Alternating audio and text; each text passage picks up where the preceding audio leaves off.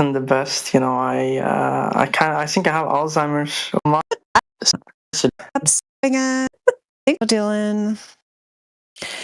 Yeah, if anybody's got a question, I think we're still doing Ladies' Night. I don't actually know if we are or not, but we're here. Yeah, we're still doing it. Yeah, we got Ladies' Night event going on. So if anybody new joined us that's got a question about the flat Earth, feel free to speak up. So, yeah, Dylan, I know you've heard some of the arguments before. Have you thought any more about them? Yeah, it was pretty interesting yesterday when I heard you and the other guy talk on Monday night. I guess it was. It wasn't yesterday. It was Monday night for me. What were we talking about? It was the guy that came with some ideas and had some questions and debunked some of those flat Earth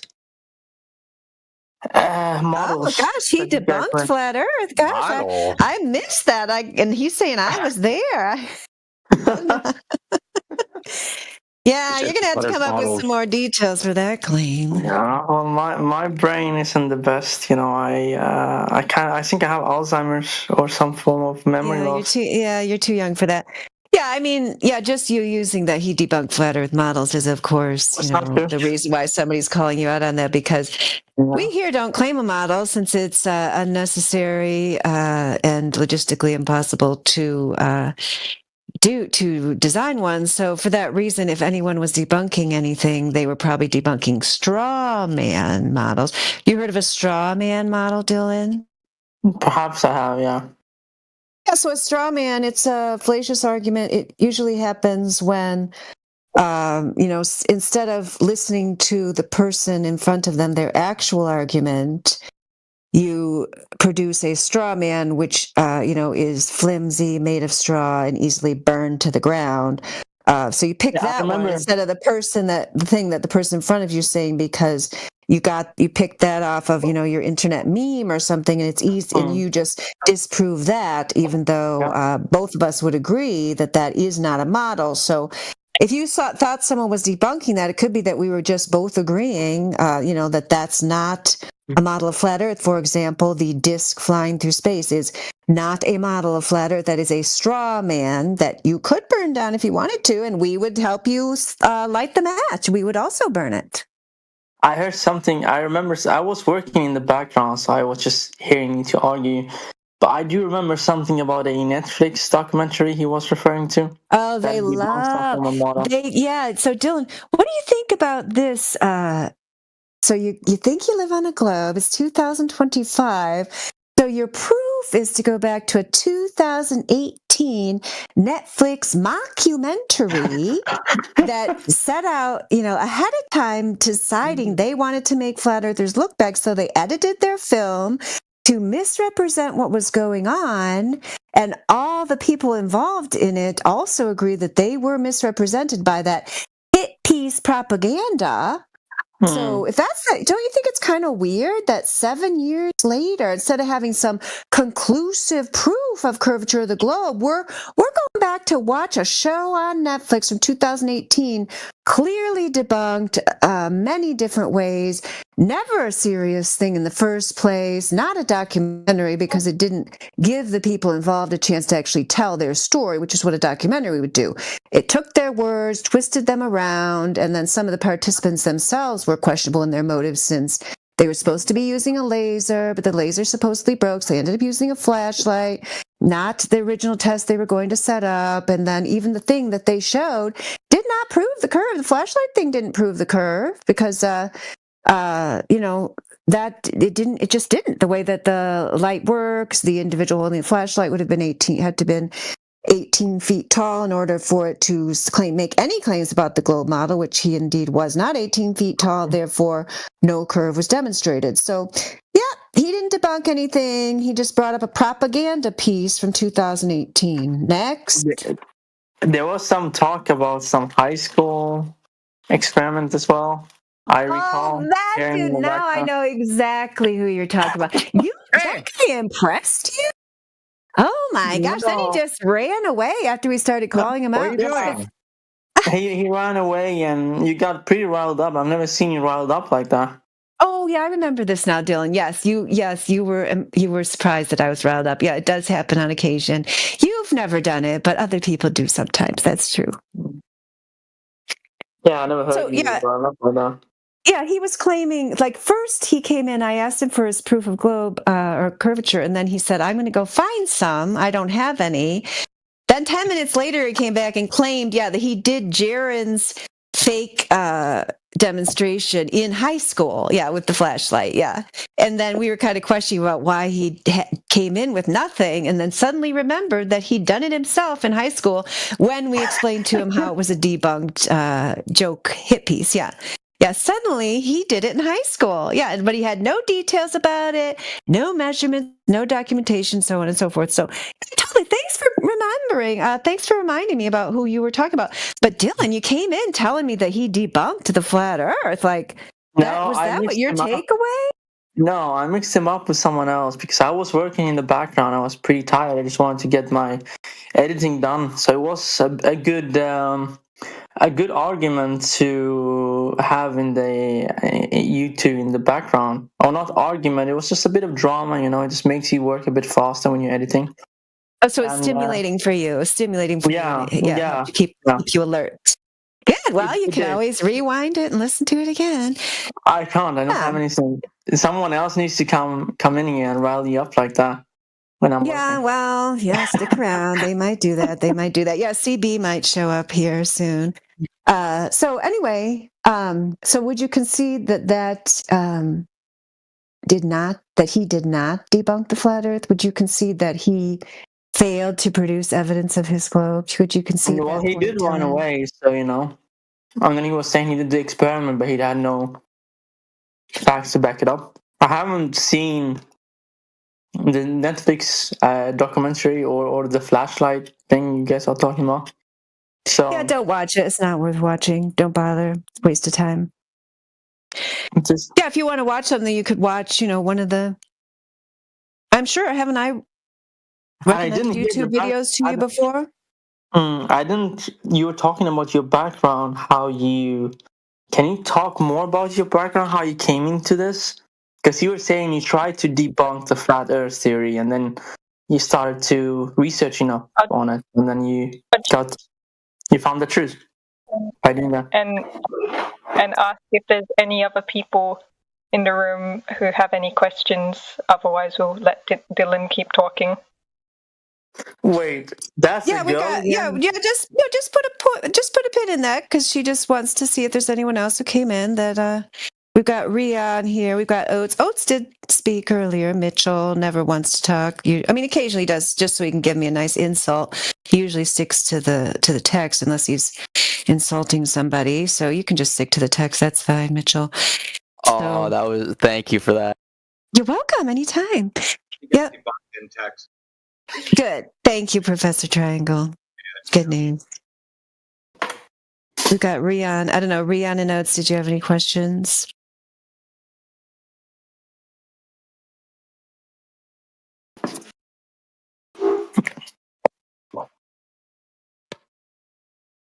Just wanted to say that voice sounded very familiar of the other person. Mitchell, you like that voice? No, not Mitchell. Oh, you mean Stacy? Oh, yeah, you've talked to Stacy before. You've talked to her before. Yeah. Is that the girl that was talking like I said? He's talking like NPC. The NPC. Yeah. No offense, Stacy. Hope everything's well. No, I don't take offense. It's just like my brain can't picture you as a person. That's cool. Your brain probably can't picture the Earth as being flat either, but. That was a good one. I give you that. That was a good one. Well, to be honest with you, Stacy, I'm just trying to enjoy life. I know that the older I get, the worse my body gets. I'm in a lot of pain. I try to manage the pain. Speaking of bodies, what about the body of water? What are your thoughts on that? The body of water? Yeah, bodies of water. You were speaking about body, I'm segueing. Does it look flat? Does it look curved? Well, our bodies. Well, I've been told that I've read that our Of bodies water, are like 70 a feet. pond, sea, Yeah. ocean. When you Yeah. look at a big You amount want of me to say it's water, flat? Yeah, it's flat. do you think That what you want me it to say? curves even if it appears flat? It appears flat. Yes. It appears flat, but do you believe it's flat, or do you believe it's curving, or do you even believe at all? If I believe if it's curving or not, well, a pond is you have to scale it up, right? Because if it's just a tiny pond, you can't see any curvature. You have to scale it up. So if it's a pond like 15 kilometers, that would be scaled enough for me to detect some curvature. 15? Yeah, but how high do you Yeah, have to be 15. though? I'd have to be pretty low to the surface, like within my 15? eyesight height, like Yeah. 1.6, 1.7. That would do it. Maybe even a bit taller. But don't you think 15 is still too small? No, because you'd be able to detect some curvature drop. But you were I know saying, the math. and that's good that you know the math. I don't doubt you on that. But you were saying you work with some aero thing, But and you this ask is some pilots. irrelevant to my discussion. But I you work must have on the been Earth. in a plane. Haven't you been on a plane? I've been With a on a plane of the Earth, yes. Yeah. Plane spelled Plain. Wait, no, Plane. Yeah, my spelling's right. Plane. Yeah. I'm thinking about the Earth. Stop. Stop trying to derail me. I'm not going to talk about the sky today. We're not talking about the sky and the birds. I can talk about birds and I can talk about clouds, but I'd rather focus on the Earth with you, Dylan, because you go in circles. So I'm going to keep it very strict and based on when the I Earth. was, I got you. I'm just gonna say this. I'm not trying to derail. When I was young, I thought you could jump on the clouds and land on them. Did you try? I couldn't try it. I couldn't go that high up. But I'm gonna do What about in bodysuit fog? jumping. When you have fog, you're basically in a low-lying cloud. Did you jump on the fog? I haven't went through a fog with my body. I have done it in a plane, but not with my body. Have you never walked around a valley? Sadly, no. Where I live is pretty plain. It's in Scandinavia. Plain? I'm Italian originally, but huh? You said plain. I'm just picking your words. Yeah.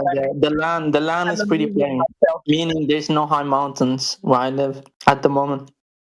But in Italy, you have the Alps, so yeah. But that was many years ago. I was there. Done any long distance observations with your mountains and Alps? Yeah. I'm planning to do not bungee jump. What's it called? Skydiving with a full bodysuit. So then I can maybe go on some clouds or through some clouds or fog and see if I can jump on them or if they can slow me down. Cool. Let us know how it goes. Yeah, I will see if I see some curvature. I don't think I will be able to. It's not too. Yeah, you wouldn't see it from that height. No, it's not so. It needs to be higher. Well, even planetarium director Paul Larson says that if you're up at the alleged height of the ISS, at 250 miles in altitude above the Earth, you have a range of about, he said, what, it was 1,400 miles or something like that. He said it would still look flat. So even at 250 miles above the Earth, it still looks flat? Yeah, it does sound very interesting to go up there and see not just curvature, but also to see if you can see all the stars that you see on the night sky and different planet systems and stuff like that. Who said you couldn't see curvature from the Earth from the ISS? Of the Earth from the ISS? Jenna? Planetarium director Paul Larson. There's a video of it. Well, They're wrong. So you're gonna tell the planetarium director that he's wrong? Oh, I'd love to see that. Actually, Yeah. in real life, I would love for you to tell the planetarium director that he's wrong. That's hilarious. Yeah, I would. I'd tell it directly to his face. The ISS orbits at an altitude where curvature is readily visible. No, it's not. The ISS can only see about 3% of the Earth's surface. That's not true at all. Or something like that's it is about 3% of the Earth's surface at a time. I promise you. I put that on my dead brother, bro. All right, put that on your dead brother. Do you have like something to back it up or something? If you put it on your dead brother or something, I need like something else but word of mouth, you know? Yeah, I'm sure she's got it. Yeah. Let me go get it, right? Planetarium director. Paul Larson. I mean, you could be doing this as I'm giving you the information, but I guess that would just be too much work for you, huh? Yeah, and I'm a bit fuzzy, but I recalled the figures and I remember myself sort of like making a graphic to confirm the 3%, and it was like very similar to the 3%. So even I verified it, but I'd have to re-verify it because I'm fuzzy. Okay, so now we have a discussion going on here. So what does the sphere side, what do you guys say? Where's the data to back it up that you can see a curvature?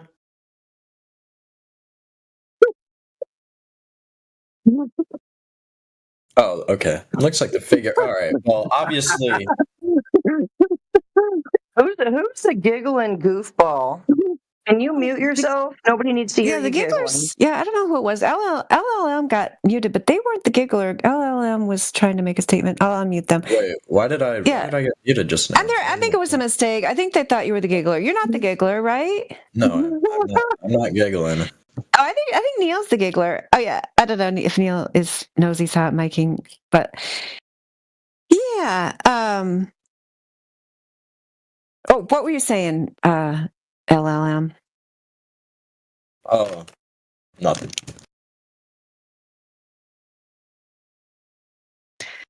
Okay, well, does anybody else have a question about Flat Earth? We're probably on ladies' night at the top of the hour. I don't know.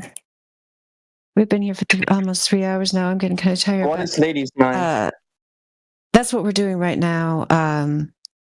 Where ladies answer the question. Flat Earth ladies answer the question. So, if anybody else has a question, you got 12 minutes left to ask the ladies. I mean, might still be here, but then you might have to talk to a man also. Hey, girl, stop talking. Men are so gross. Earth is round. Oh, we've got an Earth. Oh, Brooklyn. Been so long since you've dropped in on us. She's back. Yeah, she got muted. She's doing her Earth is round chant. She doesn't usually get much further than that, LLM. Have you heard her chant before? I'm not. Yeah. So she doesn't have any evidence. Do you have any evidence, LLM, of the curvature? Oh, and Jenna found the quote for you. Did you see her quote, Paul Larson?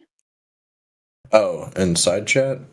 Yeah, I'm having the worst time tracking down the video, and I've seen the video multiple times, and now I can't. It's just becoming harder and harder to track these things down. Yeah, I'll see if I can find it. Yeah. Real quick, ladies, I'm gonna post the math. I'm gonna post the work and the math in relation to what she posted. So there you go. That's the math, and you can do it yourself, and you're gonna come to the same conclusion if you do the numbers.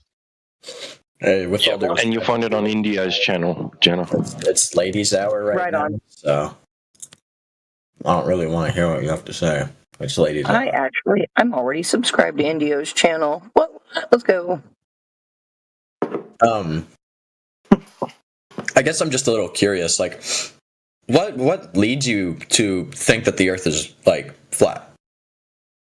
I happen to know that large bodies of water rest flat and level on the surface, and that shit doesn't change over distance. So just because like you see like bodies of water that are flat, you think the Earth is flat? For hundreds of thousands of miles. Also, being able to see well beyond the geometric limitation of what a globe Earth would have for you. Okay, so do you know... all right, so are you saying basically like your first point, like water finds its level? Of course. Like, okay, so do you know what the definition of level is? I'm not trying to get into semantics with you, but like whenever people say water finds its level, that is like a direct contradiction to the flat Earth. So yeah, no, it's not. Having no point higher than the other. On a globe, you'd have points of water that would be higher than the other. You'd have water hills. Okay, so level, that's not the definition of level, but level means a horizontal. Huh? Go look it up. There's definitely one of those definitions. Horizontal, the force of gravity. Having no parts higher than another. Level. No, that's okay. That's not the definition of level. The definition. Okay, well, I don't know where you got your definition. You're wrong, but a horizontal planar line. Okay, well, according to Oxford, the definition of level is a horizontal planar line with respect to distance above or below a ground point, or equal distant from the center of gravity. So, like, so in other words, like so sea level, that would be the level below or above a given point. A line, a horizontal line, 90 degrees to vertical. Yeah, welcome to flat Earth. What? I think you're going on your own. Yeah, you're doing your own thing right now. Off on your own shit. I don't think you quite understand the language. I don't think you understand the language. Yeah, welcome around Earth. A horizontal line. A horizontal line. Yeah, above or below a given point. Yeah, listen. Okay, I'm listening. What's the definition of horizontal? The definition of horizontal? Yep. Let me find it for you, don't worry. Okay, so it is parallel. I posted the definition for you. Go ahead and read it. And there's a definition in it too. I don't see where you posted it. So horizontal means parallel to the plane of the horizon. I posted level for you. Yeah. Okay. Go ahead and read the level definition first. I don't think I'm talking to you, Professor, with all due respect, so you can go on and take your definitions elsewhere. But the definition of level in engineering, I'll read it since you don't want to do it in practical terms. Before you start, Jenna, just real quick. Yeah, you're not moderating here, so you don't get to decide like who says what and whatever. If we need a piece of information, someone's there giving it to us. We welcome that. So just keep the commentary to the side. Go ahead, Jenna. All right. Yeah. So the definition of level in engineering and practical terms. Level refers to a surface or line that is perfectly horizontal, meaning it is perpendicular to the direction of pressure acting on a fluid at rest. Horizontal, right? That's flat, that's straight, that's 90 degrees to vertical.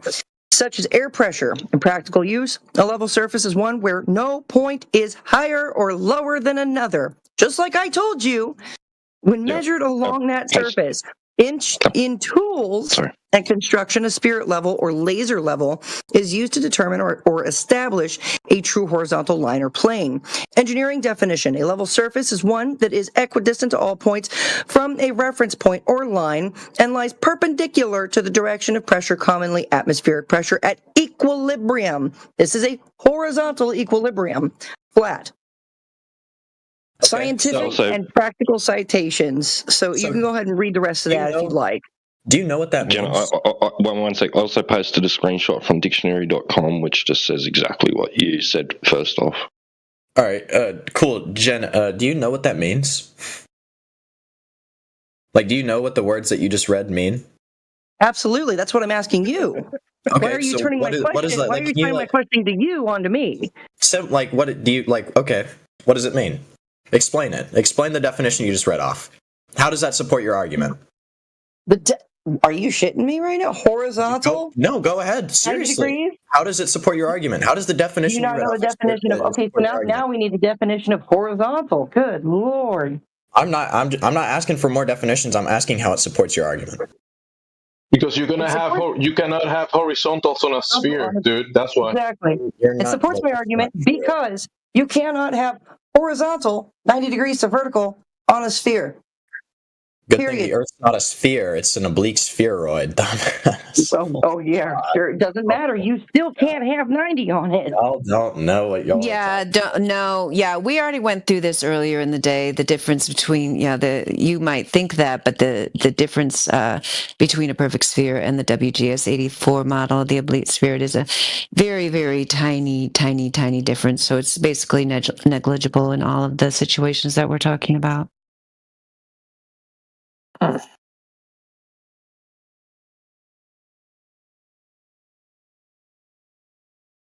So what is it you're not understanding, or maybe you can tell me how horizontal and level make a ball?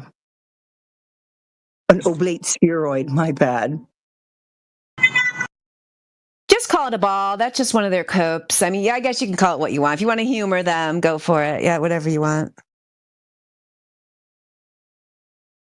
This guy's just kind of grinding my gears. What can I say?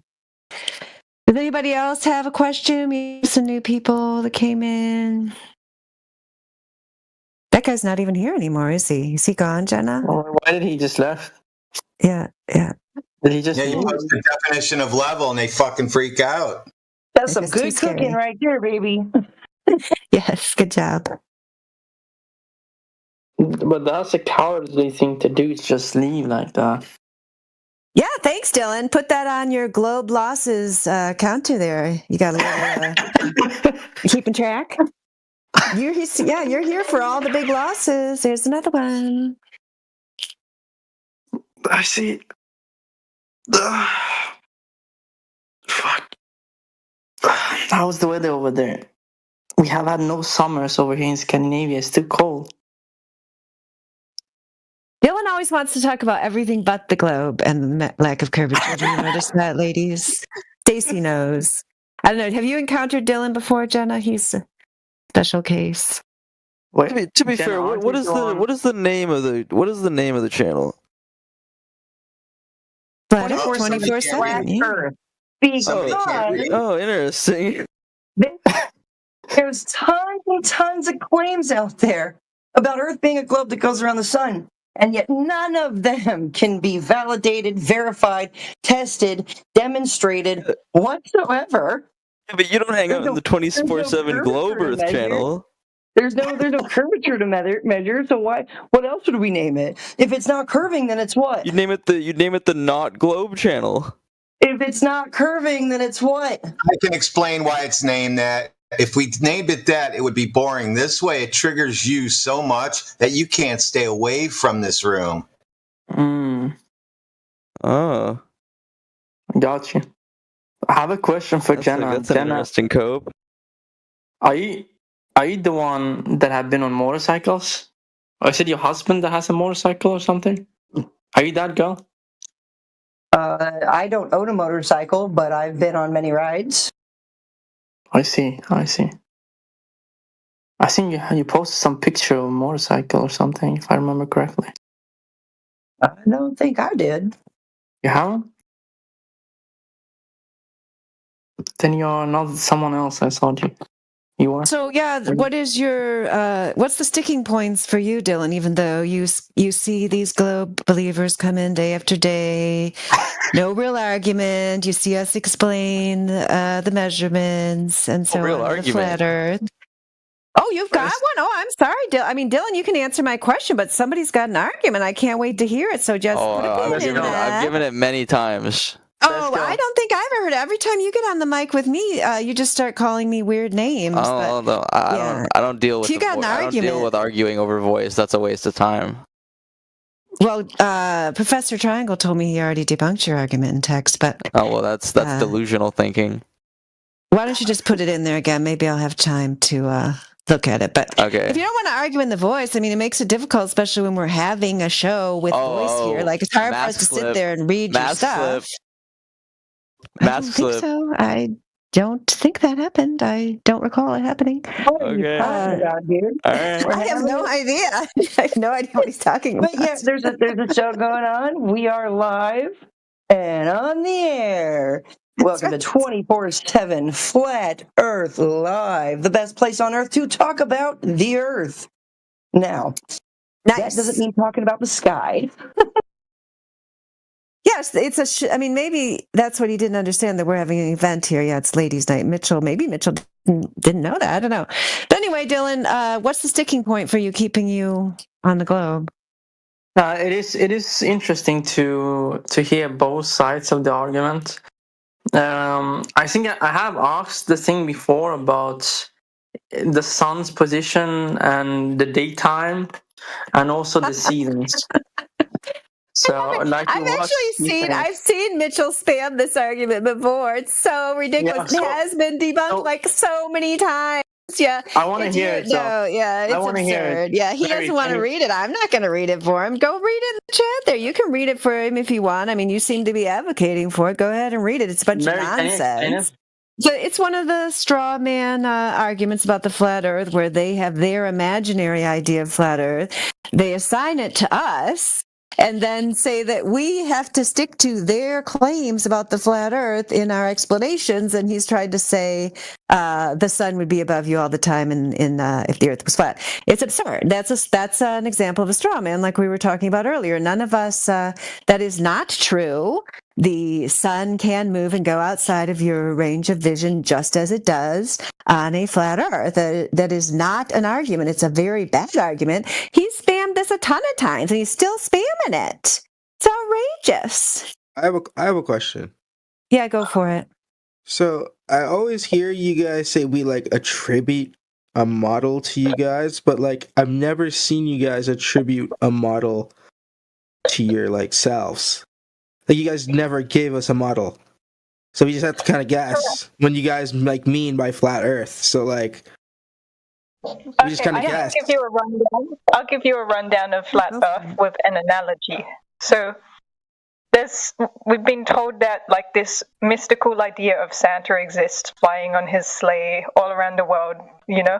So then a person who debates the idea that Santa exists, then the people who love Santa and are like, no, I get presents from Santa, I love Santa, then they end up slapping the label onto these people who dispute Santa's existence as being anti-Santaers. And so I make the analogy of a flat earther as essentially being the same label as an anti-Santerer, because we're not upholding the claim that the Earth's a globe, we're not upholding the claim that Santa flies on his sled. And so we end up getting a label just because we dispute the actual claim. So that's why we don't have a model, because we don't have our own anti-Santa model. So it's more, you guys just refute that there's a globe, but you don't actually believe that the Earth is flat. No, that's demonstrable. Oates, there's really good reason for why we don't believe that Earth is a globe. You see, once upon a time, everybody in here believed that Earth is a globe until coming to know that it's not. But what happened?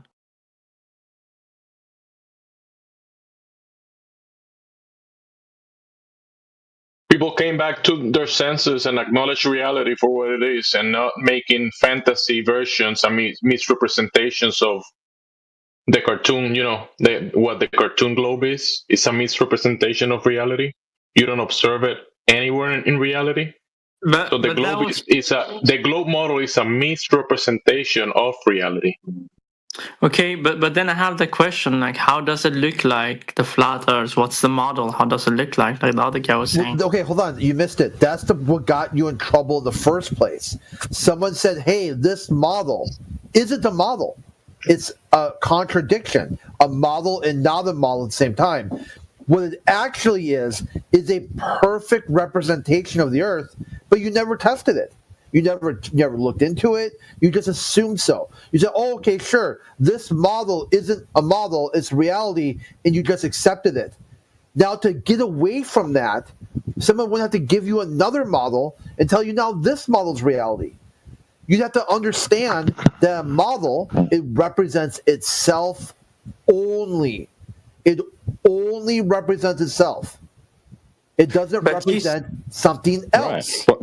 Why would you need a model of reality when you can just go and see reality itself?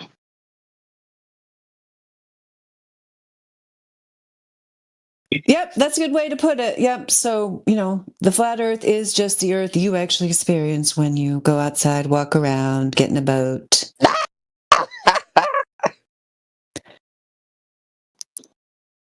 Well, who's the laugher this time? I don't know. Just another laugher. A hard time. So you see the breaking news? Close to 2,000 senior NASA officials are preparing to resign. Nice. Sounds good to me. We are just ruining these guys left and right. How does that support the what? Okay, because one of them will come forward. Flat Earth, huh? Idiot. Yeah, what is that? No, one of them will finally come forward. That's what I'm saying. There's been a problem with whistleblowers inside NASA. They haven't had protections, but now that they're getting muscled out of their gravy train, some of them might say, "Check this out. There's all kinds of fraud, waste, and abuse going on for decades." Right. Wait, so what else do you guys not believe? You guys, Earth's flat, gravity isn't real, space isn't real. What else isn't real? Down. Pump the brakes, dude. Yeah, your Sky Daddy. Your Sky Daddy isn't real either. What? Your Sky Daddy, that they brought a Bible to the moon to give glory to their Sky Daddy. Yeah, he's not real either. Did I specify Sky Daddy? Did I say that? Well, you must have. You think the moon mission happened. So I said, you guys don't believe space and gravity is real. What does that have to do with a Sky Daddy? Yeah, because then you'd say, did they bring a Bible to the moon to honor their Sky Daddy? What? I don't believe in a Sky Daddy. Okay, well, there we go. So now we agree. We found something we agree on. Their Sky Daddy doesn't exist. That is something you or you. What do you mean it doesn't exist? I have been skydiving, and why? If you don't believe in gravity, what's keeping me down? If I go up there, actually, I do have a question. Wait, if gravity isn't real, what is keeping us down? Your Sky Daddy. What's a Sky Daddy? That's what's keeping you down. What's keeping you down is your inability to think critically. That's keeping you down. What does that even mean? Question? What force is keeping me down? I forgot what's keeping us down. Okay, all the astronauts, every single one of them, and part of the astronaut corps. Here in the American I'm not talking about the astronauts. I'm talking about me standing. That wasn't my question. What's keeping us down? Yeah, right now, all the astronauts are telling you that they are right-wing Christian conservatives, without exception. What? Every single one of them. What does this have to do with the question? They can go up. They're allowed to go up. You're not. So what's keeping you down might be your atheism. What's keeping me down? If gravity isn't real, what's keeping me floating? Yeah, hold on. I just want to officially end the ladies' night. Heretic ended. Oh, my bad. So, no, I'm just saying. I think it already ended. No, I'm just. Usually we just at least have a little announcement that it's ended, so people aren't confused. Oh, okay. I'm sorry, Daniela. I should have waited. I went AFK for a minute and I thought it was over. Oh yeah, that's okay. I wasn't saying that you were bad. I was just trying to officially end it so everybody would know that we had a good 3 hours ladies' night. Thank you to Jenna and Salt Lake Stacy. Karma couldn't make it, but she said she's going to be able to make it next week. So we will see you back here, same time, same station for another glorious ladies' night in 1 week. Thanks everybody for your support. All right, I saw ladies' night to the ladies. Something completely different. But in the meantime, I'm gonna keep on cooking. Oh yeah, of course. I mean, we're still here, right? Yeah, we're still here. So I guess you could still say it's ladies' night. Maybe it's just okay. Wait, so who can answer my question? What keeps us down if gravity? No, one second. Crit was answering you. Yeah, Crit's got this one. Oh, one at a time. Can we have Crit? Listen, guys. Can we have Crit bringing this point home from the beginning, Crit, so they can get it? Page 1, page 2, page 3, because it looks like they're not paying attention. But now you got this. Go ahead, Crit. Let's go. Huh? Crit? Maybe he moved away from the mic. I don't know. Okay. Yeah, I don't know. Yep. Oh, now he's back. There he is. All right, we're ready. We're ready. Everybody's going to be quiet while Crit explains his point. You are going to stay on this earth, that you will never leave the earth. The only reason is that you have a lack of belief in their Sky Daddy. You would need that first. It's like to get to space, to be able to go up, to get away from the Earth. It would be an extreme tightrope walk. When I was like going through school, they talked about people wanting to become engineers, and career counselors and stuff told people that's a very difficult career field to get into. It's like a tightrope walk. You basically got to hit all the electives, every single course. You got to do it right the first time, and it's very difficult to get it all the way done to an engineer. That would be like on crack to get to an astronaut. And even if you do it, even if you make it all the way across, and you become an astronaut, there's no guarantee you'll ever be selected for a mission. So right away, before you even took the first step to defy gravity, you have already fallen on your face by simply saying you do not believe in their Sky Daddy. Okay, that just simply wasn't my question. My question, Crit, do you believe in gravity? Do you think it's real? Yeah, it's holding you down, what you call God. That's a God. Wait. Hold on. Pause here. That's a God. So you think gravity is the force that holds us down? Yes or no? Which is God. That's God. Which is God. What does God have to do with any of it? Because that's what Newton said. That's what Newton said. Yeah, God did it. Yeah, Isaac Newton. Are you aware? Have you heard of him before? Yeah, I have. Okay, how about Ram? Just put his hypothesis in the text chat. Let's take a look at that monkey. The what? I don't get it. If I skydive, like, what's keeping me down? God.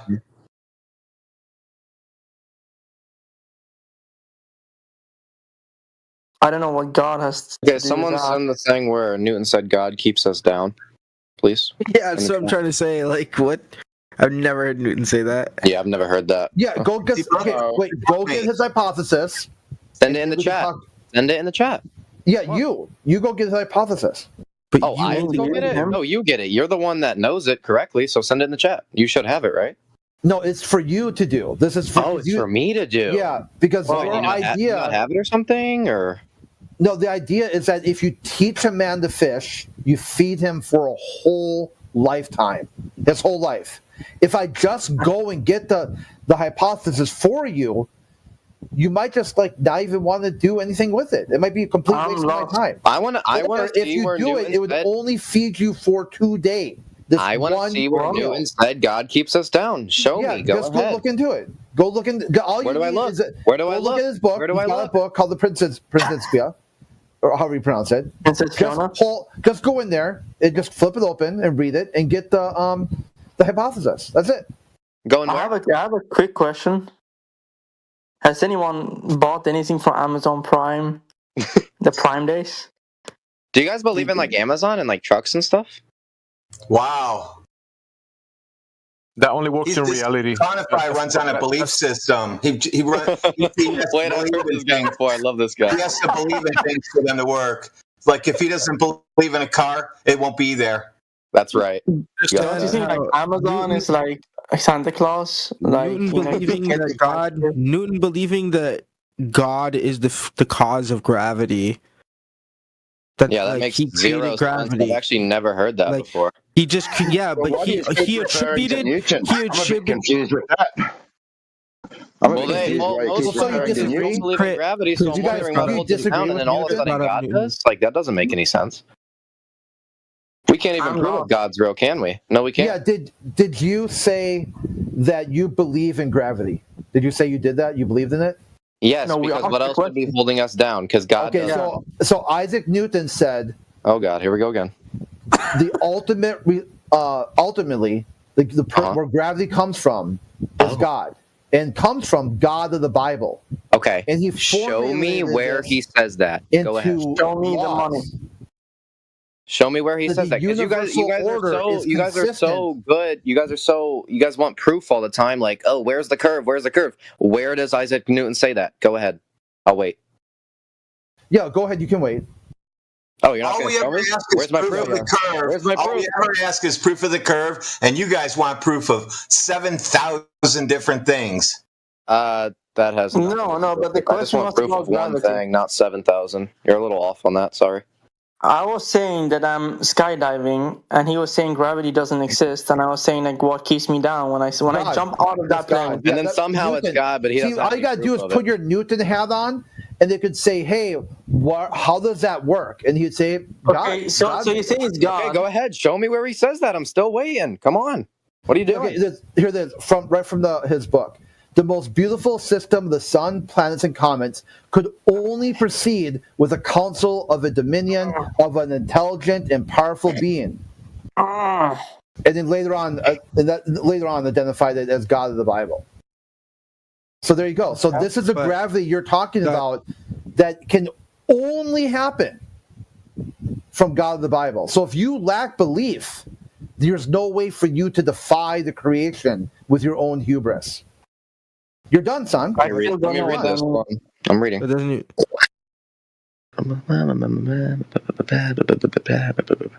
That's how you read, by singing? Yeah, but this is a philosophical take.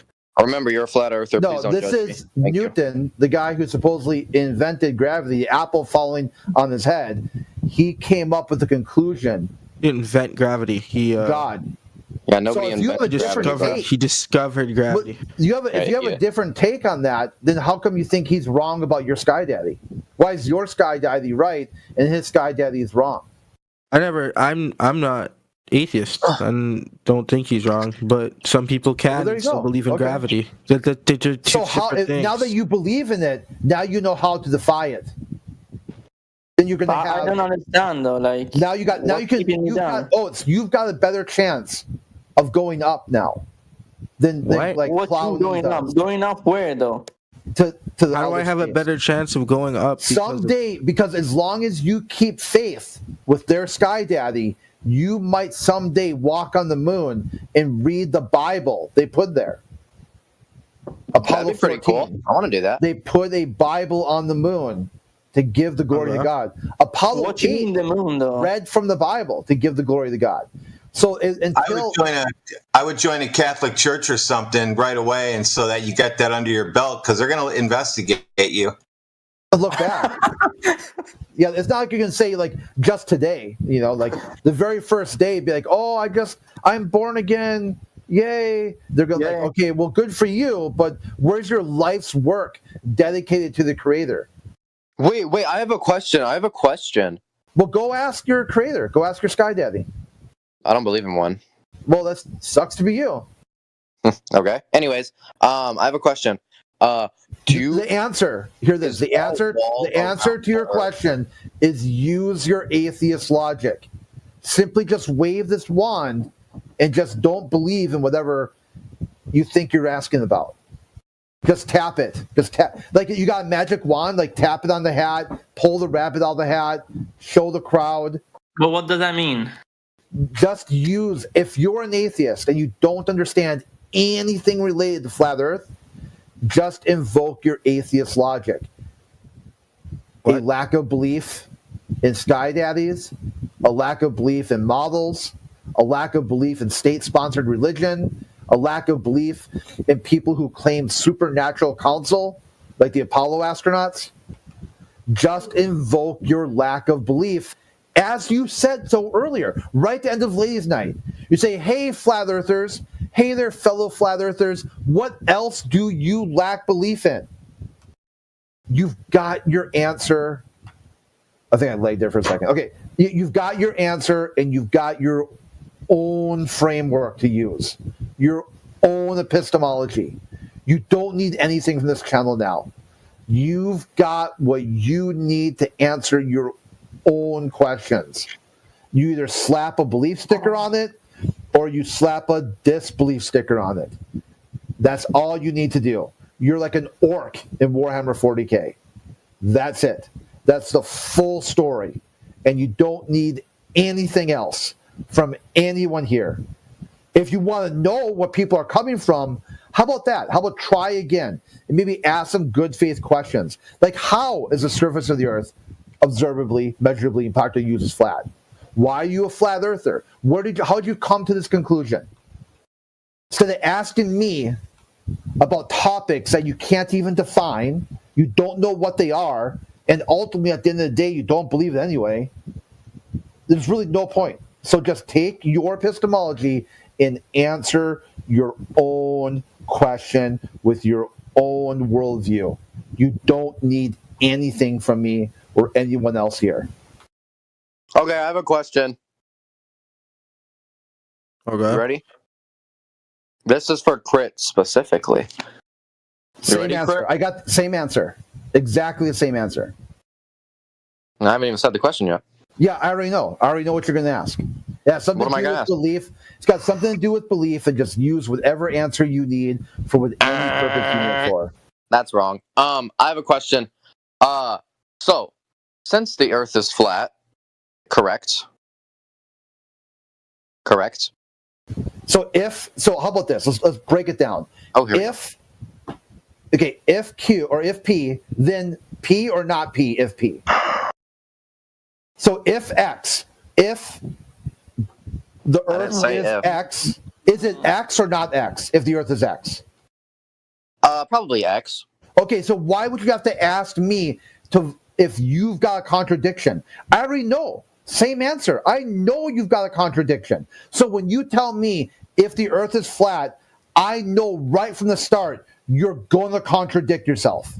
It's what you do. You are a walking, talking contradiction. Glory, just an absolute glory of the information age. Marked by complete and utter confusion, misinformation, disinformation. You can't even say if this is what it is, it's actually not what it is at the same time. Guys, I have a question. Wouldn't you have muted about your question? Hey, I'm gonna reply to your question. I'm gonna we gotta clarify something in your question. When you ask and use the term if the Earth is flat, when you say flat, what are you picturing that flat is? What are you picturing in your mind? What do you see when you say it's if flat? the Earth is Have you ever seen like a piece of paper? It's like flat, like a disc, maybe. I'm not sure. So you're asking us if the Earth is a piece of paper. Then you're creating this thing. And does that make any sense to you in your worldview? Does that thing that you made in your head, does that make any sense? Okay, well here's the thing. I don't know if the Earth's flat, so I have to say if. Okay, so when you say if the Earth is flat, you're conjuring something in your imagination and asking us about whatever you have in your head. Is there an ice wall? You're gonna have to ask the military about that. How so? They're the ones the United States Geological Survey and the military are the ones that charted that topography around that area, and they labeled it the ice wall. Nobody in here did that.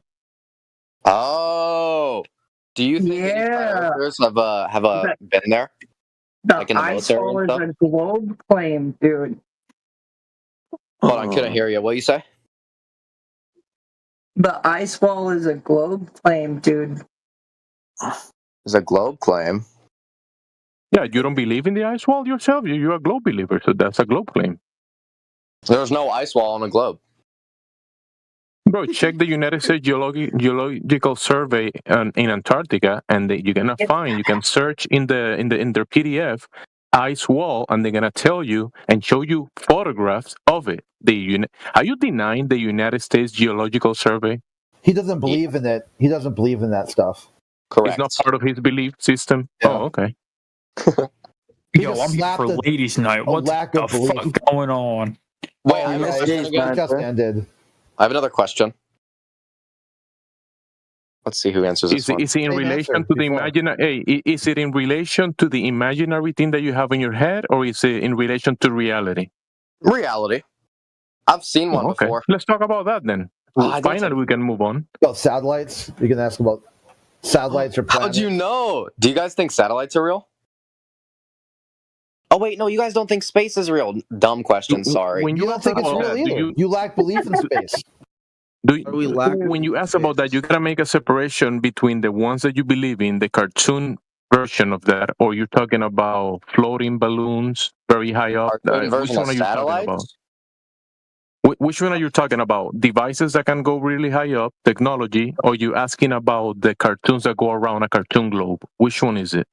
The cartoons that go around a cartoon globe. Oh wait, you guys don't believe in any of that. Doesn't matter. There you go. So no, we don't believe the Earth is a cartoon, and we don't believe that technology is a cartoon that you can do things with. No, we don't believe in cartoons. So the Earth is not a cartoon, dude. Remember when I asked you if you're gonna bring more imaginary things, and you brought up cartoons now? So you kind of contradicting yourself. Do we have? Because you guys are the flat earthers. I'm asking the professionals here. Do we have a photo / image / video / whatever you want to call it of the flat Earth? No, there's not a video. There's not a video or picture of the Earth in its entirety anywhere. And why is that? All of the videos that I'll get into it. All of the videos and pictures that you see are through wide-angle and fisheye lenses, and or they are composite CGI images, right? So now, as to answer your question, why is that? Why are there no videos or pictures of the Earth in its entirety? Let me tell you why.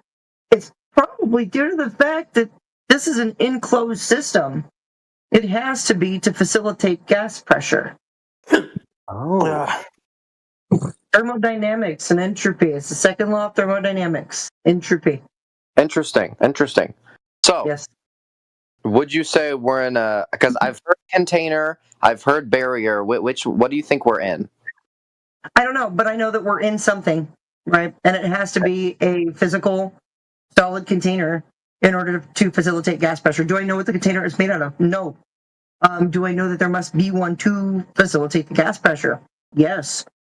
So what it's made out of or where it's at as far as altitude is irrelevant to the fact that gas pressure requires a container. Oh, you know that we're in a container because of gas pressure, but you don't know what it looks like. You don't know where it is in terms of altitude. You basically are believing that because of gas pressure, we're in a container, correct? No, that's not a belief. That's the only way you can demonstrate gas pressure with a container within a contained environment. Right? Say I were blind, and say you're blind, okay, and I hand you a container. You've never had sight in your life, and I just hand you a container. You know all about the second law of thermodynamics and entropy, and I hand you this container, and I tell you, tell me what it's made out of. You're not going to be able to do it, right? Because you can't see it. You can't get to it. What if you're blind and I set a container in front of you? What if I just set you inside of something and I said, okay, tell me what it's made of? Wait, so you can't see it from the inside of Earth? Is that what you're saying? It's invisible to us. Is that what you're saying? I don't know what it is. You don't know what it is. Does anybody know? That's the point. I don't know what the container is, right? I know that there must be. I know there must be one. No, nobody knows. That's your answer. That's it. We don't have to go on for like 10 minutes telling you that we don't know. Nobody knows. Thank you. Really? Really? How do you know it's there? Let's get back to the ground. Gas pressure. Oh my gosh! Keep going in circles. Yeah, the fact that we can that we have a pressurized atmosphere, a pressurized system, readable pressures. Anyway, requires a container. So back to the ground, right? Where's that curvature at? Oh, in the cartoons. Curvature?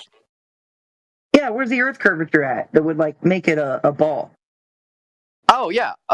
Have you ever seen? I don't remember where it was, but it was like this bridge, and the top of it was larger and wider than the bottom because of the Earth's curvature, and you could see that from a distance.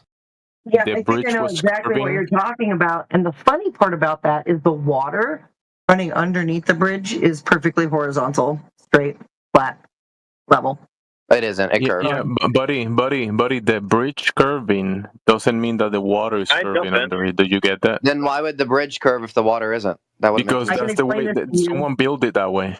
Right. That wouldn't make any sense, though. It was a massive bridge, clearly a big mega project. This is engineering. This is engineering. Okay. Oh, yeah. A lot of the times, some of these bridges are made with a curvature for load bearing. Oh. For carrying a lot of weight. Depending on how the bridge is built, what materials are used, you might find a bridge that's curved. Now, does that mean that all bridges are curved? No, sir. No, it does not. There are lots of bridges that go on for miles that are straight, flat, and level. As a matter of fact, Pontchartrain Bridge, I've been all the way across that thing, some 26 miles. It's just straight. It's flat. It's level for like 26 miles. So, bridges are a very, very terrible argument. What else do you have? Oh gosh, that wasn't nice. I'm not here to be nice. I'm here to be real. I'm sorry. Though, so that makes sense. What happened? Sorry, two people talked at once.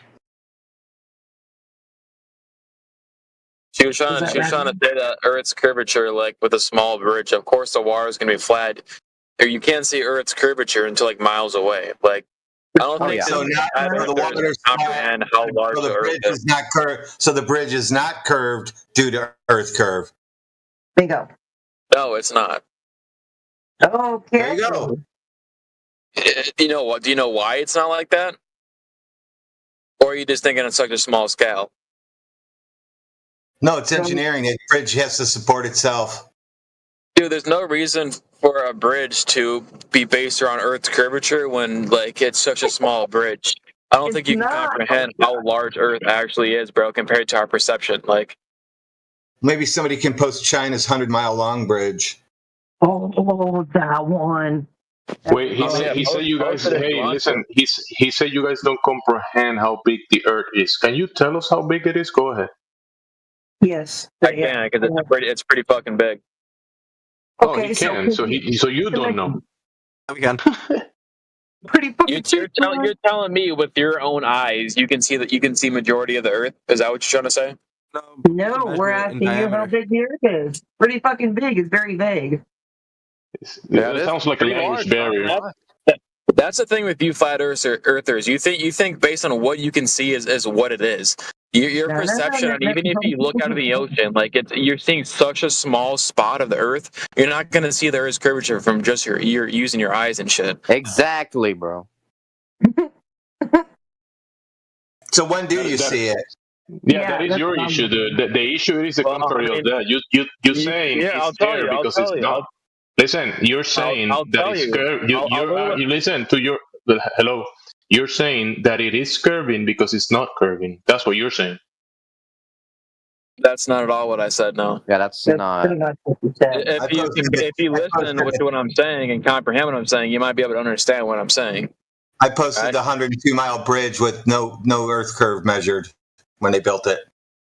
Yeah, but look at that though. Like the photo you're sending is from a straight point of view. Like that is a terrible point of view to be looking from.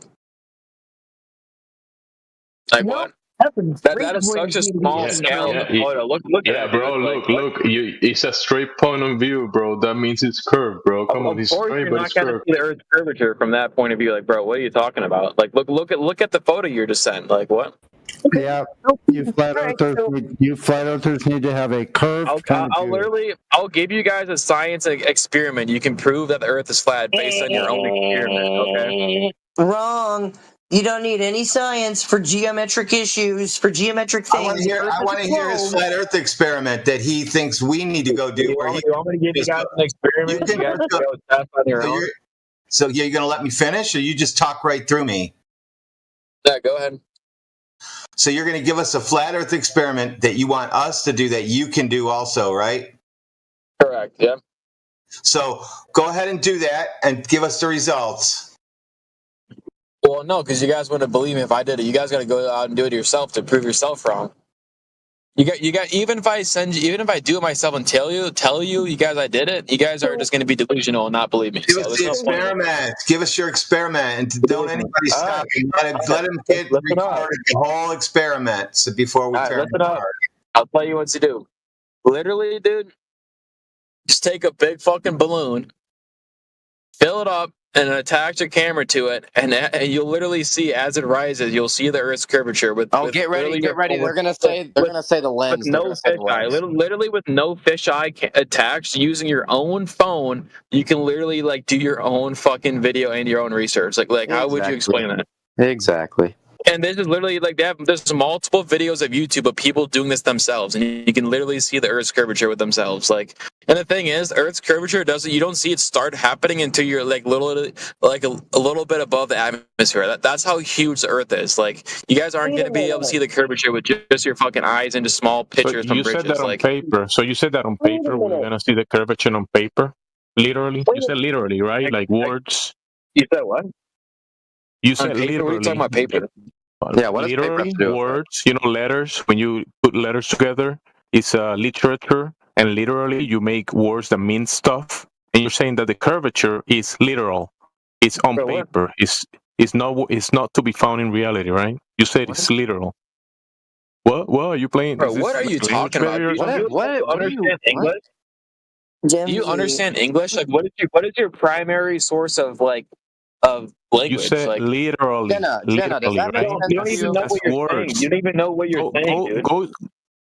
Go do a Okay.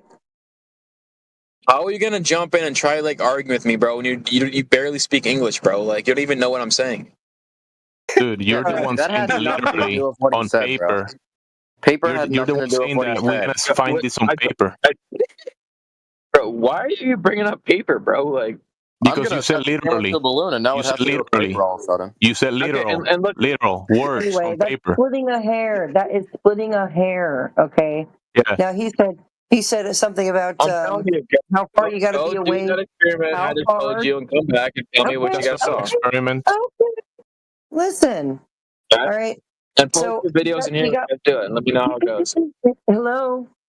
So you got Planetarium Planetarium Director Paul Larson, who says that from the altitude of the ISS at 250 miles above the Earth, looking out, it would still look flat.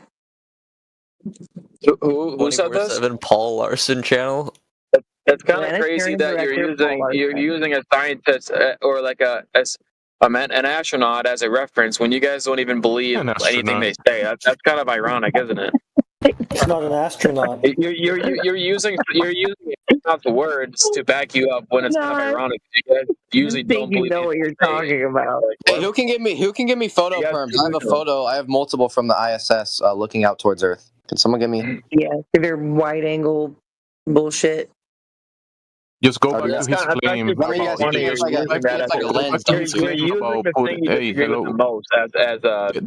the claim that he's gonna see the curvature when he put a camera on a balloon. Yes. And you show that?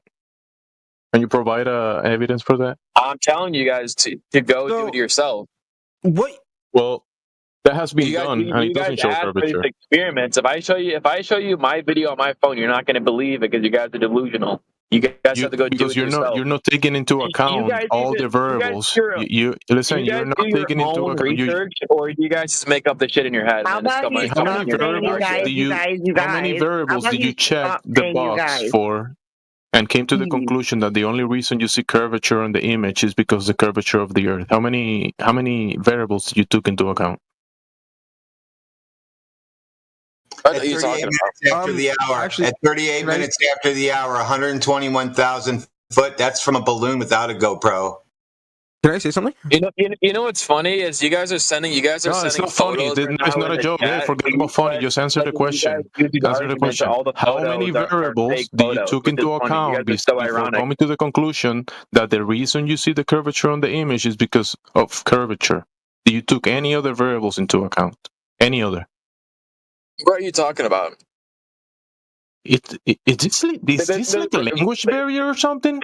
Variables like literally don't mean shit, bro. When it's literally like video proof, like there's no. So you didn't took into account anything else, and you said that the only reason you see curvature is because the Earth is curving.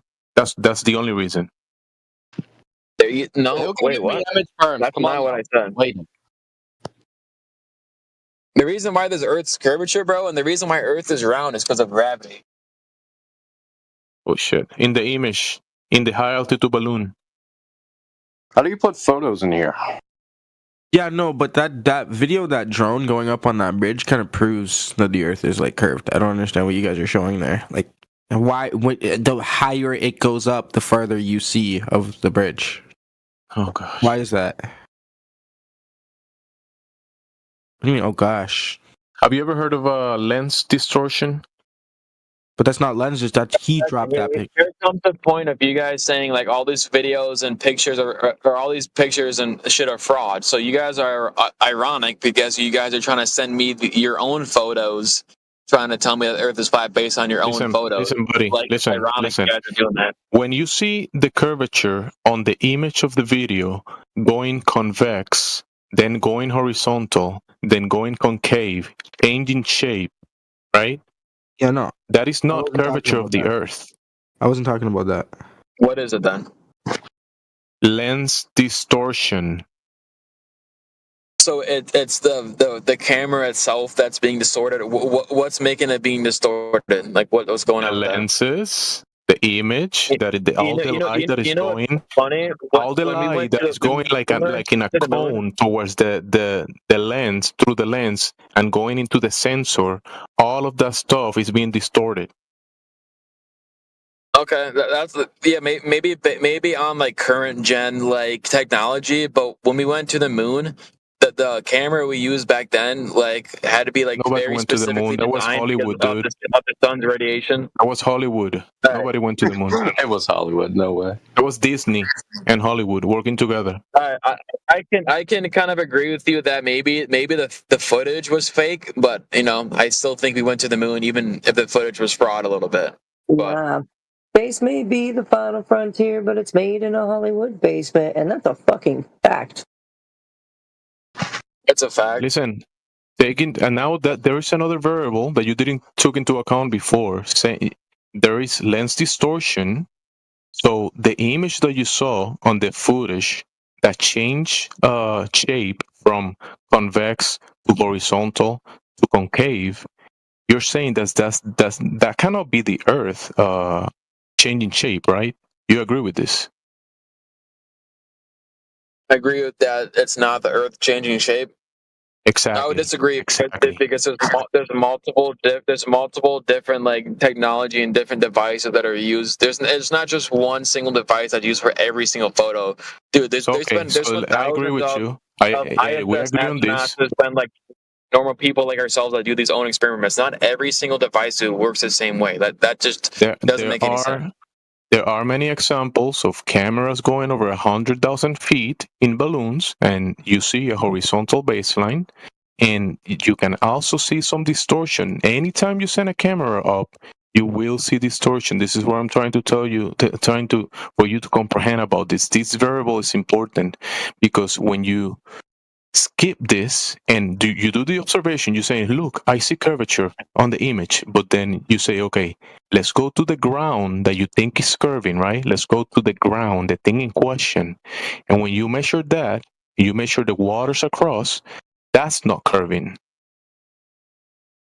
Okay, how about this? If you take like a small ball, like a ball that's the size of your palm, if you were to put your eyes right up and close one eye and put your eye like right up to the ball, all you would see is flat. Like you would see like no curvature. But as you slowly move the ball away from your face, then you would start seeing the curvature.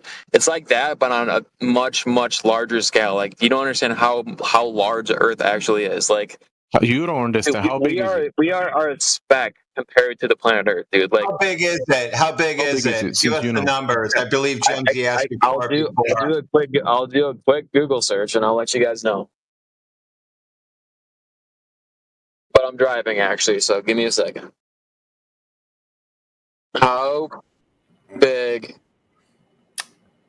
So you're defending something and you don't even know how big it is, but you're saying Earth is 4,000. The Earth's radius is 4,000 miles. So if it's 4,000 miles, that means that there should be a drop over distance that will conform. That's the radius. It's not the entire. So the radius, right? The radius is the middle point towards the edge of the circle or the sphere. right? As a radius. It's 197 million square miles. So if you're standing on the surface of this sphere, can you even comprehend that number in your brain? Like, if you're looking across the surface of this sphere that has a radius of 3,159 miles, or 4,000, like you said, there should be a drop over the distance. Do you agree? Well, I mean, obviously not, because that's not how it works. There's other variables. He doesn't agree. There's no drop on a sphere. There's no drop, you're saying? No, there is. There is curvature. That's why Earth is round. Yeah. So if you do the math, it's not a drop. It's not a drop. It's curvature. Drop and curvature. Okay, there'll be a curve. There is a curve, right? Yeah. So that curve will be visible 8 inches per mile square. Visible is probably not to the naked eye. No. Okay, not to the naked eye. So at 10 miles, what is it? 66 feet to be dropping? Do you think people can measure 66 feet? I would maybe assume so. I don't know how that works. Can definitely measure 66 feet, right? Oh yeah, I guess so. Okay, so when it's not dropping 66 feet at 10 miles, if the drop is not there, if you continue to measure and observe, that you can see beyond that point that it should be dropping, comforting to the sphere. So the drop is not there. If the drop is not there, that means that the curvature is not there. You get it? I don't understand what you're saying here. So, anybody else can try. The size of the whole Earth is 24,901 miles, or 40,000 kilometers.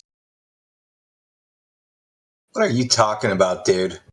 Dude, okay, so there's like a scale in he doesn't even understand what he's reading, Jenna.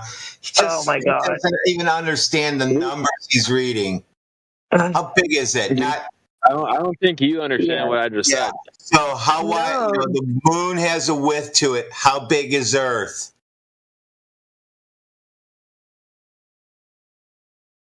Let's see. The curvature of Earth is visible at around 35,000 feet. Nothing. What is he? Am I delayed or something? Hearing you guys like from 10 minutes ago. What is this you're sending me? Where did you get this chart from exactly? Generated myself, sir. Worked the entire bit of math out. Have any? You did it yourself. Right. So if you have, so check this out, right? So if you have, I'm not a fucking scientist, bro. I can't read that shit. I'm retarded, right? Okay, so you are retarded. Okay, thank you. No, listen. He's thinking about it. He said he's driving. Can you try to put it in words so he can visualize it? I just parked. Okay, so Mick is gonna help you to try to come to your senses about this, because this is just geometry and it should be pretty simple stuff. Hopefully, you get it. I mean, I can read you this bit out. Lower altitudes from ground level, the Earth's curvature is subtle, but can be observed as ships appear to sink hull first over the horizon. And from high vantage points, like buildings or mountains, especially with binoculars. How would you guys explain that? So that's all great and fine, right? But try not to tangent off to the main point, right? So you say you didn't understand. What question do you have about what I posted? Like the numbers and shit? Yeah. Somebody, bro, I didn't go to college, right?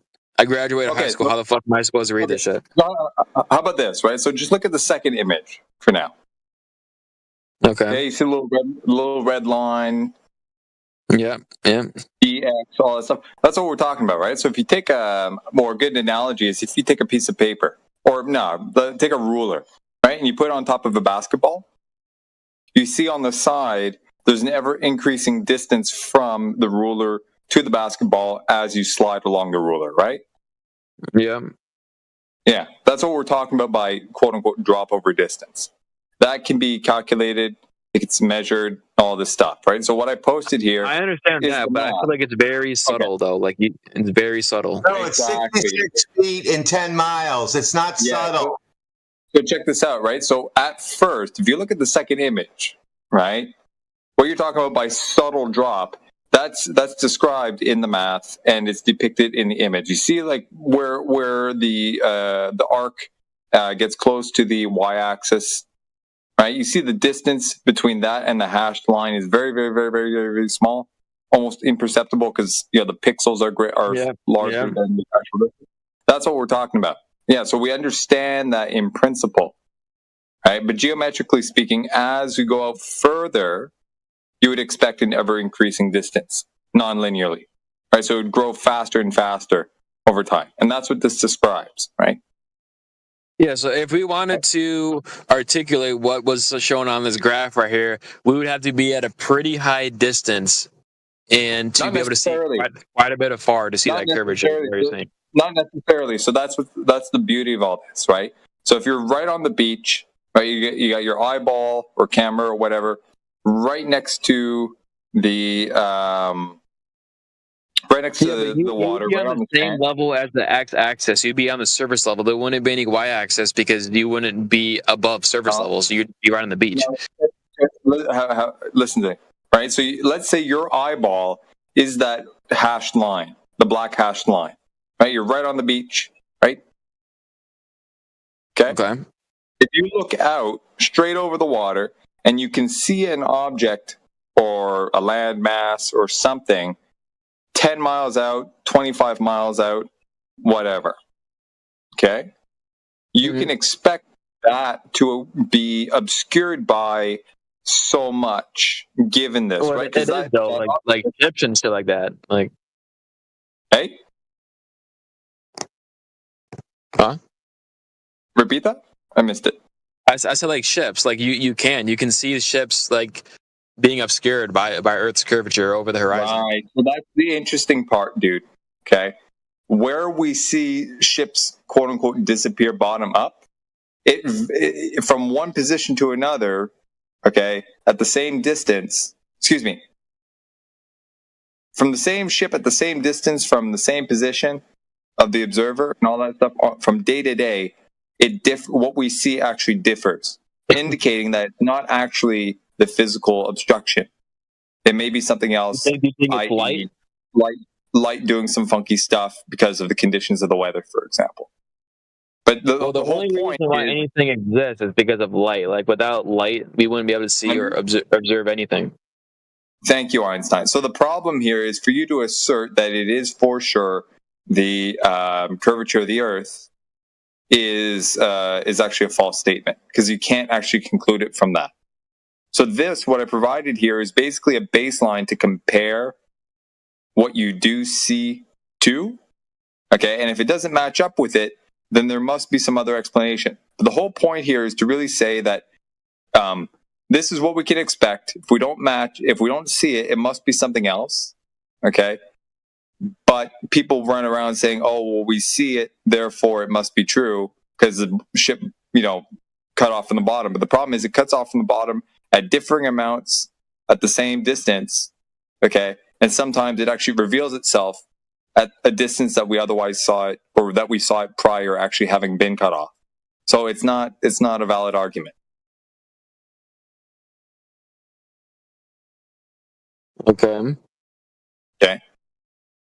All I'm saying here, don't want to throw too much at you, but it's not. It's inconclusive. It's suggestive, right? And that's cool. You can continue with that, but the problem here is most of the time people stack on suggestive statements with other suggestive statements and misconstrue them as conclusive.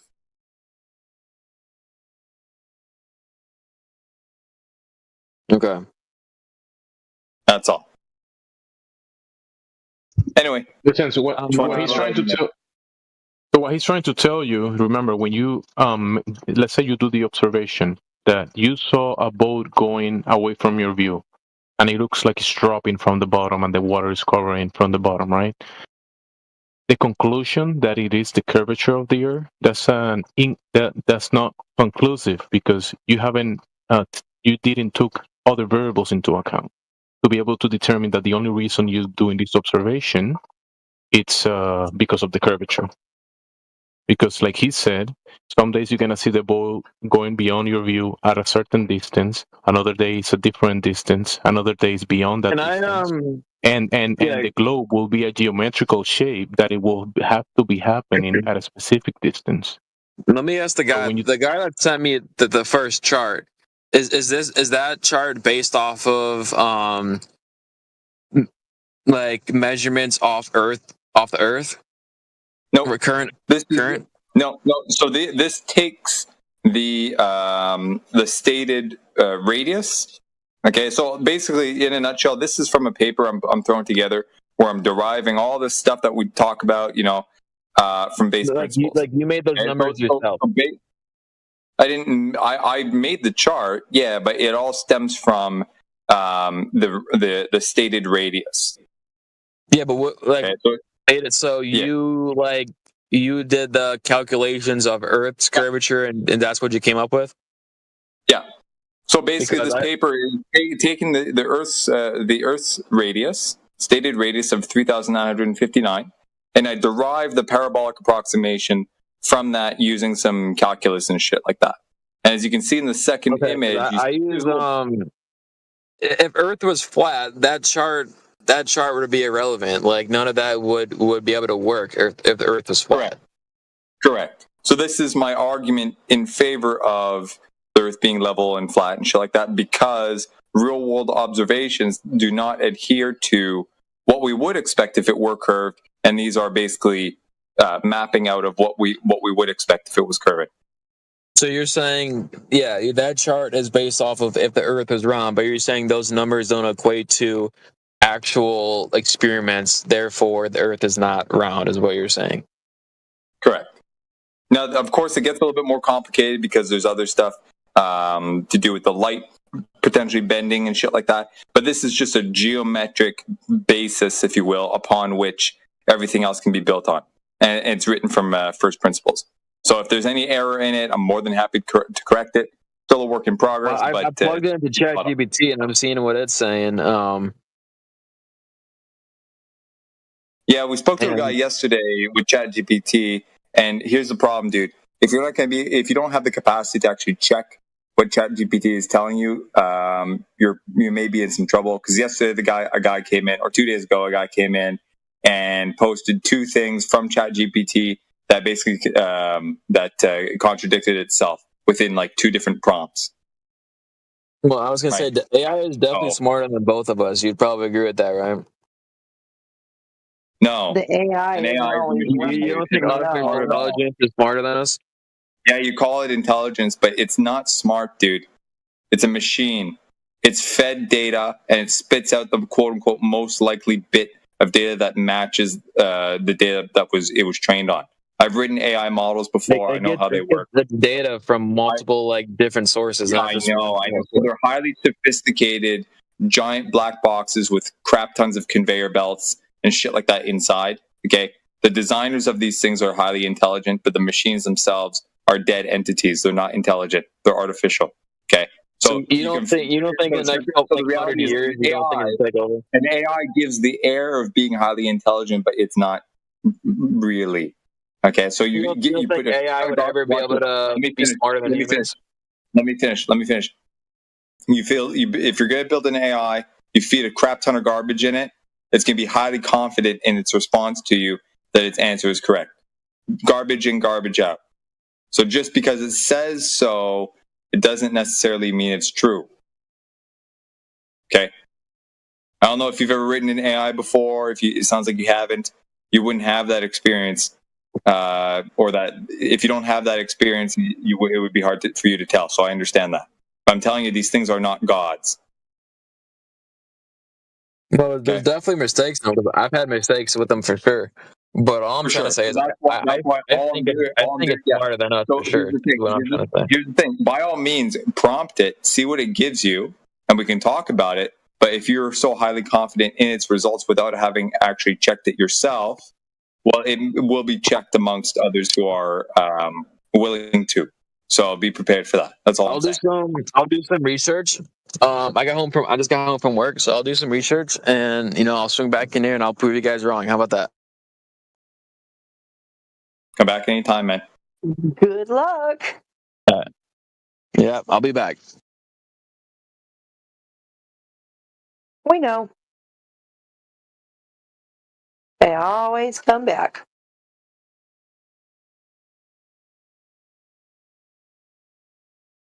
Hello?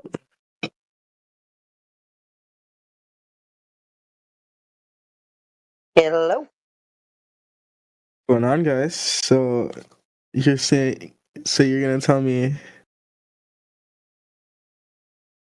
Aristophanes was wrong? Wrong about what? Oh yeah, that's right. Hold on. Yeah. I was addressing this in text. See, here's the thing about it is Aristophanes assumed that the light rays from the sun were hitting the Earth parallel, right? When the reality is that light rays, especially from a thermal source, spread out and they diverge. So the only way his whole sticks and shadows would work, given the fact that light spreads out, would be if the Earth were flat. So there were two assumptions made. Assumption one, that the sun's rays come in parallel. Assumption two, that the Earth must be a globe in order for the shadow lengths to be so different. I would say it also doesn't help that they were measuring, or he was measuring flat baselines with those sticks and shadows. Correct. Yep. Because in order to measure an angle off anything, you need a flat horizontal baseline, period. So, yep. And I just debunked Aristophanes. It's actually pretty easy when you understand that light spreads out. That's all you need. That's all you need to understand, and then it's over with.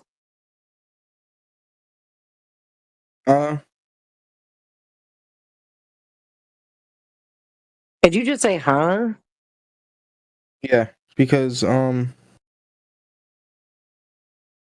yeah, no, that I don't understand, because you're saying he assumed that light, but I don't think he assumed light hit it at a parallel. Like, what do you mean? Like, you're saying he hit it? Like, you're saying he didn't assume that? Yeah, I'm gonna drop it in text. I'm a little depiction of why he thought that Earth was a ball. How he could see sticks and shadows because he assumed that the rays from the sun are parallel. And, yeah, but they are practically they are practically parallel. Yep. No, they're not. They are not. At Earth, when reaching the distance of Earth, yes. No, they're not. Light rays spread out. You can look this up. It's very, very simple. Yeah, no. So here it is, and there you go. Description. Okay, go ahead.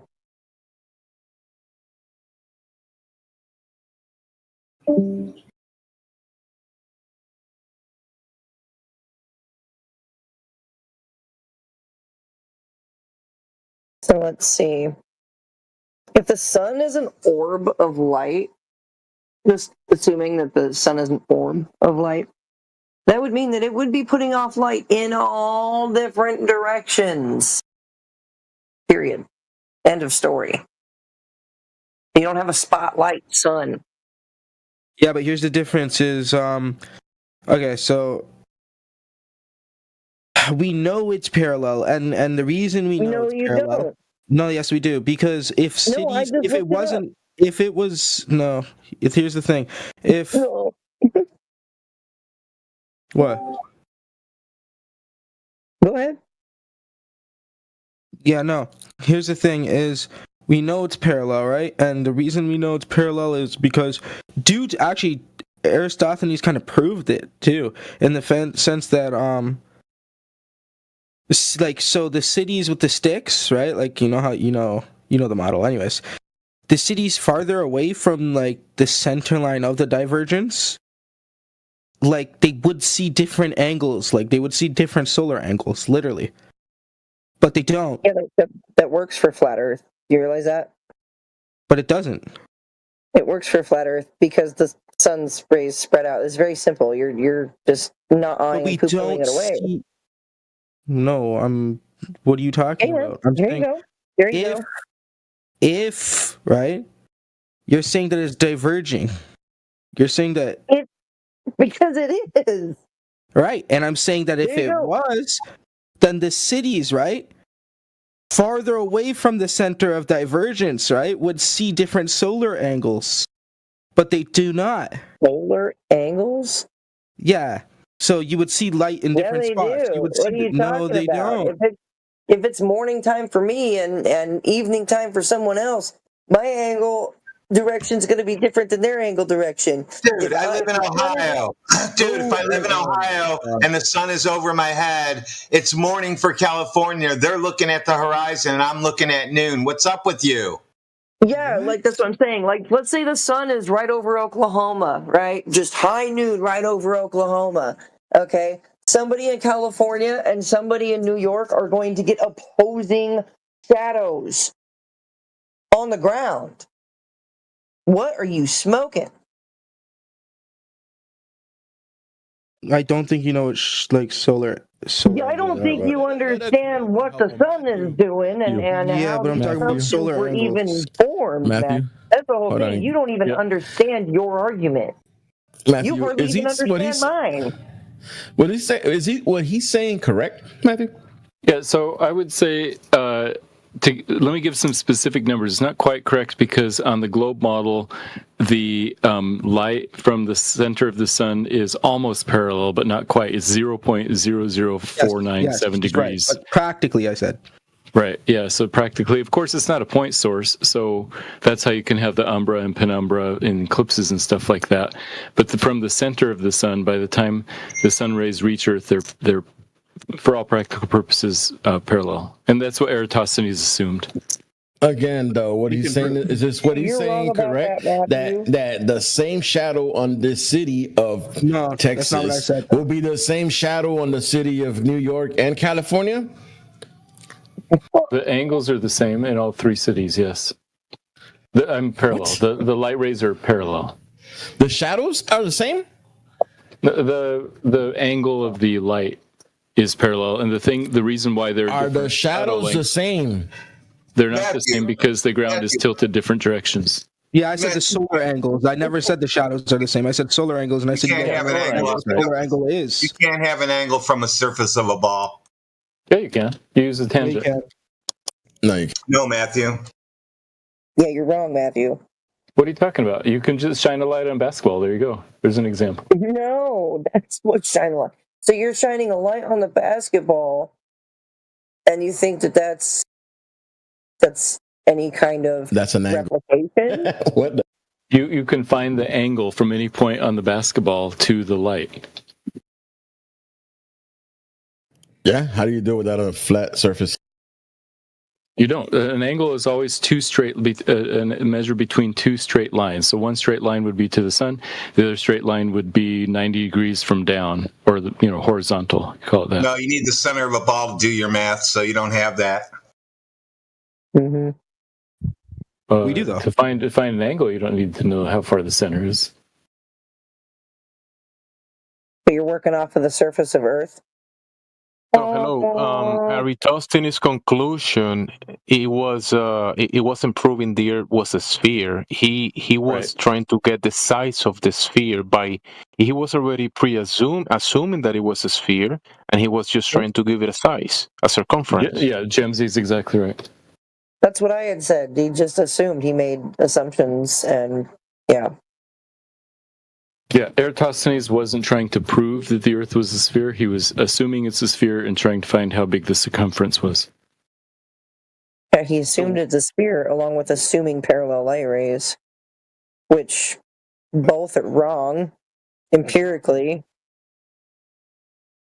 How are they empirically wrong? Like, prove that. Like, prove it. I already just gave an example up in the. There's so many examples in the chat right now. Like, you're missing it. I just said something.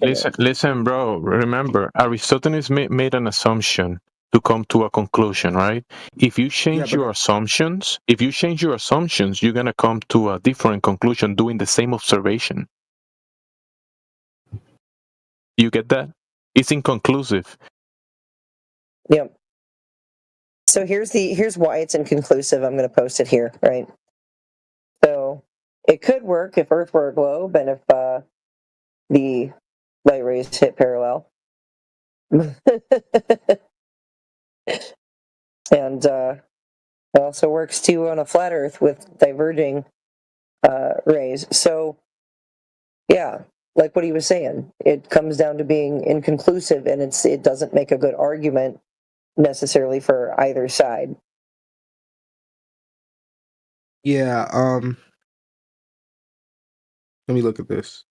What are you showing me? Side chat, figure two. This is, what is this? Where'd you get this? Okay, so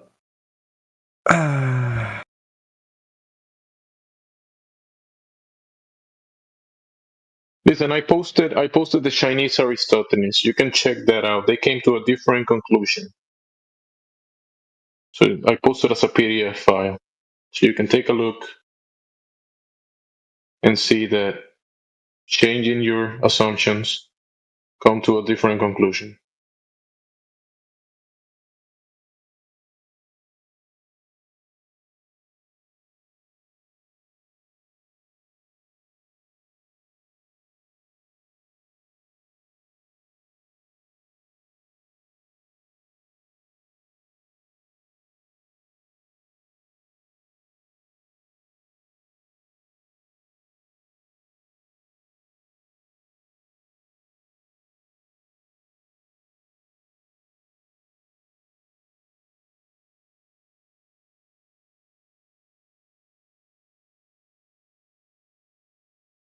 Do you get it? Oh yeah, so Jenna posted the calculation that we did at a Flat Earth meetup, where we calculated the height of the sun to be 3441, assuming the Earth is flat. What would make you think it's not flat? What would make you assume that it's not? It's not a good explanation for the observations that we see. Hey Matthew, I got a question for you, if I may. All right, go for it. Would you say, like, would say, you know, it got one of those things where agree, strongly agree, neither agree nor disagree, disagree and strongly disagree? Like, use that kind of framework, if you would. And and what do you think of this statement? Isaac Newton believed the cosmos was a product of a divine intelligence, and science was a gateway to the creator's mind. I strongly agree. He wrote about it, didn't he? Yeah, he did. All right, I'm just curious because we had some very young, impressionable men, boys, I guess, you know, college age, high school age, who straight up denied that, you know, Newton said anything involving a supernatural being. That he was an atheist. That he was a closet atheist. Right, because they watched the cartoons, literal cartoons in Neil deGrasse Tyson's remake of Cosmos. You know, Carl Sagan did the original, but Neil deGrasse Tyson did another version like 10 years ago. And he misrepresented the history of science blatantly and left out the fact that it's a known fact that the history of science would not have been possible without the acknowledgement of a creator who is orderly and makes orderly rules. So, you know, Newton, Galileo, Copernicus, all these guys believed in a creator. I like having you around because you're honest. You know, a lot of these globalists will. Creator, though. Oh yeah, Oates. Yeah, Oates is one of them. Oh no, you weren't. You're on. Never mind. I bear false witness. He was one of the guys trying to talk sanity to these dudes. He's like, hey, what the hell are you guys talking about? You know, there's a Sky Daddy. And they were just not having it. So what do you think, Oates? You think the next time they come in here, do you think they'll be able to... I just think that Isaac Newton definitely did believe in God, and I think a lot of the people revolving around classical physics and the discoveries they made attributed to them to God due to the fact, well, I wouldn't even say just due to the fact that they believed in them. They could attribute them to God, but they were still just naturally observed phenomena in my, like, you could argue that it's about, like, it's attributed to God. You can argue that it's not attributed to God, but I feel like that's a different argument than does it exist.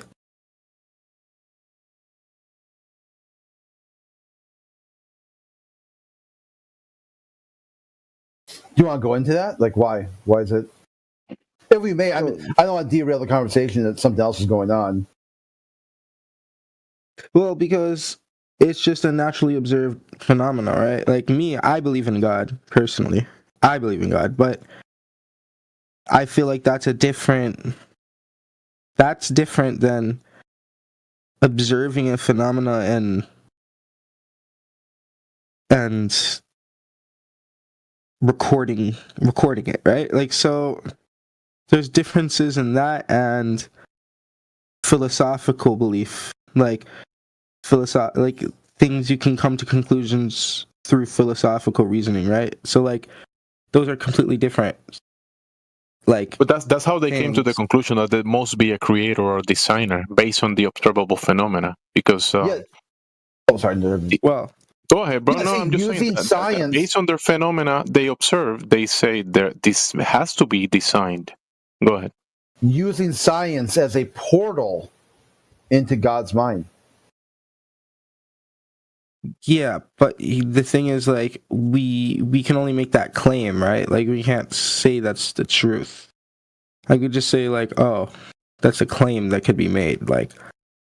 But you could also say, I do believe a lot of science backs up the claim that God does exist, but I'm saying that it's not in the way that most people tend to think. Like, I think... Sorry, go ahead and finish. Go ahead. Yeah, I think if you guys want to call it a model, like, I disagree with that term, but if you guys say, like, the globe Earth model, right?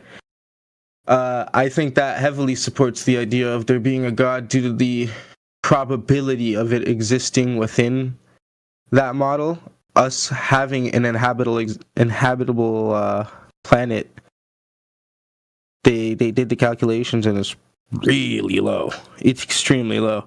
Like any variable factor, which is tons and tons, millions and millions of variable factors, could have just prevented us from our planet from being habitable at all, right? So I think that in essence doesn't innately support the existence of God, but it doesn't. It's not innate evidence. I mean, it's not innate evidence, but it supports the existence. If that's what I'm trying to say. The globe will be a misrepresentation of the reality we find ourselves in, and it goes contrary to your God-given senses. So the globe will be going against God's design and God's creation, and it will be an impossibility based on the way He designed this reality to be. So I don't understand. The globe doesn't have. We don't observe the curvature in reality. No. We don't detect any motion of the ground. And we have the gas pressure that requires a container, and the container requires a designer to put it in place. So this whole design, there's so many ways that you can come to the conclusion that this is a design environment. Yeah, but the laws of the universe explain those things, right? All those things you just mentioned, the laws of the universe, like we can explain those things. The laws of the universe, like the observable laws of the universe, aka physics laws, can explain those things. things we observe. Like water, just water itself, the way water behaves, that debunks the globe. Gas pressure, the loss of entropy, that debunks the globe. No, it supports the your senses, your God-given senses, all of them debunk the globe. No, I don't think so. How does that make any sense? Yeah. How? Okay. Okay. No, just the last one. Let's go to the senses. But the sphere. Remember, the water. You cannot have water on the outside of a spinning sphere. You cannot show that in reality, right? You cannot have the water in a vacuum. You cannot have the gas pressure that we have in reality in a vacuum. So the globe is all of those things that are contrary to what we actually experience in reality. You're saying you can't have all these things, but the one variable that allows you to have these things is gravity, right? Like we explain it away with gravity, and then you guys just say it doesn't exist. And then, that is the nonsense God of the nonsense fantasy idea. The globe requires this thing called gravity. Form the earth as a globe to hold the water, to hold the gases, and to cause all of these things that nobody can demonstrate, show in reality. But remember, you gotta look at the globe as a fictional story, like you when you read it on the book. Like, let's say you're in the fiction section of the library, and you pick the book, and the label is Earth is a globe thanks to gravity, and that's in the fiction section, and you read it, and now you believe it. But why is it fiction? Like, you're just saying it's fiction, so it is. But I don't understand. You haven't demonstrated that it is. It goes contrary to everything you can observe, experience, test, demonstrate. Yeah, no, it doesn't. Sorry. Wait, hold on. Okay, sorry. another thing about your God-given. Remember, you said you believe in God, right? So your God-given senses, right? Yes. You have we observe the horizontal frame of reference. We see that there is no curvature. That's just your vision. One observation. You can observe the luminaries moving like clockwork. The sun, the moon, the stars moving in cycles, right? You can do this observation, and that your senses, you can observe this, one of your senses. And the globe claims the opposite of that, right?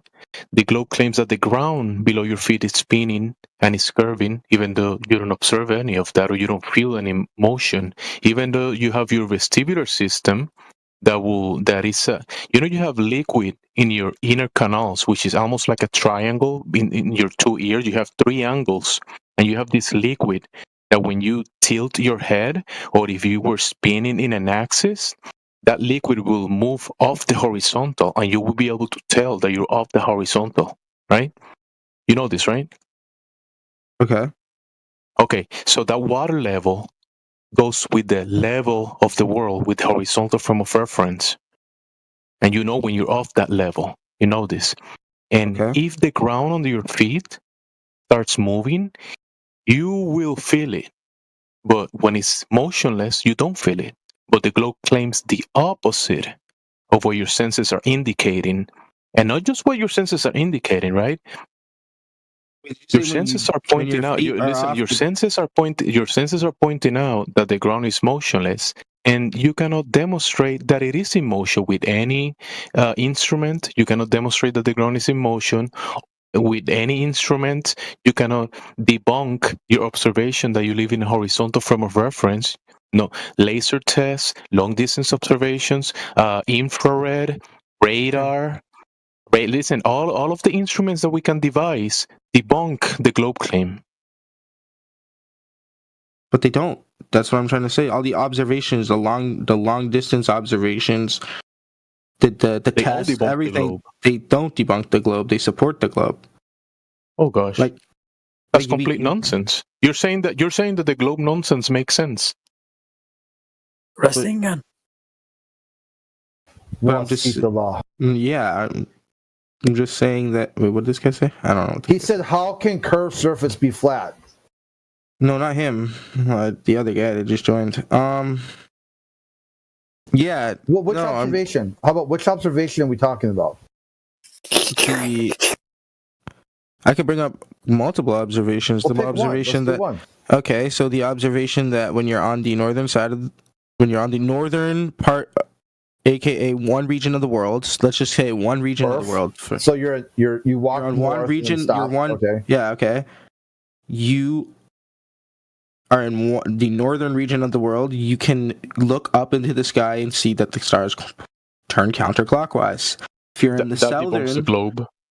If you're in the southern region, right, of the it doesn't debunk the globe. It debunks the flat Earth. No, that's a hard counter because now you're going to say the Earth spins two separate directions. Meanwhile, on the flat Earth, everything moves east to west. Yeah. So what? No. If it's spinning one way, right, and you're on the top of the sphere, right, and you're looking up east to west. Okay, so you're looking up. No, east to you're west. on the top. Yeah, but it's east to west still, right? Or wrong? Everything rotates east to west. Okay. Everything. Lottie-dottie, everything in the sky moves across the sky from the east going west. Yeah, sure. Okay? So if you call that direction, let's say we say that is clockwise or that is counterclockwise. Okay. No problem. Okay, I'm good with that. Okay. Then all of a sudden you say, well, check that out. If I go someplace else, the sky reverses direction and now goes counterclockwise or clockwise. That's a huge problem for your observation. Your model is not matching your observation. But it is, because it doesn't. If you stand at the top of the sphere, right? The sky had always moved one direction the whole time. Yeah, it never changed. We never said that the sky changed directions or the space changed directions. Okay, so we're saying the turning changed directions. It's spinning in a different direction, right? So you are standing on the northern side of the world. No, the sky moves in one direction, and the Earth is still.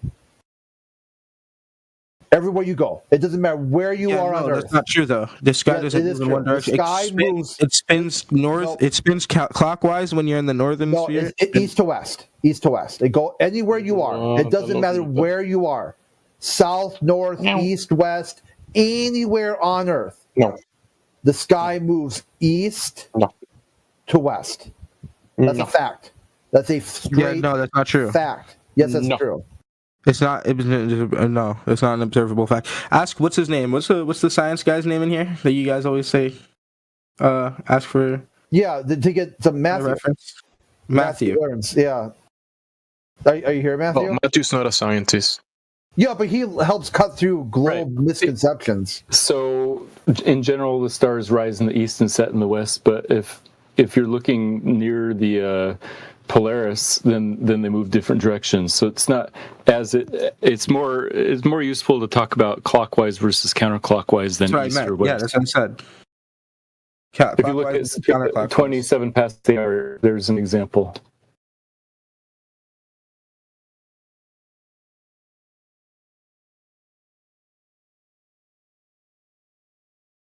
Looking north, some of the stars move east to west, some of the stars move west to east. Yeah, there's an example that Professor Triangle posted also. You can see that some are moving right to left and some are moving left to right, east to west, west to east. But they're all moving counterclockwise. That's the more important thing.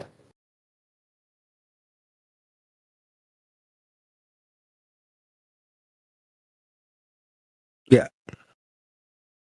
The movement of the luminaries and the rotation of the celestial north or celestial south doesn't give the ground below your feet any shape whatsoever. That's true. However, the globe model explains those well, and flat Earth does not. Well, it doesn't explain why the Earth is flat, though, Matthew. It doesn't explain why there's no curve. Yeah, it does. Sometimes refraction happens. It's a pretty simple explanation, but. So Matthew, if I have two fans in my ceiling, my flat ceiling, and I put one fan and I put it to, fans have this switch that you can put into spin clockwise, and then you click the switch and then they go counterclockwise. Have you seen that? Yes. So if I have a fan and I look up, one is going clockwise, and I look at the other one's going counterclockwise. Does that mean that my floor is a sphere?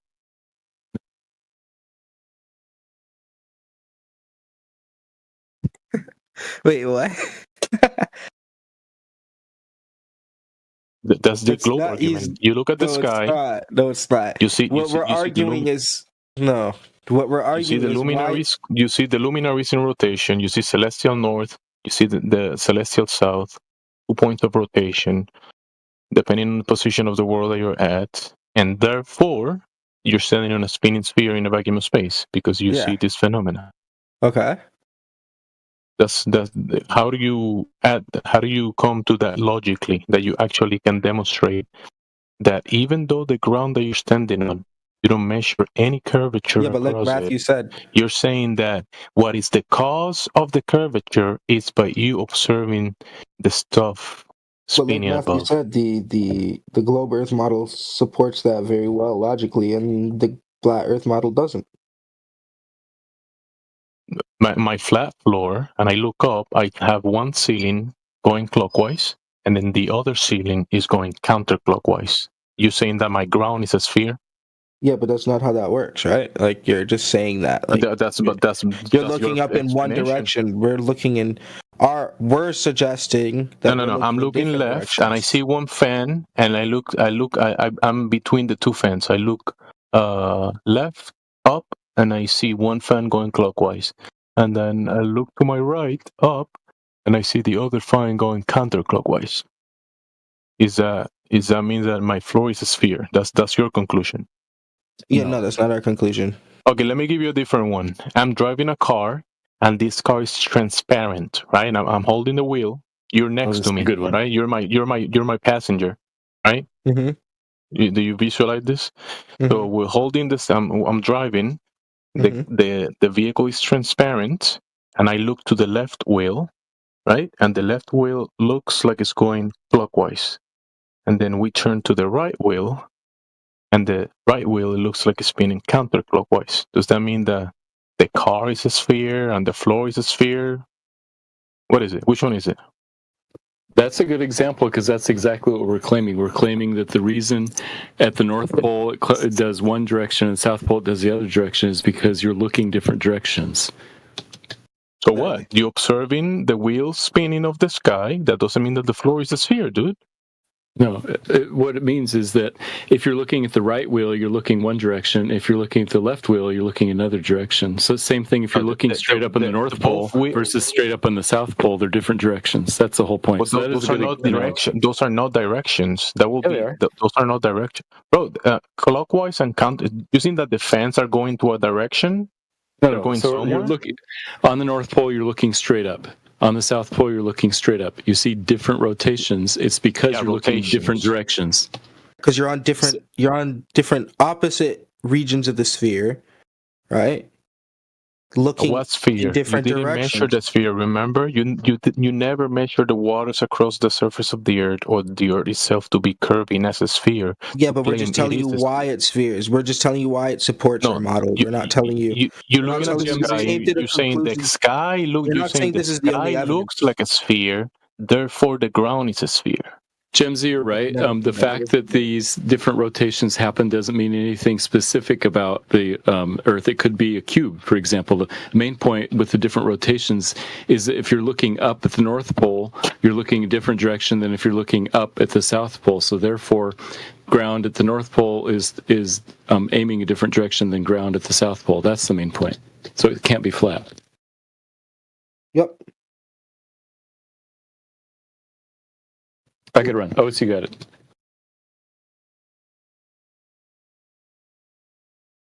Yeah, but basically, yeah, that was how I was trying to say it. That's what you were trying to say? Yeah, if you're looking up, the sky is in motion and doing what it does. No. Therefore, you can attribute a shape to the Earth that is not measuring as such. No, that's not what I'm saying. I'm saying so that when you're saying something that is nonsensical then. No, I'm not.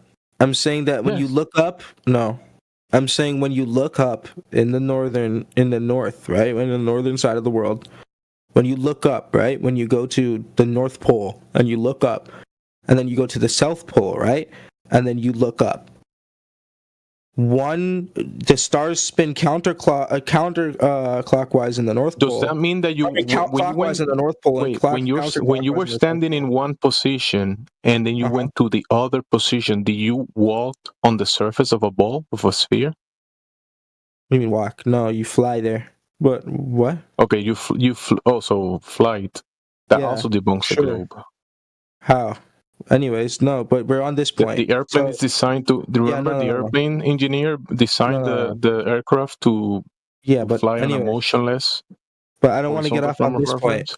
I don't want to get off on this point because it okay. So you said because your premise is flawed because you said if I'm on the top of the ball in this side, the hemisphere, and then I go to the other hemisphere, you're doing Aristotle. That's not even. Oh no. Okay, you said hemisphere, dude. You said you can have a hemisphere. I said north. I said North Pole and South Pole. You said hemisphere. Stop lying. Okay, let's just say North Pole and South Pole. Whatever, maybe I misspoke. I was talking about the North and South Pole. So remember the poles, what you call in the poles, you're saying that you're looking at the sky and you look at celestial north, which is the center of the sky, celestial north, and then you look and then you go to the other place and you observe celestial south, right? Sure. And you're saying that that's something on the ground. They spin opposite directions. But this is the thing. This is your flawed conclusion. You're saying that stuff is on the ground. That's not on the ground. That's in the sky. Yeah, no. But I'm asking. Maybe. How does that work on a flat Earth? It debunks the flat Earth, right? So I have a fan. You know what a ceiling fan? You ever seen one of those? So you have a ceiling fan and you have it on the ceiling, right? And this ceiling fan is going in a circle, right? It's going in a circle. You're looking up and you see the ceiling fan going in a circle. And you have another fan next to that one or in the other room, and that other fan is also going in a circle. And then what? And then the ground, the floor is a sphere? No. Yeah, no, that's not our claim. I'm not claiming. The thing in question is the ground, and you're attributing something of your imagination that you cannot demonstrate in reality. Imagination, though. To the We're ground. just looking up and using a simple observation to make this claim. Up. Remember, you're looking up exactly, and you cannot have an up and down on a sphere. Remember, the sphere is in and out. So when you look relative to our position. Listen. When you look down, that debunks the sphere. When you look up, that debunks the sphere. When you look across, that debunks the sphere. On a local scale, of course, you can look up on a sphere. It's just, of course. You know, in reality, you cannot be standing under a sphere. You know this, right? Or on the side of it, you'll fall from it and go to the floor, right? In reality, you couldn't stand on the surface of a sphere. You know what happens? And when you pour water on a spinning sphere, you know what happens, right? The water goes splash, splash on the floor, right? You know this. Yeah, no, but then when you attribute gravity, listen to me. I said, listen. But you're contradicting yourself. This is the issue that you're having. You contradict yourself in. But I just said, no. Listen. No, I'm saying, no. That's not how it works. So yes or no? Put a comma between them. Yeah, no, that's not how it works. Sure. Do you want me to say that? Yeah, no, that's not how it works. So you're saying that you can demonstrate water on a spinning sphere with the gas pressure on the outside of the sphere in a vacuum. You can demonstrate this, right? Yes, no, or no, yes? You can demonstrate that if you attribute gravity, yeah. Oh, so you're gonna grab. Okay, so you're gonna grab some gravity. You're gonna grab a sphere, liquid water, and remember, I don't want you to grab crayons and make a drawing of this and say, look right here. No, you're gonna grab a sphere, liquid water, in a vacuum, then some gravity, and you're gonna put all of those things together, and you're gonna show it working. Yeah, no. So how do you? Yeah, no. Yeah, no. No, yeah. Exactly. Yeah, no, yeah. Okay, semantics. Anyways, which one is it? Yes or no? Can you do it, or you cannot do it? No, you can't do that. No, you can't do that. Okay, so no, the globe, again, impossible. No, it's not. You cannot do it. You just admitted that it doesn't make sense. I just said that's my point. Because are you slow? You're gonna pour. You're gonna pour this is a little the bit of beginning water. of our conversation. Remember, the globe is complete nonsense, and you just admitted gravity, right? You made it. Is that the mass needs to be big enough to pull other masses towards it? All right. You're talking like so in a fictional. Are you in the book? Are you in the fiction section in the library? It's fictional. That doesn't make sense. It's fallacy. Anyways, that doesn't. Yeah, fiction, it really doesn't make more sense. fiction. Remember, you just said that if you add mass to the sphere, that I said you can have. Now you can have the water on the outside and the gravity working. Gravity is relative to mass. Yeah. Relative to mass. Yeah. So you just submitted the sphere with the water, the gas pressure, and the gravity is nonsense. But if you add mass to it, that makes sense. What? When did I say that? Remember, you said that will be nonsense. The ball, the water, the gas pressure in a vacuum. You said that's nonsense. Remember? Yeah, if you're talking about it on the context of the surface of the Earth. This is the beginning of a conversation. You can't do that on the surface of the Earth. Now you said that if you add mass, that will make sense. That will make everything make sense. That the nonsense will make sense once you add mass. That's what you just said. Yeah, because that enables gravity, right? Yeah. That enables gravity. Yeah, no. No, I said yeah. Okay. So now we're gonna add mass to the equation. Now demonstrate it. Yeah, and that enables everything gravity. You said that it's nonsense. That enables gravity. And then add the mass and make it make sense. Yeah, because it enables gravity, right? You guys just don't understand the concept of gravity. I don't understand how you can't wrap your head around the concept of gravity. You say that you're gonna use a concept to prove your nonsense? Well, how else would you prove something? Without a concept? So the concept you're going to prove something without a concept? What are you talking about? You're just saying things. I can show you. I can prove that fire boils water without making any concepts about it. I can show it to you in reality. Okay, and something I can show that you. is Listen, observable, without a concept, listen, without a concept, I can show you that gas pressure is the force that the gases exert on the walls of its container. I can show you that without making a concept. Mm-hmm. All right, so I can show you all this stuff in reality. I can show you liquid water. All right, so why does stuff go down in the ocean? I can show you without a concept. I can grab a sphere. I can show you liquid water, and when I pour the water on the sphere, you're gonna see the water go splash, splash on the floor without a concept. Can you explain? Okay, without a concept, can you explain why stuff goes down? So you see the difference here. But can you answer my question? I gave you. Can you answer my question? To reality, you're saying that your concept of fantasy will debunk reality. Okay, but can you answer my question? Can you demonstrate that your concepts debunk reality? Can you demonstrate that? No. Can you answer my question though? No. Oh, thank you for the concession. You cannot demonstrate. Yeah, I'm not going to demonstrate something after you just totally ignore my question. But okay. Why are you running away from your claim? Remember? Because I'm asking questions. Because I'm asking a question, you just didn't want to answer. Don't run away from your claims. Yeah, so just don't ask questions that you can't. Okay, if you can ask. What is your concept again? What is your concept again? Which one is it? What? Your concept. You said that your concept is gonna show us something. My concept, gravity. You're the one that said that, remember? Yeah, gravity. Gravity's. I guess you can say gravity is a concept. Okay, can you show that concept to make all the things you can calculate that you make claims of? Can you show this concept? Yes. In reality. Yes, you can calculate it. Actually. Oh, so you're gonna write it on paper? That's what you're saying? Yeah. You can. you're gonna grab a crayons and you're gonna grab a paper and you're gonna put that on a flat horizontal motionless table and make a drawing and say that this concept that you're drawing on the piece of paper is debunking water, gas pressure, motionless earth. How else are you gonna write something down and debunk something? What are you saying? Yes, I'll show you. Yeah, you're saying. You're saying. Water. I show you gas pressure. I show you a horizontal line, and that debunks everything you put on the paper.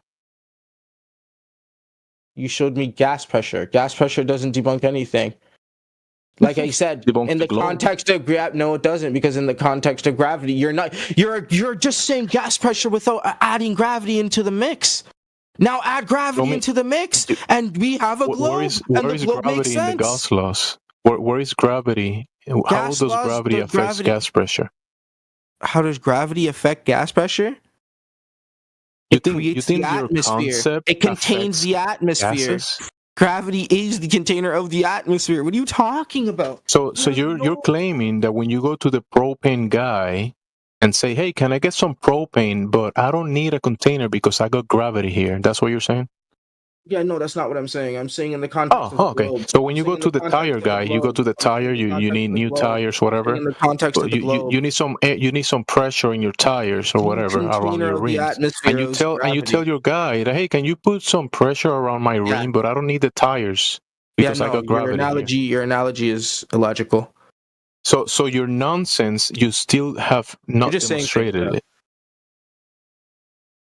You're just saying things. Like, what are you talking Remember, about? you said that your concept I said in the context of the globe, you, right, are saying there has to be a container. I am saying the container is gravity. It's holding the gases in the atmosphere. Can you show it? Instead of saying it or making a drawing or a cartoon of it, can you show it? We can make observations that will prove this claim to be accurate. Yes.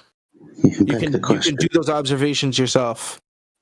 That's not begging the question. I'm answering his question correctly. How? I said you could do the observations. How? I'm saying no, because when you make observations, you're just going to beg the question that it's called by gravity.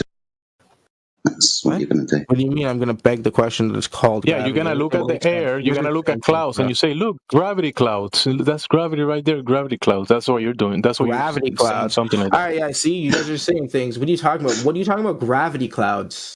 I'll tell you what. Go ahead. Why don't you try it? Go ahead. Point your observation. Let's see what happens.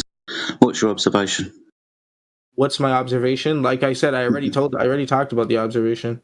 What is it? The counterclockwise and clockwise rotation. Sorry, we're supposed to be causing gas pressure, I thought. No, that wasn't anything we were talking about. That was my observation before, and then he brought up gas pressure and stuff. Okay, so you want to go back round to stars rotating, do you? Well, I mean, that was my observation that I pointed out earlier. Okay, what's the cause of stars rotating then? Well, what do you mean? What's the star? No, I'm just saying that it points in that affirms that we're pointing in different directions when we're looking. Sorry, when we're looking straight up, we're looking in different directions. Well, when you're begging the question that you're on a sphere, or when you look straight up, you're antipodal. I'm antipodal. Yeah, so if you're at the north and you're at the south, you're pointing up in different directions, aren't you? Yeah. That's antipodal if you're on a sphere. You said when we look up.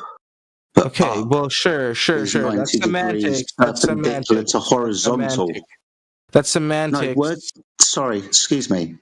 Words have very specific meaning. Me and you are trying to communicate, aren't we? All right.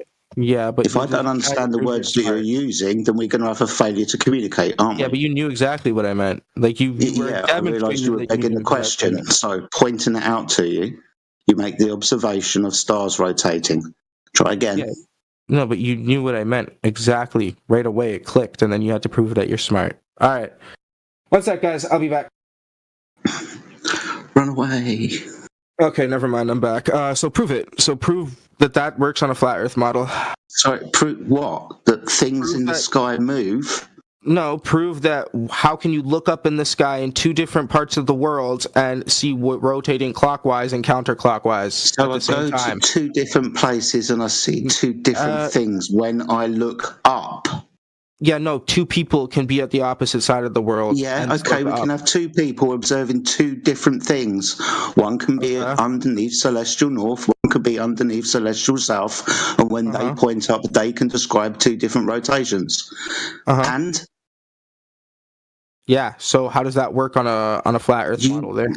Well, okay, so do you know what up is? Okay.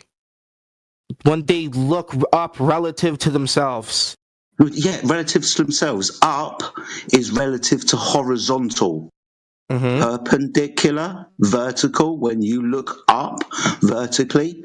So when you walk across a horizontal plane and you look up, you see things in the sky that are moving.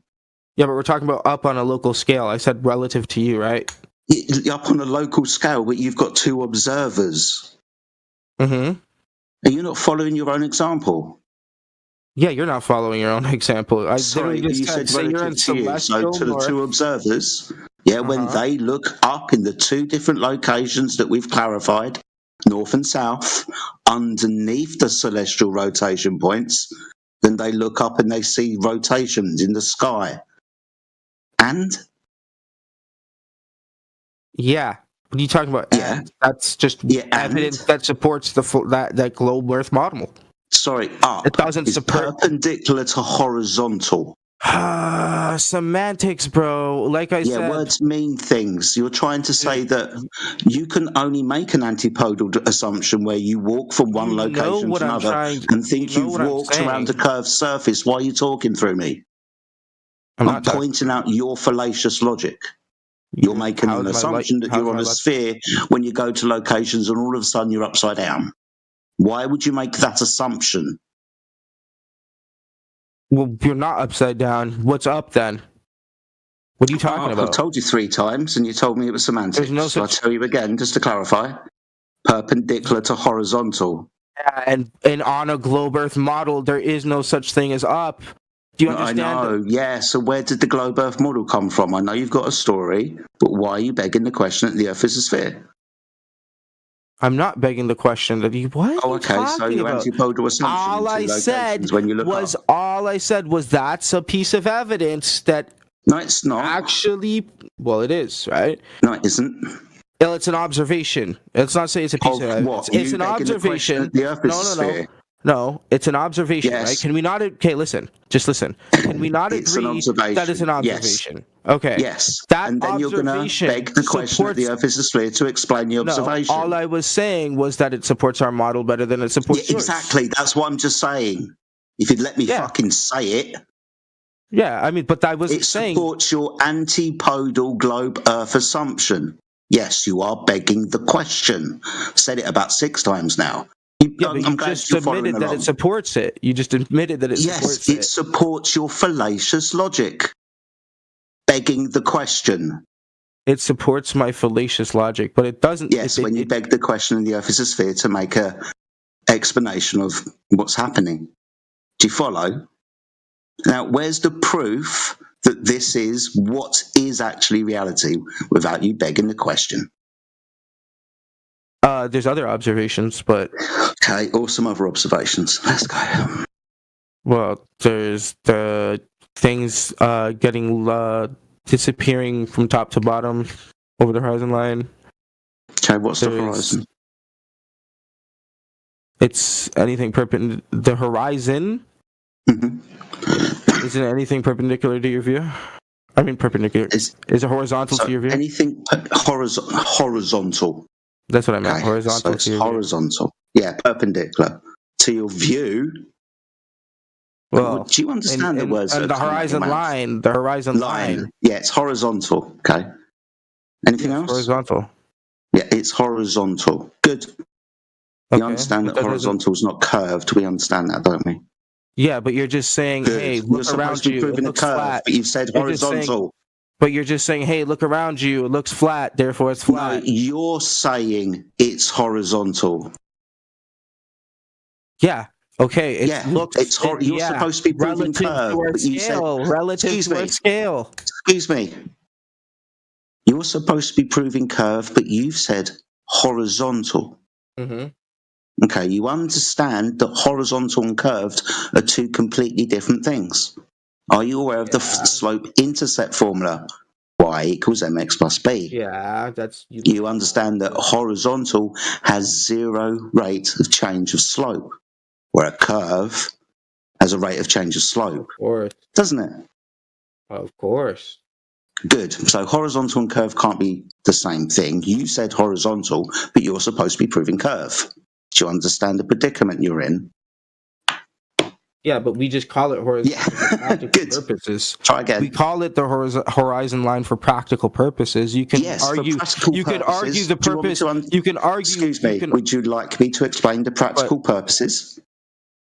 No. But I was going to finish because I was going to finish, and then you cut me off, and then because you explained the practical purposes. Yeah, the practical but I wasn't purposes finished. of leveling yourself with the world around you. Yeah, but I wasn't like finished. you said, is to be parallel with the plane of the horizon.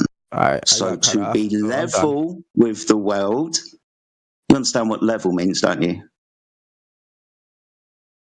Yeah, no, bro, I'm not going to argue because you cut me off. There's no point arguing. You kind of shoot yourself in the foot. No, because when I cut you guys off, I get muted, but when I get cut off... Well, yeah, but you say silly things. Yeah, no, it doesn't matter. You're supposed to be proving curve. I say retarded things, too, and you guys sound fucking, like, moronic, and then I get muted, and I point it out, right? No. I point it out, and then you guys mute me. Yeah, right? You guys ad hoc against the men now. You're really full of fallacious logic, aren't you? Yet you. Listen, he's been speaking for the last, I think, 40 plus minutes. It hasn't been muted. Maybe soon he will. But... I got muted. What, like 6 times today? 10 times today? He's hoping he'll get muted. So it'll save him. I got muted almost 10 times. The hot seat. You can check. I know you guys stream. I feel you, bro. I got banned for arguing. He wants to get muted. Yeah, don't they ban you and argue? He's asking for it. Yeah, that'll save him. He's like, please mute me so I don't have to deal with defending my stupid claims anymore. They beg for people to argue with them, and then they mute you when they. You're still talking. You're not muted. I was trying to talk to you, but you're intolerable. All right, guys. Weird. Supposed to be proving curve, but you said horizontal. Do you not understand the problem that you put yourself in? You can't wrap your head around my concept that I'm trying to explain to you. Concept? Yeah. Well, sorry, let's replace the word concept with bullshit. Okay, buddy. I don't understand your bullshit. I say it's wrong, so it's wrong. Sorry, horizontal is not curved. So do you think horizontal is curved? I'm going to mute. I'm not dealing with somebody that lives in an ivory tower. I will try to correct that bullshit is more real than his fantasy, because we can find bullshit in nature, so that will be real stuff. He's speaking about fantasy, which you cannot find in nature, and he said himself that the sphere with water, gas pressure, and gravity in a vacuum, that's complete nonsense. But then he said that his concept of gravity and mass will prove it. Like you just pointed out that his concept, he's trying to show his mental concept, but you call it bullshit, but it's actually fantasy. Go ahead, Jedi. Bullshit. Honey Cheese was White Knight in form. Honey Cheese, you got some globe evidence, bro? No, I'm good. I'm about to dip out of here. I just realized I got unbanned from this Discord recently, so I saw it pop up again. So I thought I was curious. Oh, well, it works. You're live, man. No, I'm good.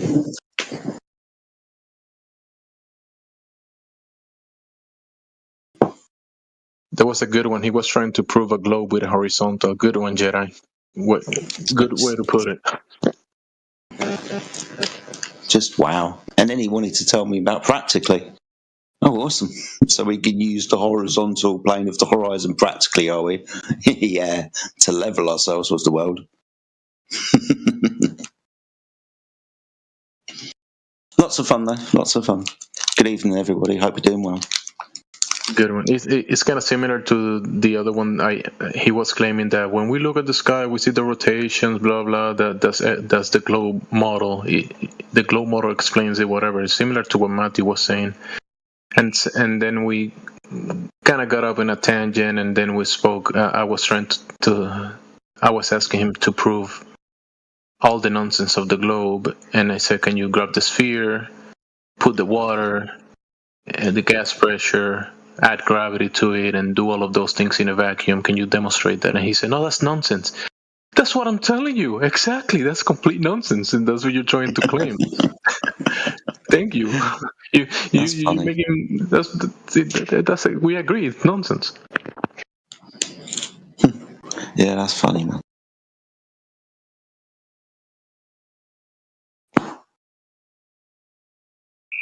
You have Top Cat. Top Cat. Did you not find an opportunity to throw yourself into the gears tonight, man?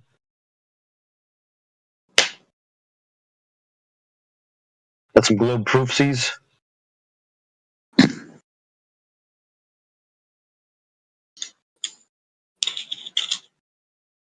Okay. No. I could do with some globe proofsies just about now.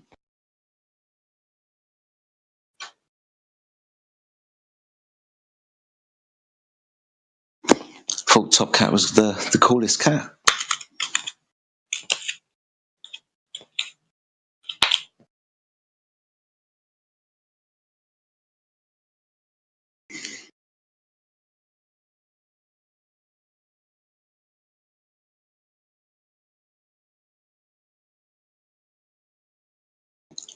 Sorry, guys. Have I run off all the fun times now?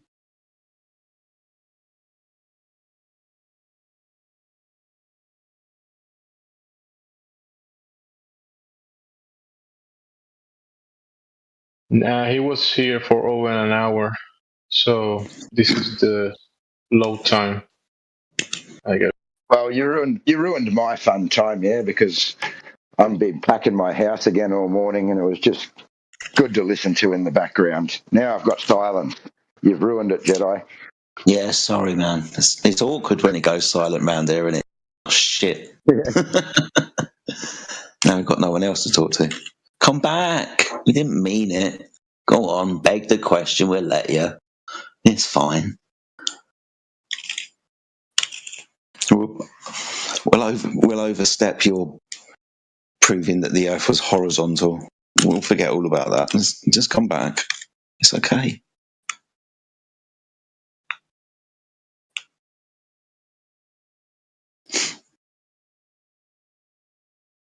Jedi, today some people said clockwise and counterclockwise directions. Are those directions? If you're trying to explain rotation like a clock and hands going around in rotation, then yeah, there's two ways to describe it, clockwise and counterclockwise. Can either go one way or the other. If we're talking about rotation, it's like a wheel. Either spins this way or that way. When people say they go, the movement of the sky goes east to west, is when you're standing under celestial north. That's a circle that's going east to west around that whatever celestial north below you. Let's say geographical north on the floor, and then when you go to the south.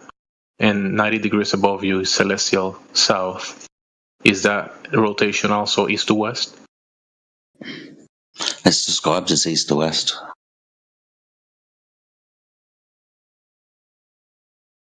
It's counterclockwise, though. It's a different rotation. I like to think that for some reason, I don't know why, the stars converge in the east and separate in the west. So they come from east to west. East is kind of... All right, so we get lost in defining things and language and all of these types of things, right? So we understand that east and west are circles around poles, right? That's quite good to understand. It's really easy. But east and west aren't actual locations, are they? They are circles. You can go east and end up back where you started. But kind of colloquially, you've got lands in the east, Japan, land of the rising sun, for example, right? East Asia, right? And then we've got the lands in the west, the Western Hemisphere, right? That's like Europe and you guys in America and South America. So we've got places in the east and places in the west, although east and west aren't actual locations. Actual locations dictated by celestial north and south. North and south are actual locations. So east and west are circles. But colloquially, like I said, we kind of use it interchangeably. So the stars, they appear to come from the east and go to the west when you're not standing in these northern and southern Arctic and Antarctic, standing underneath the celestial stars. When you're closer to the equator and further away from here, it's easier to explain that they come from the east. They all do, right? They all come from the east and go to the west. But when you look at them individually, north and south, east and west are different directions, clockwise or counterclockwise, depending on which pole you're at. I think I'll end it there. Hope that helps. Yeah.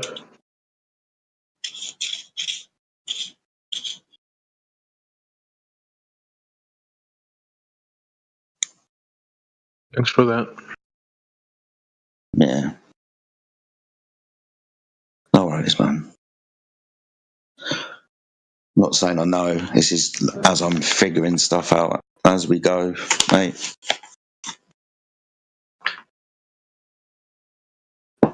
It's crazy how north and south aren't circles, though, are they? No, they're actual places. Yeah.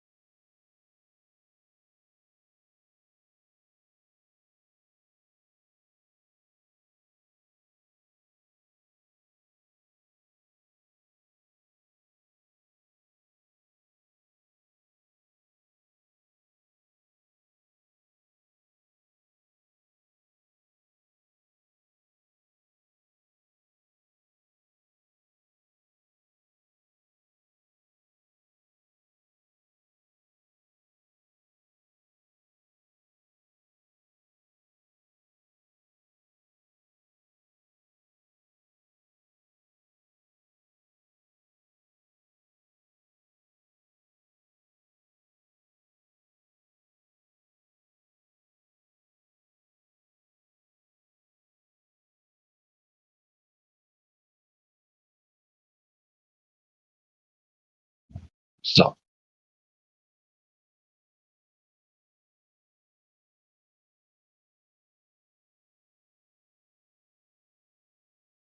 What's up? Someone said what's up? Yeah. That was you. It was me.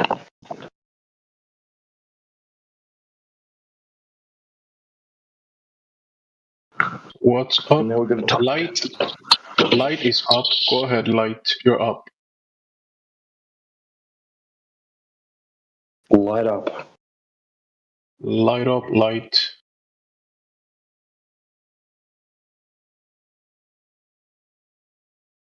Haven't seen Light before in here. Actually, I think that's Disinform. Oh yeah, that's Disinform. Yeah, I've seen him before. Yep.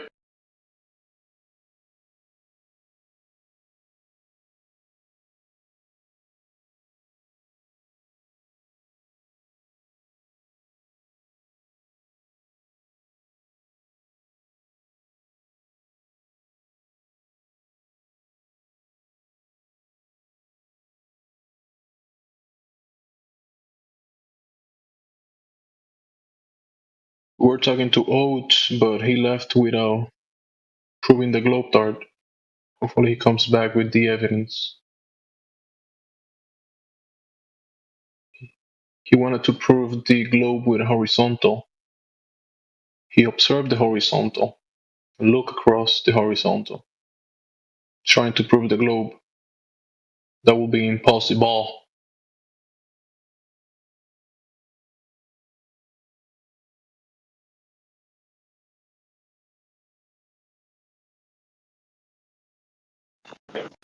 Well, you have to demonstrate the surface of the Earth perpetually deviating away from horizontal, wouldn't you?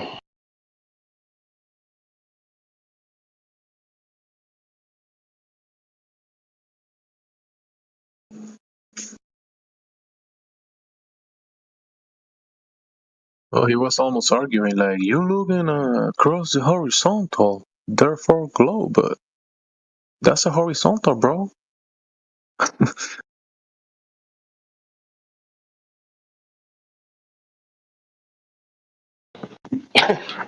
Looking across the globe, oh, yeah. Because horizontal would be like a seesaw, like be able to tip it back and forward on a ball. Like you guys are lying. I never said that. You guys are lying. I'll be back. What did you say about the horizontal? He's gone. He's gone. He jumped out. Well, it'd be like sitting a big long plank on a yoga ball, right?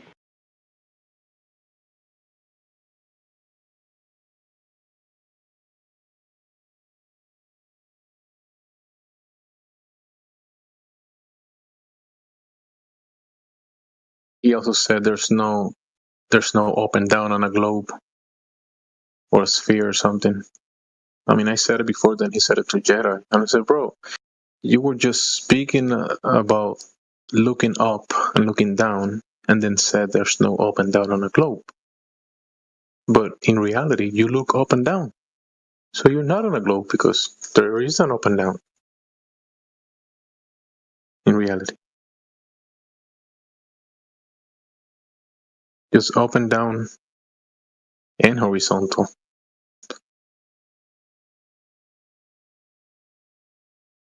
That's enough to debunk the globe.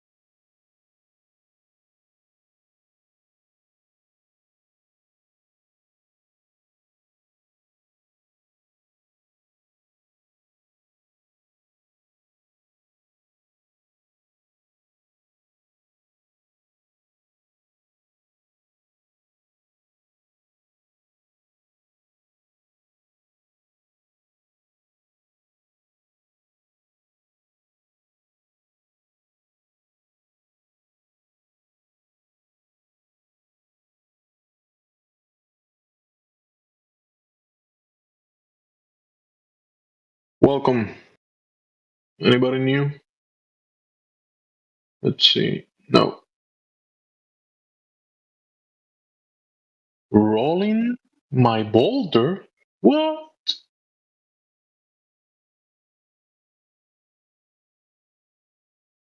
Is that the real rolling?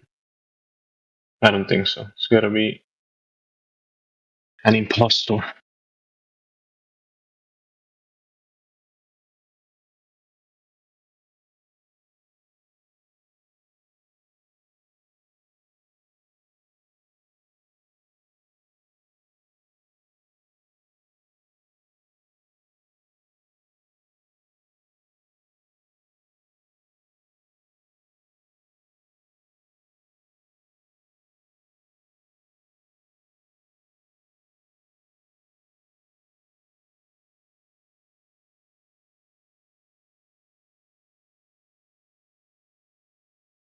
Welcome to the new people. Anybody in there? Oh, that's Jin CBR. Welcome back, Jin.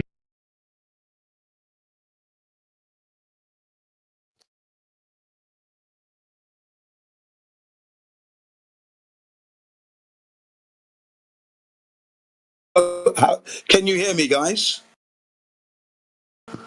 Yes, Can yes. you hear? The answer is yes. Right, I'm here with my Japanese student. Her name is Hiromi, and I was just teaching Discord to her for the first time. Okay, she's a flat earther. Okay, so she knows that the injections are no good, and she is definitely a flat earther. But if you have any questions, can you ask her, please? She's listening for the first time. Discord 24/7 flat earth, first time. Yeah. Welcome to the Discord and glad to have you. Thank you. How's the English classes going with Jin CBR? How are the English classes with Jin CBR? How? Yeah. Do desu ka? Eigo no lesson wa do desu ka toいうこと. It's very fun. There you go. Very fun. Interesting. Yeah. もうちょっと大きな声でね。どうぞ. It's very fun and interesting and fantastic. There you are. Did you hear that? That's awesome. Yeah, I hear it clear and loud. I hear it. Thank you. Thank you. Learning the language, learning a second language is always good. I speak Spanish and English myself. Hopefully, I can learn Japanese from you guys. Oh. Someone who wants to learn Japanese from us. Good. Yeah. Got any other questions? Come on, keep them rolling. It's keeping it cool.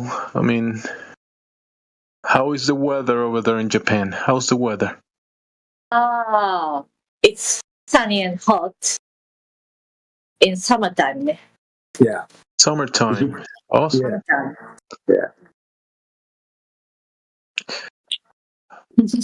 Anything flat Earth related, it'd be okay. I think maybe. Yeah, the weather. You need a contained design environment to have the weather by the creator. So that's creator. Yeah, creator wa kami-sama. He created the earth with a dome. Creator. Okay, now with the dome, it means you can have the weather. Yes. Without the dome, right, like this ball in space, the air would go to space, you know? And then there would be no weather.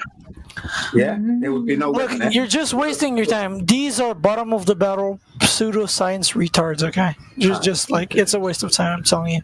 Just do something else, bro. You're smarter than these guys. So he's saying that we are not clever in the head. We are using pseudoscience. Thank you. Okay, but he's not clever at all. He doesn't understand. You see, because he hasn't checked anything. You see, when you don't check anything, and you don't 100% know, né? You can hear about it, you can see it, but then if you go and check it, then you know, né? Right? You know, and then when you look back in your life, your past, you can see something is missing. And the kyokuritsu is missing, right? If you're living on a ball you would know that you're on the ball because the curvature is there, but no experience. Yeah? In one of the islands, Japan is a big island and has many other islands. But in the island that I came from is called Puerto Rico. It's in the Caribbean Sea. Puerto Rico Sea. Yeah. Okay. Yeah. Puerto Rico wa Jamaica no group no tachi there. So Puerto Rico is in the Caribbean, okay, and Puerto Rico is not a big island.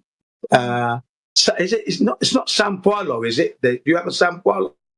San Juan is the capital. San Juan.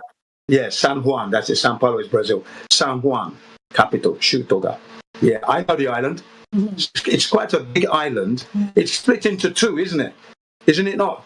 No, Puerto Rico, no. That's the Dominican Republic. That's the Dominican Republic next to Puerto Rico. Dominican Republic is split into two. That's it. That one is Haiti, Haiti, and Dominican Republic. That's in the Caribbean as well, next to Puerto Rico.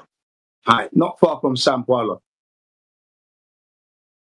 So San Juan, sorry. In one of the highest peaks in the island, in the middle of the island, you can be on top of the mountain and you can look to the north and you see the Atlantic Ocean, and then you look to the south and you see the Caribbean Sea. From that point. Yeah. So from the island, you get to the top. You can see the Atlantic Ocean. So they were Taiseo. Yeah, Taiseo. So you've got Taiseo, which is Atlantic, and then Taiseo, Pacific. Right. So they're very close in. Not the Pacific. No, not the Pacific. No. We know it's Atlantic. Okay. We got it. My bad. I'm just trying to tell you that in Japanese, Atlantic and Pacific sound very similar. It's easy to get them mixed up. Yeah. And then if you look to did you say if you look to the south, you can see the Caribbean Sea. Yeah, exactly. Yeah. Yeah. So that's quite interesting, isn't it? From the high point. When I saw that, I was a child. I was like 11 years old when I saw that with my own eyes. Jewish side document. He was 11 years old when he saw that. Okay. Come on, give us some more questions. Come on, all. How can you see from sea to sea on a curving sphere? Right. You see, because it's a ball shape, how can you see both?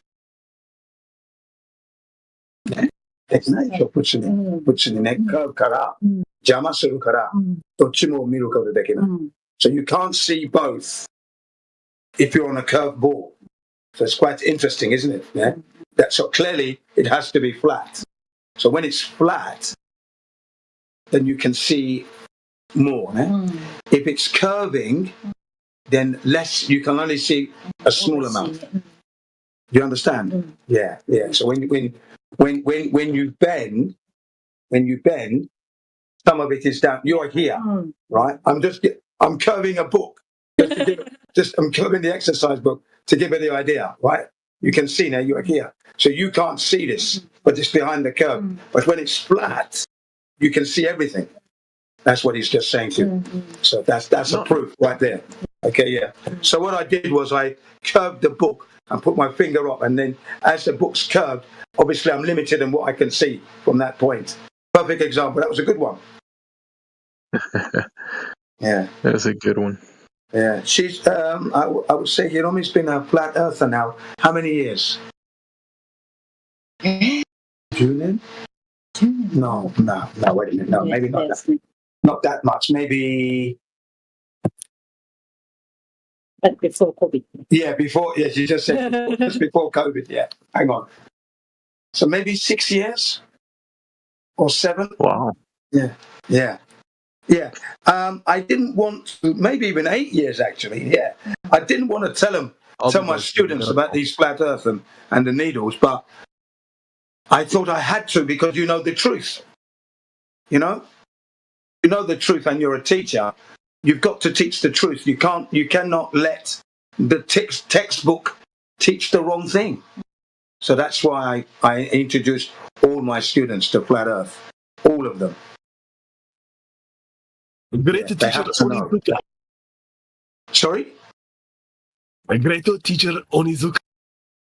Onizuka. GTO, eh? GTO, yeah. Yeah. Sensei GTO. Yeah, I remember him. He rode the same motorcycle as mine, or I rode the same as his.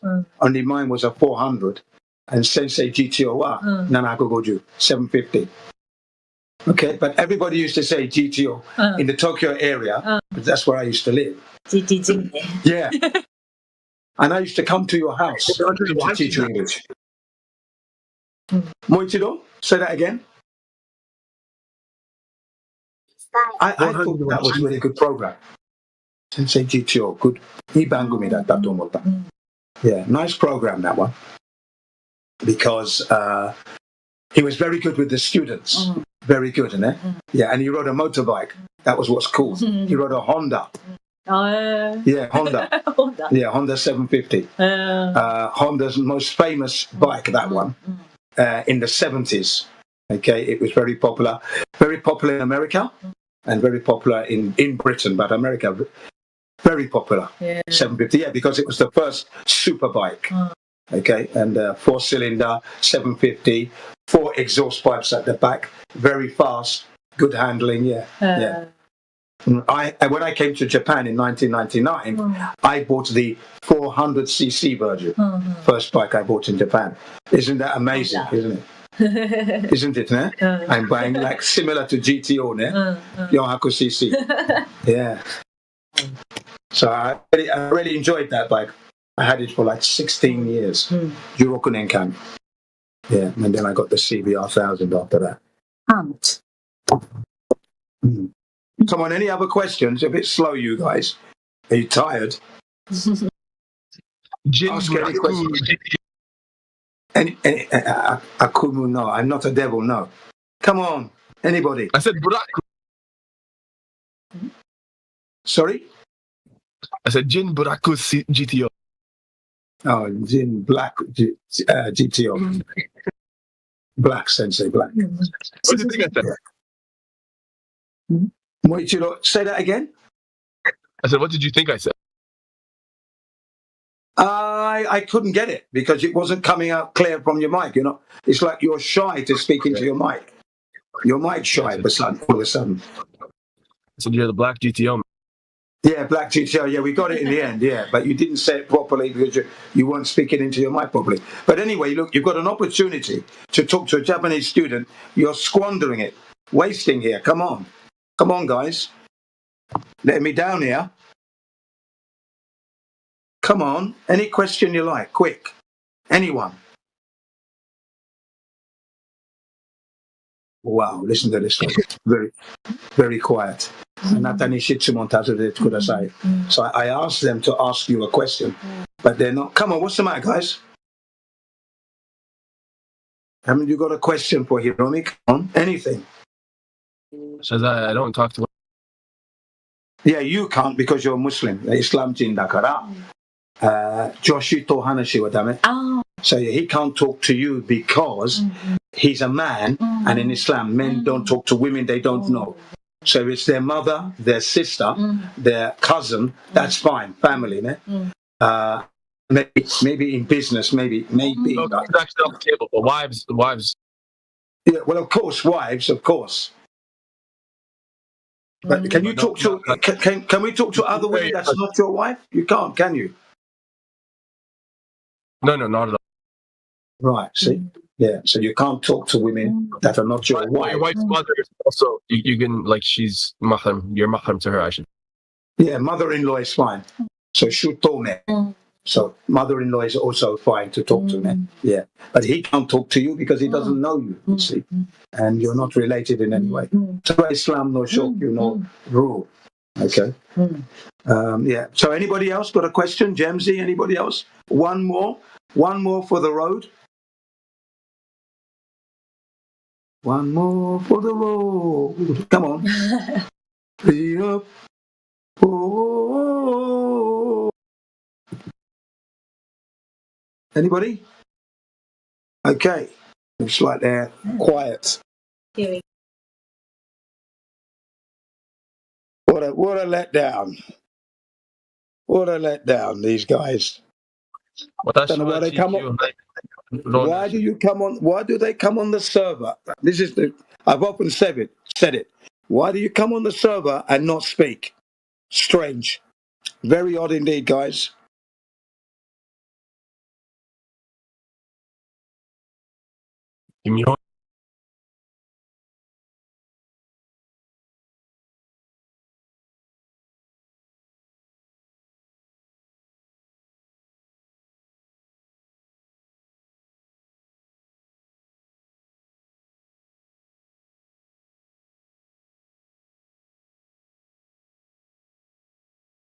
That was fun while it lasted.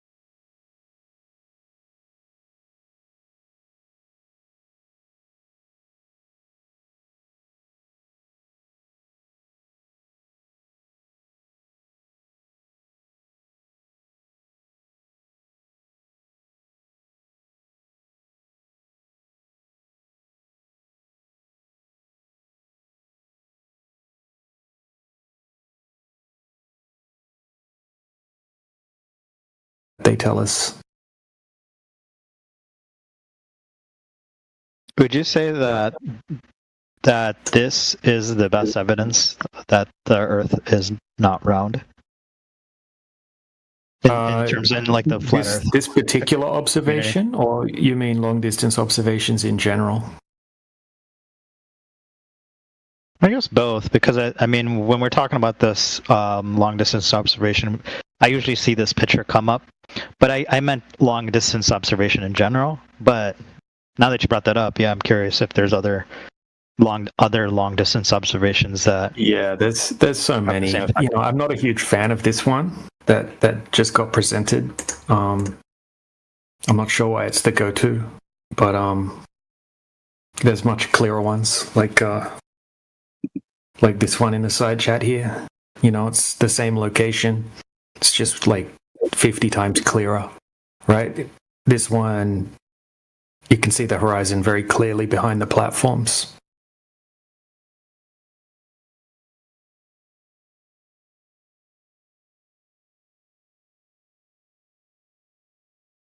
But yeah, there's tons, man. There's like hundreds and hundreds, like pretty much like every observation, every single one. Like anyone can go out and do these observations, and if you go out and do these observations, you're going to see magnitudes further than you should be able to see if the Earth's a globe. There aren't any that align with the globe. That's why we're here. You know, there's just such a big accumulation. Like they've been done all over the world, and much longer distances than this as well. You know, 20-mile lakes, 30-mile lakes. Then we've had very, very expensive equipment used, shooting high-powered lasers across these distances. We've had people like Dr. John D, PhD in optics, go out to debunk us by shooting these lasers across the water, and he became a flat earther in the process.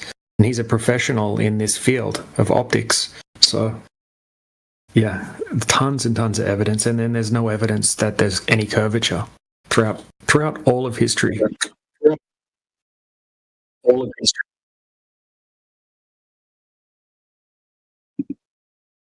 And it probably sounds like a crazy claim when you first hear it, but yeah, look into it, man. Yeah.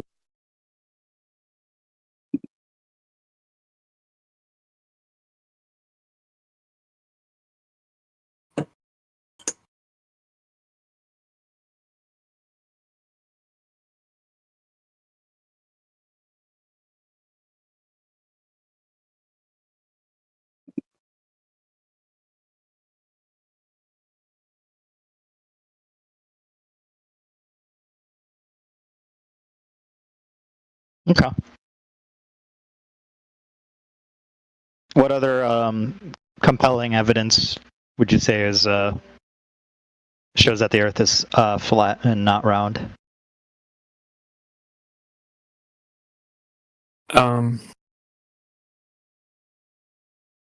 Well, I mean, everything really. I mean, there is no evidence that it's anything other than that.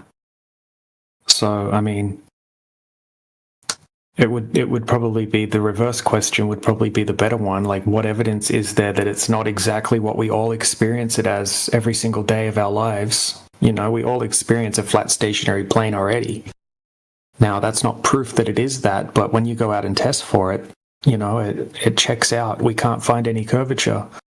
I mean, then we have no evidence that it's moving, right? That's another one. Then we have, we have gas pressure that we're breathing. You know, that's very strong evidence of being within some type of contained system, right? Being the necessary antecedent to having gas pressure, a contained environment.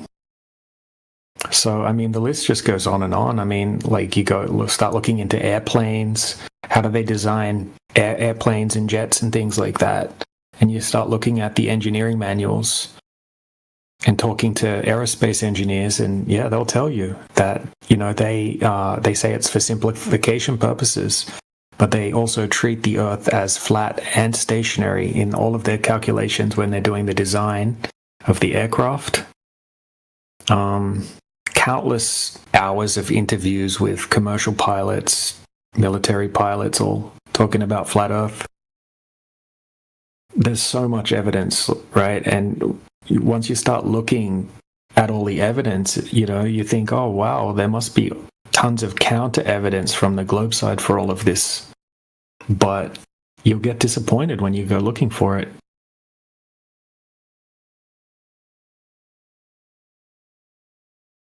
But the long distance observations are good because these characteristics of a globe have to be there. Like, there has to be a horizon at a certain distance. There has to be 270 foot of curvature over 20 miles. That it has to be there. You can't have a body of water that's 20 miles long and not have 270 foot of curvature if the Earth is a globe. But when we go out to a 20-mile lake, we can shoot a camera or a laser or a mirror flash or a radio wave, microwave, whatever, from point A to point B across the lake and hit the target, right? Or zoom in and see the shoreline on the other side, 20 miles away. So that's what we're talking about when we're talking about flat Earth. We're not claiming crazy things. We're not claiming that the Earth is like a flat pizza disc floating around in space. We're not claiming to know the shape of the Earth. We're just able to find flat surfaces when it comes to vast distances of water. And that's what flat Earth means, just this. It's just the description of a surface without any curvature.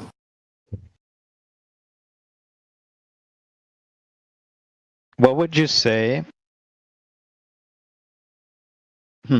What evidence would you say you would accept for the Earth being round? Something that doesn't require blind faith, right? Something empirical and repeatable. But at this point, there's so much evidence that it can't possibly be a globe. I mean, it's going to be a tough job. So what we're going to need is validation of Earth curvature. Not a big ask if it's there. If there's 66 foot of curve over 10 miles, and the globe side says they've got helicopters and rovers on Mars and shit like that, it shouldn't be that difficult to find a little bit of curvature over 10 miles, but it seems to be impossible because it's not there. Like, let's just say, like, if you were like flown out to like the, what is it, ISS space station or something like that, and you're able to see it, then would you accept that as like truth? Or yeah, sure, if you could see a curve from that height, but you would only be able to see 3% of the surface of the Earth from that height. It's only 400 kilometers up. Yeah, that's true. That's pretty close. I guess if you flow out a little further, but you would be no able one's to see done it, that. right? See, the only people that have done that, the only people that have actually left like low Earth orbit is the Apollo astronauts over 50 years ago. And NASA says they can't get past the Van Allen radiation belts now, and that they destroyed the technology that they used to go to the moon, and that it would be a painful process to build it back. So, even though they went there with crappy technology and we have amazing technology now, apparently they destroyed it. So, yeah, so we can't go to this place, right? Even if I believed the Earth was a globe, I'd call bullshit on the Apollo missions, by the way. They're ridiculous. The footage is just a joke. But, yeah, sure, if I could go up and see the Earth as a globe, yeah, of course I would believe it's a globe. But, it can't be a globe because there's no curvature. It would have to have that curvature here on the actual surface over distance, right? Ships would start to disappear over the horizon at a certain distance. You shouldn't be able to zoom back in on the ship and bring it back to view again. If it's, like 10 miles out or 20 miles out. But we can.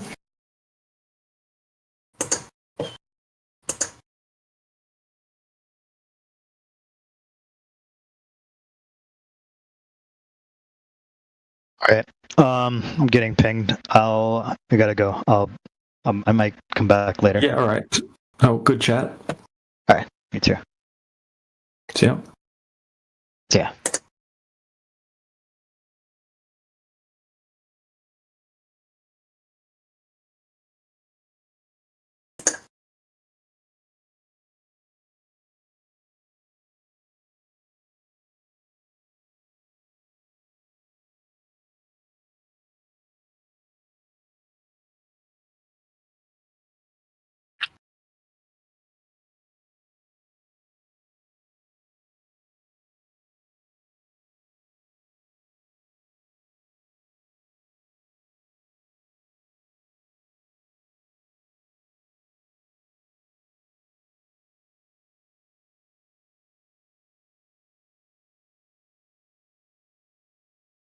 Moment of silence for the globe.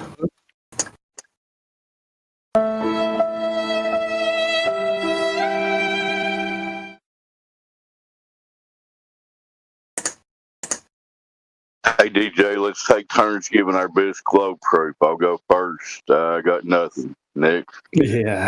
Yeah, I'll go second. Yeah, I got nothing. Damn it.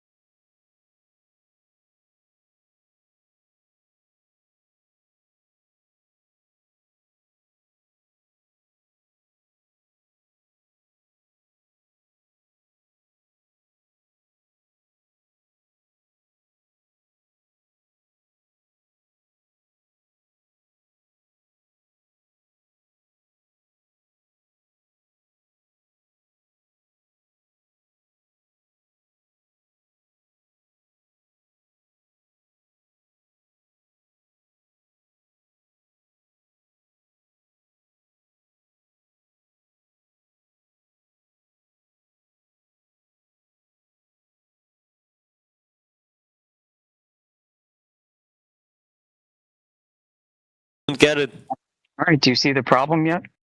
No, without gravity, the laws wouldn't apply the same way.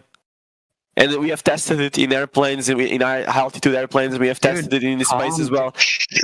The gas law, are different there. They're different when you go to Star Trek world. Listen, calm down. No, when you go to space, they become different. Yeah, so you're factually wrong. Star Trek world. No, listen. Do these gas molecules have different masses and have different gravitational constants? No, it's all the same constant. It's all the same gravitational constant. Yeah.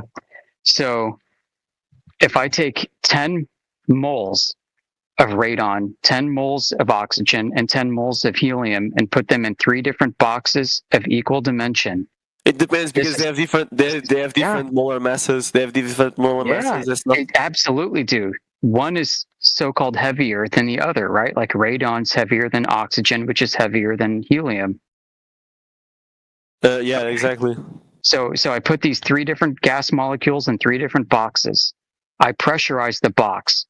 The boxes have the same volume, and the temperature is the same, and the pressure is the same. Well, that's what do you mean? You put them. Then you're putting less volume. You know? No. The volume's the same. No, then you're lying. The same, and the pressure is the same. You know why? Because you know what gas pressure is defined by. Gas pressure is defined by the frequency. The frequency of gas molecules hitting the surface, regardless of mass. Avogadro's law demonstrates scientifically that I know gas that pressure is mass independent. I know that. Yeah, Boltzmann's constant, Maxwell's curve. Yes. Gas pressure is going to be the same all about top, on the bottom, and on the sides for 3 different gases of equal number of molecules. If you know all about it, how come that you just contradicted yourself, right? He proved No, because he's using science. You know about it. The point is, he's using science. He's warping science. I am using science. This is observed in nature. To sustain a delusion that the Earth is a flat pizza. Listen. There are cave systems. I have cave system studies showing how gases inside of caves, trapped inside of caves, without any exchange whatsoever with the outside world. These gas molecules, different types. I've heard you talk. I need to respond to that. I mean, I need to respond. They've not separated based off of mass. I need to answer. Molecules like the heavier gas. Yeah, I know the heavier gas molecules don't settle to the bottom, and the lighter gas molecules don't go to the top due to gravity. Okay. This is not observed in nature. Okay, so I'm just going to tell you. Argument. So the Avogadro law, it's regarding number of molecules and volume that the gas contains. So you have V divided by N1 equals V2 divided by N2. And so what this tells us is same volume, same pressure, and the same temperature. They have the same number of molecules. That's what the Avogadro law says, basically. Now, why does Avogadro law supports the globe Earth model? The Earth as being a globe? Because, first of all, it explains the atmospheric density that changes with altitude. So if you go higher, you have lower pressure and fewer molecules per volume. If you go lower, gravity causing that. Listen, if you claim that gravity is causing that, do you know what the enthalpic process is in thermodynamics? I'm not even talking about that. I am, because you are. Gravity pulls the air molecules towards the center, making it lower atmosphere. Enthalpy happens when you condense molecules together and they release heat because of the friction. The problem. The problem is you don't understand. No, that is the problem. When you have gravity compressing gas molecules, you don't believe in gravity. That's the whole problem of the issue. Listen, when you have a claim of gravity compressing gas molecules, there must be an enthalpic process. Heat must be released. Can you demonstrate that enthalpy, due to gravity, is releasing heat due to the compression of gas molecules under gravity?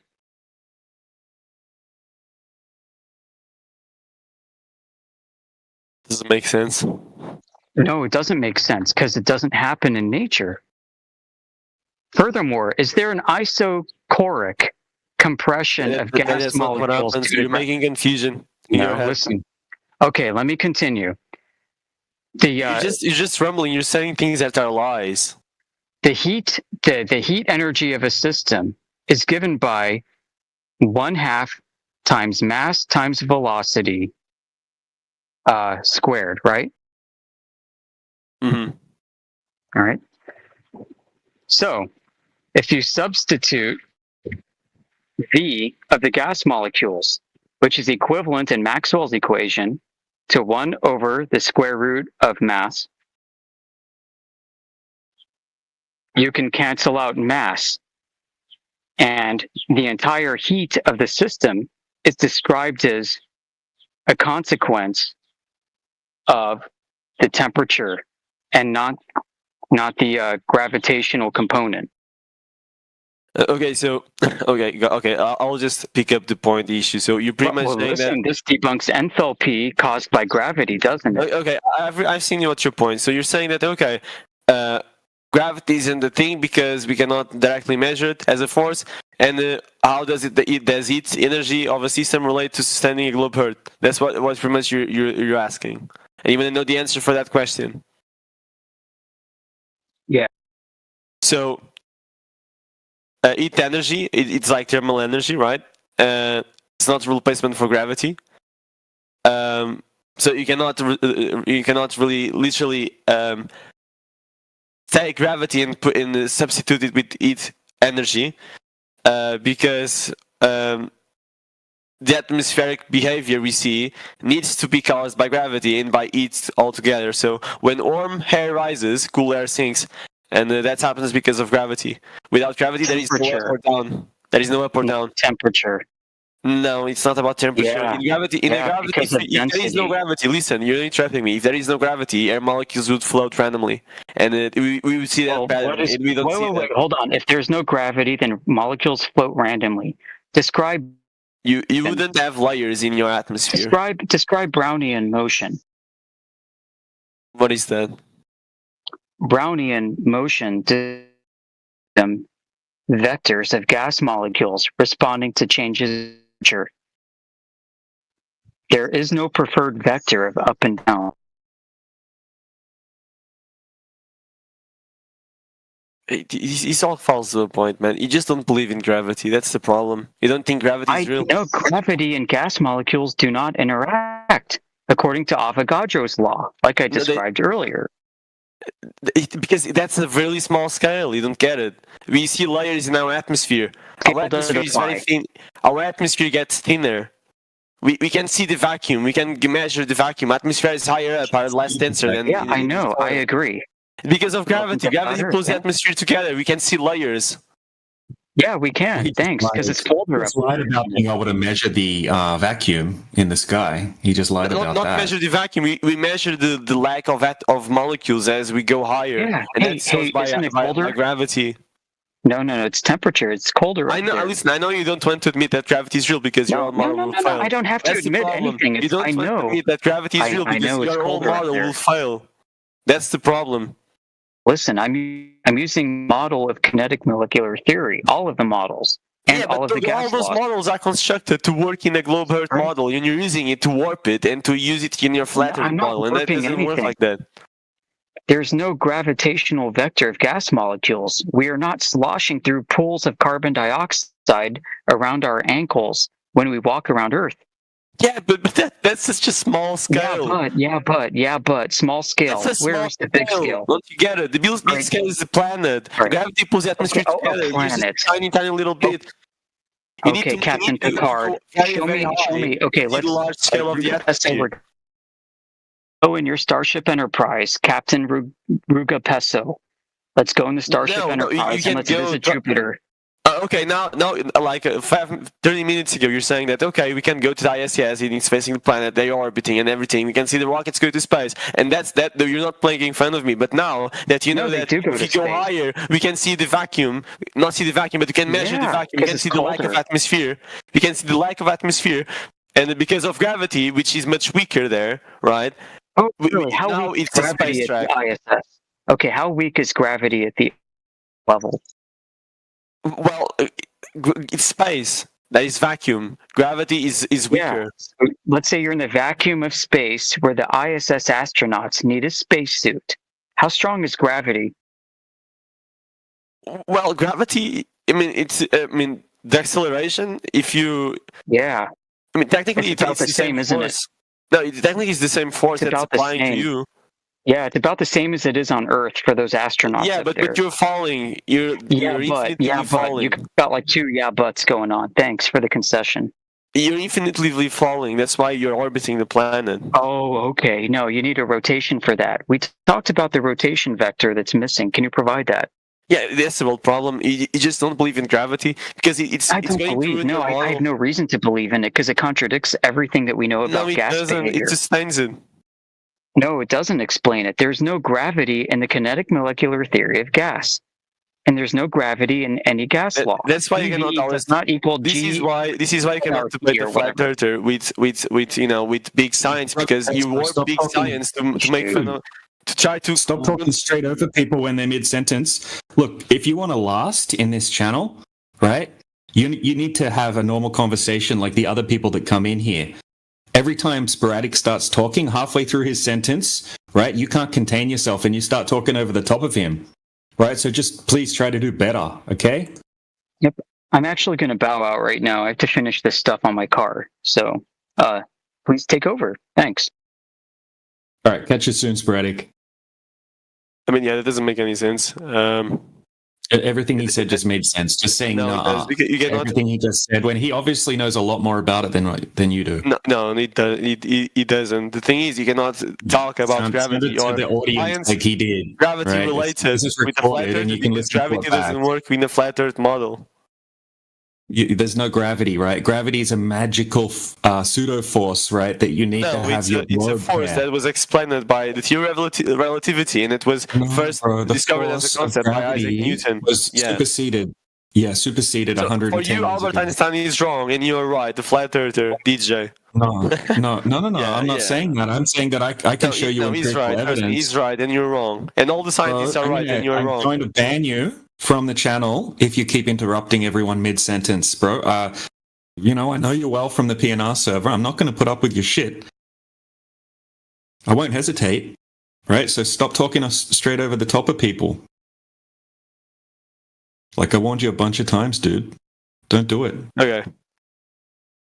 So all the scientists that ever existed, and most of them, which are millions at this point across the ages, they also said that the thesis that the Earth is a globe, and they have proved it many, many times. And you still don't believe it because you're stubborn. You don't like to believe because for some reason you think it's the government. The government is trying to control you, and everyone. This is just a big conspiracy theory, and they just want us to believe that we live in a globe.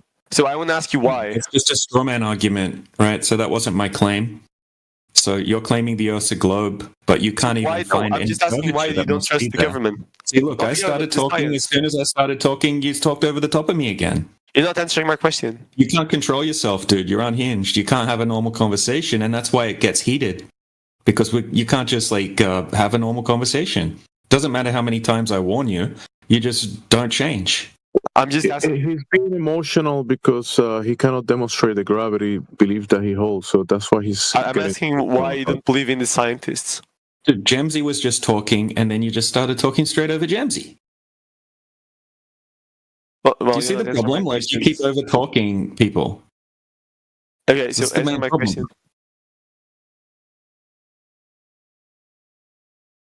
What's your question? Why don't you believe in all the science, in all the scientists that ever produced the evidence that the Earth is a globe? It's not about belief, it's about checking empirical evidence. So you don't think people with background in studies that actually put their entire lives into knowing stuff, right, and discovering new things? Name one of them that prove the Earth's a globe. Name one of them and show us how they did it. Let's go through the process. Empirically. Yeah, that's all you all say, but they all believe that. So why would they believe it? This Why isn't would about belief. This isn't so. So this isn't about belief. Yeah, so you can do it. I just cannot do it, but you can do it. Sure, I mean, it's fine.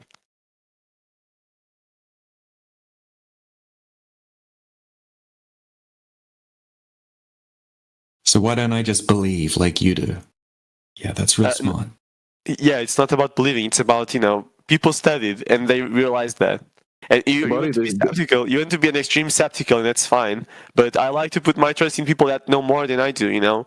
And that's why we believe in science, and that's why Albert Einstein theory of relativity explains that why the Earth is a globe, you know. And you don't believe that because you don't see empirical evidence that the Earth is a globe. You don't see curvature over measurements and everything over distance.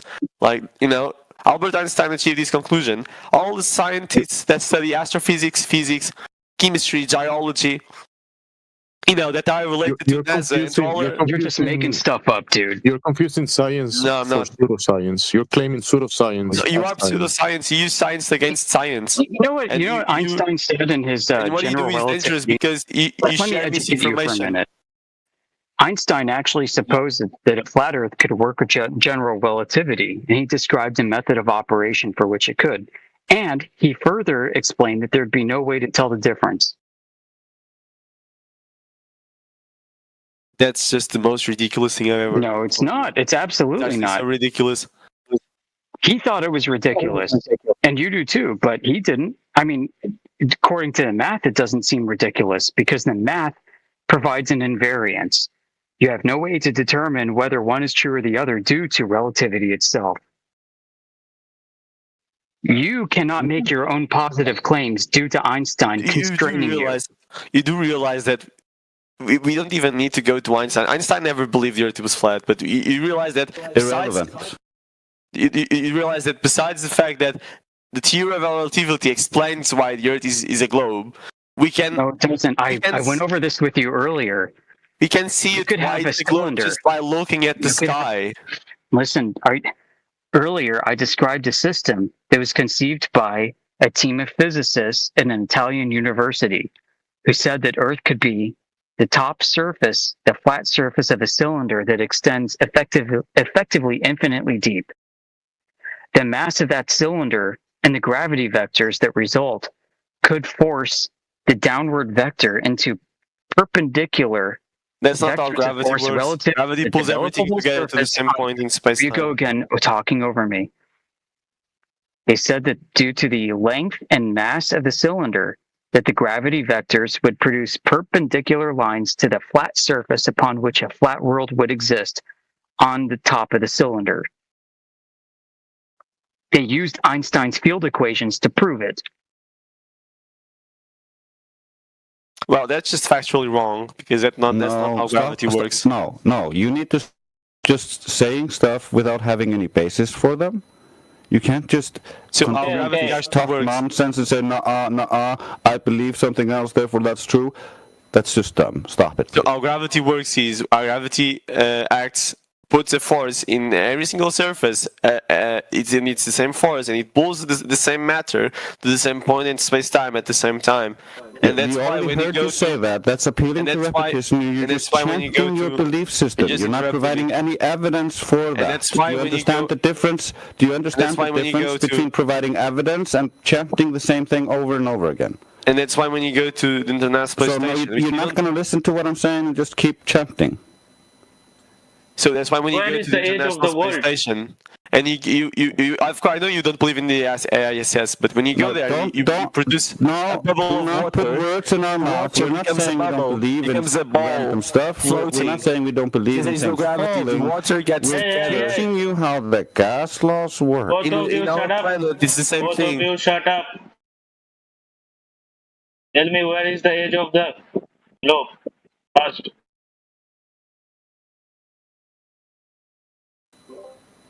Can you be coherent? No, I'm asking you a question. Where is the edge of the world? I want to go there. Yeah, well, we didn't make any claims about the edge of the world, so maybe make a coherent question.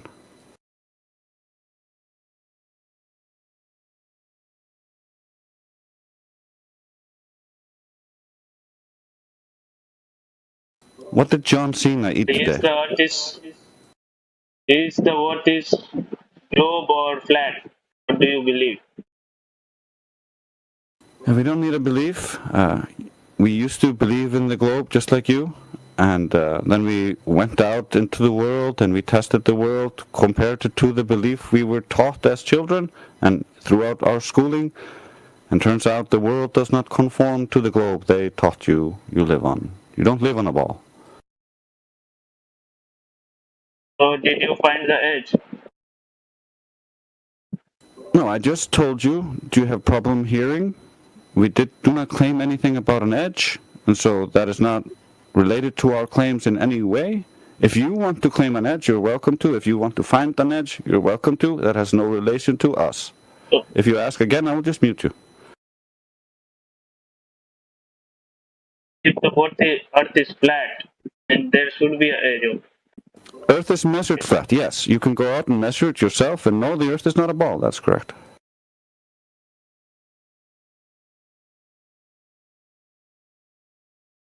You don't need to believe anyone. We don't ask you to believe us. We don't ask you to believe anybody else. All you gotta do is go out and test the world for yourself, and then you will know just like us.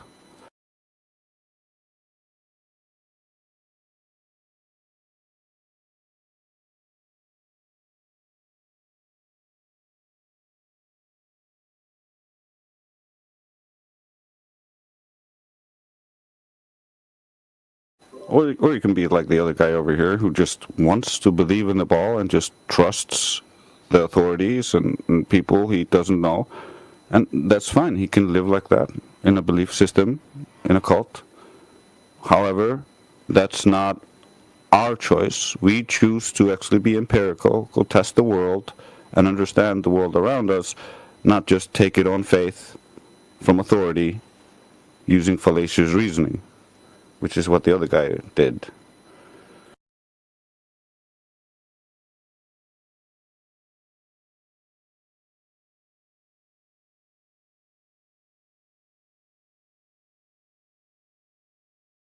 Mic check. I can hear you. Hey, Drace, does the microphone quality sound okay? Sounds great. I don't like awesome. You sitting right next to me.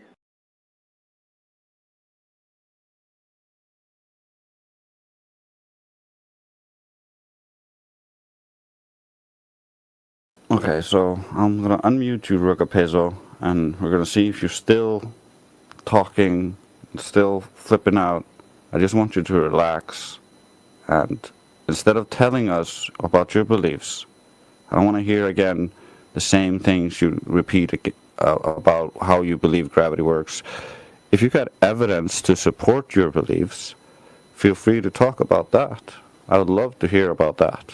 If you got a scientist, because you appealed to all scientists earlier, which is a fallacy, but if you have a scientist that you think has evidence, please point us towards him and we will gladly look at it. Okay, I'm not even going to talk about gravity. I'm not going to talk about scientists. What I'm going to talk about is the stars. And I know you believe that stars are just lights in the sky, but they're not. But anyways, the sky we see in the northern hemisphere. Bro. No, you inverted that. You believe the stars are not just lights in the sky, while you only perceive them as lights in the sky. We don't have a belief about what the stars are, but we also perceive the lights as lights in the sky, just like you. That's a pretty slick attempt at poisoning the well. Okay. I'll put myself in your level then. Okay, stars just lights in the sky. What we see in North Hemisphere, right? It's a completely different. No, stop. Just we didn't say the stars are just lights in the sky. What did I say? I don't know. You don't claim anything for the stars. Okay, let's. I gave him an entire college level lecture on gas behavior. We'll just say an entire freshman level college lecture on gas behavior. I know. And you ignored it. So you're done. Let's just assume the part of the stars. The stars we see in the Northern Hemisphere are completely different from the stars we see in the South Hemisphere. Completely different set of stars. The stars we see in the North Hemisphere, they spin around Polaris. I'll help you out, bro. I'll help you out, bro. No problem. You're interrupting me. No, I heard you. The stars we see in the northern part of the world is different than the stars we see in the southern part of the world. And they spin around Polaris in the North Hemisphere, and they spin around South Cross in the South Hemisphere. In the counter. Relax. Why are you interrupting him? Let him finish his question. What the fuck? I heard him. It's okay. No problem. I'm just going to make this quick and easy. Yeah, hold on, Andres. Dude, you got your argument wrong. Stars don't spin around the Southern Cross. So you might want to correct that. Yeah, it's super easy, okay? So when you're in your living room, the ceiling above you is different than when you're in your bedroom.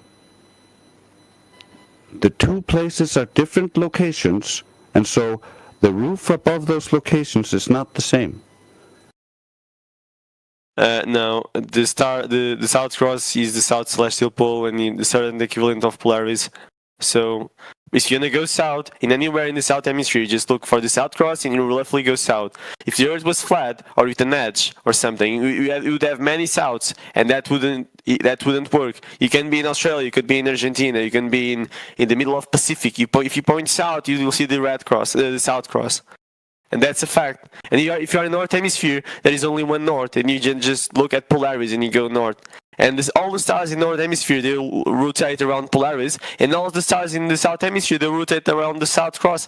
And they don't counter in different movements. In the North Hemisphere, they rotate in a clockwise movement, and in the South Hemisphere, they rotate in a counterclockwise movement. And that can only be explained with the Earth being a globe in a ball, not with a flat pizza. The Earth could be a cube, and that would be true. Look, brother, there could be a cube, and that would be true. You're just saying it can't happen on a globe. And they don't go. Listen, why are you interrupting me? What the hell was that? You get electric shock right there? Dude, you all right? Yeah, so most basic evidence. Cross, the stars don't circle their Southern Cross. You can see the Southern Cross from 28 North. What are you talking about? No. You can see the Southern Cross from the Canary Islands. You can see the Southern Cross from the Canary Islands, which is off the western coast of Africa. The South Cross is used for navigation because it points roughly to the South Celestial Pole. Yeah, but the stars don't circle around it, right? They do. They do circle around it. So they circle around 28 latitude? They circle around that point in the sky where which not a South point. Cross is almost there, almost precisely. Okay. I'm gonna put a video in the chat that shows the Southern Cross. I'm photographing it from the top of the Canary Islands, and they're at 28 North latitude. The Southern Cross is not the South Celestial. They're not the same thing. The South Celestial it's like a point that the Southern Cross revolves around, allegedly. But the Southern Cross is not the South Celestial. But it's roughly the South Celestial. That's the norm. That's what we use to go south. We just look at the South Cross. How would you be able to see it at 28 North? You're basically telling us my model's broken. No, you could see it, but it doesn't work because you're not in the South Hemisphere. Do you know 28 North means you're 28 degrees north of the equator? You're not supposed to be able to see the South Celestial Pole at the equator. So how would you ever see it? 28 North. Supposed to see it, you don't see it, I guess. That's a lie. Then. Yeah, it's not a lie, bro. Then you're lying. You're just straight up lying. Yeah, you're about to see how much I'm lying in 3 seconds. Argon is in an image. That's your fitting information. No, the guy taking the photograph. He's a gold birther too, so that's the hilarious part. And how do you explain the movement? Why do they rotate in a counterclockwise movement? They don't rotate. They do. They rotate around a single point in the sky. No, they don't. So you're just straight up lying like a child. You're just a stubborn little child. You're saying, they don't. No, they don't. They do. No, you're confusing the explanation with the description. Okay? So, descriptively, they go in an arc in what appears to be a circle. Yeah, that's what happens. Can I finish? But it only appears to be a circle is because star trails overlap other star trails. If you wanted to see a single star go in a circle, you would need a 24-hour time lapse, which no one's ever done. Okay? But they don't rotate, right? If you drew a circle on a piece of paper, you wouldn't say, I just drew a rotation. Would you? Yeah, these idiots actually cool, Answer my question. Yeah, you just shut yourself on that video. If you drew a circle on a sheet of paper, would you say that was a rotation?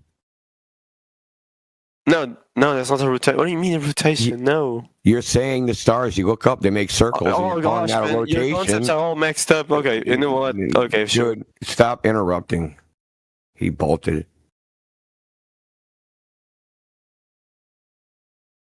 Do. L's in the chat. Yeah, he was just spamming It's fallacies gone? at sporadic Oh my earlier. gosh. I was He listening to that and I freaking was pulled the getting ripcord, annoyed. jumped out the airplane. Yeah, this is the guy that I was talking about the other day. I'm sure some of you remember me talking about that. He goes from room to room to room to room, and then so even by the time you're talking 2 hours have passed by, he's been in 30, 40 rooms, so he doesn't remember what he's been schooled on here before. So best thing to do with him is to just expedite him on to his next room choice.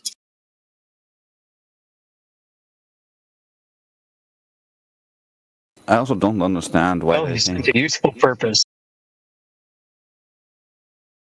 I don't understand why they think they can latch onto the sky if the ground lacks curvature, and that's already been established.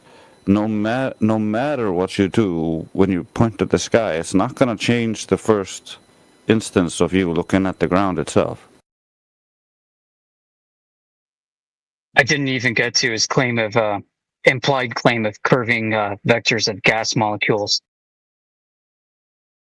I know. He just didn't want to hear any of it. It was a I deny all of science. Meanwhile, I appeal to this ambiguous science that supposedly supports me. Yeah, he's basically an anti.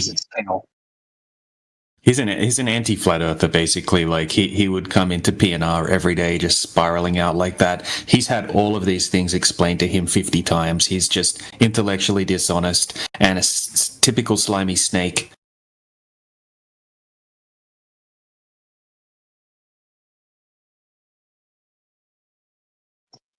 He's got some physics education at least. Like he was able to rattle off the gas laws from the top of his head.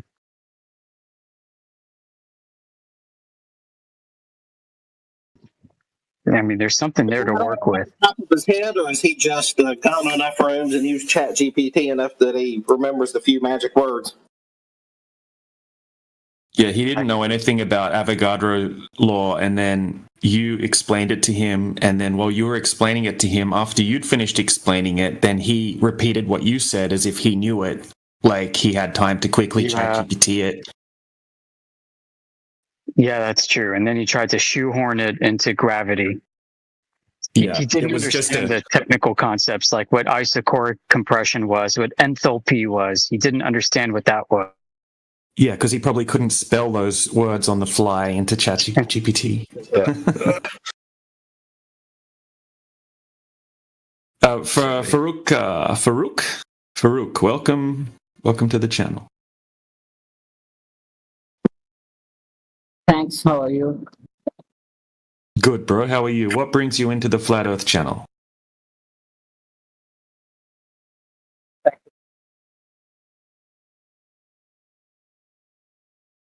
If you're trying to speak, we cannot hear you. Tio, welcome. Yeah, something's going on with your microphone, Farouk. Okay. Some error.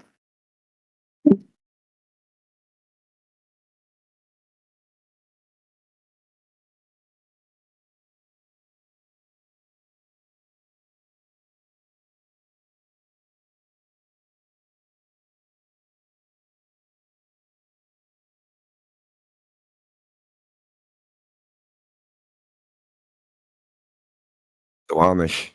Sporadic. You there?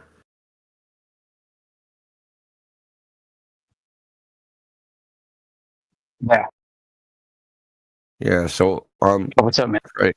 Yeah, I just want to talk to you about the celestial theodolite and stellarium, the flat earth simulator. Stellarium, the flat earth. Yeah, it's funny. Yeah, I talked to one of them. I went on they're doing like a X space, and Ken was on there, so I talked to him. I basically told him like what the issues with it. He didn't argue with me. He just like,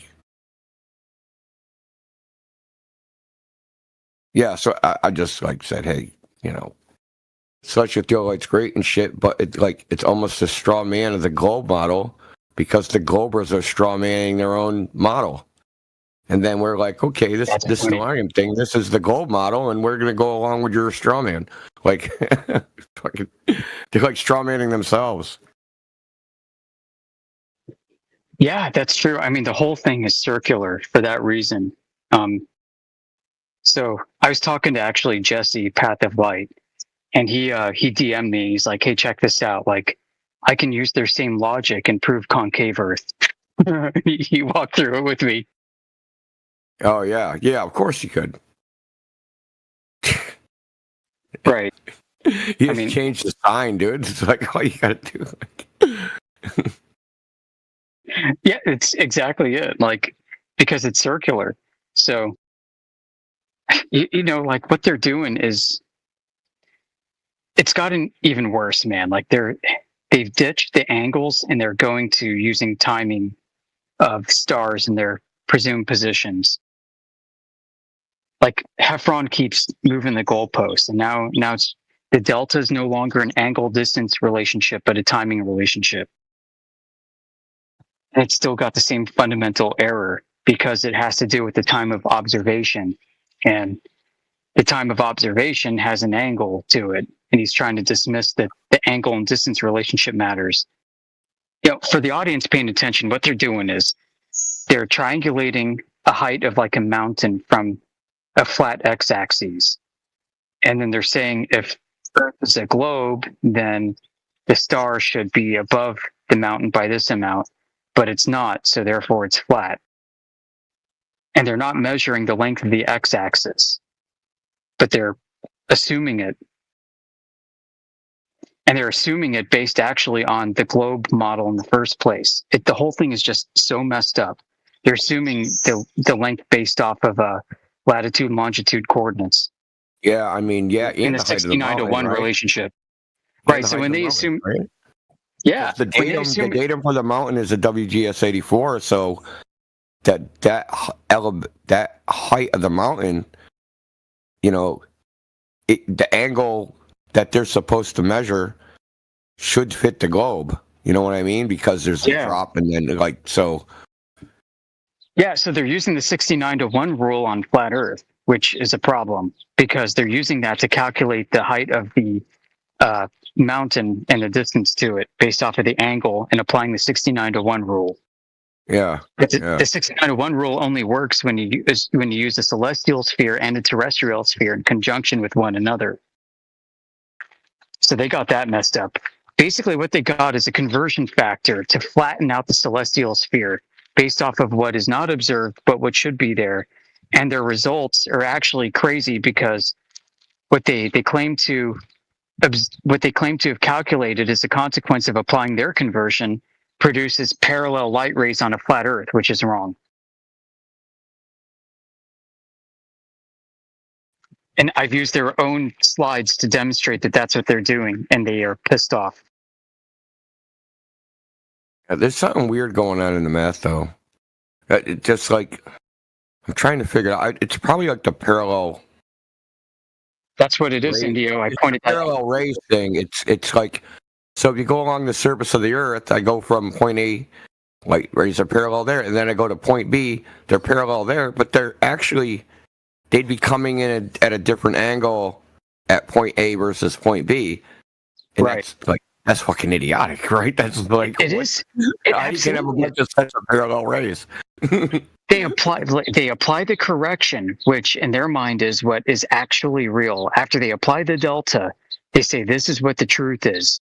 And the truth is that the light is hitting the observer on Heffron's back porch at the same angle as it's hitting an observer at Pikes Peak, like 30 miles away.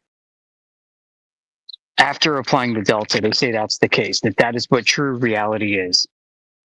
And I said, okay, if that's truly the case, then you got parallel light from an infinitely distant source that has an effectively flat surface relative to a flat Earth. That's incompatible from a topological standpoint. And I pointed that out in my paper. Yeah, but I think it's the parallel rays, but it's in the. I think the parallel ray problem is the model itself. Because so like say you're at the North Pole, parallel rays there are coming straight down. But then if I go to the equator, the parallel rays there are coming straight down. Well, how can you have two sets of parallel rays? Well, it requires the curving surface to reconcile. But that doesn't. Like, let's say I could see a star that I see it. I guess that would. No, because they always depict it as coming. Yeah, the angle. Angle differentiates because of the curving surface. Like, say I was at the equator, right? So the rays will be coming directly over my head from zenith, right? But I could look sideways and look at stars that are like above the North Pole. And those rays have to be also parallel, right? So it's like, correct. How do you have a whole bunch of parallel directions? It's really right. Like you're like all some these weird angles. Yeah, it's like weird. I don't know. Yeah, optically, right? Like optically, if all these angles are coming in parallel into your eyeball, then it should be washed out in the sky. Like you shouldn't be able to see anything. You should just see white everywhere. Yeah. It wouldn't. How are they converging at your eye and in parallel? That doesn't make any sense, dude. Right. It's wrong. Right? So like in the spherical geometry, the Earth is at the origin of coordinates. They just disregard what the Earth is. But then when they depict it as a sphere, the surface of the sphere's got a bunch of parallel rays. So it's like, how can you have a converging all around you, right? Rays and then also parallel at the same time? That it obviously doesn't work because parallels don't converge. Yep, that's exactly it. Yep, the model is wrong, like you pointed out. That's exactly it. And they're applying that model to a flat Earth proof, which is creating these contradictions in their claims, and they don't freaking see it. What's funny is like the anti-flat earthers do. Like I've been talking to Jesse, Omnivore, even Matthew Lawrence, and a few others in back chats and DMs. They all get what I'm saying, and they're like, "Wow!" Like Jesse and Omnivore both said to me independently, "Wow, I never considered that they're actually producing a claim that there's parallel light to flat Earth. You're exactly right." And I'm like, "Yeah, that's a big problem." So they're having a field day with it right now, and that entire group, man. Like I think you're right. It was a big sunk cost. They wanted to bring this esteemed astronomer into the forefront, who's worked on satellites for like 50 years. Because he's come out as one of us, but they're willing to support his broken claims in order to make him feel comfortable with the community so that he resides with us. They weren't willing to push back on his claims, and that's a problem. And this is why they believe in the whole like toroidal ether concept as opposed to providing actual empirical data for it. I mean, their entire cosmology is based on like beliefs and stuff. I don't touch the ether thing. Me neither. Until someone brings out some evidence, like I don't even pay any mind. There's something goofy going on, but I'm not going to make a claim about it because I know like the Sagnac effect only appears when they rotate the Sagnac table of lasers, right? Like Pat Sajak on Wheel of Fortune. He spins the freaking wheel and suddenly the interference pattern shows up. And you know what? The interference pattern itself doesn't show a velocity. It shows a phase shift, but that velocity is only calculated when you assign a reference frame. The reference frame could be the stars, which is what everybody seems to agree on. It could also be the sun or the moon or an asteroid, or it could be stationary. There's so many things that cause phase shifts, dude. Like, I didn't even get into that. Yeah. So, do you ever hear of like the Arnold-Bohm effect? No. So they can shoot let's call it a photon. I hate that word, but photon or electron. You can shoot it past the like a solenoid, right? Outside the solenoid, the magnetic field is zero, but mathematically, it exists as like a what do they call it? The vector potential. All right, so there's a gradient of intensity. Yeah, so I got you. It will cause a phase shift, even though it isn't supposed to exist physically. It's only supposed to be a mathematical. It's like a statistical curve then. Yeah, so there is they haven't found the electrical version of this. Direction. Yeah, so theoretically there should be an electrical version of this. They found the magnetic version, doing like a double slit with the solenoid in the center, and then they can interfere, right? You shoot a particle through both slit, one through one slit, one through the other, and then you can interfere them. Well, no. You shoot light through the double slit, you put the solenoid on the other side of the slit. Or maybe it's the front. I can't remember. I haven't looked at this in a while. So because the magnetic field is not supposed to have the outside the solenoid, it's supposed to be all contained because of the way the geometry of the way the wires are wrapped, it's supposed to be all in the center. They're still measuring a phase shift even though that there's supposed to be no magnetic field outside of it, right? They're measuring a phase shift on the screen on the other side. So there's supposed to be an electrical version of this that they haven't found yet. So like even something like this, so if we have a magnetic field in Earth and if it's in motion, this would cause like an identical phase shift as say, Earth rate drift or something, because the direction of the magnetic field points is going to change the direction on which there's a phase shift, right? If you're pointing the north, so the field, let's say the field is moving towards the North Pole, right? If you have the orientation of the object and you rotate it within the field, you're going to cause a phase shift because the orientation of the field is changing relative to the device. And these guys are like, magnetic fields don't affect photons. Well, yeah they do. In certain circumstances, they do. If they're blasted by a solenoid, like so. I'm just like jabbering. I'm just saying that there's so many things create phase shifts. To say yes, I mean it's a positional. Right. Like there's a reference frame difference between the position of one versus the other, and that doesn't indicate velocity. So you got like a reference frame shift between one and versus the other. That doesn't mean one is moving towards the other. It means that you've got two different vantage points. Yeah, I mean, and like the ether thing, all I go back to is Whittaker, Sir Edmund Whittaker wrote 2 volumes on people trying to figure out what the ether was, and he did it. Yeah. I'm not doing anything about that. I'm just like minding my own business over here. I ain't jumping my 2 feet into that pool. Like, you know what I mean? It's like this guy went from the beginning of the Roman Empire to the current day and went through every theory of ether, and they've all failed. So I'm not jumping in that pool. Yep, that's a good point. I need to add that to my. It's on archive.org, right? So you can get it there. It's Whittaker. Yeah, Whittaker's theories of ether electricity from ancient times to today. Sounds great. I think that's the title of it. Is that PDF on our home server? If not, it should be. Yeah, it probably is. Okay. But like, gotta say, this dude, he's a knighted freaking scientist. He's like wrote 2 volumes about it. Like, what am I going to add to this body of work? Nothing. Opinions. Yeah, speculation, right? So, and like these guys are looking for it, and some of them are brilliant experimentalists, and they couldn't find it. What the hell am I going to do? It's like if it exists, they're doing it wrong. Like whatever, like because they have an idea of the way it should work, they're looking for it in a certain way. And you can model electricity and magnetism as an ether, and describe the behavior using this type of model. But obviously, because they like model it as like an incompressible fluid or a gas, that's how Maxwell modeled it, like mechanically. But that's just like, you have to reify that to think any of that shit's real. And what's really going on, no one's figured that shit out yet. So, and I doubt I'm going to figure it out. I don't even have a research budget. A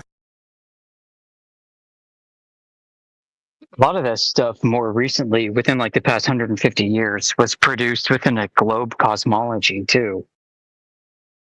So all the geometry that they claim, all the geometry of the proposed ether, that a lot of these flat Earth ether cosmologists are relying on is actually a 3D globe coordinate system that they're not seeing.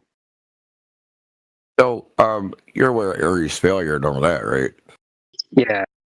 Okay, so this is the thing that to me is like, so they're trying to use the Foucault effect, that light will deflect in the motion of a moving medium, right? So if you have water moving in what, so if you make like a horseshoe like tube and flow water through it, and then you like put mirrors in, shine light through it into the direction of the flow, bounces off a mirror, and goes to the opposite flow, you'll end up with like aphasia. So if the water's flowing in opposite directions, right? So if it's flowing translationally, they have formulas, it's all worked out. I've seen it done with like I haven't been able to find that experiment again. I looked pretty hard too. They did it with a rotating medium, so they used like a quartz disc that was rotating very, very fast, and measured that when they tried to shine the light through, it deflected it. Now, this deflection corresponds to the refractive index of the medium, right? So there's some relationship there. No one's ever explained why or how this is even possible. Like, think about it, okay? The refraction is based upon the electric permittivity and electric permeability, right? How does it, being in motion, change anything? Yeah, I mean, that's like with the Sagnac effect. You know, you take the lasers on a table and you spin it like Pat Sajak on Wheel of Fortune, and suddenly something happens. You know, and you get a phase shift, and then you can look at the phase shift, which doesn't tell you what the velocity is until you assign a reference frame. And then you can choose that based off of your philosophical preference. Yeah. So like, and then like this motion, this matter in motion thing versus the matter not in motion. Like, yeah, we have an idea how it works but all the experiments are static. Then when they started doing some of the experiments when things are in motion, stuff gets messed up because they think the Earth is, going around the sun or rotating or whatever. And then they come up with general relativity, but like things like this effect, the Foucault effect, there's no general relativity explanation for any of that. It's just like you have some matter, it has a refractive index based upon how it polarizes when light hits it. Right. But if you move it, it polarizes differently. That doesn't make sense, dude. There's nothing about that makes any sense. So that kind of points out that there's a difference between things that are not in motion and then things in motion. It makes a distinction there. Right. I mean, that in my mind would prove that light has a velocity. And this isn't like accelerating water. This is just water moving at a static motion, right? It doesn't have to be an acceleration. It's just motion at all. Relative to what? But think about it. Relative to what? Motion relative to what? Because they don't even have an absolute frame. So like, it's very mysterious. That's a good point. Yeah. I was just going to point out, like, that must imply absolute motion in some sort. Yeah, because we have the problem in Newton's bucket. That problem, like that. How has it lasted this long? You guys know what Newton's bucket is. If you spin a bucket, right, it gets concave on the top. If you fill a bucket of water, you spin it, it gets concave at the top. But the bucket and the water they're not in motion relative to each other. What are they in motion relative to? To the point of what if we rotation. take everything? Yeah. What if you take everything out of the universe? What are they spinning relative to? How does the water surface get concave?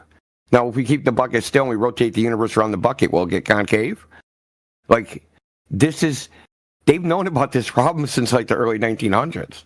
Yeah, I mean, you could say that the bottom of the bucket is dropping away from the surface, but then why is it concave, right? Yeah. Concavity is due to like electrostatics, I would think, where you have a much greater potential to cling to the surface, near the surface. Well, yeah, that's the weird. It's just weird, right? So this is a problem. Einstein knew about this problem, and Mach tried to come up with some like, you know, all the matter in the universe determines the mass of an object. So it's like it's like say the entire universe, you set the unit mass as 1. All the other masses must sum to that, and like it's like if you divide all the mass by the number of particles, then you come up with like the inertial mass or something weird like that. But you have to know the number of particles, right, to predict the value that like big G would be. Anyhow, that the it's like, but they've known about this problem for a very long time. Like inertia, they still don't know what causes inertia. They just say, "Hey, mass and inertia are equivalent." Let's get the can down the road and just pretend. But they're trying to solve all these problems, which are less fundamental. It's really, I mean, I guess you just solve the easy problems because the hard problems are hard unless somebody else do that.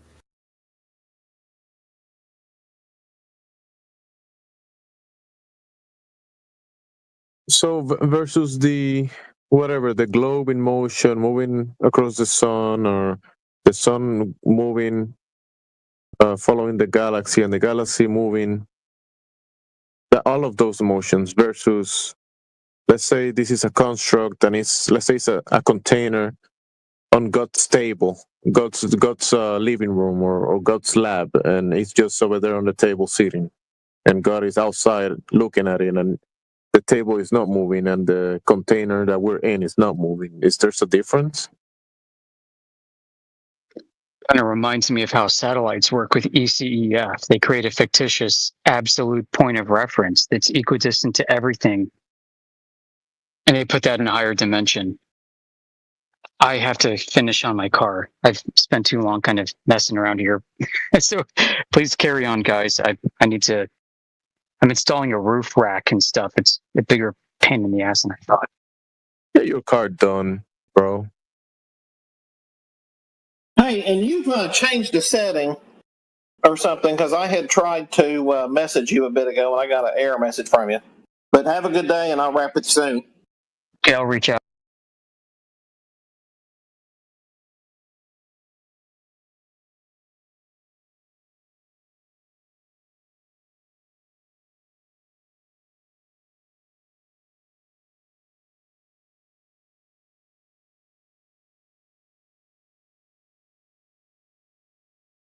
Yeah, I'm gonna. Me and Dandelion and some other people would.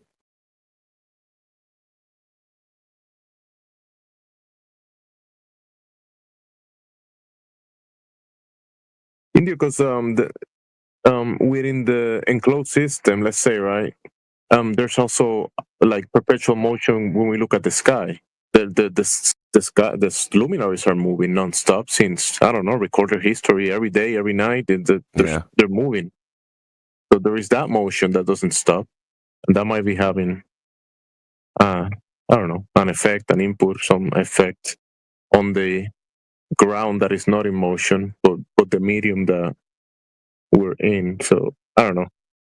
There is motion and no motion at the same time. A lot of these like ideas are like incompatible with each other. Like gravity's kind of like incompatible, it seems to be, with thermodynamics. Like they're just incompatible. I'm sorry. Username checks out. Oh, what's up, dumbass?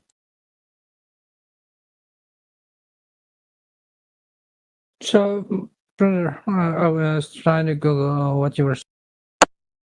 You're trying to Google what I'm saying? Oh boy. You're trying to Google like obscure fields of physics. You know, you'll probably find something, but it'll be so superficial that, you know, good luck. I was trying, bro. You know that I just converted to be a flat earther since 3 days ago. Yeah, we don't want you to go back to the other side, dude. We don't want LARPers on our team. I don't want it either, brother. I didn't give any flat earth evidence. Why would you convert? We weren't even talking about flat earth. He's been coming in here for like the last like week listening, and I think he's slowly changed his mind over that time after hearing all of the arguments. Oh, okay. I mean, I'm thinking like I see the username dumbass in his little server tag there. Yeah. Red flags. Yeah, dude, burning red flags, dude. It's like Chinese parade like red flags. No, he's all right. He's actually all right. Don't judge me, guys. The server tag was created by one of my homies. His name Kupo. He's a good guy. And I think I'm going to slowly convert him as well. Don't worry about it. Just nobody say this guy's username and tag like together. Otherwise, the YouTube stream will probably be banned. Oh god. Oh. Yeah, crazy, bro. He created a server just so he could have a tag with that. Is that what you have to do? You have to have a server associated. Yeah, you got a server. You need your server and 2 boosts, and you can have a server with tags.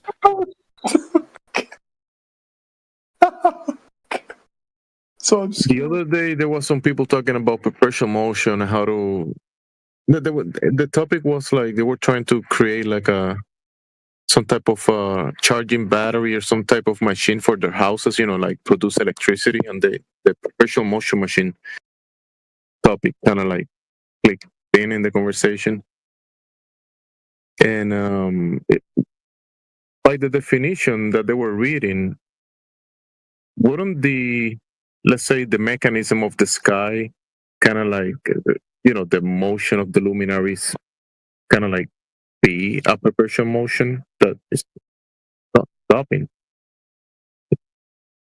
Whatever that mechanism is, it kind of like clicks with whatever definition that we're reading about perpetual motion. Well, I mean, so say you have gravity and you have a bunch of, and it makes, a freaking big ball. And there's no external energy coming in. The gravity should eventually slow down the molecules until it reaches like absolute zero. Because gravity should be retarding the thermal motion of the molecules until it reaches zero. Now the question is, where did that energy go? Did it vanish? Did it go into another dimension? I'm thinking a little more displays some type of construct with certain, parameters and mechanisms in place. And what we observe from the ground we're standing on, from the dynamics and the things in question about the luminaries, that we obviously don't know all the mechanisms, but we observe, and since recorded history, the sky always moving non-stop. Yeah, certainly. And things fall forever, right? Like we could drop, like gravity doesn't run out. I could knock, I could have an endless, I could drop stuff off a cliff forever, right? And like it isn't going to fall slower and slower as the gravitational energy runs out. It's still going to fall at the same rate. So, I mean, isn't that what the orbit effectively is? You kick something off at the perfect distance away from the surface. The perfect angle. I kicked something off a cliff at a perfect angle at the perfect speed, and it went all the way around the Earth, and it's staying that way forever.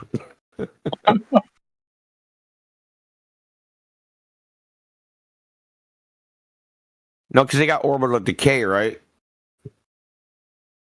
Though there should be like the perfect angle where you actually get in, where the what do you call it? The inertia and the gravitational pull is balanced so that it'll be in an orbit that's in perfect equilibrium and never falls out of, falls out of orbit, right? There should be some elevation or altitude that happens at. Yeah. I was assuming that the decay business was really a product of their imperfection in general. Yeah. From other bodies and like particles and some other shit that's in space, right? And or the Earth is allegedly not a perfect sphere, so everything is kind of wonkly donkly across the entire path of the orbit, so it throws it off to some degree. Whatever excuse, right? Yeah. There's other bodies, right, that perturb the orbit, right? Over a long period of time, over infinity, right? Jupiter would perturb the orbit, or fucking the sun or the moon or something else, and then it would deflect it a little bit. But then you got another problem, is like that energy exists, that gravitational energy. That's the problem with gravity. It's like an infinite energy machine. How does it dissipate energy?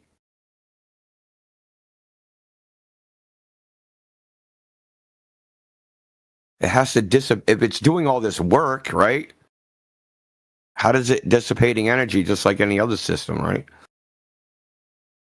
Like if you crank a wheel, that energy gets dissipated by heat, electrostatic forces, all this other stuff. Gravity, none of that crap happens, right?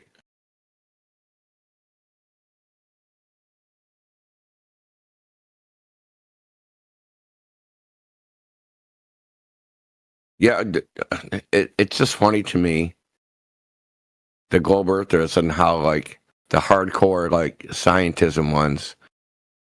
Humanity's so smart, we got everything figured out, dude. We have so little figured out, it ain't even funny. We got a 1,000,000-piece jigsaw puzzle, and maybe we got 20 of the pieces. It's more like they claim they made it past the bridge, but there was no bridge. They never walked to it. They never. Yeah, they're not even at the bridge yet. Yeah, they don't even have the materials to build the bridge, but they say we got a bridge and we crossed it already. I mean, bro, you still like at your house sitting down. That sounds like Donald Trump. Something Donald Trump would say. Here's a big, beautiful bridge.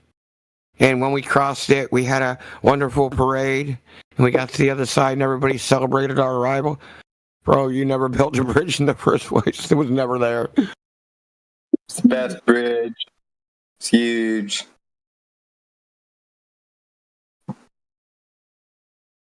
Shit, dude, his speech is so infantile.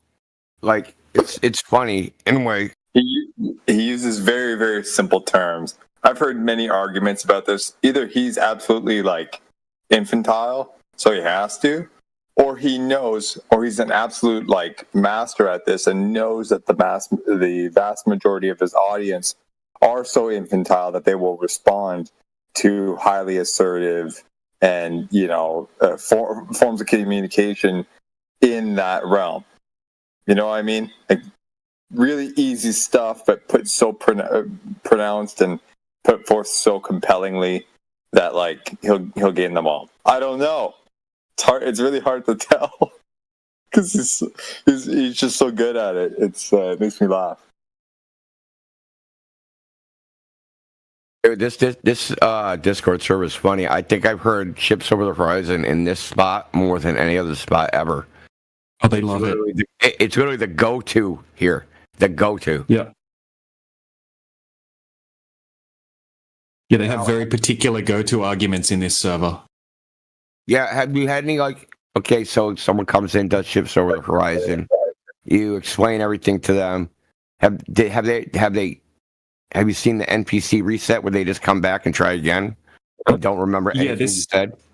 Yeah, this one in the chat right now. This that's why I was asking, because he seemed like you already explained it to him, and I'm looking at that name and I'm like, yeah, probably. You probably already heard this and just didn't even pay any attention to what you said. Exactly. Remember the Siren girl from yesterday? Siren? Oh yeah. That girl, she brought like a simulation of the Helus,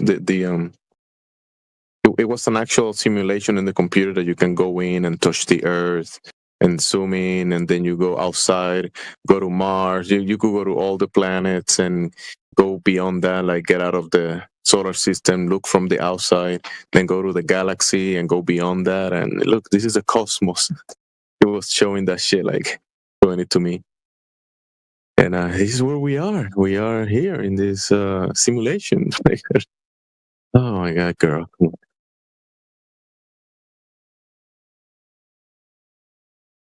He took me on a flight outside of the cosmos.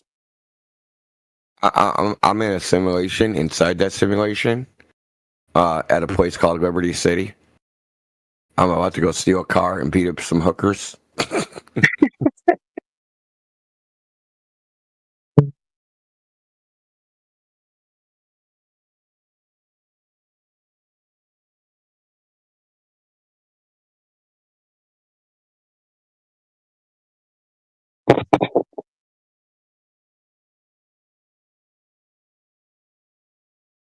It was entertaining going for the ride with her, but that's it. Yeah, the sandbox universe. Yeah, I mean, what blew me away when she said, "This is a simulation." It's nowhere near a simulation. They don't use the laws of physics and that crap. But she was like, "It's so realistic." How would you're in another galaxy? How would you know the simulation? Like, did you go to another galaxy to know if this thing is realistic? Like, what are you even going on about?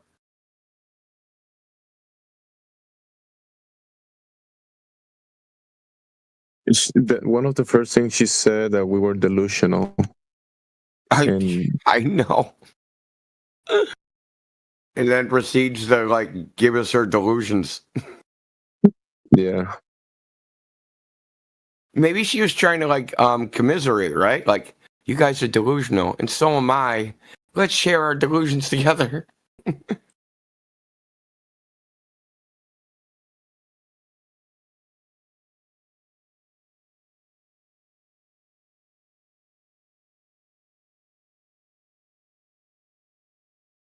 If I'm delusional, you're delusional. Delusions for everyone. Out of here. Okay. Oh, DJ said care. Never mind. I thought he was kicked out of here though. It was just a 10-minute one last time. Next time it'll be like 10 hours.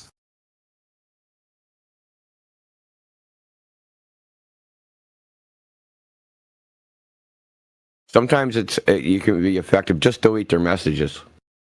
Memulus used to do that. They like if they did anything, they'd be debating. He asked or something, and anything they posted that wasn't related to that, he just delete the message. And eventually, they either give up, rage out, or Yeah, we got a good command in this one where we type ... flat. And then whatever time, right? And they can come in, they can listen. They don't have a red mic, but they can't open their mic and they can't text chat. It's like a torture for them. Subaru, you're gonna be typing a lot for no reason because I'm gonna just instantly delete your message if you don't get back on topic.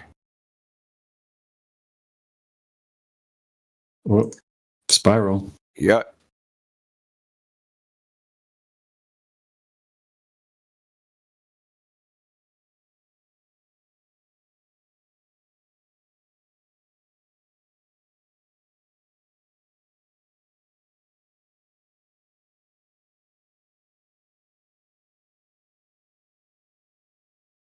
Spam is a no-no, Subaru.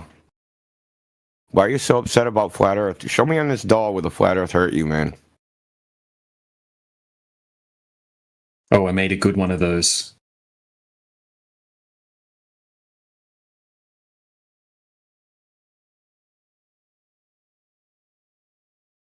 So is their command just to nuke them in the text and... Yeah, pretty well. It's just this ... flat and then their name and then the amount in minutes, and that will nuke them from the text and from opening their mic. You've been banned for a radius time. One radius. I don't know who started doing that. I started copying that. Someone else started that. Banning him for 3959. Seems like you got to teach them the radius somehow. Well, they're lucky that we didn't use the metric system for that one. I know. Next, someone use the metric systems. Smarten up. Or you can just use the circumference.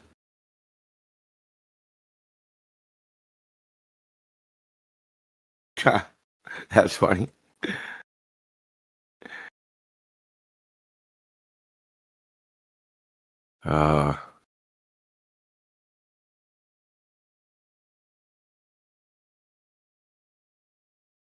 You know, like the insult barrage, I've never, other than like, I've never seen a flat earther really do it like that. Like in the middle, like when we insult Globers, it's like for totally different reasons than they insult us. They insult us when they're stuck, right? I can't answer, so they start screaming or whatever. Dude, I'm actually gonna make like some sort of video. It's gonna be the top 10 Glober archetypes. Okay, I've been thinking about this for like a few days now, man, because the guy. Oh, were you in politics last night? Would be like one here. The guy was there. So one of these type of trolls, archetype trolls, is the you didn't convince me troll. Right? They seem reasonable. That it's like a partial sea lining troll. So they constantly ask questions, straw man your position, act confused, but also they feign that they're just honestly like they really just want to learn and let you talk and they don't interrupt you. So that's a good part, that they don't interrupt you. But they also don't listen to a thing you say. And then when they address what you said, they just talk about something like so tangentially even like to what you said, it's like barely touches it. It's not completely different, but there's like it's not related. It's basically a red herring. It's like red herring, sea lion, red herring, sea lion, red herring, sea lion, straw man, red herring. Oh, but you guys didn't convince me. Right? It's like this whole troll thing, dude. Yeah. I called this dude out on it last night, like, bro, because he accidentally said it too early. He said it like in the beginning of the conversation, and I was waiting for him to say it again, right? And I had to wait like an hour and a half because I knew he was going to do it again. We were talking like maybe for 3 minutes, and he was already like saying, "You guys didn't convince me." Oh, I know what he was doing. I'm going to wait for him to say it again. Then I'm going to call his ass out. And like he did all the stuff I just said, all this red herring, time wasting tactics, just to tell you. It's like the whole point is that I call it the frustration troll. The whole point is to just frustrate you and demoralize you. It has no other purpose. None. Yep. I think that's a tactic. That's like what the GFC6 used to talk about in their back chats. We had some of their screenshots, and they would be say to actually go in and do things like that. Like, you know, the guy whose actual name was Sea Lion, right? They would say, go in there. Yeah, that guy. Yeah, debate them, but don't just debate them. Make them angry. That was Mortawand, I think his name is. I think it's the Mortawand that's on X. And he was like, dude, I'm pretty sure that Sea Lion was Mortawand. Because like they can't they change their usernames, but they can't hide behind because I do everything by user ID. So they can't hide that, right? Like they can change their username and people think it's a different person, but I'm always using the user ID. That's how I search for as far as like administrative stuff and looking for people. I look for their user ID so I can see, like, typically anything that's logged will have their user ID in it.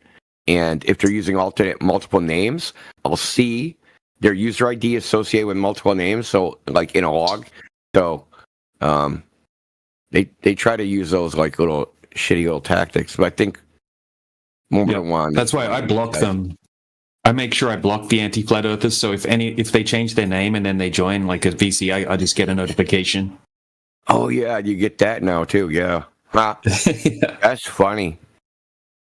That's so I got to head off for a bit. My wife's just brought some food in, so chat to you guys soon. All right, man. Oh, man. Enjoy. Wait, India, were you just using a term called sea lion? Is it like an equivalent of a red herring of sorts? Or? It's a troll tactic. It's called the sea lining troll. Okay. Never heard of it. Where you just add, here, I'll read it off to you. It's a form of online harassment and trolling characterized by persistent, disingenuous questioning under the guise of sincere debate. Okay. Sound familiar? No, yep. No kidding. Gotcha. So I'm just here asking questions, trying to learn. Dude, you could ask them their own question, they don't remember it.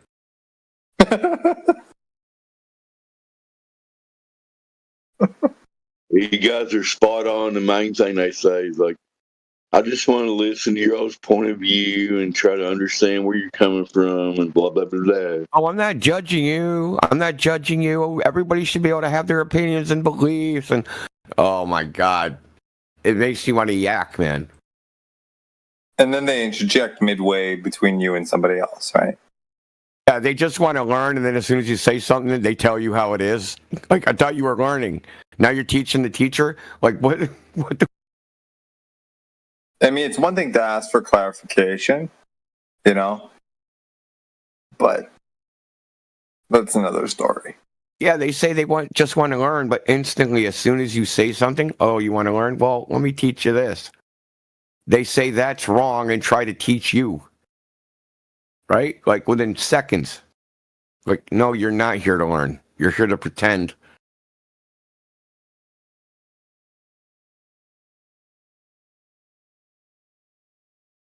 These servers are starting to become one giant acting class.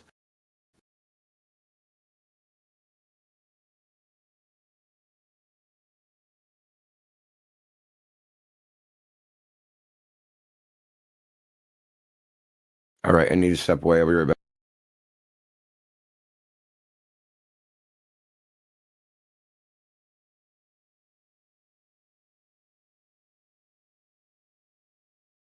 You don't have any new people on here right now, do we know? Just you crazy idiots that think you don't live on a spinning ball. What's wrong with you guys?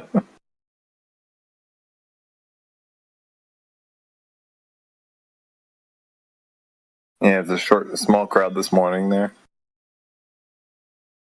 I'm not used to actually being awake at this time, so not sure if this is usual or not. What time zone are you in? I have no idea. I'm in the Eastern. Eastern also. Oh. I've had a weird shift in my schedule, so for the last few weeks, I've been going to bed extremely late, like 4, 5, 6, 7 in the morning, and then getting up in the afternoon, you know, because I'm on here with you guys, and everyone's on at that time for me, you know? Like, shit, can't miss it. But last night, I was like... Sorry. I was going to say, I remember being young and I could switch my sleep schedule around like that, but I'm 63 now and I got to get to bed at a certain time and get up at a certain time. It's still tough, you know, because it takes some time to adjust, you know, to minimize the consequences. But yeah, it was weird. Last night I was up until 4 or 5, I think, before I passed out, and it's 11 now, so it's a bit of a shorter sleep streak for me compared to usual. And I said, screw it, you know, let me actually get up. So it happened naturally, so I'm okay. But yeah, it looks like only this room is small because the other room has 26 people in it. Yeah, there's politics is jumping right now, but I thought I'd hang out in here and see if anybody came in. Do we know Alice and 3? Have they talked? Hello? Yeah. Were you in there before? Was it hectic?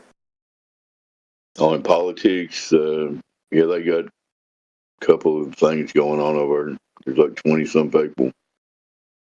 I forgot what they were talking about. Gravity or something. The usual. Okay. Everybody wants to talk about everything except measuring the curvature of the Earth. Nobody wants to talk about that. Crazy. Of course. So I guess Alice and Three's not going to open their mic. Have we talked to them, or do you know? In here? What are you talking about? There's a person in here named Alice and Three. Have they talked? I haven't spoken to him before, or her. I don't know their stance. Feel free to mic up. Welcome to the room. Would you like to speak with us? We won't bite because Indio's gone, so nobody else will bite. Go ahead. I'm just listening. Okay. You don't even want to answer the single question. Do you think you live on a ball? Can you just say yes or no? Then I'll tell you what to listen to. Quite possibly. You possibly live on a ball? Okay. You can mute now if you want. If you don't want to speak, I'm not going to make you speak, but I'll just state that if you think you live on a ball, you're basically accepting the fact that bodies of water can maintain and display curvature. So you believe you live on a 70% flat ball. You know what I mean? Yeah, what I understand of it sort of reasons out water. The reality of it, water is one of our most abundant substances here on the whatever this is, right? And it's not sitting there in a ball. But I'm not going to make you talk. I just thought I'd throw that at you. Hopefully somebody else will come in that wants to converse about it. That's basically why we're here, the bendy water. That's not something that happens in natural physics or reality or anything else.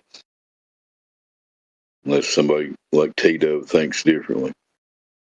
We'll see if he's at his mic.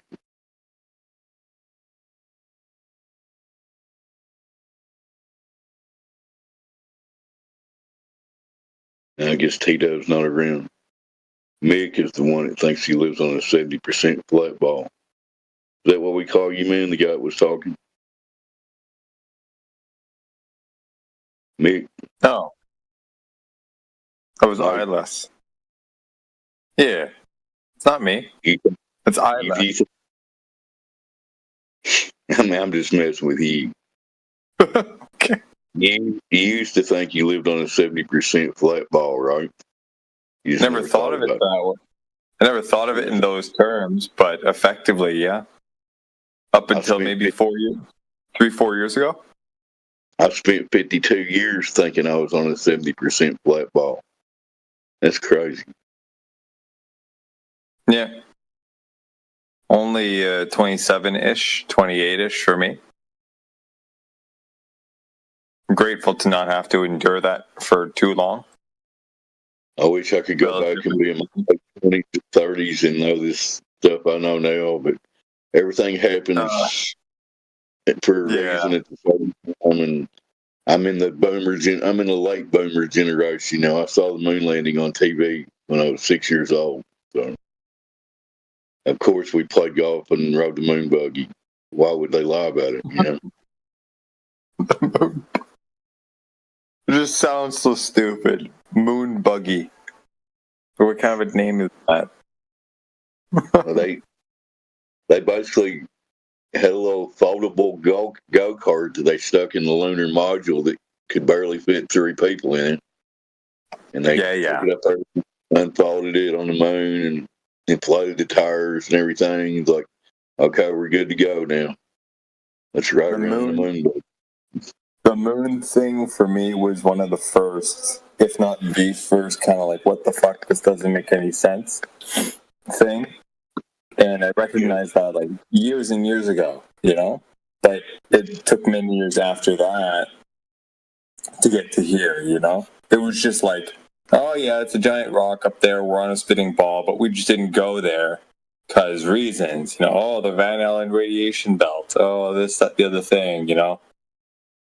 But if nothing else, you would probably agree with this. I mean, it's an understatement, but their technology didn't age well. That whole moon landing stuff did not age very well. You know, as technology advanced and we could see them, what they were actually doing then, Yeah. that was defying physics in an environment Certainly that can't be. Yeah, I mean, it certainly didn't age well. They openly admit that they destroyed it, right? Oh yeah, that's the first thing you would do with mankind altering technology. You know, first time ever to go to an extraterrestrial place, right? First thing you would do when you get back is destroy it and forget how to make it again. That's the first thing I would do, right? Right. Yeah, that whole thing smelt like hell from the beginning, you know. For me. But this was a tough one to crack, dude. This FE stuff was a real tough one to crack for me. I remember the day, you know, that it came to my attention. I was with a few buddies. We're on a trip, and we're pulling into a city. And my buddy in the back seat, he's just like, oh, like we're all kind of just cracking up, you know, jokes and whatever on the way there, just bantering. And then mid-sentence, randomly, I just hear, oh, did you know the earth is flat? And I turned to him, and I gave him like the most, like, you know, whatever that saying is for when you give somebody like an evil eye. You're like, what the fuck, you know? And I was internally really upset that he said that. I'm like, oh, how could I associate with somebody that's so stupid? Da, da, da. And I brushed it off, and you know, it wasn't a good, you know, initial, you know, starting point for me, you know. But you know, he got me to see all the, you know, Dave Weiss's and the Whitsits and the Eric Dubé's and all that. And I remember spending a lot of time even re-listening to some of their stuff to like really get it, you know, after that. Yeah. So for like a year or two, just on and off, kind of listening to certain things, right? And then and then he sent me this stream about a year and something ago. After a few months, I'm like, shit, yeah, I want to go say hi and say thank you. You know, everyone in here is like top notch. And then I got looped into it. So, but this we generally got the same kind of story, man. I'll give you my quick one. Back in 2015, I think I was looking up something on 9/11. Over to the right, they suggested video with flat Earth. I think it was Eric Dubé was the first one. I said, man, I'm gonna take 10 minutes and laugh at this, you know. And here I am 10 years later, still looking for the Kirby water. And I actually went out to a lake myself, and over 8.5 mile stretch, I gave gravity one last chance to show me that bendy water. It's just not there. So anyway, we've been joined by Matador. Do we know them? Hello, Matador. Welcome to the room.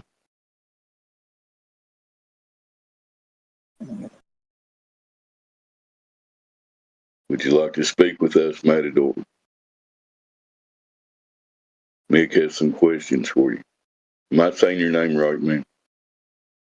Mick, Mike, you know, I mean, it's Mike, but I had a typo earlier on, and it just stuck, you know, and then everyone just calls me Milk.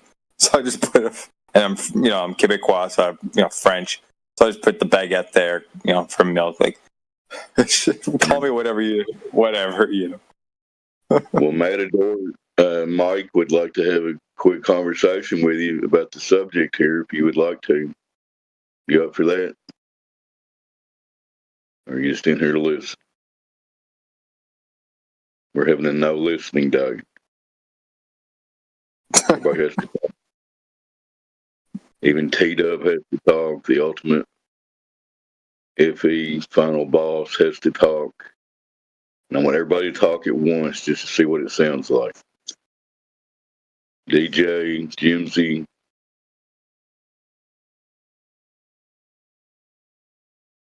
Go. Everybody talk.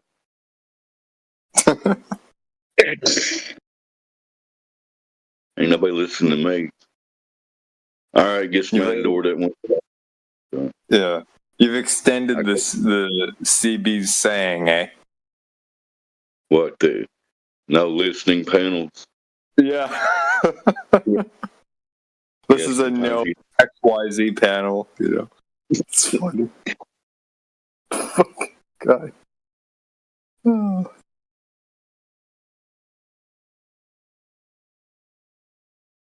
T-Dub would talk to us right now, but he's upside down at the moment, so.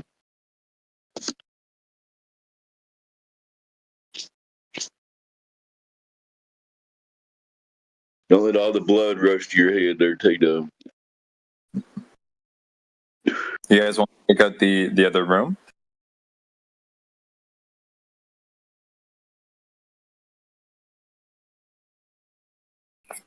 Yeah, I got about 5 more minutes I can spend on here. So I'd chill for a minute.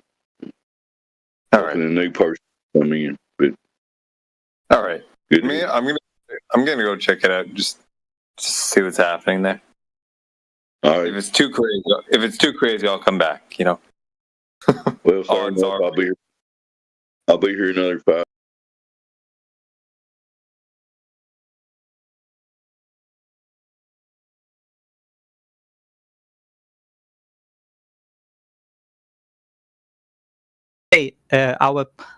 Where our walls should be contained, does it mean that it has a walls on all the sides, or it can be open from the top, for example? If you want to have all the answers of all the valve and all the doors that are in the whole of the construct, you're gonna have to consult your creator, ask him, and you might receive a revelation, and he will give you all the schematics and all the mechanisms of how he built the whole of the construct, and you can ask him of the specifics. You know, you can ask him for some type of schematics of it, and you have all the answers. That's not what I'm asking. I don't ask you all the answers. Just what do you mean when you say the word container? Like, just to understand the meaning of this word. Like, is it something that is open? Different example of gas pressure, like that doesn't require a container.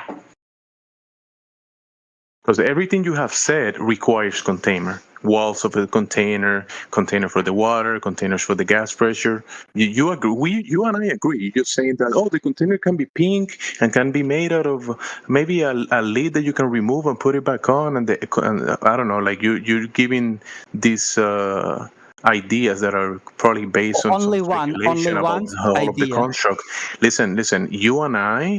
You and I don't have all of the answers of the whole of creation. Nobody I know have all of the answers of all of creation. You know this, right? All of the existence of the earth and the universe and all the mechanisms of it. You don't know, and I don't know all of it, right? But there's stuff that we do know, right? Like the water requires pressure. The earth is not curving. We do know that. We do know that the earth is not in motion. We don't detect any motion. If you can provide any evidence that the contrary is true, go right ahead. If you can provide evidence that the earth is curving, you're welcome to do so. But we do know certain things, right? We do know that gas pressure requires a container because the pressure of gas is the force that the gases exert on the walls of its container. We do know that. If you have another example of how that is possible, go right ahead. Provide it, text it, put it in the chat. We'll take a look. Are you Latin, Jensi? What was that? Are you Latin? I'm a Latin, que si hablo español, sí hablo español. Where are you from, Bo? Puerto Rico. I see. America.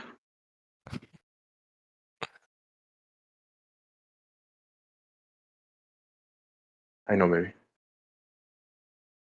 So yeah, the gentleman is agreeing that container is required. He just doesn't know the schematics about the whole of the construct. We do know that contained systems can be very integrate, and they can have many mechanisms in place, and you can have a cold container system with a hot container system. You can do a lot of different things with containers, right? Yes, and I imagine the creator is capable of doing that. Denying the facts will be something different. If you can demonstrate that the facts are not factual, then you demonstrate it. Try to demonstrate that the facts are not factual. Okay, so for example, this gas laws, as they demonstrated in container, it states that when you elevate the temperature, the pressure should also go high, and when you cool down the gas, the pressure goes down. If it's inside the container. We do have that, right? So you say that during the summer the pressure is higher than during the winter because the temperature is obviously different. Like we have hot air in the summer and we have a cold air during the winter. We have the dynamic system that is in place, and whatever pressure you are detecting, that is the case. If it's today is a certain pressure and tomorrow is a different, that is the case. If there's a storm and the decibels drop and there's a high pressure system and then a lower pressure system, that's the case. But that dynamic system brings the heat, the cold, rain, storms, heat. All of those things. Yeah. It's a dynamic system. It's not just a propane tank that you just put propane inside of it. No. There is propane in place, but there is a lot more than that. There is a lot more things going on. You can just put it in one paragraph and say this is how everything works. The contained environment is one variable that is in place for the whole system to have certain functions. Because within the contained environment, you require the contained environment, you require the pressure, you require the gases, you require the water to be in the liquid state, you require the heat and cold, right? The introduction of heat, whatever the light is doing to the medium, exciting the particle and the gases, the gas cycles from the ground that are being, the introduction of gases that are coming from the gas cycles into the system. And whatever is happening, gases might be leaving the system through valve systems, whatever. And it could be a very, very complicated contained environment. What are the schematics of it?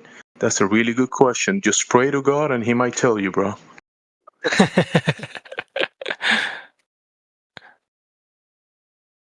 But don't deny reality and say, oh, we have a spinning water ball through the vacuum of space, which is complete nonsense. Have I ever said that? Have I ever said that? Jamsey, No, not you. I'm just saying that if anybody's denying the facts that we know and trying to portray something else, I mean, obviously this is the topic of the VC. So contrary to the popular belief of the globe, which is complete nonsense fantasy that doesn't work in reality. I'm just trying to contrast and try to let you know that the realist level is very functional and it works, and we can demonstrate a lot of these axioms and reality based on real mechanisms: water, gas pressure, heat, cold, whatever, all that whole thing can give us, right, for the environment that we're in, contrary to the misrepresentation of the function of these things like water and gas pressure that are misrepresented within the globe system, right? Because the globe model doesn't make any sense. Nothing works over there. It's complete nonsense, impossibilities. But if you're not claiming the globe, good for you. Good for you. So what is my approach? Is that when you have a globe, someone who tried to explain you how the globe works, you ask him questions like, what does he mean by that? How does it works? How is it explained? And stuff like that. And when you have someone who says that the Earth is flat, you ask this question to this person about his point of view, because you have to question everything. That you can't just stick to one side for say, okay, now I will defend this with my life and I will just question everything else. No, you have to question everything, but because that's how you can I agree with you. And you know what? You got to remember as well and take this into account. That's a good approach that you're having. I like it. When people say flat Earth, that is a description of the surface, right? The globe is a claim of geometry. The globe is a whole construct, a nonsensical fantasy construct that is trying to misrepresent reality, because the globe is claiming, remember, liquid water on the outside of a spinning sphere. Nobody can demonstrate that. Next to a vacuum, high pressure, nobody can demonstrate that. Curving Earth, nobody has evidence for that, right? So the globe is a whole misrepresentation of reality that brings a lot of ideas put together in an amalgamation of fantasy, right? To give you the globe claim. But then the flat Earth description is just a surface description. That's it. That whatever is beyond that, whatever heaven is made of, whatever the sun and the moon are made of, right? Whatever the container is made of, that's not flat Earth. Flat Earth is the surface. That's it. If you want to go what's below the surface or above us, those are different. Those are other topics. You see the separation there?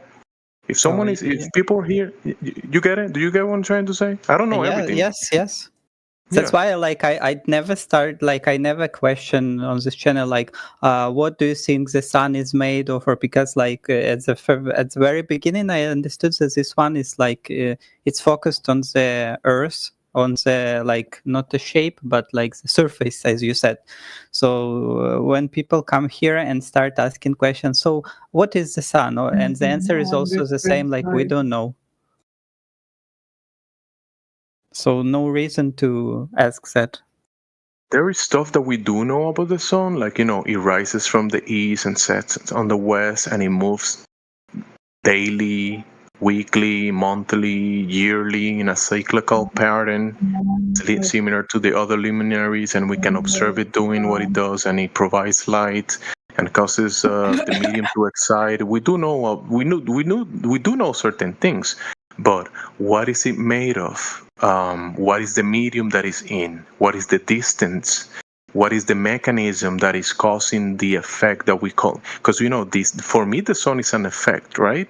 What is the cause of that effect? What are the mechanisms in place that causes that effect that we observe and we label it the sun, right?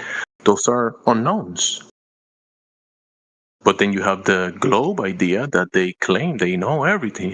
We know everything. We know how the sun works and what it's made of and the medium that it's in, which is complete nonsense.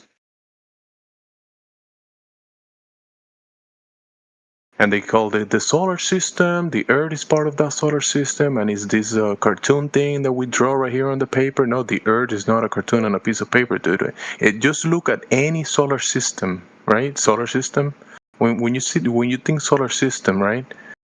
Many people picture the Earth in that thing, and they looking from an outside perspective, right? But no man has ever had that perspective. Why do people think about that in their minds? Because they saw it in a cartoon. Just a drawing, a misrepresentation of reality. They see the sun as bigger than the Earth, the wandering stars, the planets as big as the Earth, right? Or even bigger or smaller, whatever. I mean, complete nonsense. Well said, bro.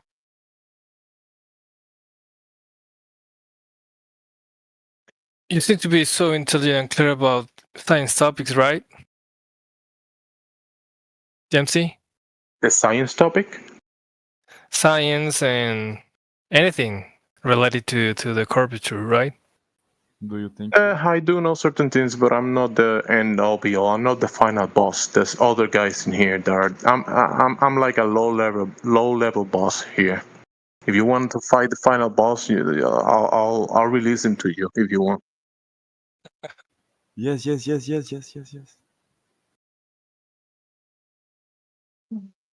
Now, this is Mortal Kombat. Dempsey's like Goro.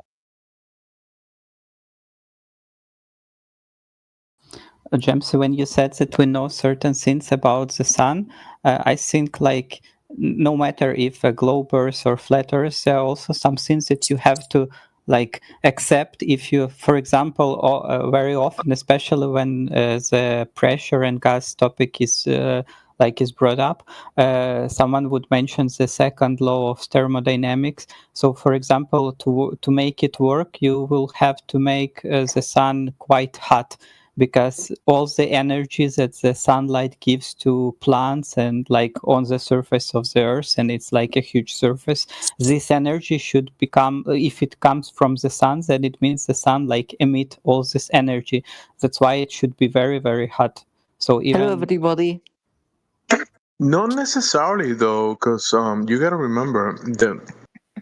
I don't know. I'm not gonna make claims about it, but my idea is that the light, is causing that effect in this medium, and that doesn't necessarily mean that the medium that the sun is in is doing the same thing this medium that down here is doing. It could be a completely different medium or different. I don't know, super fluids. And it could be cold. Where are you all from? But temperature always goes from the hot to the cold, and it's like the second law of thermodynamics. You can make it different.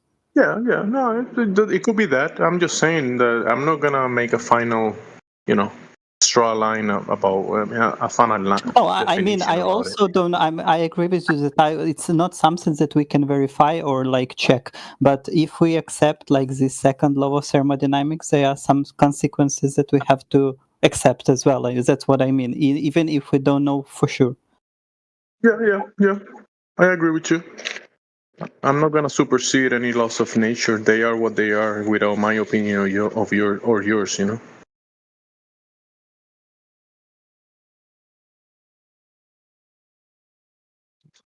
Those laws of nature are gonna be there, have been there before us and after us, most likely. What clever people you are! Wow, I'm shocked. What do you mean, what kind of people? What do you mean, you people? I was gonna say, what do you mean by that? You're so smart. That's what I'm saying. You're so smart. Oh man, smart guy. Bro, if you hear the other guys in here, like the ones that come in the morning, like Sporadic, Indio, AI Overlord, Quantum Eraser, I mean, everybody has it's a combination. Like I told this other gentleman, I don't think anybody knows everything, but there's people that know. But I really admire when people do have domain in certain topics that I don't have. Yeah, I really admire that. This is a good place to start, man. That's for sure.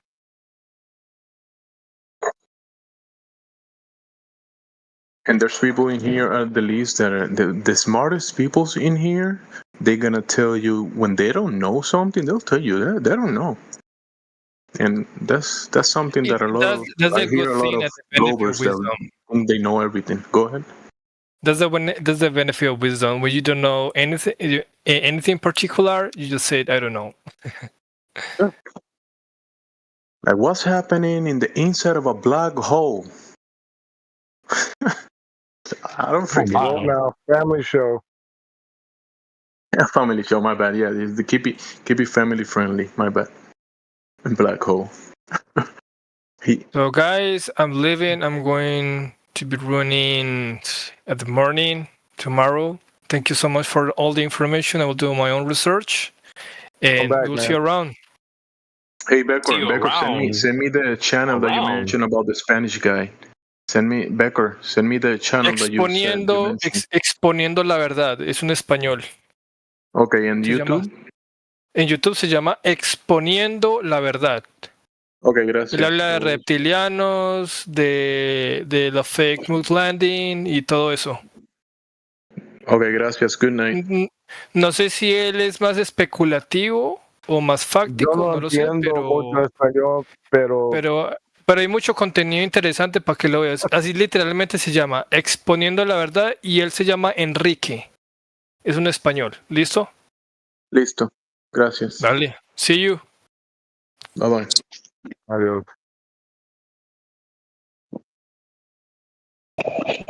All right, is introvert in here? Introvert. Calling introvert. You in here? Oh, damn. You're getting called out, bro. Non-absent. Never mind. Yeah, absent. Never mind. What's that?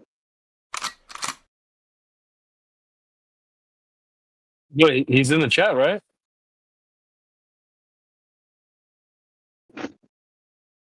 I don't see him. He's in the chat right there. I see him. Introvert with the PFP. Avira Berinkan. Well, you What got about smoke for him, T-Dove? Yeah, he's using fallacious reasoning. Call him out, bro. No, he's not in the chat. He's not in VC. He's in VC. He's right there. Is he? Introvert, where are you? Yeah, below grid. IRL. Oh, right, yeah. So open up your mic, intro. Besides the Spanish guy that last spoke to me, there was another guy talking to me. If he is he still here? Well, I think they got smoke for the introverted dudes. He was asking about the needs of the container or not. Maybe he left. Okay, intro. It's time to bring this conversation into the VC. But you need to prove that the reason you can't see the bottom of the boat, right, is because of Earth curvature getting in the way. You need to prove that. You can't just say, because I can't see the bottom of the boat, that the Earth must be a ball. That's not enough. Well, of course you can't see the bottom of the boat. It's in the water. It's in the water. There could be waves. Silly boy. You've got weather conditions, miraging. All right, you've got angular resolution. You haven't considered all these other factors involved, and the fact that we can reproduce bottom-up obstruction of the view of an object on a flat surface. Okay, the apparent bottom-up obstruction of the bottom of something on a flat surface. We've got lots of examples of that. You need to prove the reason is Earth curve. Otherwise, you're using fallacious reasoning, where you say, if the Earth is a sphere, then I won't be able to see the bottom of. I won't be able to see the bottom of an object at distance. I can't see the bottom of an object at distance. Therefore, the Earth is a sphere. It's called affirming the consequent formal logical fallacy. It's fallacious reasoning.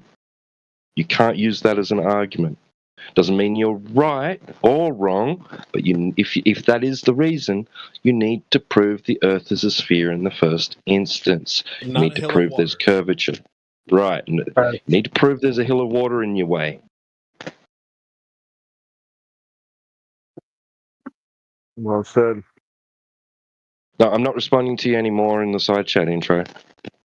You respond in the VC. Come on. Open up your mic, bro. Yep. He's got a mic. He DM'd me and said he had a mic, so we don't do text to speech, so we gotta mic up, bro. USA on top, your turn too. Open your mic, bro. Instead of walls of text that are hard to follow in the side chat, open your mic. Let's have an open discussion. I was speaking, and I was muted, and I'm not really going to speak no more. Because I made really good points and they couldn't answer, so they then muted me. So you guys can't mute me in the chat, so that's why I'm writing. You were muted because you spoke through other people. Nothing more, nothing less. You chose to have a lie about it, and now you're doing it again. See, that's why I don't speak. The guy was lying, by the way. He wasn't lying. You, due to the language barrier, and now you're going to fucking talk again. You, due to the language barrier, had trouble understanding. That is all. You chose to talk through him. You got muted because of this. That was it. And now you're having a meltdown because of it. Speaking too much. So you've made a lot of claims in the side chat, none of which you have verified or validated yet. All you are doing now is copy-paste from ChatGPT because you don't have the knowledge of this. It is just a belief.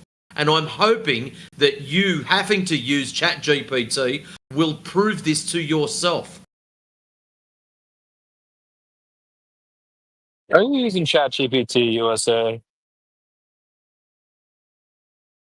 How about you show us this data that you're talking about? Post the data that you're talking about. I'm not assuming it's a sphere. I'm not assuming it's a sphere. The data proves it fits one. Okay, show us the data. Show us the data you're talking about.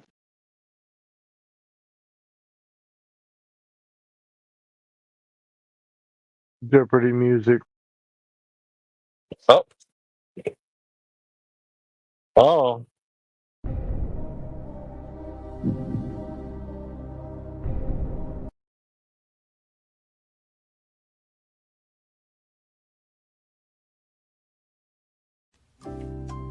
I was going to hit the elevator music, CP.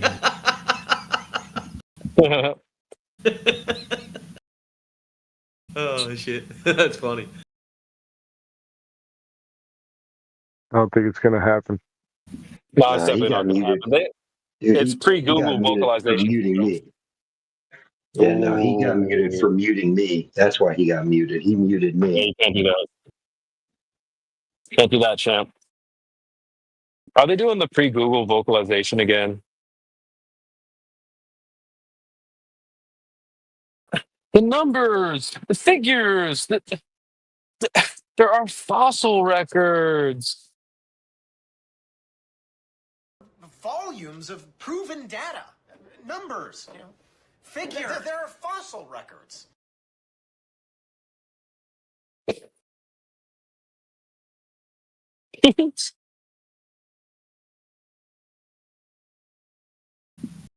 And now he's back to typing because he believes that he can copy paste off of ChatGPT is more efficient than trying to use the words.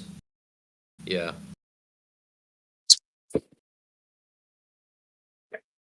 Have a good night.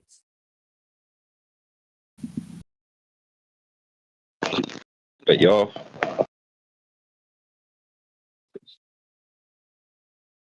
JPT. Where's the next Glober? Introvert. Ty Noon, bro. Well, you guys already know. It's like they want to talk about anything but the lack of curvature, and then their excuse is always refraction. This gentleman seems to believe that there's no limit to how much how much further refraction can allow you to see. As if there would be no other effects too, like magnification and all of these other factors that are brought in when you're seeing these types of miraging effects. It's quite laughable. It's like over almost 300% further than what you should be able to see in that observation with the Twilight Black Swan. It's unbelievable. But dude, these optical phenomena that are taking place, that really has nothing to do with their claims, which is a hill of water, basically. So if they're saying, well, there's a bunch of optical variables taking place in the air, well, yeah, that's fine. I have no issue with that as a flat earther, but you as a globe earther need to stand on something geometric, something physical. What you're claiming is blocking boats and buildings and windmills and the sun is what you're claiming to be. That's claimed to be physical. So when you sit and argue for optical variables and you're really not making any point for yourself, you're making a point for the other team, which is us. And I'll take that as a win all day long. So until they want to stand on this physical variable, not an optical variable, then I'll sit and take the W every single time. That's why I like the hill of water argument, because they're not going to sit here and be like, well, very rarely will they say it's a hill of water, but that's what they have to defend. They won't do it. So it's a win for us. Not a hill of water. Any of them are actually jumping, right? That they're skipping and not even considering any other variables. They're saying, I see ball going away because curve, even though they don't know how far this effect is happening. Right. And they haven't even considered any of the other variables. They're saying it because globe. That's it. Globe. It's going away because globe. Single cause fallacy. The light automatically just bends up no matter what to make it look flat. Oh, dude, it's just the way light bends, man.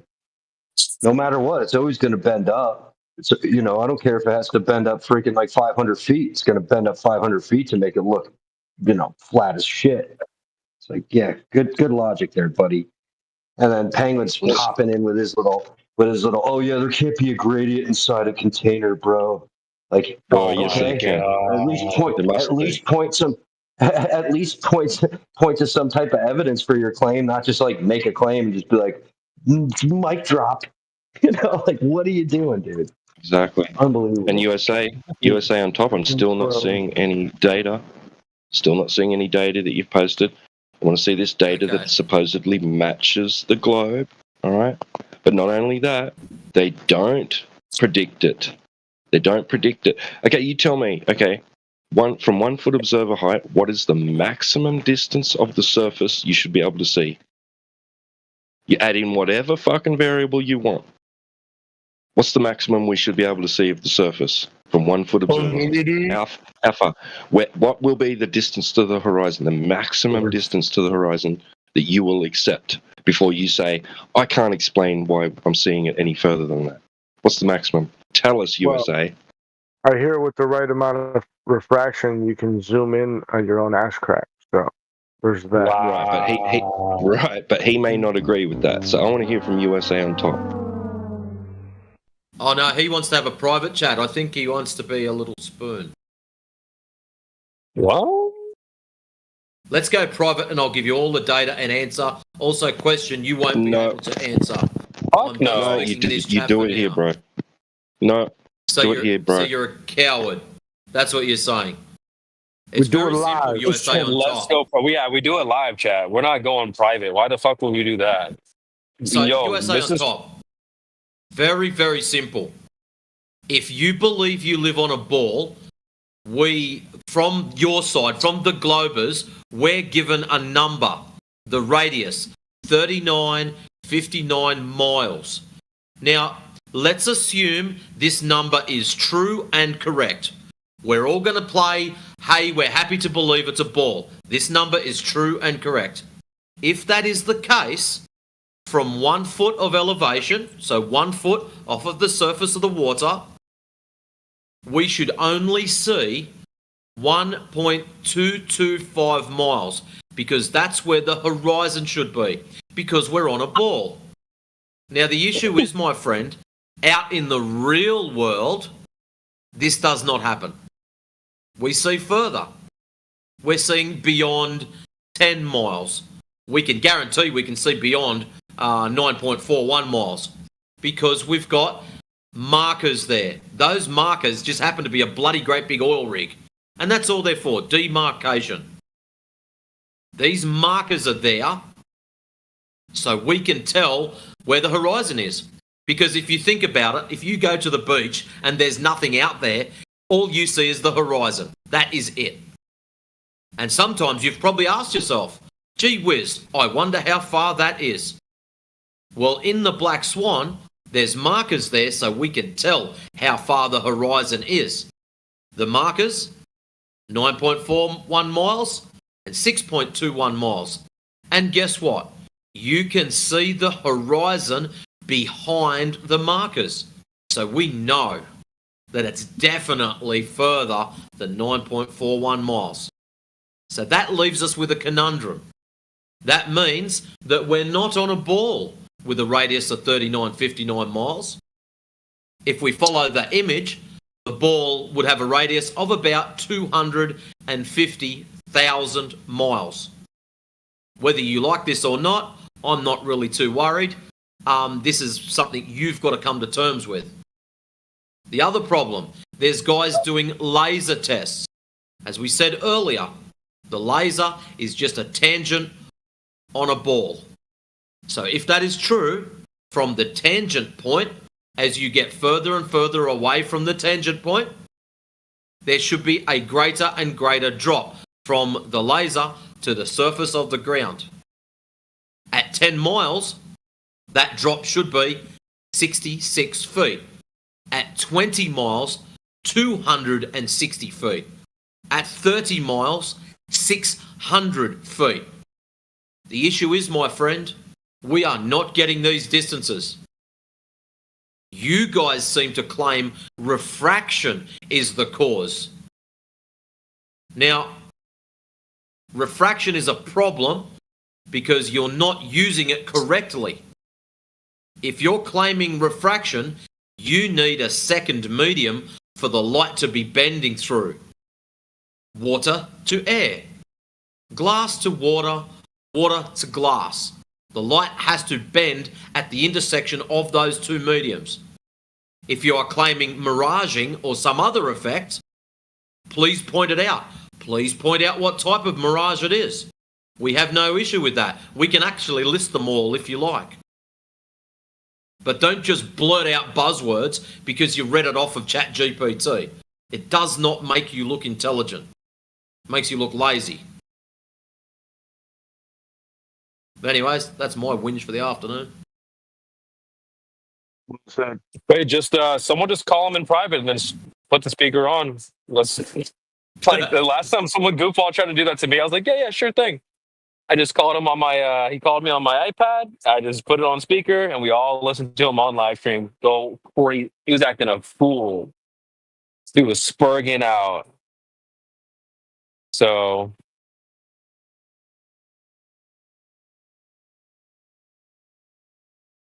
just someone just call him. Who's got a second iPad or something? You want to do this private shit? That's fine. We'll just quote unquote do it in private and put your ass on YouTube.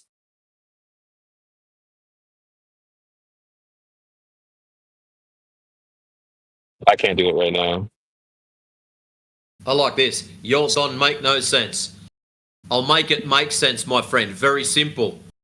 If you have a ball, you are supposed to have curvature. We don't measure any curvature, so we don't have a ball. That's it. No curvature equals no ball. If you want to make the claim that you live on a ball, please provide evidence or proof of this curvature. There is none. That's the problem. Good luck.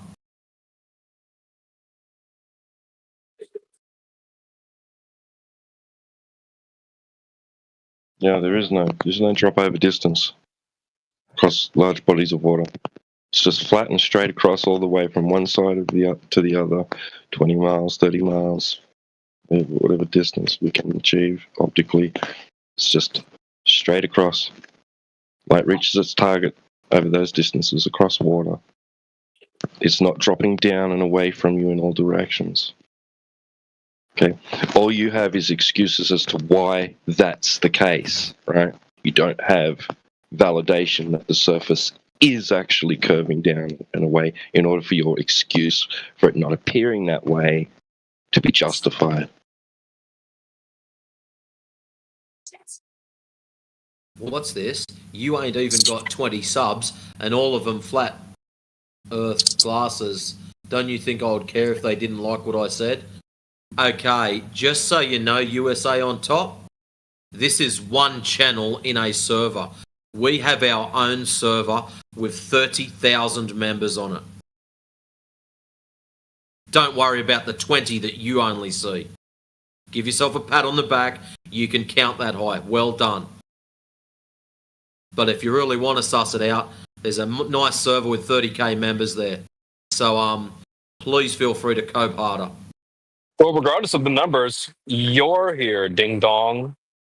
Like you just stomped on your own foot there immediately.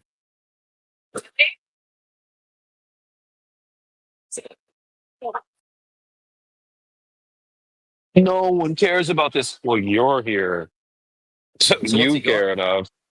Coming up on some absurd lie story and telling me I don't know, it got to be also funniest thing I've ever heard. Well, this is where we're going to ask you to go outside and verify it for yourself. You saying we're lying? I can hear you saying we're lying. I want you to prove we're lying. I want you to go outside and measure that curvature, film it, and come back and show us that we're lying. You prove us we're lying, and then I'll accept we're lying. Other than that, have a nice day. Anything you type beyond that is just worthless chat. Peter's getting up out of here. USA, you're not even muted, bro. So you got, I guess, you want to get your final word in because we're just gonna move you out of here. Probably just waste of time now. Anytime I've ever seen someone say, "Let's do a private call," I know there's just clown show. If you're not willing to put your if you're saying you have the winning hand, put it on the table for everyone to see. It's like a jury, you know. You gotta make your case in front of a jury.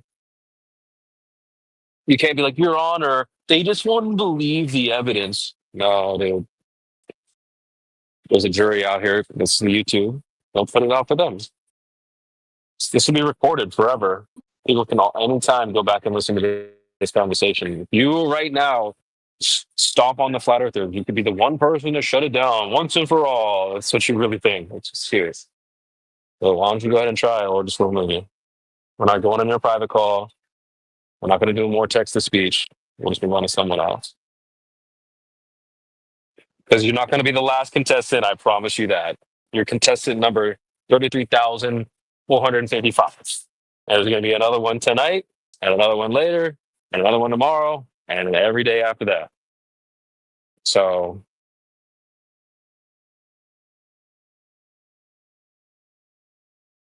this is the party, bro. There's no server. There's no global server that's popping off. Everyone wants to be at. You're here right now. So I'm just going to move on. It's not non-responsive. So.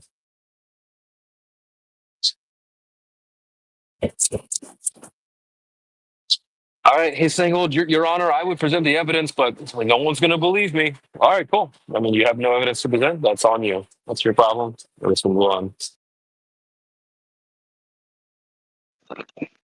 I find the Is there like guilty. Yeah, I mean, defenders. He's like, "Oh, well, I had the winning hand, and I'd put him on the table, but I don't think you guys would believe it." Okay, well, you know what that's called? That's called bluffing. You don't actually have the winning hand. If you did have a winning hand, you'd put it on the table, put your feet up on that very table, lean back in your chair, and light your cigar. It's that simple. When you're like, "Well, I don't know. I definitely have a winning hand, but like I'm just gonna hold on to my cards." Yeah, that's called bluffing, bro. You see it from a mile away. I think it's ironic that we had USA on top crying out refraction, right? At the same time as Introvert saying ships get blocked from view by the curvature. So at the same time. Hello guys, I just joined, but America's crying about faction. What's going on here? What's happening, buddy? Hey, Mr. G. Hey, what's going on here? Can you hear me? Yeah, we're just trying to get people to present evidence that the Earth is a globe, but they won't do it. Evidence they can't. Yeah. There's this claim that we live on this giant spinning ball in the outer space, but nobody can prove it. It's more like an egg. Egg-shaped. Can you prove that? I don't know. That's what they told me. You get some dimensions for that? You get some evidence for that? Yeah, they said it's like an egg-shaped. Oh yeah, I know. They say a lot of things, man. No, that's the... Did they say that you live on the outside of it or the inside of it? I'm pretty sure we are in the outside. Right. Okay. So do you have any evidence of it? Do you have any proof, or like you said? Who's that? Who's talking over me? Oh, it's That's John. Leo. John, are you? Oh, it's Leo. No, that's Sorry. Leo. Yeah. Oh, it's Leo. You got something to say, Leo? Your mic's open, mate. Yeah, we could hear you talking to whoever you're talking to, Leo. I looked it up, and Google says it's not Google. AI says it's egg-shaped. It says Earth's shape best described as an oblate. An oblate spheroid. Leo, Light, Leo, gonna have to close your mic, bro. slightly flattened sphere or ellipsoid. Right, I'm gonna give him a warning.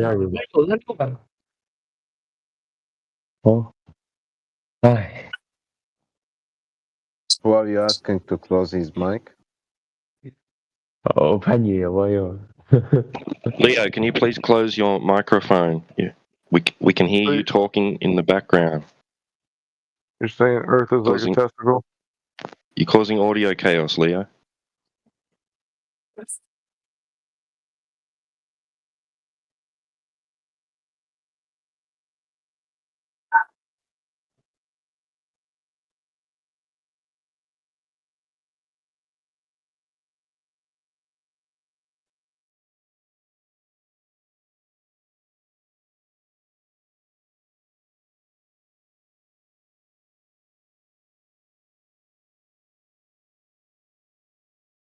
Oh yeah, turns out a lot of scientists say that Earth is egg-shaped, and it's like a whole argument, like the flat Earth argument. But this one, it actually makes more sense to be egg-shaped. Not too much though, not too much like an actual egg.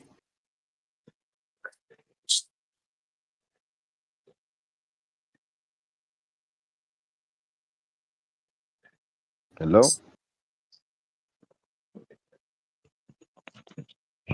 Right, yeah, you're saying it's wider in one axis than another, right? Yeah, it's a little bit like slightly flattened. It's like a ball that's slightly flattened. A little bit chubby. Yeah, it's More like chubby. an egg. It's an egg, but Like a pear. chubby egg, as you say. And the pointy, I think the pointy place is the polar, like the North Pole and the South Pole is the end of the chubbier. Yeah, chubby's a good egg word. It's like shape. pear-shaped. Yeah. Great clip usage there, bro. Thank you, sir. Well, it's I not said pear that was shaped. Let's great. just rip that bandit off immediately. So No, that was a great clip usage there, CB. I know, I heard you. I said thank you. Oh, yeah, okay, cool. Yeah, even well, NASA has found NASA science an egg-shaped exoplanet. That's funny because they show us, right, when they show us alleged photos of Earth from space, they're all just perfectly circular. Mm-hmm. This looks like a perfect circle. It's weird, that, isn't it? No, don't worry about that. That's Photoshop, but Photoshop. Right. Okay. Very nice. So they're not. So they're not showing us real photos. But it's not too very much like an egg. It's just slightly. You just rip the bandit off. It's not curved at all, bro. Like, it isn't even a planet. Like, I don't even know why we're entertaining this. But stuff outer space isn't even real. I don't really care how Get him, it CB. looks like. I'm trying to. I care about putting food on the table more than how. Well, this topic isn't supposed to relieve you of your responsibilities of putting food on the table, my guy. It's just how much do you care about the truth? Nah. I know. What does the saying that Americans say? Something Here about. we go. What is the saying? About what? I don't know. They say within the English what they say. Read your mind. Is that what you want us to do right now? No, like not knowing is a bliss. What is it? Oh, ignorance is bliss. Yes, ignorance is bliss. Yes, I don't agree with that. I'm blessed. Nah, I think you should know things, bro. I don't think you should just be ignorant about things all the time. I know things. Oh, well, like what? When it comes to this topic. When it comes to these topics, they're just waste of time. That's what I know. You're here right now. Yeah, I'm wasting time.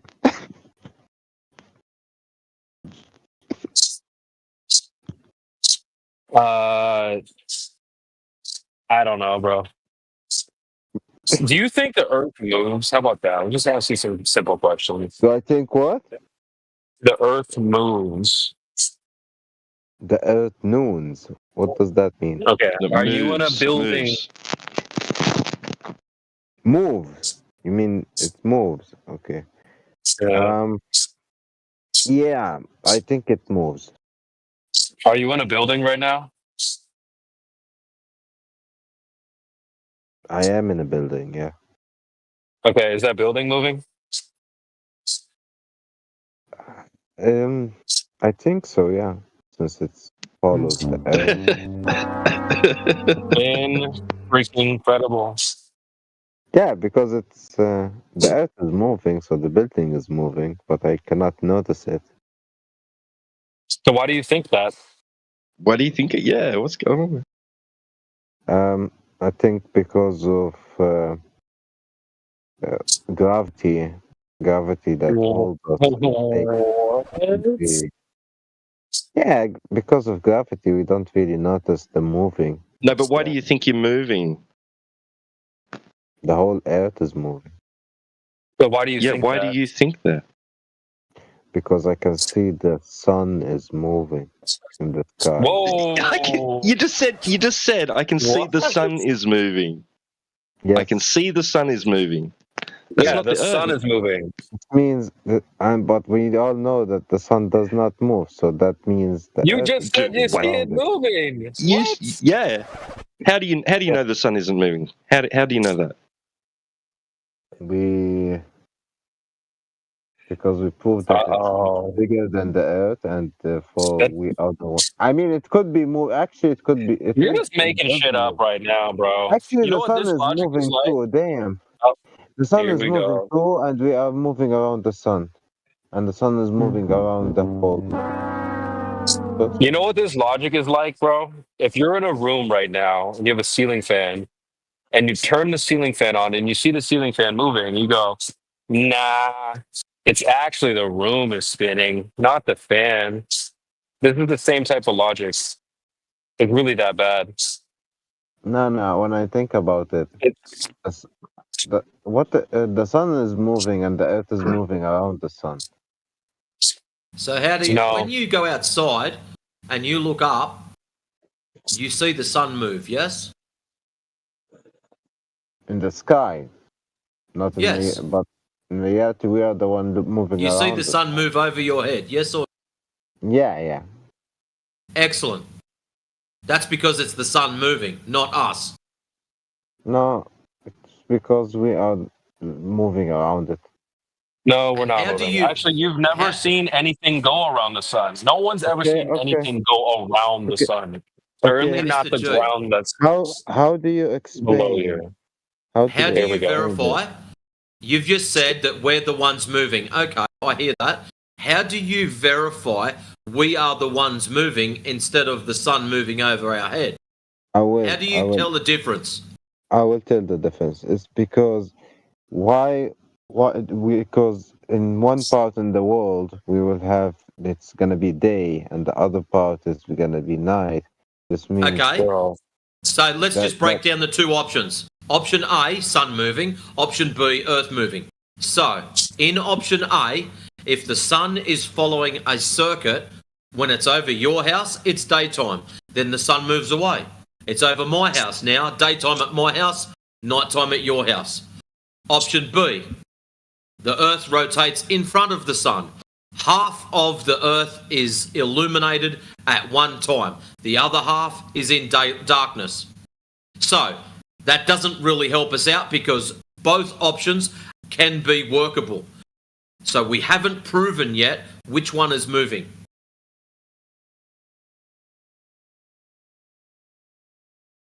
So how do we do this? I forgot.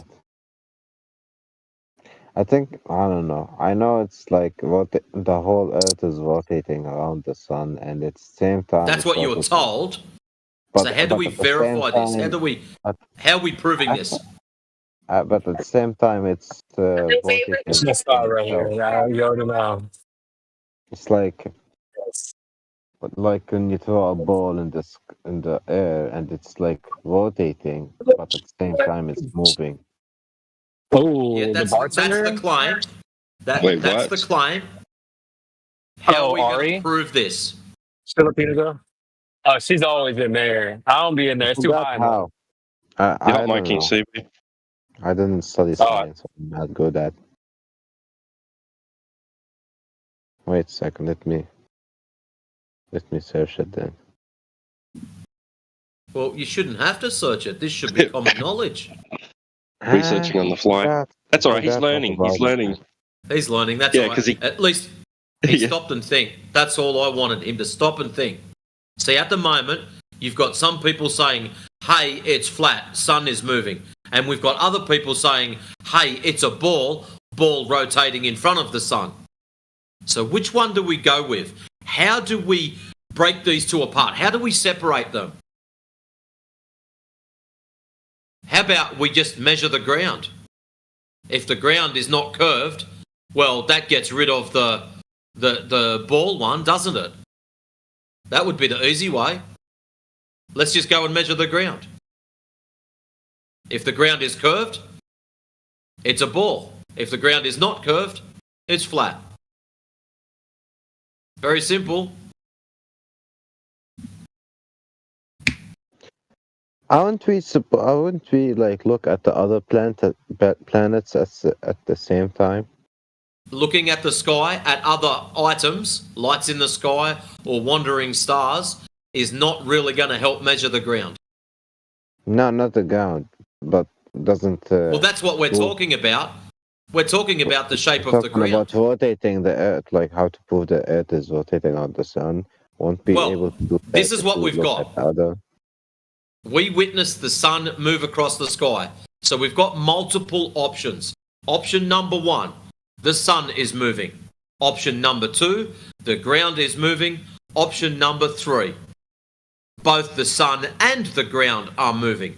Now, how do we separate those three things?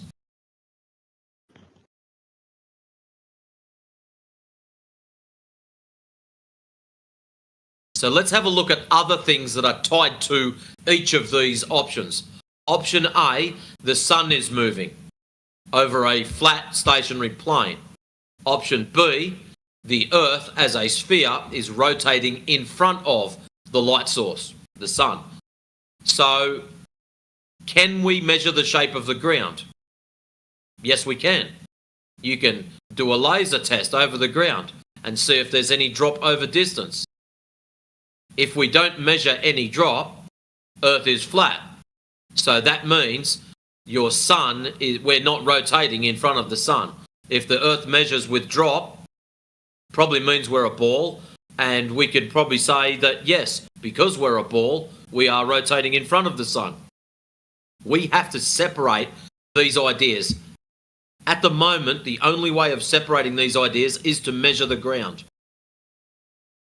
Sounds fair? Yes? No? Okay. So if we measure the ground and we come up with no curvature, well, that means that all of the other claims about space and planets and all that have to be put to the side, and we have to rethink about what's going on. That's all. It's that simple. So a lot of people think that when we say it's flat, that means it's my job now to replace everything. How does the sun work? How does the moon work? How does the stars work? Explain gravity. Because I say it's not a ball, I have to now explain everything else. No, that is not my job. I also, like you, am learning what is happening with the sun, the moon, the stars. I think I'm gonna leave that for you. Not a problem, my friend. Anyways, if someone else wants to talk, they are more than welcome to do so. But I'm glad that you are thinking for yourself now. That is all my goal is. For you to step back and question the things that you have been taught. Okay? So thank you, Mr. G, very much. Are you going? I'll be listening. I've got other things to do, but I'll be still listening.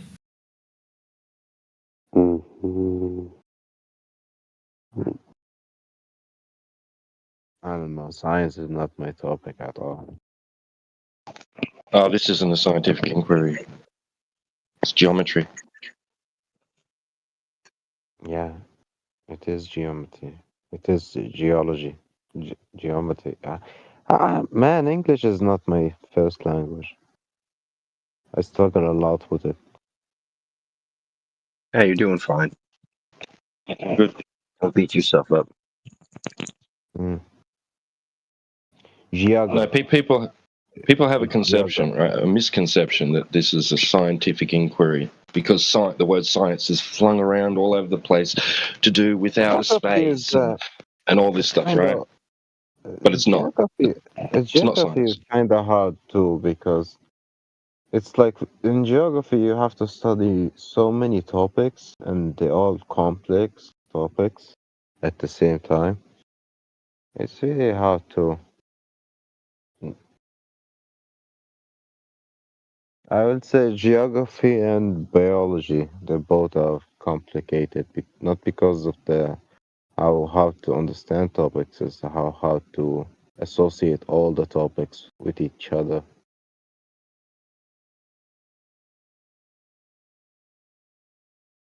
On the topic of the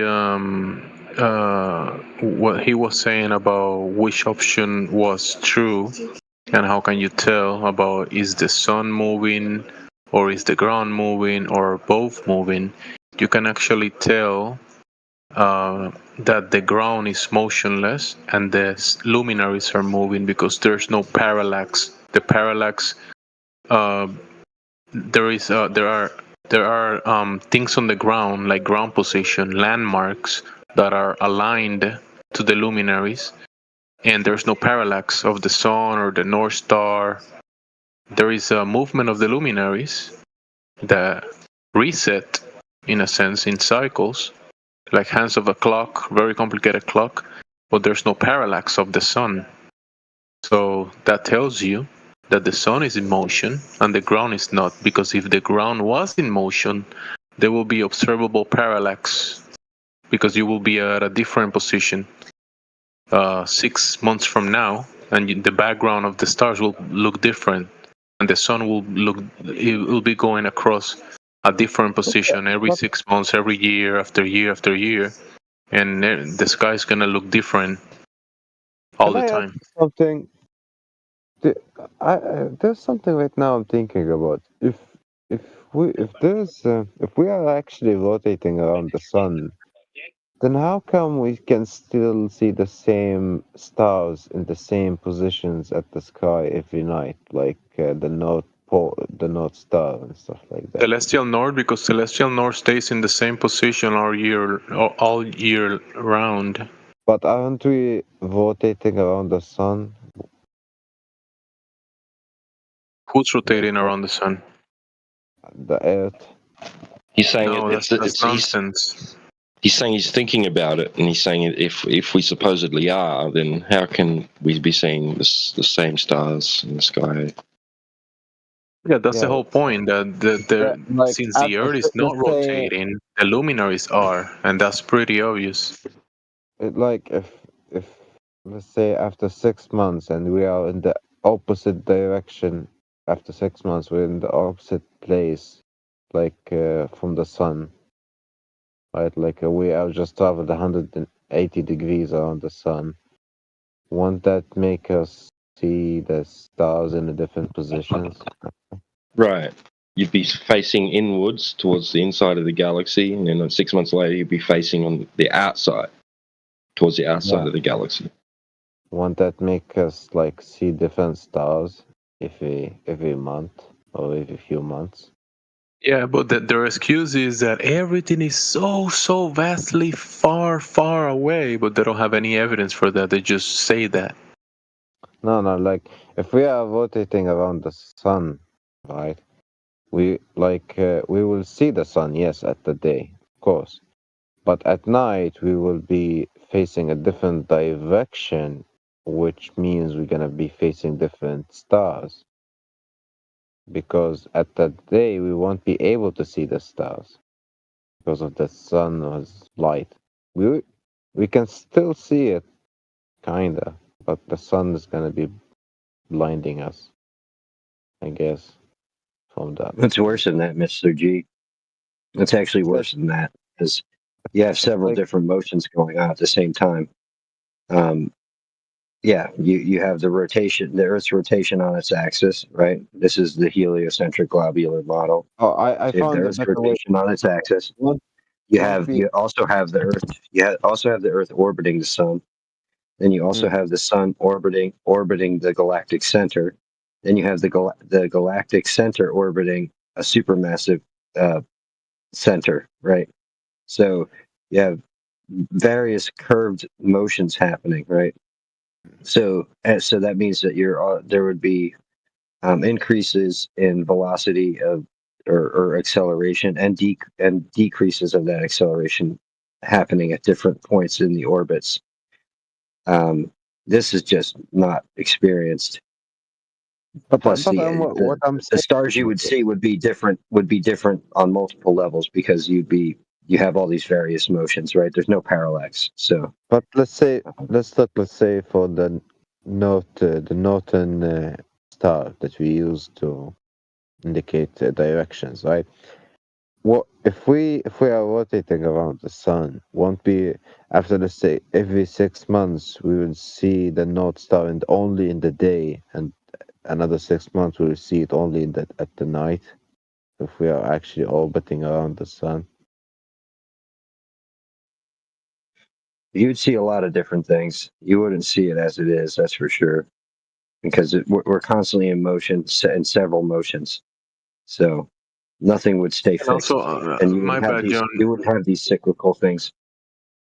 You gotta be very careful as well, because remember, you're trying to jump into the glow paradigm, the complete nonsense fantasy, and trying to make sense out of the nonsense. You're trying to make sense out of the fantasy, so it's not gonna work. But you have to understand what's going on is we see the North. I think we see the North light. From the realist level, that what we observe tells you what is obvious, that it's not a globe, the ground is motionless, and it's obviously we're not in a vacuum of space, so that's pretty obvious. But if you're trying to think about it from the perspective of the globe paradigm, nothing is gonna make sense. Could you speak with me as a 7th-year, speak with me as a 13 years old boy, because I'm just learning English and you're using some words that you probably learned in like high school. I'm just saying that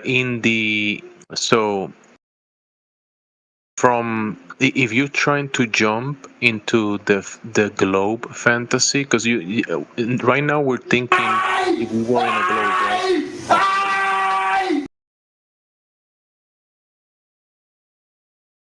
And trying to make sense out of the nonsense of the globe, which is complete fantasy. If you concentrate on from the realist level, from the ground, the non-curvature, the motionless ground, and you start making sense from your perspective outwards, that you're gonna build a foundation that will make sense to you, and a lot of things are gonna add up. But if you're trying to think about it from the globe perspective, from the perspective that you don't have, nobody has, it's a fantasy, nonsensical idea, it's gonna be very complicated to make sense out of it. Hopefully you get that. Go ahead, guys.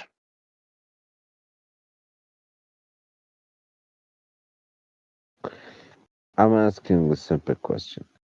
We see the North Star every night at the same place, but when we think about it, since we are rotating around the sun and the sun is not, yes, the stars are moving with the sun around another the galactic, whatever.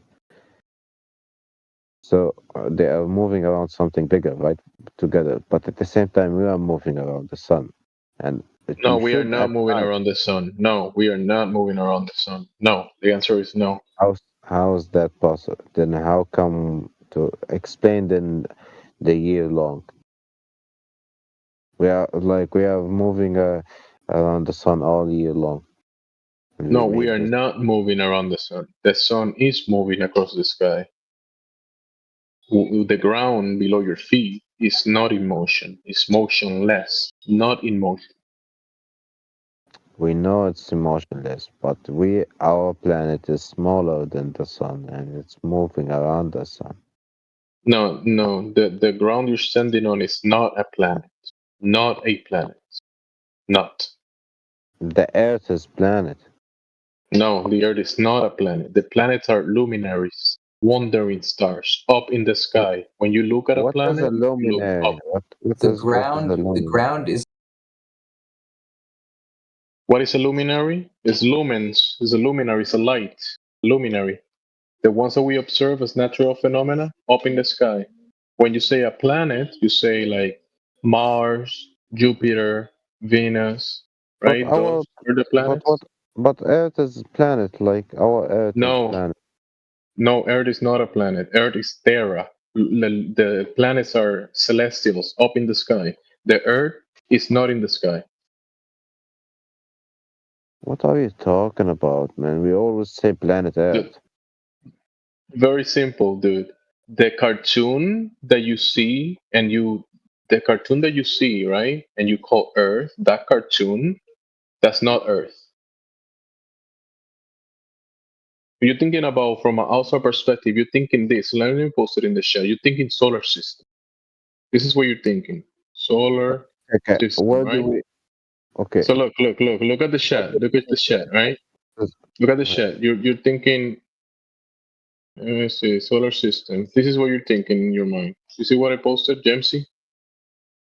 You're thinking the Earth is like the third thing from the sun. That's not it. That's not reality. That's cartoons, fantasy. no, that's science. That's nonsense. Nonsense.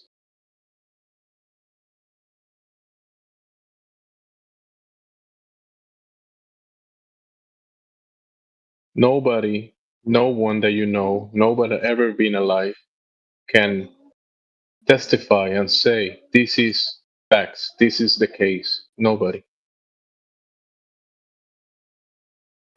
Yeah, that's not realistic, this picture, but it's just a picture to show you the order of the planets. But in reality, it's each planet is much farther than each other. No, like they are farther than each the other. luminaries are not this. The sun is not bigger than the Earth. The sun is smaller than the Earth. The planets, the wandering stars, are not. The Earth is nothing like them. They're different things, not the same.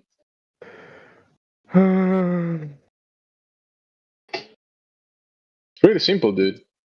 This English is very basic. Star, And you say man. keep it simple. You say keep it simple, basic, and keeping it simple and basic. The sun is a star, like then all the stars. No, the stars are the stars, and the sun is the sun. Different things, not the same. The sun is a star. Incorrect. Not the same thing. The sun is not a star. It's absolutely the same thing. They give different lights. They're not the same. They don't move the same. They don't do the same thing. They're not in the same position during the year. Not the same at all. There's bigger stars than the others, not gonna lie. But incorrect. Nobody has seen a bigger star than the sun. Nobody has seen a star being bigger than the sun. No one. Only in cartoons, only in stories, only in fantasy. I bet the North Star is bigger. The North Star, if you can look at it, and it's not bigger than the sun. Everybody knows this. Nobody knows this.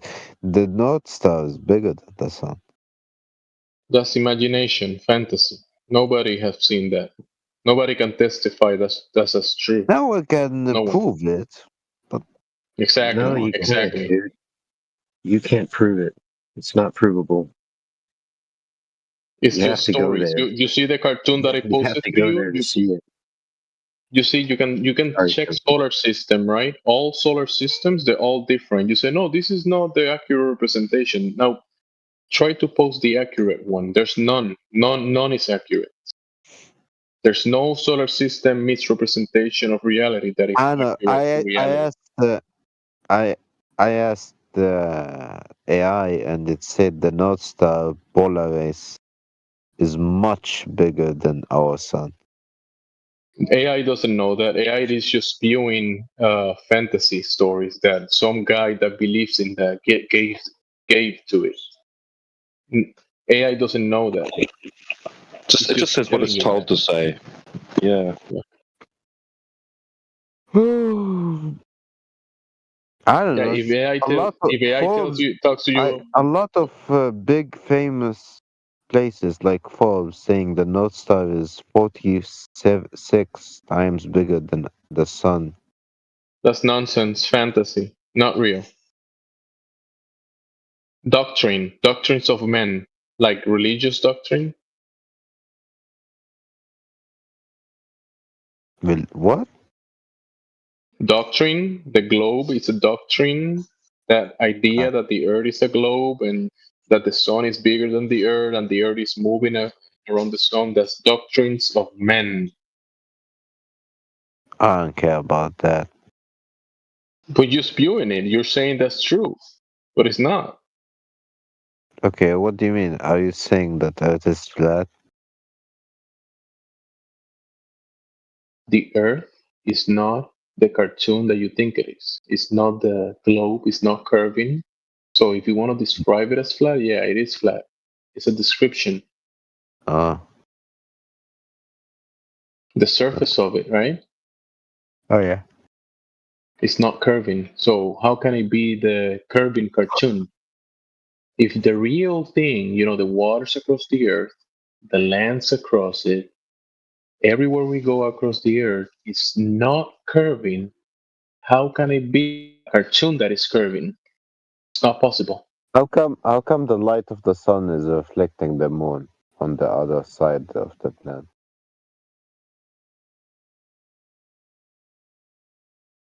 And yet we don't see we don't see the sun at night, but we see the light of the sun reflecting on the moon. What does that tell you? We see observable phenomena. We call them the sun and the moon. And that doesn't determine the shape of the ground that you're standing on. The sun and the moon do what they do, move in cycles across the sky. Mm-hmm. He says, If it's flat, the whole planet will Okay, be. look. The lights above the ceiling. Listen, the lights in the ceiling are the lights in the ceiling, right? The ground below the ceiling, though, is not determined. The shape of the ground, or the shape of the soil, or the ground that you're standing on, is not determined by the lights on the ceiling. You get it? Yeah, I get it, but that's simple, very simple, basic. It's not simple because we have this Very simple. phenomena. We have the day and night phenomena, right? No, but that's you pre-assuming. Remember that's you having a construct, a doctrine, an idea that you believe that you know what. Just think about it logically. You think that you know this. Listen, yeah, night and day. Yeah, the sun moves, illuminates a portion of the earth, comes to this area, illuminates this area, and then moves towards the other side of the earth and doesn't illuminate this area anymore, illuminates the other area. Pretty that's simple. true, we won't have any night. If that's true. That's you imagining something in your mind and thinking what is in my mind doesn't work, therefore it doesn't work. Yeah, I agree. With your imagination, whatever idea you have in your mind about the earth, that's fantasy, not the earth that we live in. In the earth that we live in, the real thing, we have day and night. But the one that you're imagining, you imagine something else, which is not the reality. Yeah. Anyway, I have to leave. Goodbye. Yeah. Goodbye. Yeah, take care, G. Bye bye, G.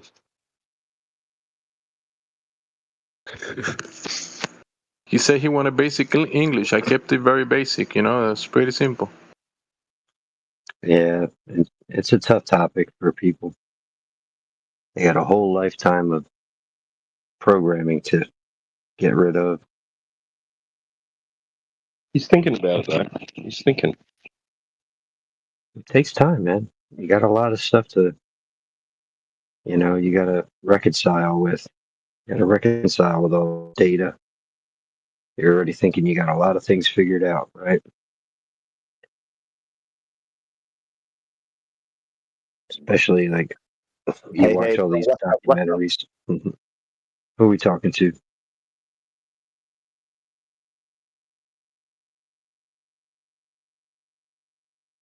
We got somebody in the chat. It was M.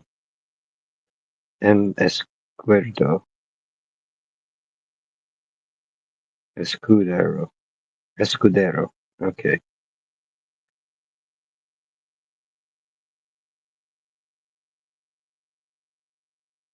He's saying he can't talk right now because he's watching Jersey Shore. Well, we all know when you're watching Jersey Shore, that takes precedence, right?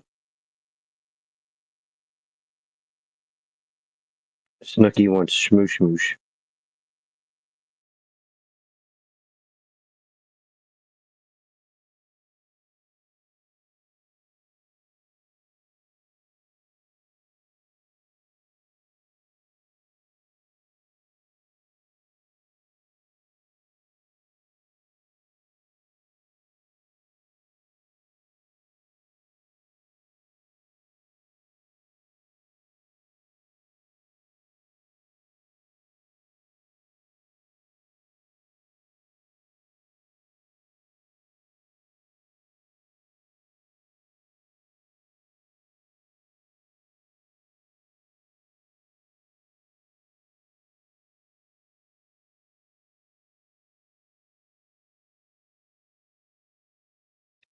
Yeah, T-Dub, were you even here for the beginning of that conversation with, what was that dude's name? Oh, yeah, USA on top. Yeah, I wasn't. No, I wasn't. Yeah, that fool, he muted me because I was trying to explain. He was like, well, what about sunsets?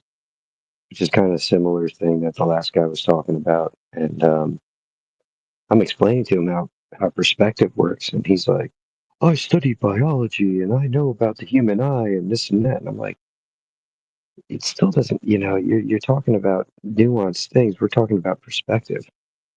And, I didn't even get to the point where it's like all the variables and how the sun appears, depending upon where your location is and where you're viewing your sunsets from and what time of the year you're viewing the sunsets and all of that stuff, But this dude was just like, no, you don't know what you're talking about. And he's like, yeah. So didn't even get to the meat and potatoes before I'm getting cut off a million times. But I didn't mute him until I found out he muted me. I'm like, oh, he muted me. So, like, all right, no wonder he's talking over me. He muted me. So I was like, well, he's definitely getting muted, So at that point, he's like, oh, I'm reporting that, blah, blah, blah, blah, blah. So I'm just like, wow, what a tool bag. So start trying to present evidence to him in the chat. And he's just like, no. Like, it was so lame. Eventually we had to, just get rid of him because he just wasn't gonna, participate. So just like, yeah, cool off for a few days. You'll be back because you're not going to be able to reconcile with this information that's been presented today. Yeah, you can't, use Chat GPT and on the fly, Google search and everything on the fly. Meanwhile, everything we presented to him was just like rock solid. So it's just, it is what it is. But yeah, that last guy he just couldn't couldn't get the heliocentric model out of his head. The gas balls, the burning giant gas balls all over the place. It takes a while. It's not something that you just drop in, and everyone who's on our side knows exactly what I'm talking about. We all had different time frames for defragging or wrapping this information around your head. However, some people can just sort of click straight away. Others take ages. But the problem is, at some stage, you'll come to the understanding that if it's flat, there's all these other things that are suddenly incorrect or that are different or that, holy shit, I don't even know. And that's what they're unpacking.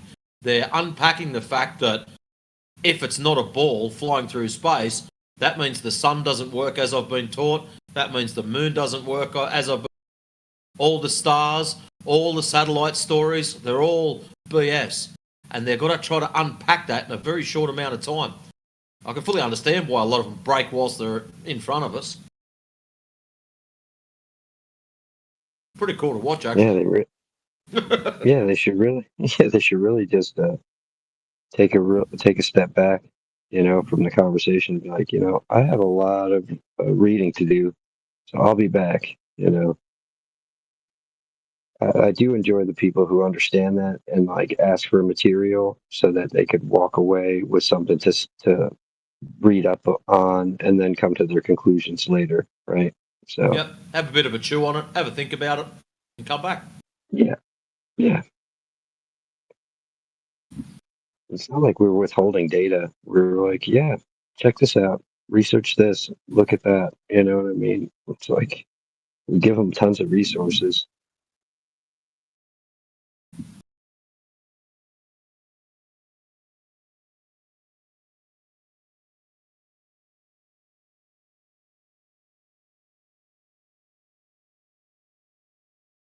This one that was just speaking, he's more like,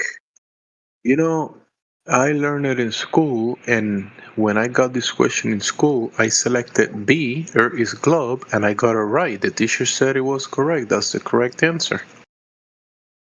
It's more like people has been trained to think that way, and that's the training. They think the training is correct because they got 98 in the exam, in the text, in the test. They got 98. They got all the selected answers correct. The exam was just there to reinforce the indoctrination. That's all the exam was there for. Yeah, it's your candy bar for memorizing the lies. There you go. Here's your reward. Get an A.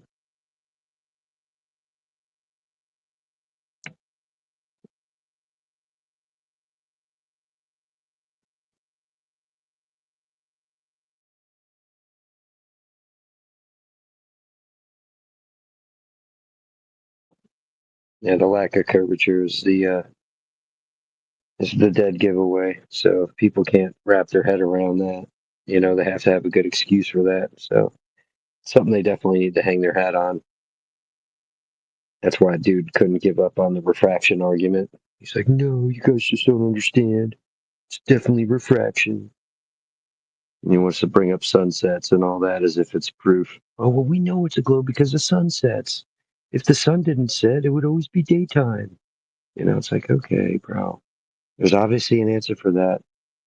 Do you really think everybody here is just like, we're like, oh yeah, we're not going to think about anything. We're just going to automatically assume the Earth is flat. It's like, obviously we went through all the data, man. But there's that base assumption that's like, well, I guess all these people are just retarded, and I'm the only intelligent one in the room. It's like, okay, bro. Oh yeah, like okay. So when I first started looking into it properly, right? a few years after I'd heard about it and had just like watched 5 minutes of something and then just dismissed it, just hand waved it. Nah, right? And I saw all these like long distance observations and people resolving boats that, into full view with high powered zoom cameras and all that. Like, that made me think about it. I wasn't like, oh, holy shit, it is flat. Like, just based on that imagery alone, I was like, that is interesting. I was like, yeah, but, I was still saying but for a while. Like, I didn't just see some YouTube video and go, oh my God, it's flat. Like you said, like you're saying, yeah, like, that's what people must think that we've done, is just watch some YouTube video and gone and be convinced. Like, no, it's not what happens.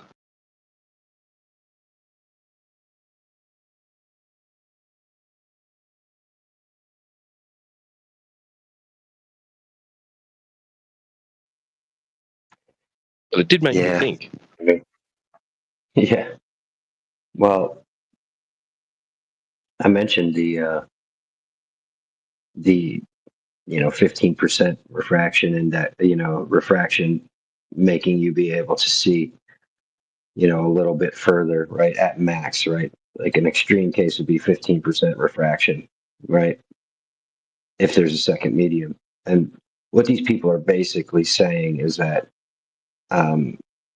variations in humidity in the air would be like the second medium, just kind of hilarious, but that's what they're claiming anyway, between like temperature and water evaporation and stuff like that.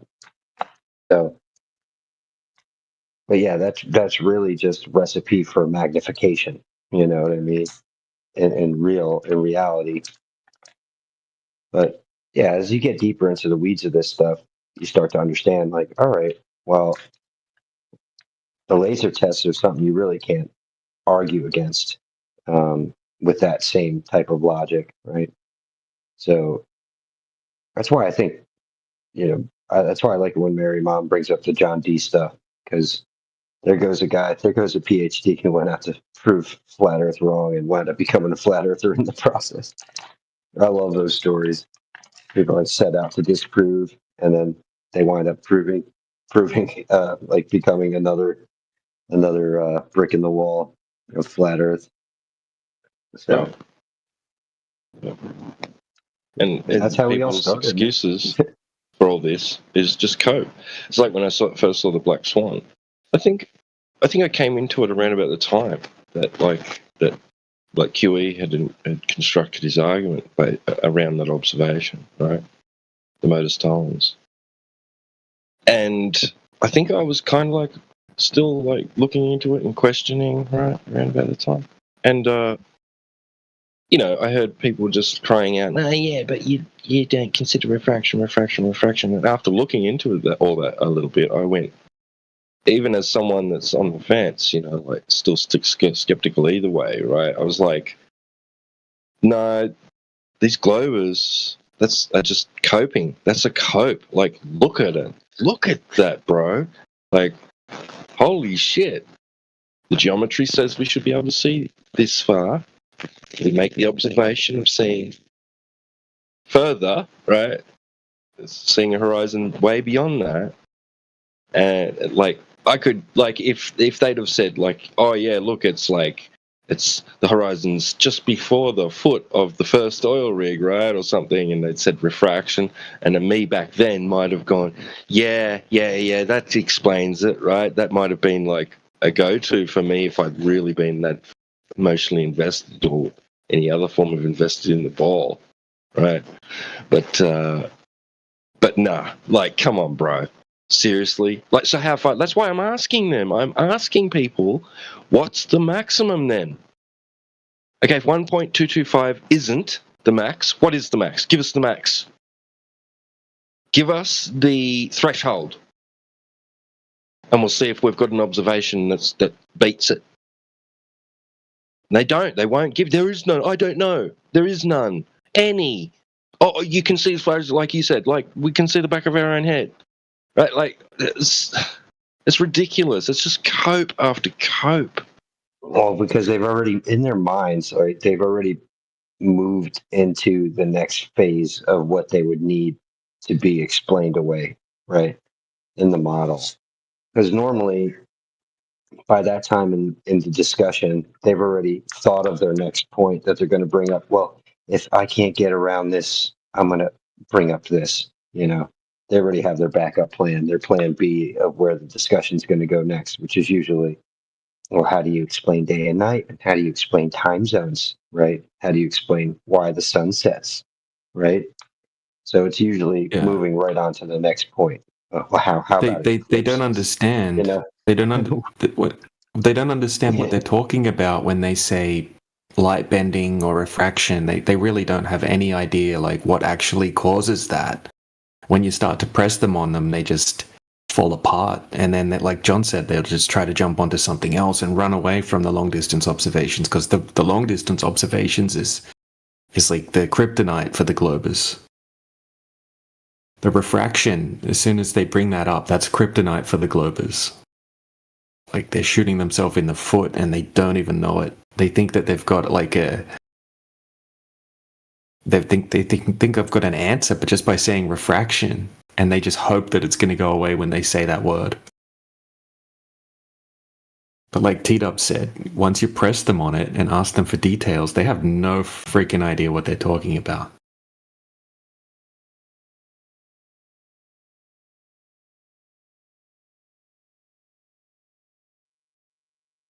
Yeah, I had a guy in here who was you missed it. It was pretty funny. Matrix was here, thank God. I had a witness.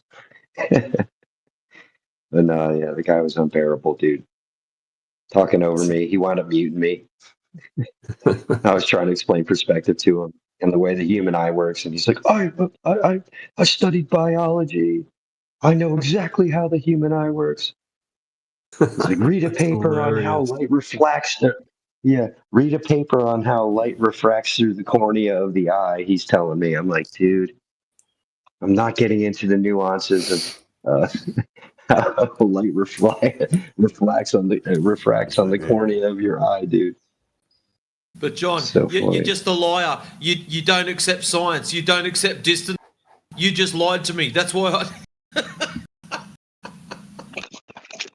Hey, welcome, Oh, yeah, he welcome, said- MS Scudero. Yeah, that's Escudero. He was in the chat. But no, who just mic'd up was Gowdy. What's up, Gowdy? Welcome in.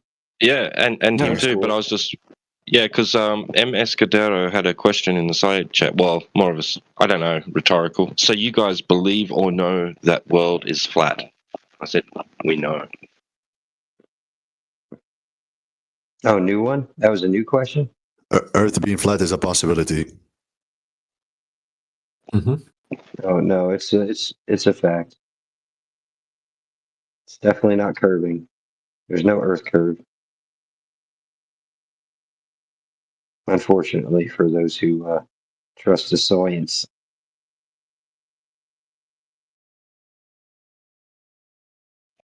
There's the science, and then there's the science. Yeah. I am the science.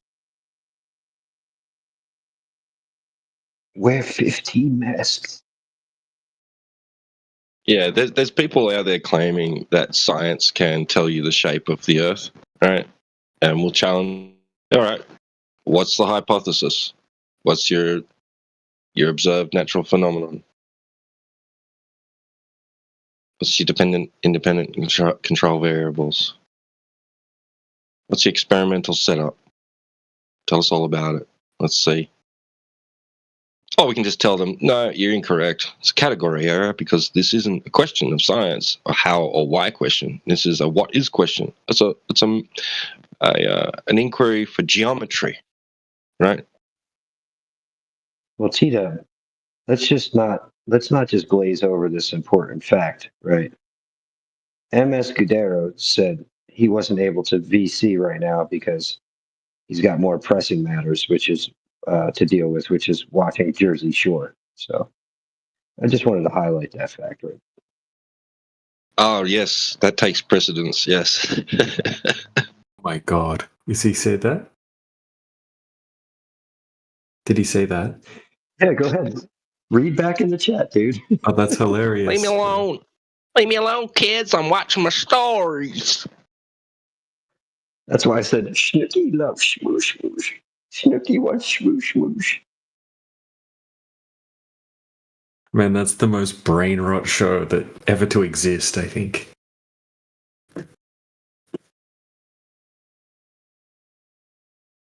Can someone save me some IQ points and give me a 30-second rundown? I couldn't tell you what it's about. I've heard the name before. Oh, dude, you don't want to know. You don't want to know, man. It's a reality show about some Staten Island kids that frequented the New Jersey shore, and That's enough. yeah, That'll do. I'm good with that. made a show of it. Thank you. Yep, just wanted a quick rundown. That'll do me. Yeah, so every single episode, they spend the first half an hour getting ready, greasing up their hair, putting on 12 layers of makeup, and talking about how amazing their night at the club's going to be. And then they go out to the club and they get slosh drunk, and the women start falling over everywhere and hooking up with everyone. And then they go back to the house and they have big fights about why everyone cheated on everyone and trash the house. And then they wake up the next day and try to make up again. And that pretty much happens every episode. So this is a reality show or a just series? What? Yeah, it's just a reality show where that happens pretty much every single episode. Yep. Yeah, dude. And like the people, they're real people. Like I talk to these people, dude. Oh, it's terrible, man. And people what happens watch when this shit. When your parents have too much money. No, I mean, I never watched it, to be honest with you. I still haven't seen an episode. I've protected my peace, man. Yeah, my ex used to watch it, and I would sit there just like looking at her in disgust watching it. I'm like, what are you watching this shit for? Yeah, it's like Flavor of Love or something stupid like that. Years ago, my housemates used to watch Dawson's Creek, and that used to get up my nose because the X-Files was on it. Would start right at the end of Dawson's Creek, but Dawson's Creek always ran 5 minutes over. And these bastards would be in front of the TV, and I'd always miss out on the start of X-Files because they had to watch Dawson's Creek. And they'd have a little cry if I kicked them off my TV. Needless to say, I didn't give a shit if it was 3 versus 1. I got to watch me X-Files. Yeah, bro. Dude, if anybody's watching Dawson's Creek, you deserve the right to reserve the right to just unplug the whole thing. Like, you know what? TV's off limits. Y'all want to watch this trash? No more television for you. But yeah. Anyway, I guess our discussion about Jersey Shore scared penguins away, which was good. Definitely didn't want to hear any more from that clown.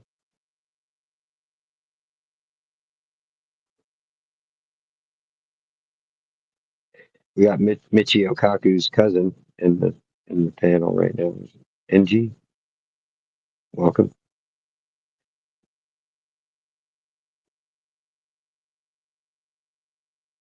It'd be funny if it was his cousin. That'd be just next level. Lucky guess, you know what I mean?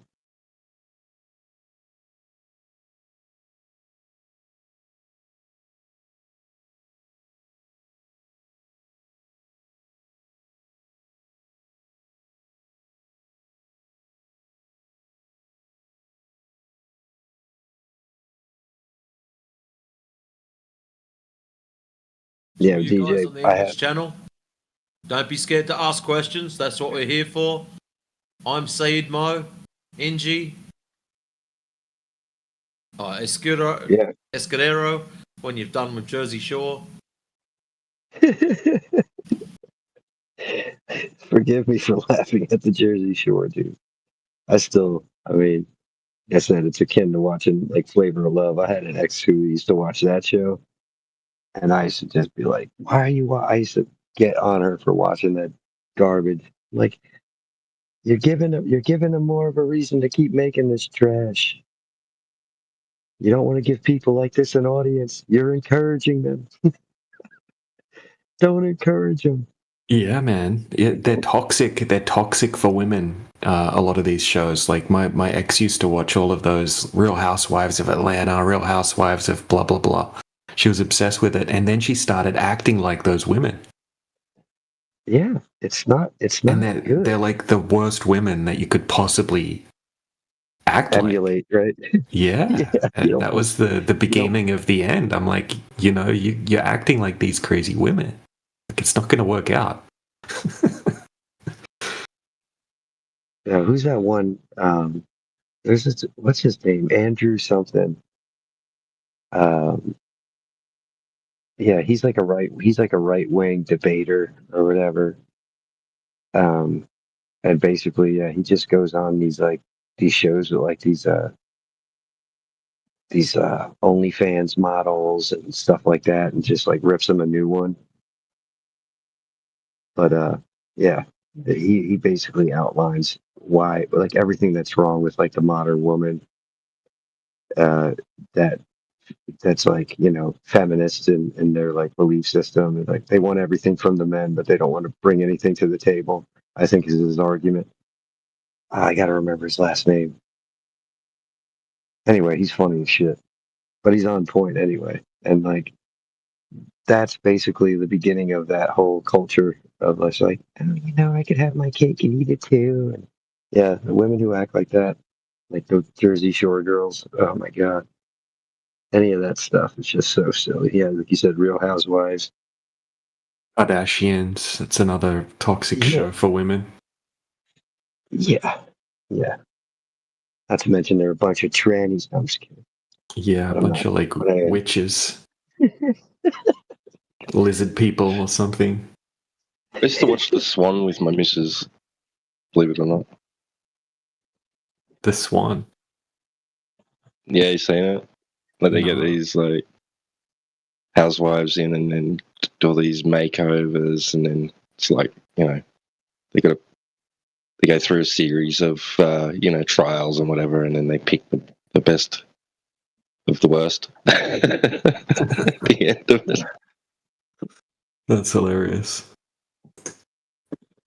Yeah, they get to go to a gala and all dressed up and photo shoots.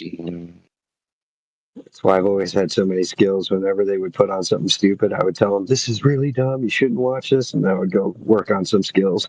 I'd go practice something or go research something. Like, I'm going to go learn how to play another instrument while you watch this dumbass programming. Yeah.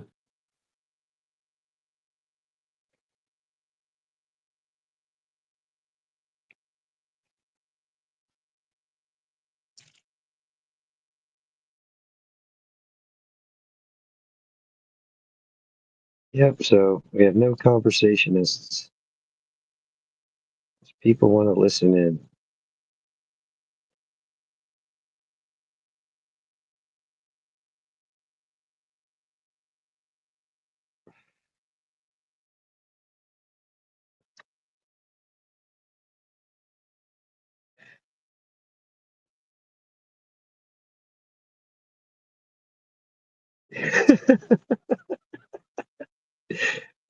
Good call, T-Dub. I was just reading the side chat there. That's awesome, just to make sure. Oh, awesome. Good call there. I didn't see that. That's funny.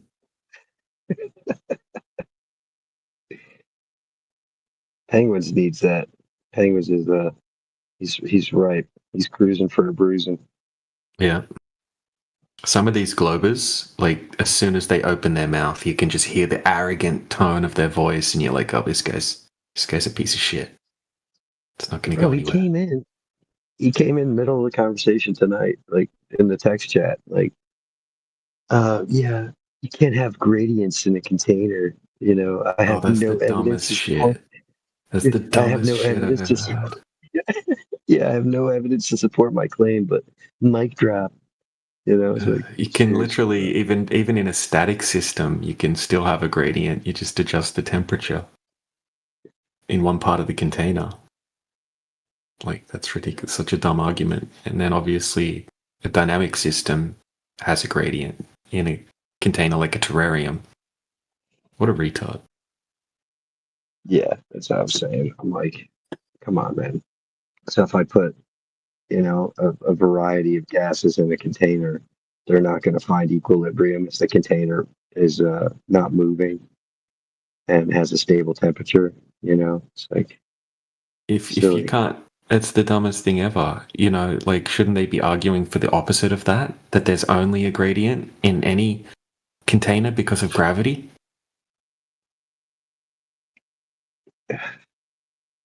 But they're always coming from this position of like everything's already been figured out, everything's already been understood, everything's already been cataloged and factored in, right? There's no unknown variable that is involved in any of their equations and any of their knowledge claims. It's hilarious, the arrogance behind the whole model in general, you know. So yeah, it's like it's really tough to get through to these people that are in love with the model. Look, I bet someone was listening on YouTube. Haha. That's hilarious. So for, yeah, dude. For hydrostatics, right?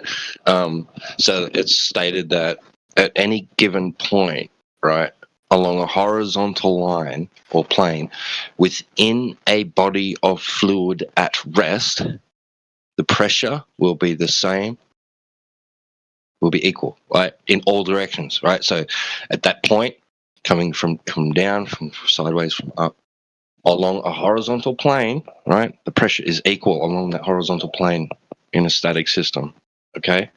So then the day is coming when the textbooks will put in the caveat that that's only because of the scale, right? They're going to throw in the scale caveat one day because of our arguments, right? Because we're quoting these physics textbooks stating this to be the case, right? And they're gonna cotton on, and they're gonna go, we've got to go shut the flat earthers down, and they've got to stop using us, you know, stop citing us as, you know, as evidence of the earth not being a globe, right? They're going to say, yeah, it's horizontal at a very, very small scale, right? And only over a certain distance. Beyond that, it's you can't use it for that purpose practically. It'll be curvy, right? But at the moment, they're telling us it's flat.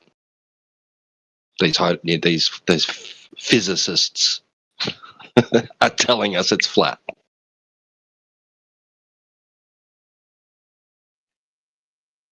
Yeah, no, 100%, dude. They always do. They got to rewrite the textbooks to suit the narrative.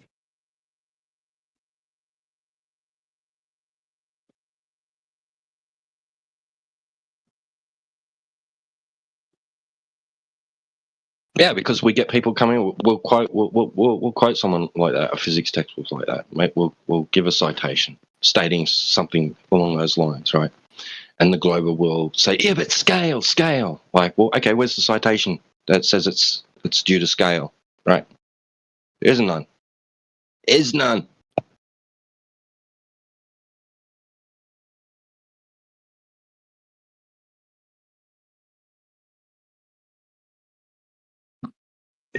Like, they say there's a gradient because of gravity, but what, in a container you won't have a gradient. What, they think like gravity's not there all of a sudden when you set it up on a small scale. Gravity wouldn't be there.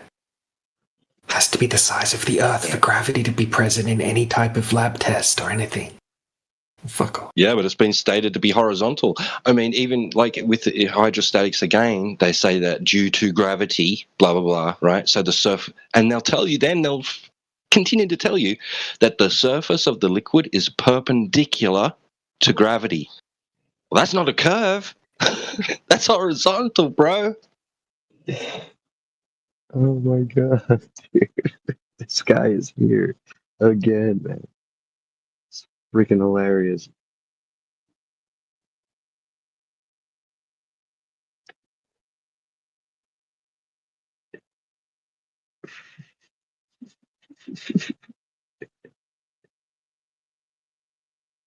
He left. He left because of the shame. Yeah, he realized what he said. DJ called him out on it. He's like, "Oh shit, I better live up to my word then."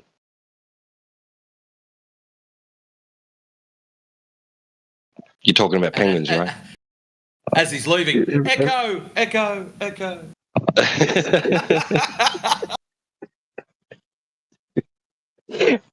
I'm not gonna be able to stop myself from laughing every time I see him pop in, dude. I really not. Oh my god. Like never any evidence too. It's always just like, no, well, what about this then? It's like, dude, do you have any evidence? No evidence of curvature, just like these baseless claims. It's laughable, man. Can nearly do this the wrong way around. His only echo is that it's an evidence chamber. Evidence chamber.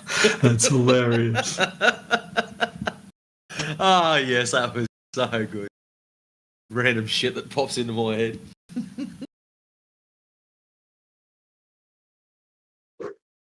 You know, you're welcome to come back, penguins. Bring some proof of curvature. We'll let you in.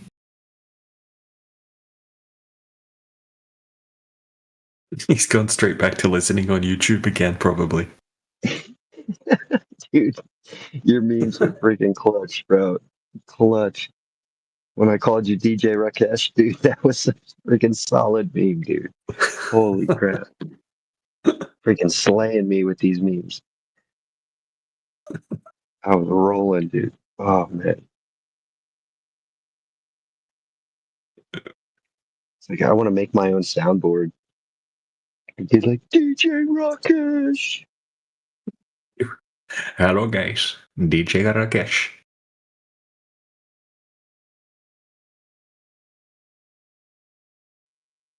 Yeah, get some hot remixes going.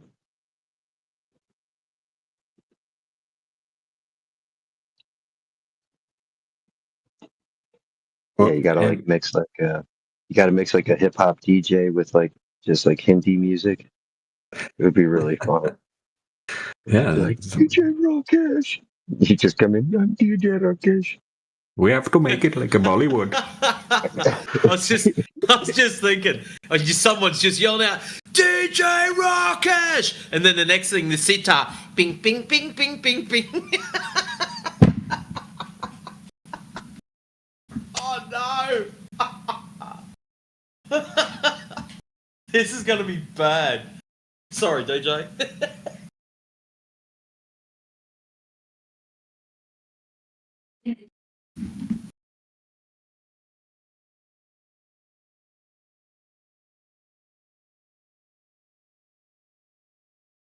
Yeah, bro, you you got it 100%. That's exactly what I was laughing about. I'm just like every time he does that accent, I'm just like, it's DJ Rakesh in the house, spinning your favorite Bollywood tunes.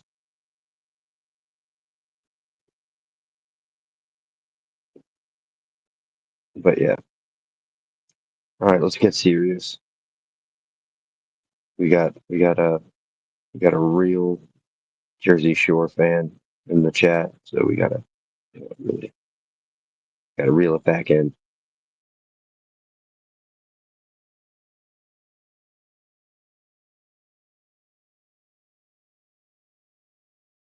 Oh, we have a question from Escudero. If the Earth is flat, there isn't as many travel line sought to say. What are you talking about, bro? The world was round. Like, bro, your question could be better.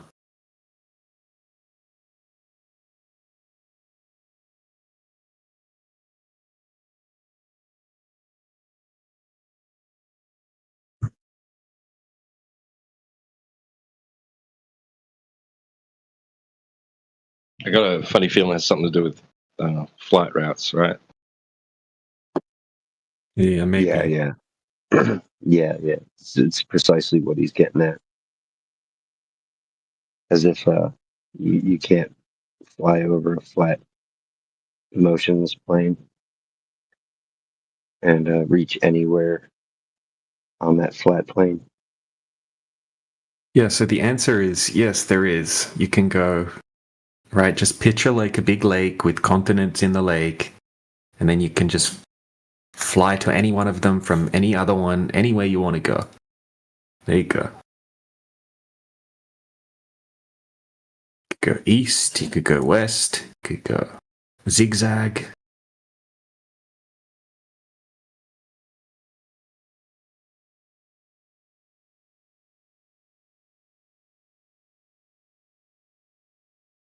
Well, there you go, Obedient Timothy. Why don't you try explaining that to them? You sit there with the naked eye, you watch the little boat disappear. That's fair enough, it's gone out of your optical range. And then you pick up your binoculars, and voila, the boat is back again. The reason for that is it's inside the range of the binoculars. But once you hit that optical limit of that new device, you will find that the boat will behave in the same manner as it did with your eyes. All you've done is just changed that device, that's all. So you've gone from eyes to binoculars, or eyes to camera, eyes to telescope. You'll still get the same effects of that appearing to disappear bottom up, just at a new range now, that's all.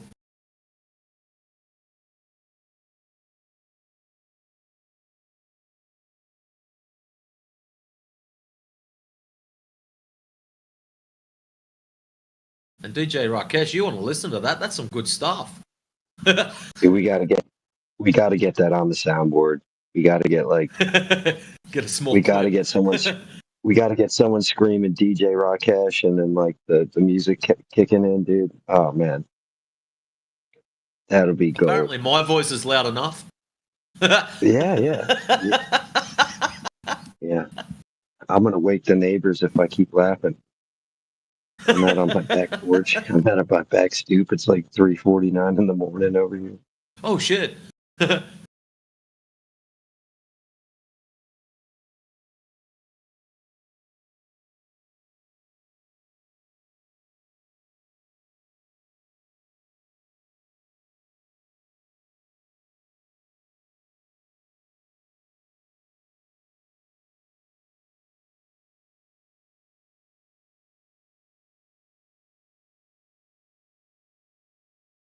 As for the ice wall thing, it's not a flat earther claim, the ice wall. I think it was a US military claim, which stemmed from Operation High Jump, I think, when Admiral Byrd went to Antarctica. Apparently there was one section of the wall that they had on the boats. They had cranes to lift stuff up on top of this ice shelf. And this so-called ice wall claim stems from that. So yeah, it's a US military claim.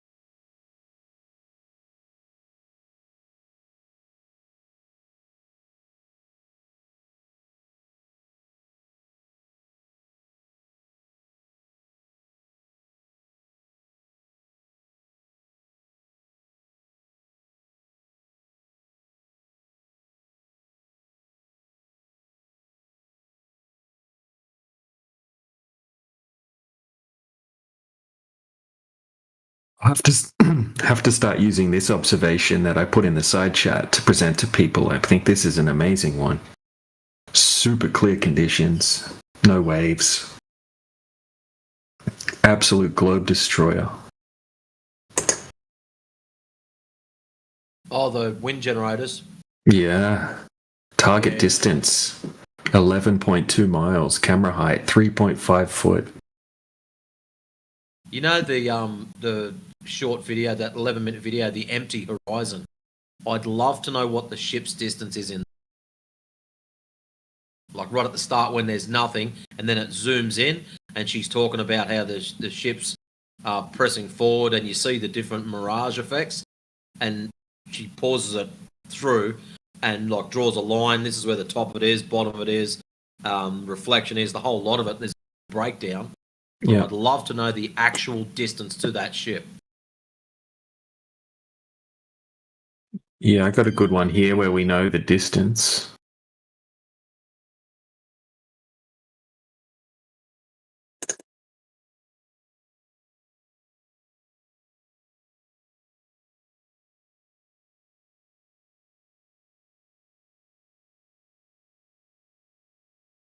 So this one's a good example of the sinking mirage. So have a look at this one, Matrix. This is the ship, and we got the radar for this ship. Okay, so in this observation, this is the tracking radar or whatever. So it says it's like 12.4 nautical miles from the shoreline, the ship. Yep. And then in the morning, look, it's over the horizon. Look at the miraging halfway up its guts, though. It's got a double reflection. Yep. That's awesome. This is a great example of sinking. And then we got, look, this is just 4 hours later. This is what we see. Same ship, it's anchored, same position. And all of a sudden, oh, look, it's not behind the curvature of the Earth anymore. Oh, that must be CGI. It looks like it's in the sky. Nice TIR shot.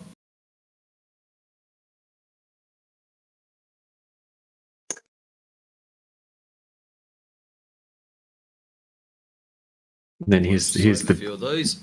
Yeah, there's a video. These are all screenshots from a video. So I'm just uploading the video now, but my internet's really slow, so it'll be there in about 2 minutes.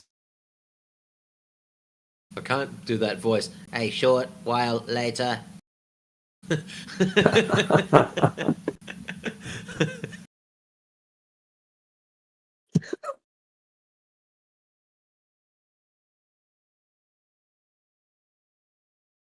do like the 930 shot. That is cool.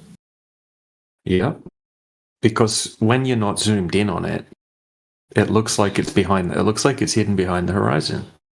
When you zoom in on it, you can see the miraging effects, and it's textbook definition of sinking.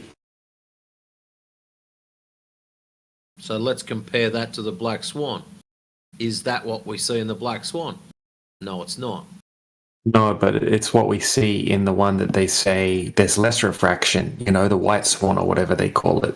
That's what we see in that one. Yep. What looks like it's hidden behind the horizon.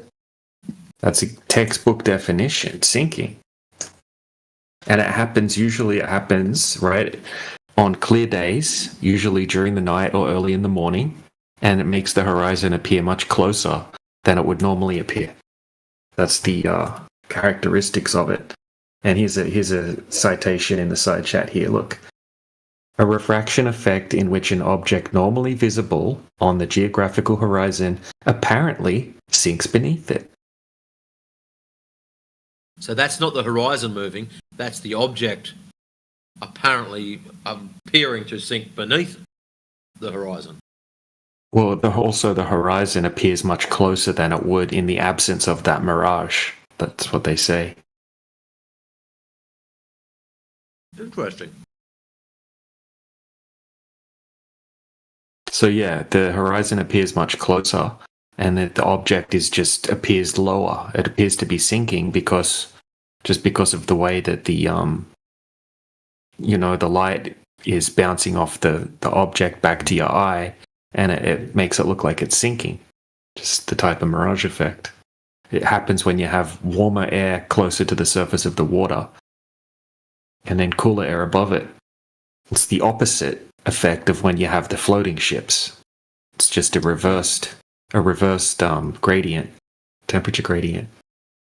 I noticed with the floating ships, though, the angles that they are viewed at are always a lot sharper, and they're always a lot further out to get that TIR to work properly, the internal reflection. Yep.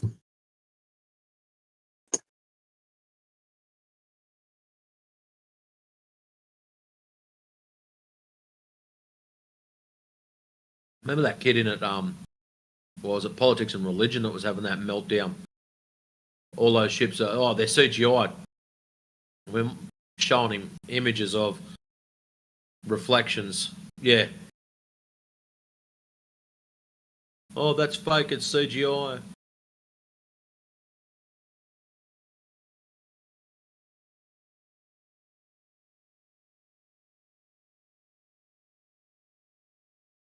But you can still see the horizon beyond the ship.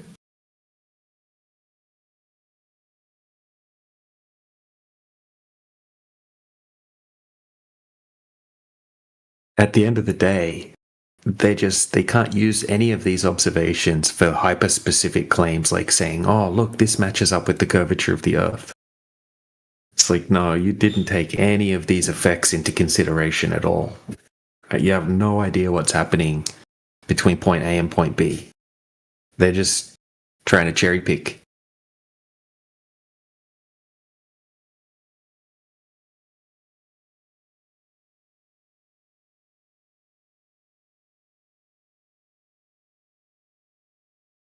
Like, look at this observation I put in the side chat. Like, imagine if the boat wasn't there. You just look like you're looking at a normal horizon, but that's not the case. Some crazy shit going on. The fact that a lot of these, like, if that boat was just magically not there, the average person would look at that and go, oh, look, crowd of people in front of the water.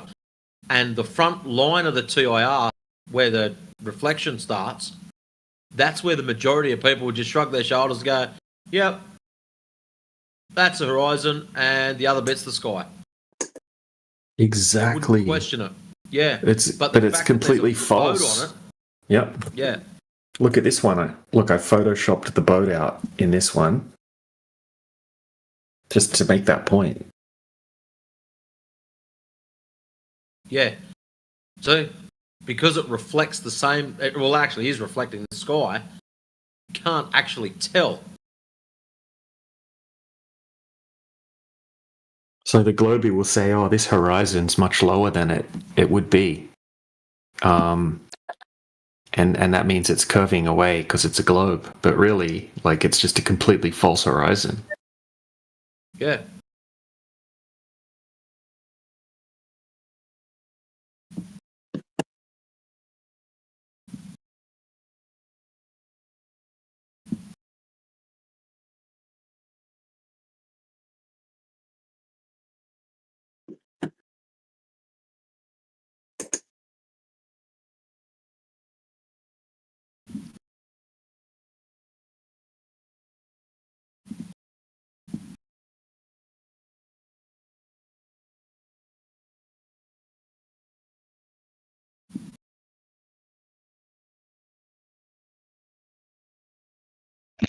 Yeah, I find if I just take those images and just contrast it, just use the contrast filter.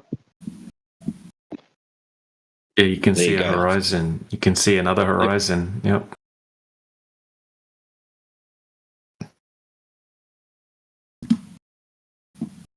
Wow, look at that.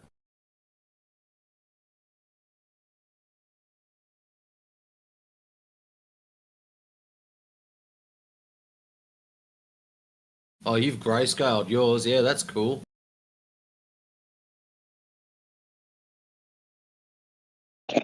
Yeah, it makes it particularly stand out on the right, right? And there's obviously something going on the left where it's just kind of blending more in. Don't know what it's seeing beyond that, like in the sky. You probably can't tell.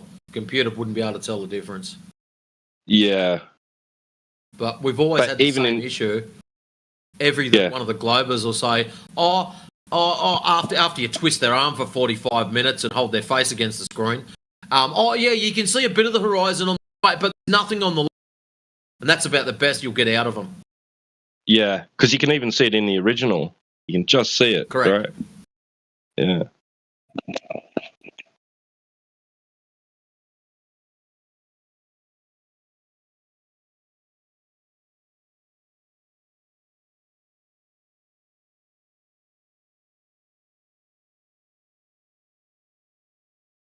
I don't give a crap what anyone says. I still think it looks bloody awesome. Yeah, look at that last one I posted, that one on the left. That's a trip. Yeah. Imagine doing a little drive. You drive along, having a great old time. And all of a sudden, you come round the corner. Why does that look like it's at Nobby's in Newcastle? Anyways, I'll leave that alone. You come around the corner, and here's a ship looking like it's floating in the sky in front of you. That'd be mad. Yeah. That one on the left does look like it's at Nobby's in Newcastle, actually.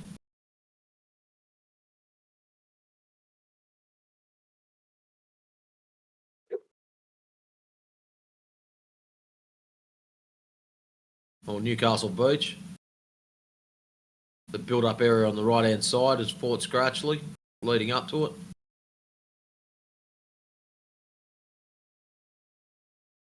DJ Rakesh, have you been visiting Newcastle again? Doing a concert?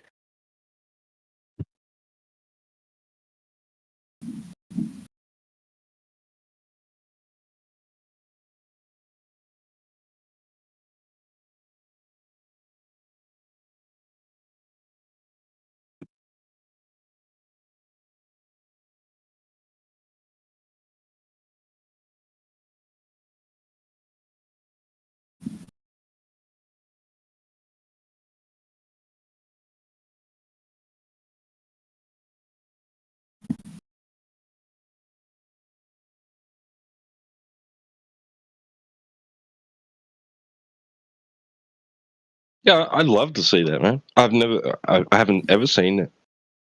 In all of my years, I lived on the coast for years as a kid. Never once saw that.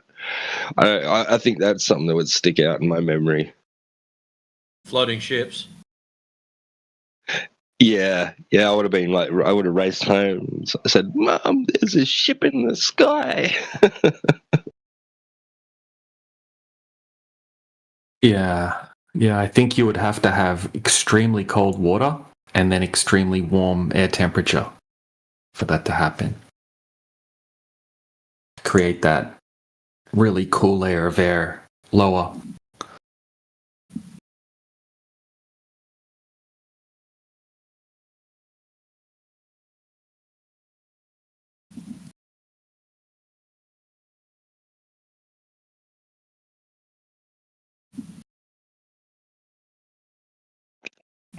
You're lucky, John. I reckon it'd be such a cool experience to see it.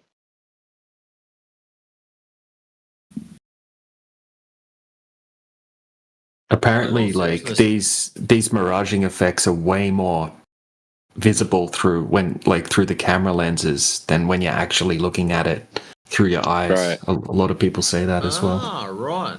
There you go.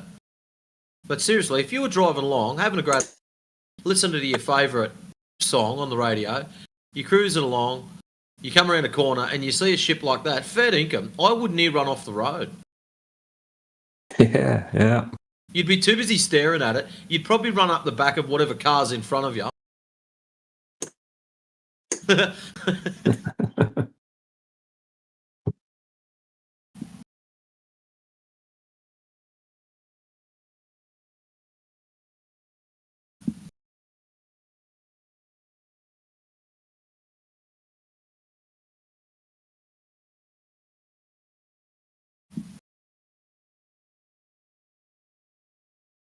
Yeah, that Elf Dacos. Do you remember him or whatever his name is? Elf Dacos. He was that Aussie guy that was hanging around for a while. Seems to have gone somewhere else. I don't know. He posted a video, and I didn't save it. I wanted him to post it again one day, and he never did. But it's like this rocket launch gone wrong or something. Like there's this debris coming down from this rocket launch apparently, and you see it coming down, down, down, and then it all just peters out right before the horizon, right above the horizon that's visible, right? It seems to all just peter out, and the speculation is that it's similar to what's going on in those images, right? And that it's actually that whatever was like on fire, right? Because you see these fireballs coming down, right? Was extinguished by water. Like it's actually hit the water, but it looks like it petered out before the horizon, before it hit the water, right? So it's, yeah, like, so yeah, there's a lot of this. And then there's that one of the dolphins, right? You seen that one? The dolphins one. He zooms in. Yeah. It's amazing. Yeah, similar thing again.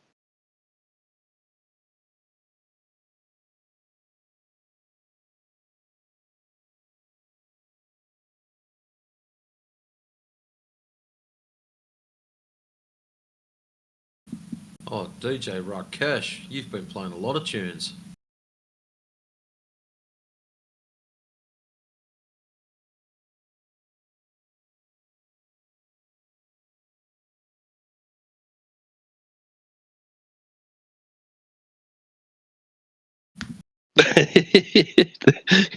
Yeah. Straight lines don't curve. They do in space. A tennis ball can be flat. You ever put it in a press?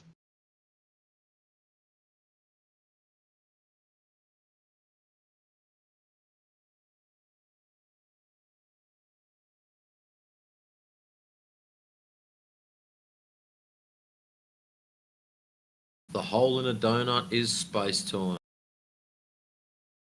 Oh.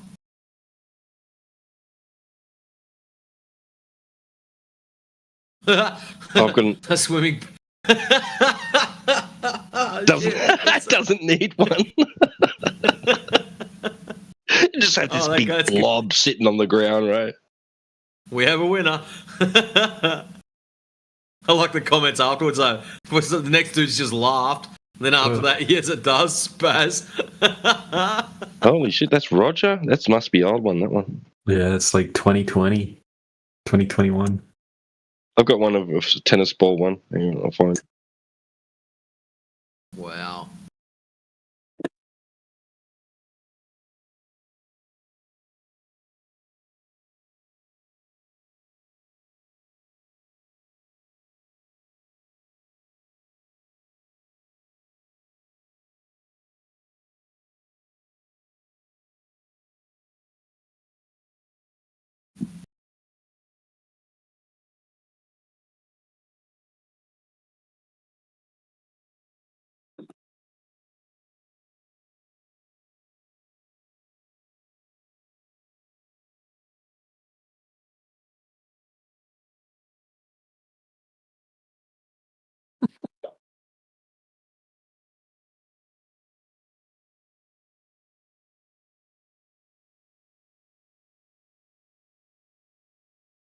Yep, level water on a tennis ball.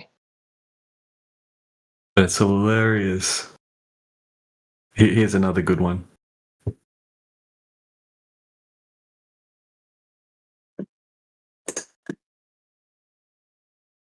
I've got a similar one to that as well. It's like, have you got any other proof besides it being flat? Something like that. Without using lack of curvature to prove to me the Earth is flat, because lack of curvature is the only evidence you have for a flat Earth. Yeah, the forehead slap is a good answer to that. Yeah. Wow, that's crazy funny. Here's another funny one here.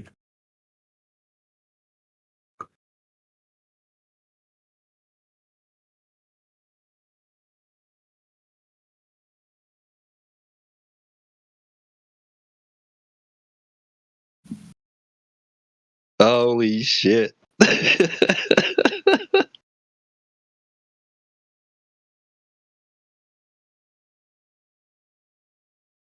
It's called a shadow.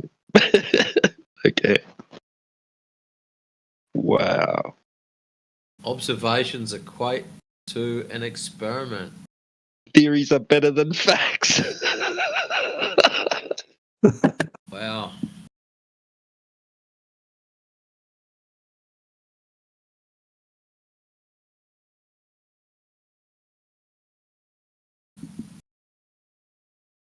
Vivek's getting a laugh out of your name.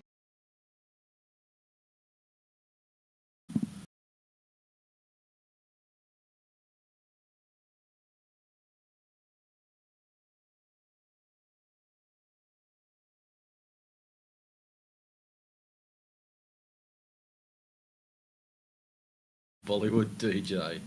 Thank you very much.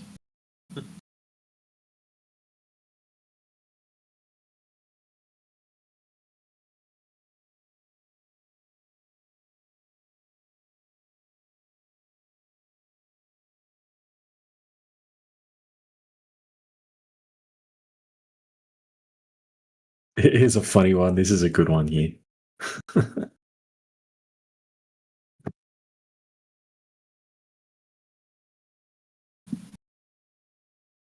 Holy crap.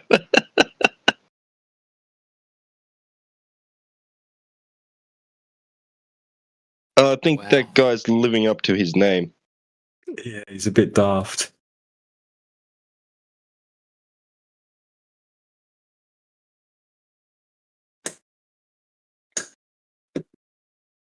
Wow.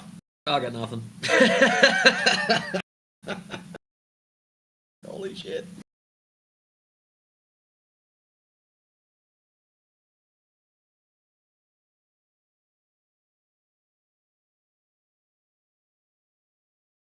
This is a creepy image, this one.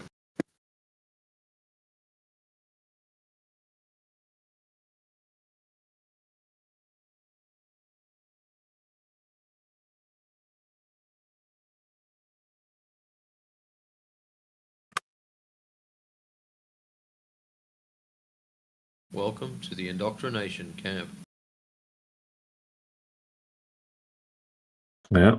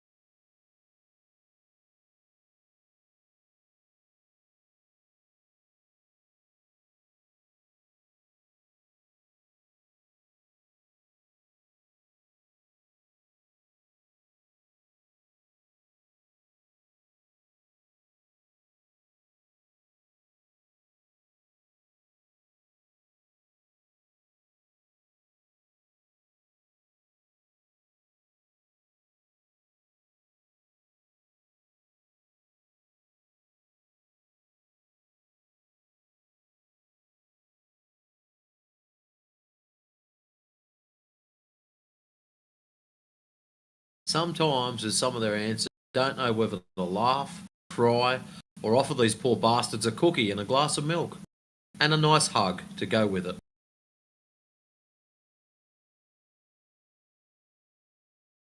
Pat them on the back and tell them it'll be all right.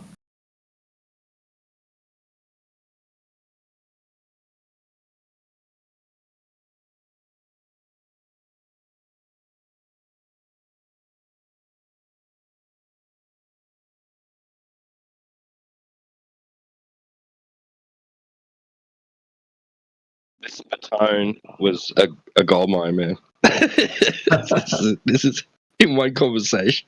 That's so funny, man. Yeah, some people are just gold mines. I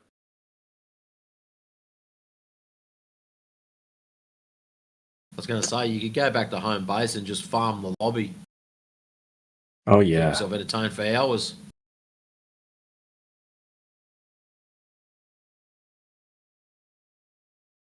You can just go back through the Golden Globies server. There's so much in there.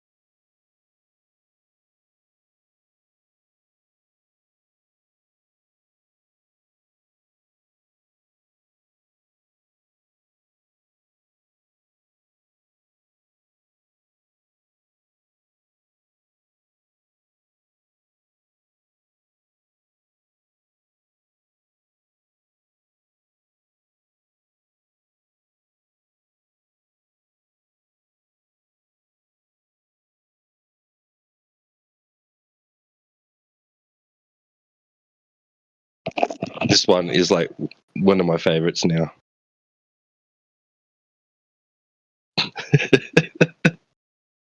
I love it.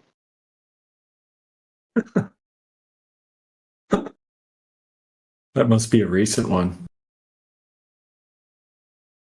It is, yeah, yeah.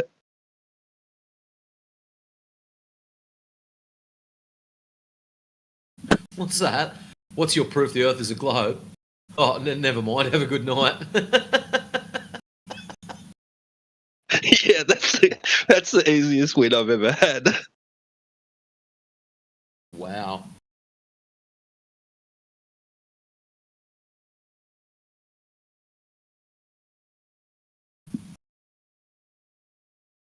Somebody go ahead and claim gravity right now. I'll smoke somebody on a gravity debate. Let's do it.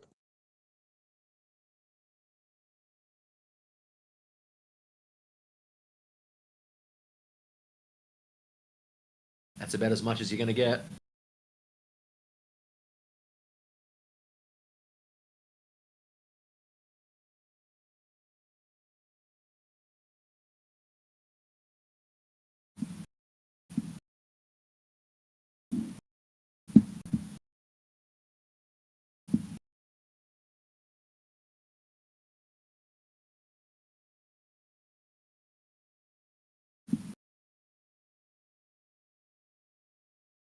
I'm in the VC if you want to talk to me, MS Udero.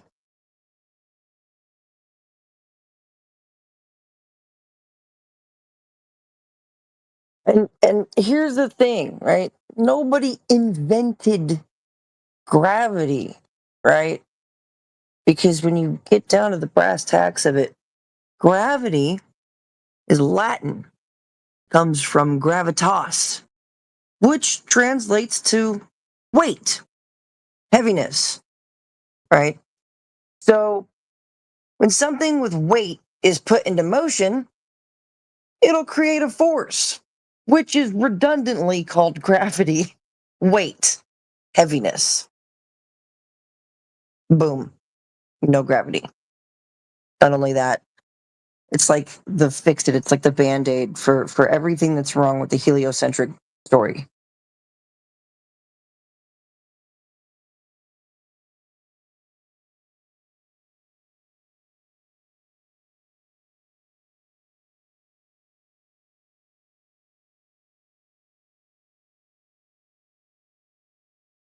It's like gravity.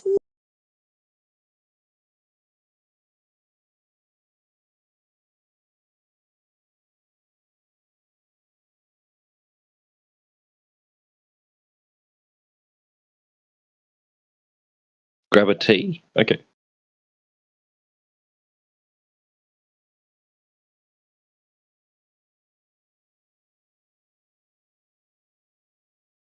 Oh, just sip it on some gravity.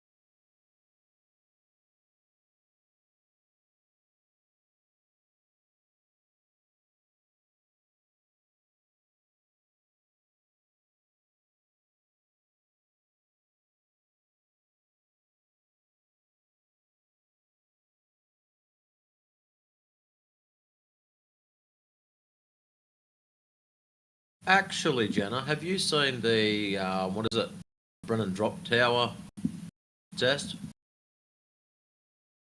Yeah, with the bowling ball and the feather, and I did in fact see the frame by frame where the feather actually began to fall faster than the bowling ball.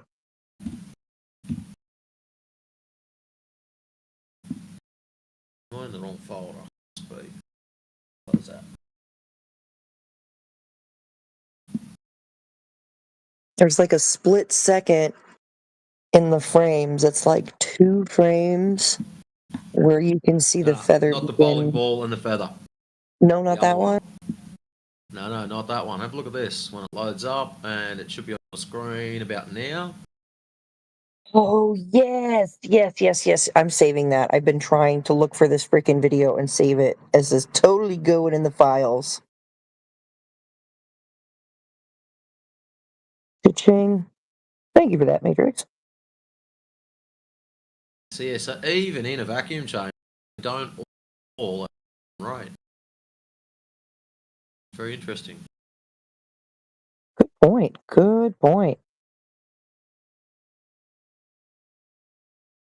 That's awesome. I saved that.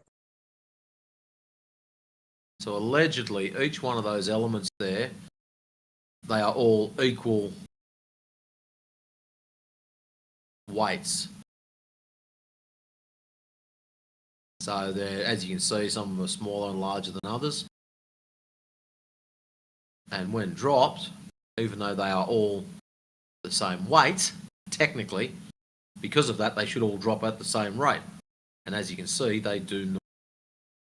So, what's going on?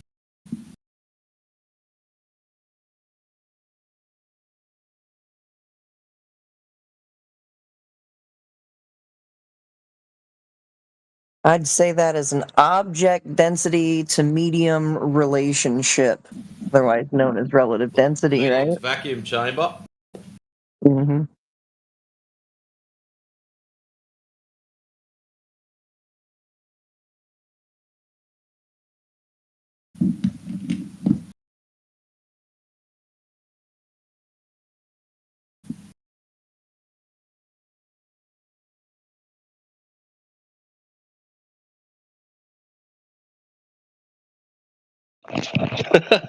Fake as in, not real. Fake as in Santa Claus, like the Tooth Fairy, the Easter Bunny. Fake. Fantasy, fairy tale, a story. Not true.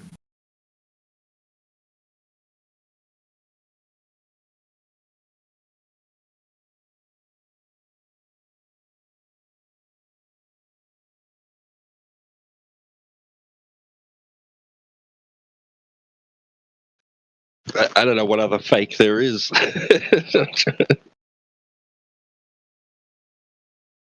No, Santa was invented by Coca-Cola.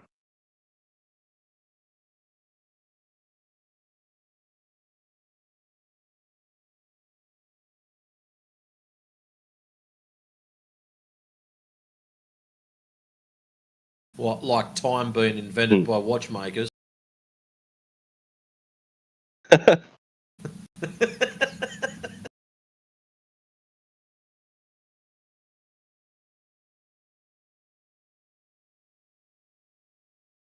Apparently there was a Saint Nicholas, but there wasn't this guy called Santa Claus who travels around in the sky by magic powers, pulled by reindeer, who lands on people's houses and climbs down the chimney and leaves presents under a tree and eats cookies.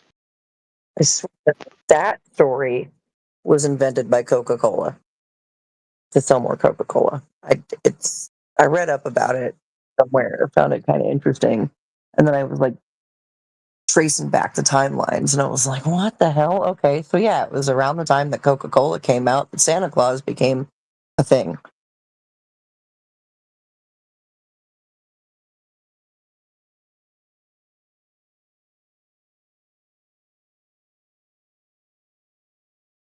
Oh, he wants to see a feather drop faster than a brick or a bowling ball. Okay, so you're not going to see it exceed the rate of the bowling ball. You're not going to see the feather exceed the rate of the bowling ball. Jenna, have you got the video in the ISS where the playing card and the hammer get dropped at the same time? I need that one. Do you have it? I'll take it if you have it. I don't have it, but that would be a great one to demonstrate for our friend M. Gudero. Gudero, yeah. Excellent. And sometimes you just get magic little pockets of gravity.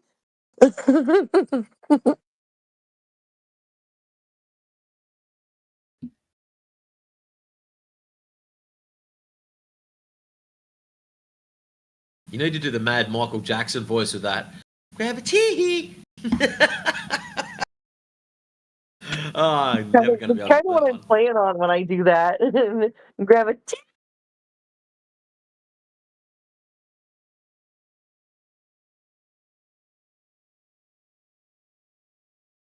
Well, then we got the maestro in here. Damn. Yes. Welcome. It's a pleasure to have you, maestro. Da-da-da-da. Da-da-da-da.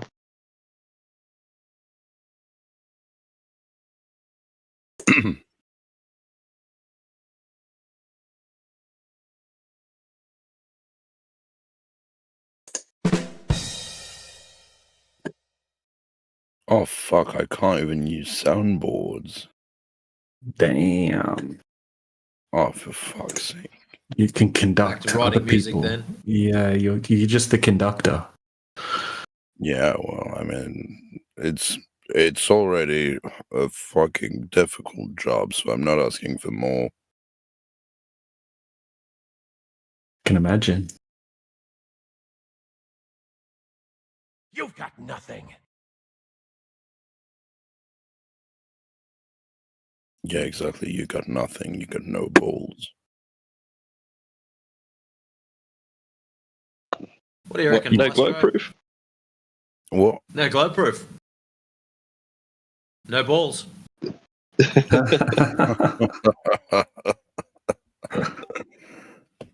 Fuck's sake. Are you really arguing about whether the Earth is flat or not? No, I'm just chilling here, because I like listening to people arguing as to whether the Earth is flat or not. Because, to be fair, I have my opinion, and I don't give a fuck about their opinion. I'm just listening to people arguing. I just like listening to people shouting at each other, knowing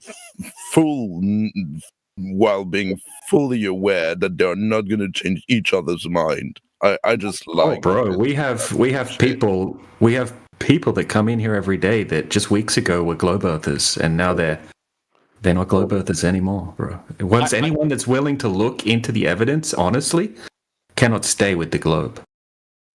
The thing I don't understand is when there's a conspiracy, most of the time people have they have interest, they get money out of it. Like you've seen it for the COVID vaccine, for example. It was a conspiracy because they were getting money out of it. But what's in it to say that the Earth is? So that means it's not a conspiracy? What? Well, we're not getting money. So does that mean it's not a conspiracy? But the people allegedly. I think, Maestro, you're trying to overthink this. Let's just break it down as simple as possible. I'm not overly concerned whether you believe it's flat, believe it's round, whatever. The simple fact of the matter is, when you go out and measure it, there's no curvature. There's not much of a conspiracy in doing measurements. You've either done the measurement or you have not. Fucking God, That's you're really arguing about the flatness of the Earth. Fuck. How does that make you feel, Crazy? Crazy, how does that make you feel? Does that make you feel anger? No. You're upset? Angry. It makes me feel like the waste of time. Oh, but you're here though. Okay. Oh, he Well, left. He left, yeah. You see, Maestro, see what I posted in the side chat there? That's not a conspiracy. That's not a conspiracy, bro. Yeah, the definition of conspiracy, right, is a plot, typically a nefarious one, against a person or group of persons. Yeah, no, but so there's a group of people, powerful people, that want us to think the Earth is round. I don't know that. I don't know that. I don't know that to be true. I know that You there's a don't group know of that people. to be true, but no, that's I a don't. fact. But no. There's a group of people. What I do know is there's a group of people that claim to be able to gain a vantage point from which they can observe Earth curvature or the complete one side of the Earth in its full circumference. That's what I think. Right? That's the lie.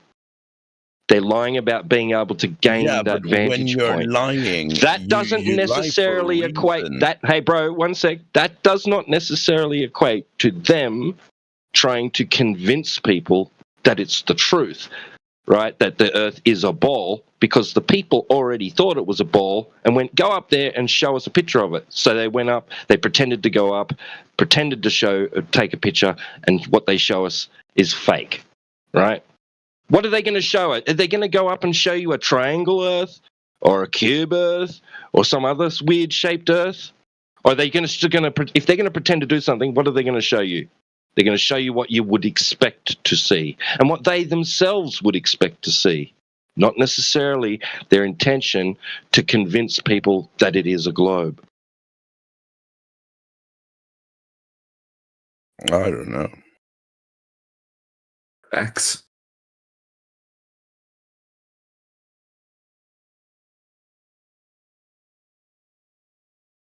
But yeah, we have the baseline, right? We all experience the Earth as flat and stationary, and some of us have gone further and actually gone out to test whether the Earth is actually as it seems to everyone, and that's flat. So, I mean, it's just some people have never thought about it. Some people have never looked into it or heard any arguments against the globe. You know, most people just blindly believe in the globe because they were taught it from a young age. I mean, to be fair, whether it's round or not, it ain't gonna change my life. So I don't think exactly, about it. bro. Exactly, because you already experience it as flat. So, I mean, if you find out it's flat just like you experience, why would it change anything? Like, I just don't give a fuck. I'm doing my music. I'm doing my shit, dealing with my shit. I don't have time to overthink and look at scientific evidence or allegedly scientific evidence or whatever. I don't have time for this. I'm listening. Yeah, to you just fine gotta be the people. maestro. I mean, you just do what you do, bro. Exactly. And I can do you if you want to. Oh, gosh. Oh, come on. This was funny.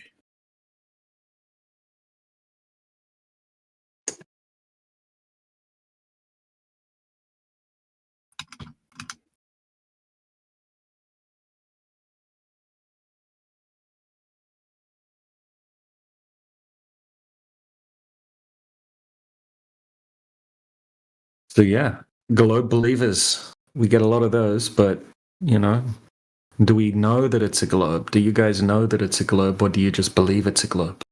Big difference. Yeah, I believe. I don't know. I'm not a scientist or whatever. There we go. Why would you think you'd have to be a scientist? Because I've never studied it. I'm not good at maths and whatever. So, like, how am I supposed? Wouldn't this be a question of geometry? I'd say I was going to say you're in luck. Since we're dealing with shapes, like and on one side geometry they're claiming it's a is sphere. part of maths.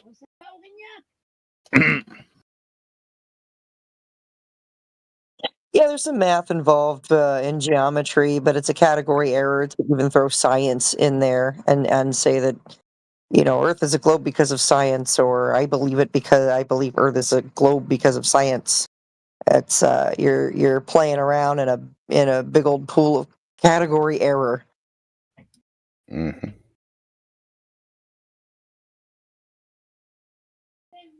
But mate, we're not here to make you change your mind. We know at the end of the day, you're still going to make your music, you're still going to drive to work, you're still going to eat your favourite flavoured ice cream. Nothing is going to change for you. Ice cream, oh my god, I now I'm craving ice cream, motherfucker.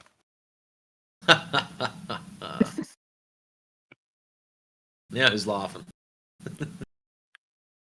Look, Twat. all we ask you to do, Maestro, is just to think for yourself, mate. From the get-go, we've been indoctrinated into this paradigm, this story, this belief system, whatever you want to call it. But the real problem is, has anyone stopped and actually questioned it? And that's where most of the guys that are in here have actually done so. They've put the brakes on and said, hang on a minute. The numbers don't match up. We've been told it's a ball with a radius 39, 59 miles. If we nick off outside, why isn't it measuring as such? Why do the numbers not match up to what we've been told? What's gone wrong? That's what the issue is. At some stage, somebody's got to put their foot down and say, no, this is not right. And that's all these lads here have done. They're just saying, no, it's not right. Please go and check it for yourself. And that's the issue with a lot of the Glober chaps that come in, and ladies too. They just, I want it to be a globe, and that's how I'm going to leave it. They don't go and check it for themselves. So they will always be just believers. They will never actually be a knower. They won't actually have first-hand knowledge. It'll just be a part of the belief system that they were taught in the first place. It's like a religion. That's what you may as well call it, the globe religion. But anyways, mate, like I said, I'm not here to make you magically believe anything else or wave me magic wand or snap me fingers and hey presto, you are now a flat earther. It doesn't work like that. You've actually got to go and have a look for yourself. Yeah, yep. I mean, yeah. It's a challenge. That's how it works. It's a challenge. What's going on? We're challenging people to prove the globe for themselves. Prove what? The globe. We're challenging people to go out and prove that the Earth is a globe for themselves, not for us, for themselves. So you believe the planet is flat? No. Oh, because the voice but it says 24 hours flat Earth Discord. Yeah, So but I we don't think it's a flat. We don't think it's a flat planet, though. Oh, okay. Yeah. Okay, I think I joined in Donbass people. Well, off you go then. Okay, global Earth. And it's not a belief. I don't understand what you're talking about.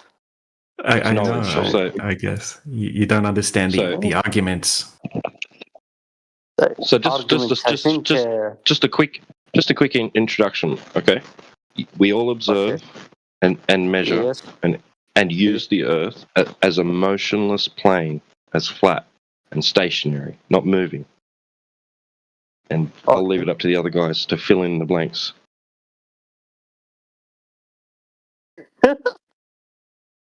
Don't understand. So you believe the Earth's a globe, right? You believe the Earth's a globe, right? Do you know for a fact that it's a globe, or is it just it's just something you believe in? It's just something you believe in because you were taught that. I just repeat again. Okay, so do you know for a fact that the Earth is a globe, or do you just believe that the Earth is a globe because you were taught that while you were growing up? Yes, the Earth is a globe. Okay, do you know that as a fact, or is that just something that you believe in because you were taught it, right? There's a difference between knowledge and belief, right? So, No, do you know I what I think mean? it's a fact. Yes. Okay. I think it's a fact. Okay, have you ever seen the curvature of the Earth yourself, through your own two eyes, without looking on a screen? No. Okay, so you No. experience the Earth as flat.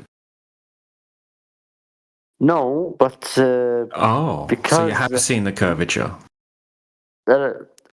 Just wanna talk. Well, you contradicted yourself, right? You said you haven't seen the curvature, right? But then I asked you if you've seen it, if you experience it as flat, and you also said no.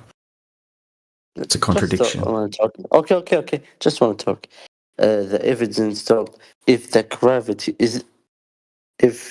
Earth is flat, the gravity will be in the middle, and everyone just know. You know what I talking about, right or not? I'm going to debunk gravity like real fast, right? The very meaning of the word gravity comes from Latin, gravitas, meaning weight or heaviness. And so Yes. it's just redundant to say that weight and heaviness is causing weight and heaviness. If the Earth was flat, and the gravity is the middle, and we all live in the middle of the Earth. You know what I'm No, talking bro. about? Right, dude, you need gravity. Gravity is something that you need to have a globe, right? You need a globe to have gravity, and you need gravity to have a globe. Yeah, in reality, the Earth measures flat, just like you experience it. What if? So, I say okay. I say what if? okay, you know so what I mean? Yeah, but we've tested the Earth. There's no curvature, so it can't be a globe. So there goes your gravity. What do you believe? I don't understand what you're talking about. What do you believe? The Earth No, is it's flat not a or belief. level? No, it's not something that requires belief, right? The Earth measures as a flat and stationary plane.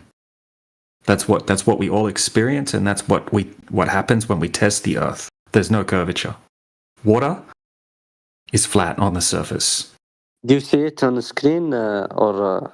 No, I've tested it myself, and I have many tests I can show you. How? Show me. Okay, so if we go to a large body of water, it would have to be curving if the Earth's a globe, right? Yes.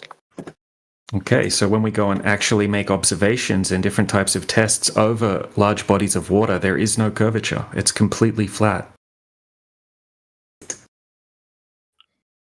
Wait. Mm-hmm. You just listen what I said before that. Yeah, you said if there's gravity. Do you believe that the Earth have a gravity or not? Not the way you're thinking. No, the Earth is flat. Yeah, we don't believe in gravity like it's some sort of god or religion, you know. It's not a thing that we need to do. No, because there's no gravity, we all fly around the Earth. No, that would only happen on a globe, bro. If the Earth was a globe, sure. Yeah, that would only happen if the Earth was a spinning space ball that you believe in, right? But really that's not the case in reality. You're more dense than the air, so you're not going to float, right? You're not a helium balloon. Helium balloon will float, right? Because it's less dense than the air. Yeah, but you're more dense than the air. Because what I see before, I think 2 months, I see a video. Someone fly into space. Yeah, cool. I saw a video of Bigfoot last month as well. Okay. And they show the Earth was like a globe or like an egg. Know what I mean? Like an egg? Like an egg. Yeah, because Earth is not like just trying to wait. Just translate the word.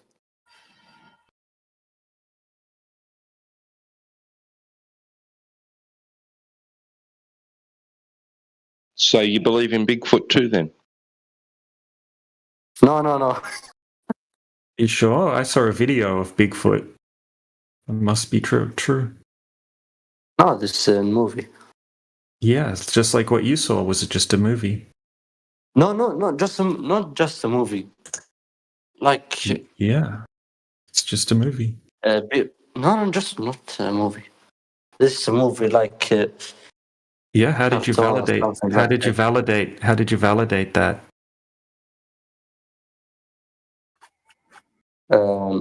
See all of these I images of saw a Earth video in on the side YouTube. chat. So I this is swear. this is I what see NASA video. shows us. Have a look in the side chat, bro. This is what NASA shows us. They don't look like eggs. Not like an egg, like a globe or something. That's the symbol. like a ball. A ball. Like a ball, something like that. Yeah, a sphere. Not. Yeah. Right. So not an egg. What does it mean, symbol? Just translate that. Hmm? What's mean symbol? Do you know? I don't know. Symbol. Okay. No, I don't know what you mean. Sorry. Okay, just okay, not bother you.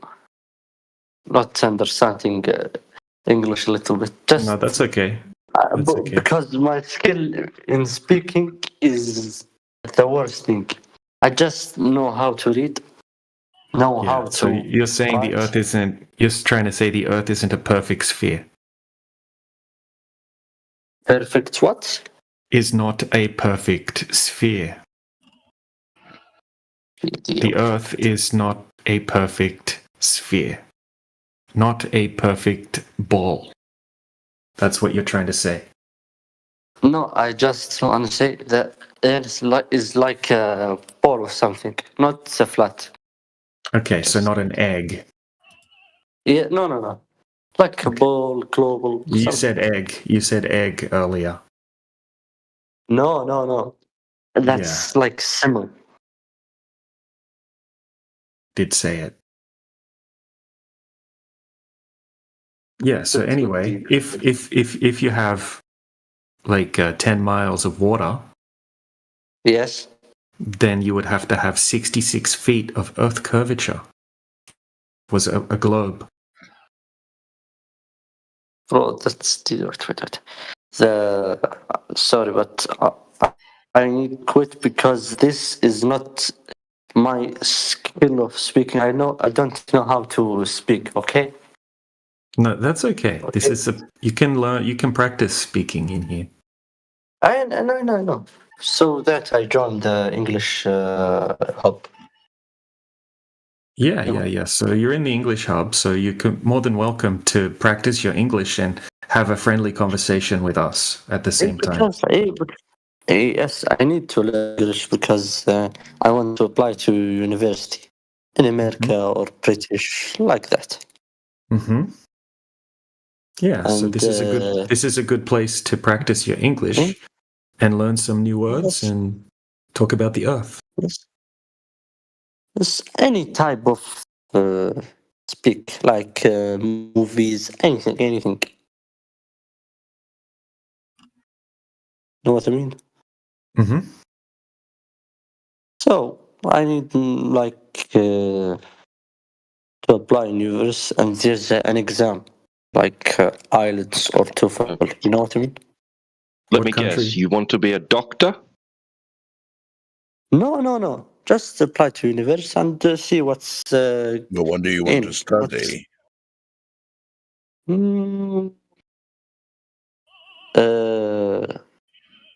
I don't know. Right now, doctor or. Doctor in what? I want to translate and translate. A doctor in translation. No. Linguist. Just maybe. Or maybe engineer, or maybe. Or maybe cyber security. I don't know. I think cyber security. How old are you? What about an astronaut? Why don't you want to be an astronaut? No, bro, I'm not a kid. No, but how old are you? Because if you still don't know what you want to study, I don't know how old you are, but you better hurry the fuck up. Yeah, I'll just wait. I don't know what is my future because I need to have an A and A plus in high school. You know, because I don't know my You are in future. high school. Yes. How old are you? 17, 16. We don't have to answer that if you don't wish to. Okay, I think You don't have a lot of time to decide what you want to do next. I think cybersecurity. I don't know. Well, there we go. Because imagine if I had in high school B plus or C lower. I don't know any. Maybe the university don't accept me. You know what I mean? Yes, I do. I think I've heard Maestro's voice like narrating some documentary about mysteries of the universe or something. Maybe. Mystery of the universe.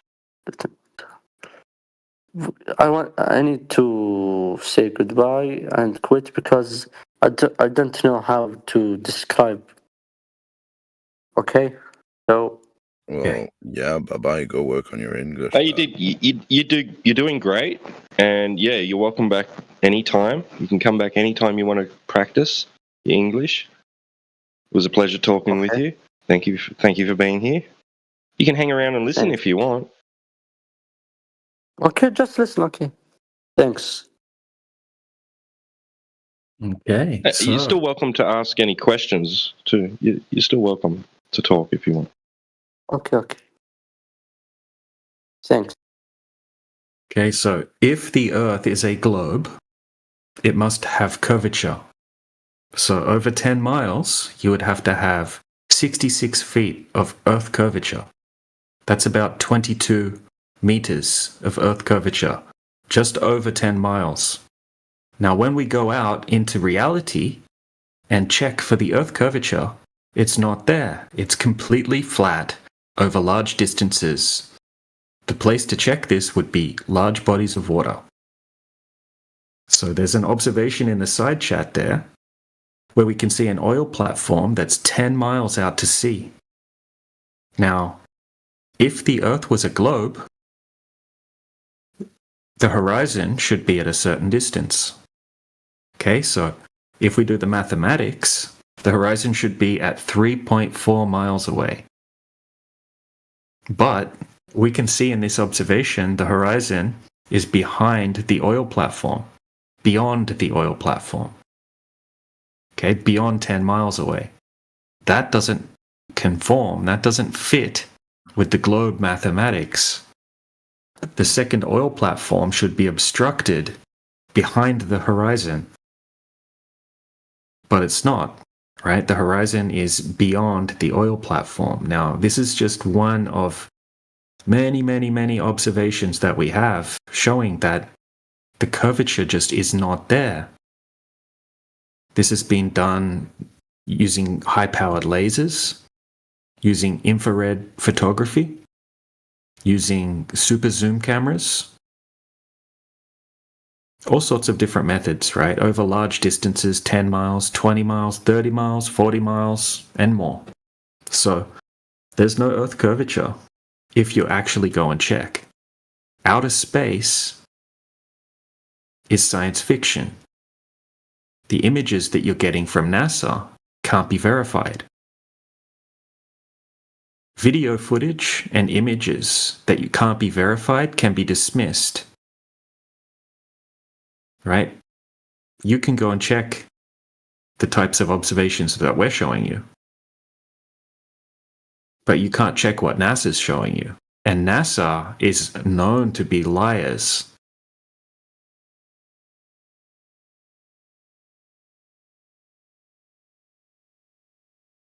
So yeah, Earth is not a globe.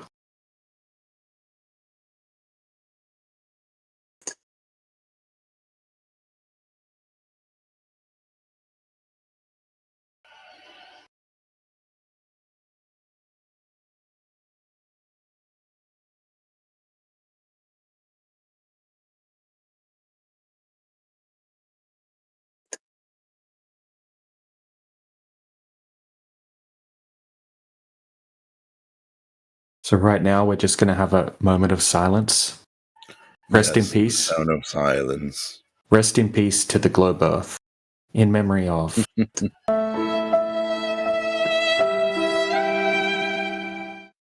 What did you think about that tune, Maestro? About what? About what? I didn't hear the end of your sentence. Oh, yeah. My ears. He was probably after the sounds of silence. Hello, Glober, my old friend. I've come to talk with you again.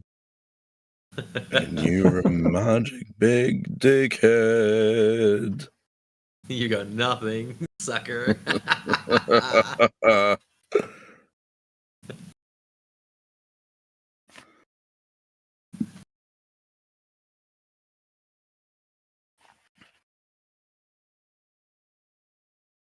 So I'm sorry to disappoint you, Maestro, but yeah, there wasn't any yelling for you to be entertained. Yeah. Well, I mean, you know, I'm Take just the good with the bad, working don't on I mean, I'm just working on my score right now, so I'm just using you guys as a background noise. To be fair. Oh, there you go.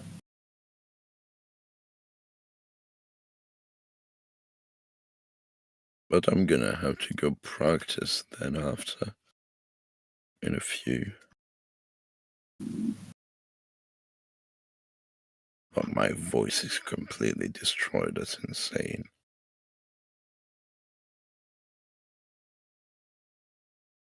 So from what I've seen, your score is about -3 at the moment. No proof of curvature.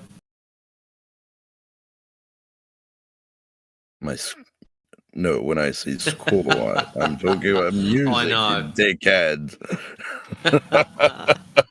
Wound you up. That was easy. Didn't even try.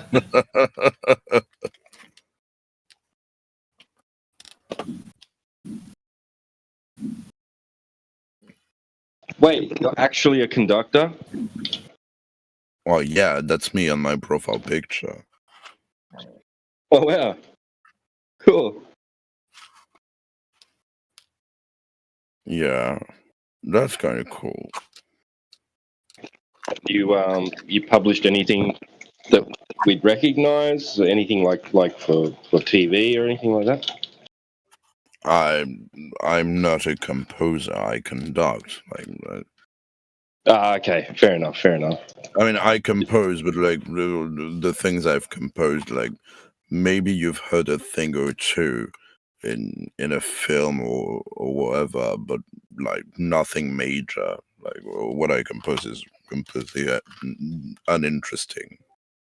You're not like a John I'm a very Williams, good conductor, but I'm a very bad composer. I'm a very good pianist. I've always been a bad composer. So what's your most prestigious performance?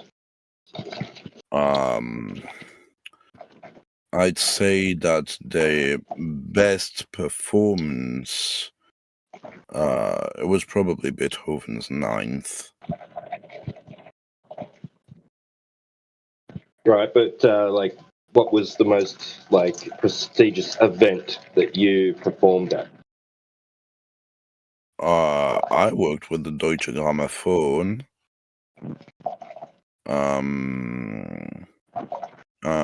I guess conducted at the Royal Philharmonic as well. Oh, nice. Yeah.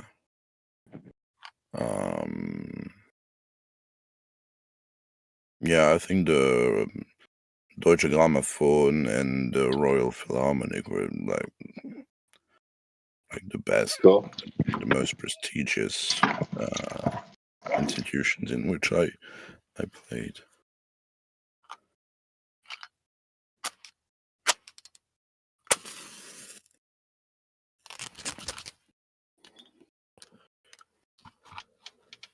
I mean, I've worked at the Orchestre de Paris and so on, but like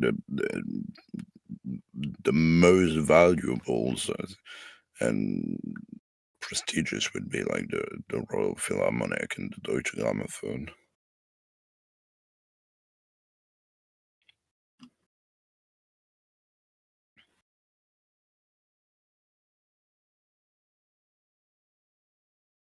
Interesting. Yeah.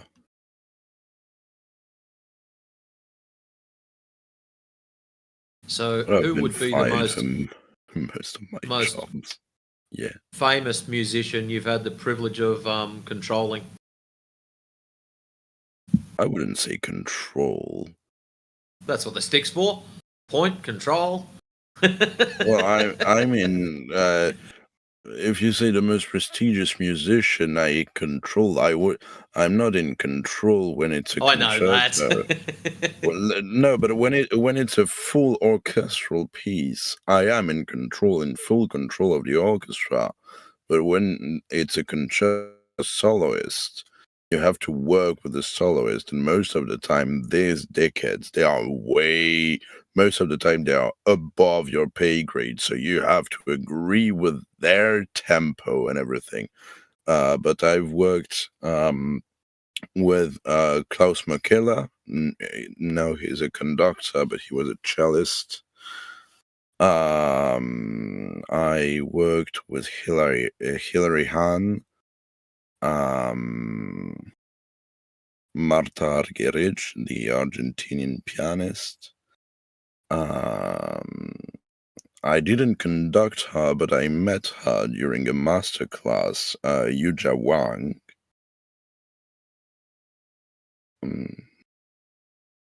I mean, I don't really realize how some of the people I've worked with are Yuja Wang. famous. Yeah. No way. What? Did you say Yuja Wang? Yes, I did. Damn, man. That's pretty cool. Yeah, it was pretty cool. It was a masterclass on Rachmaninoff. Is she a daft bitch? Or is she actually really chill? Oh, she's really, really chill. She's probably one of the less pretentious musicians I've ever met. That's cool. Good to hear. Yeah, I mean, she was. At the time, she was dating a friend of mine.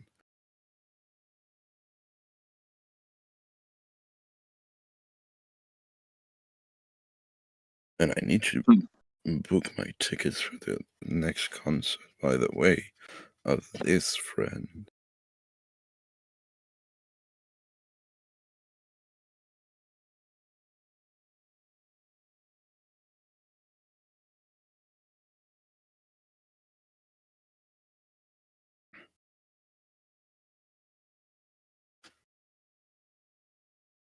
Yeah, but the music industry is, especially classical music industry or university system and whatever, is probably the worst. I got fired from a university just for quoting a composer.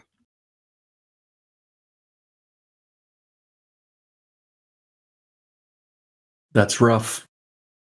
Yeah, the quote was offensive.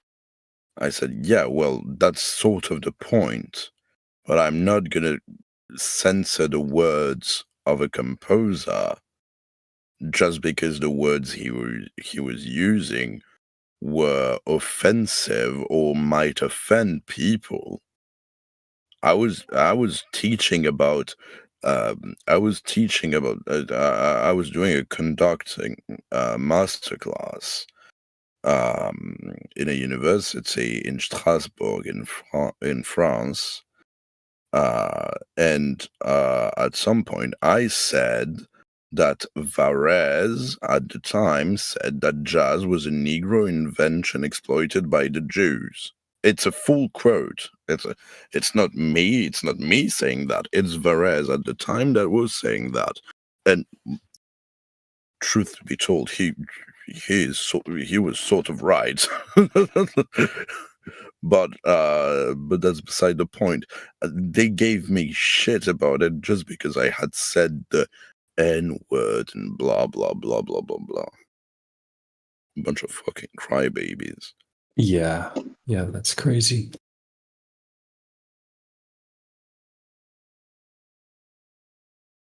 And you just said the N-word as in Negroes.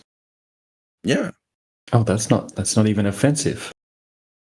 I said jazz is a Negro invention exploited by the Jews.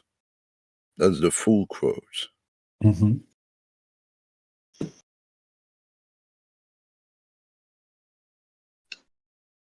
Bunch of snowflakes, aren't they, Maestro? Oh, that's what I told them. I told them you're just a bunch of pussies covering your asses. I don't give a fuck. I don't give a fuck. I may be young, but I'm not a retard. And just when I said the word retard, they were like, "Oh my god, he said the R word." Oh, for fuck's sake, we can't say anything nowadays. Even the word retard is offensive. How is retard offensive? That's right. I mean, yeah. Retard is only offensive to people who are retards, though. Come on. I mean, if someone is retarded, they are retarded. Mm-hmm. But for somebody to be offended by the word that would make them retarded too. Yes.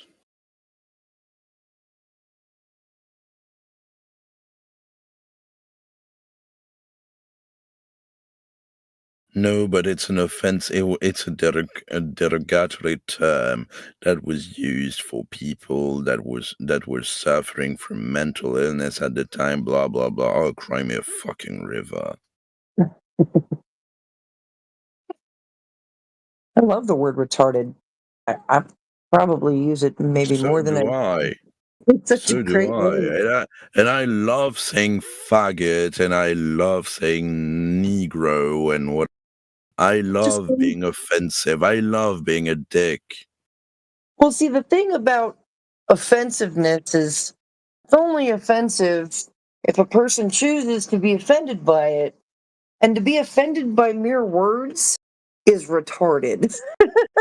No, but the thing is, like, you can All right, let's just remember one second. Okay, so just because this is on YouTube, and YouTube's Snowflake, right? There's snowflakes, and they got snowflake bots. And if we say words like the F word and whatnot, then it can get the channel struck. So be careful. What F word? Fuck or faggot? Well, if that's... I'm sorry, Maestro, but...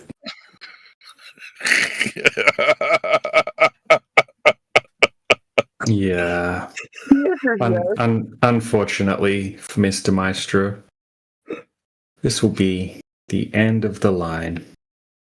Farewell. It's been fun having you. Also, let me add, Puerto Rican had also a part to play on the development of jazz. It wasn't only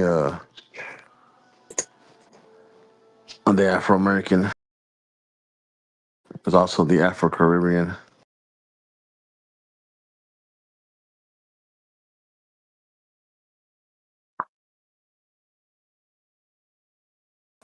And Latin jazz.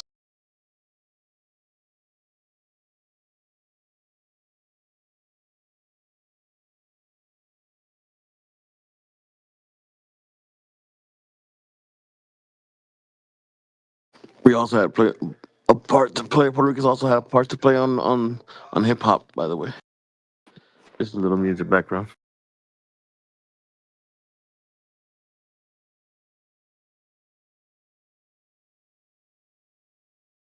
Well, anyways, chaps, I'm going to leave you all in peace. I can't do that for too long. I'll do my head in.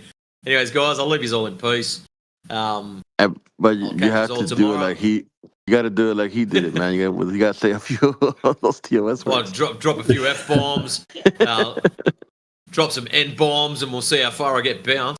No, thank you. I'll come back tomorrow, and I'll hit the reset button. And fuck me, that's funny, eh? Anyways, guys, have yourselves a good one. If you're on my side of the pond, have yourselves a great night. If you're on the other side of the pond, have yourselves a great morning. Outside of that, peace, ladies and gents. Catch us around. Farewell, Mr. Matrix. Yes, that is the most I've ever heard somebody so refined use the F word. Whoa. The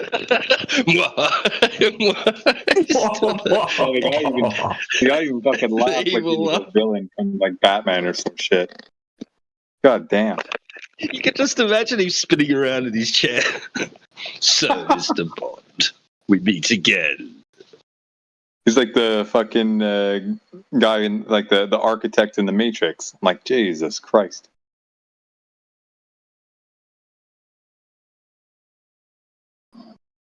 That was funny.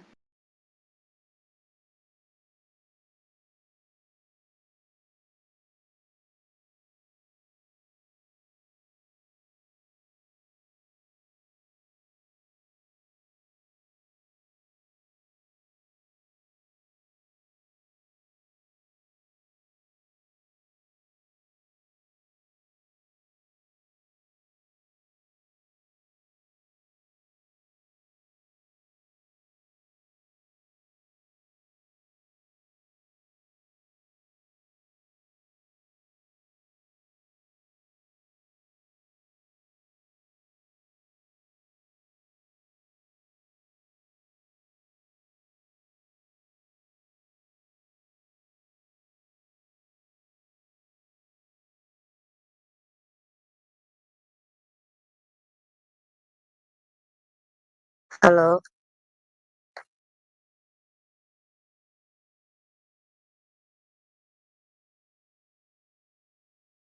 Hello?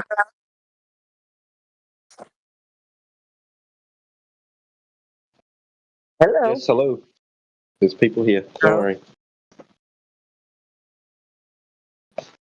Yep. How's it going? What is this? A place to talk about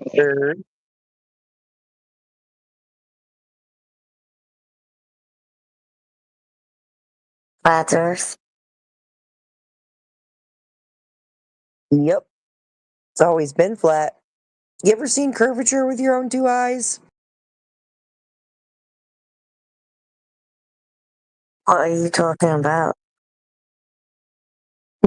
Just asking you if you've ever seen Earth curve, like the curvature of Earth with your own two eyes. Just wondering.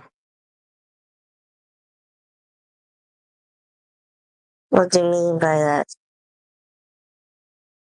I mean exactly what I said. Have you ever seen the curvature of Earth? Like, if Earth is a globe, right? And everybody believes that Earth is a globe. And I don't know, like, maybe, do you believe that Earth is a globe?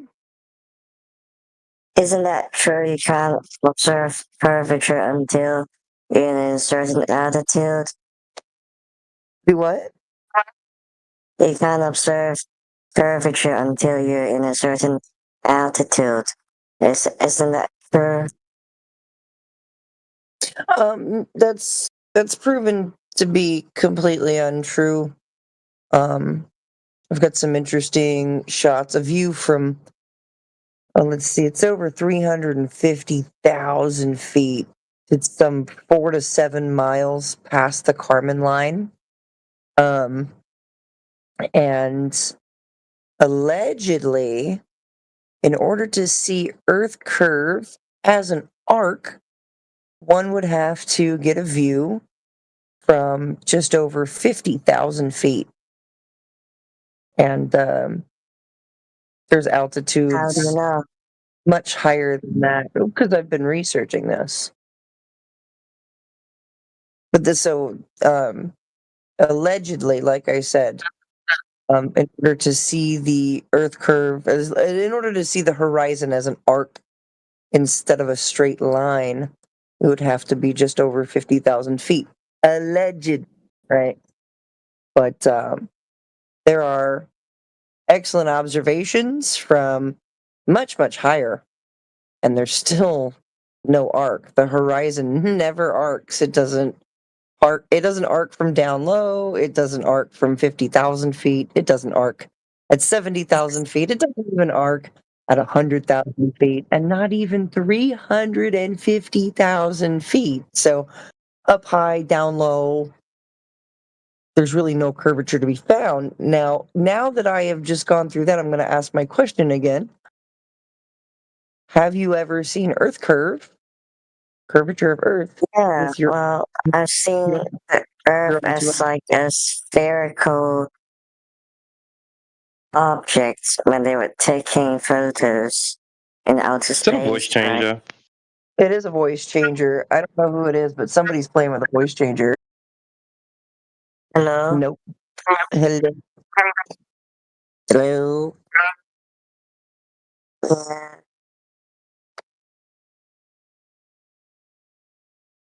Cutting out. So what about seeing spherical what? I'm just asking you a yes or no. Like, have you seen with your own two eyes Earth curvature? Well, I've seen photos from the outer space, right? So that would be. So then the answer to my question is no. No, I did see curvature with my bare eyes. So yeah, you've never seen curvature with your own two eyes directly. I did. I see a picture, right? No. You're not understanding me. You're not understanding me. Directly, right? Not indirectly. To see it, something that you think is through pictures or these photos or videos. This is indirect. Okay? I'm talking about directly seeing it with your eyes, not through pictures, not through videos. Have you ever seen it through your own eyes?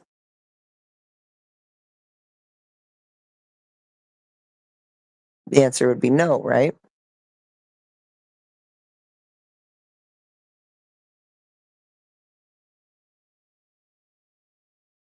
Hello? Hello? Yeah, I'm asking you a question. Is the answer no?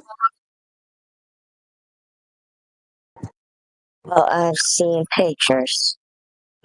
Okay, that is indirect. That's not you directly observing.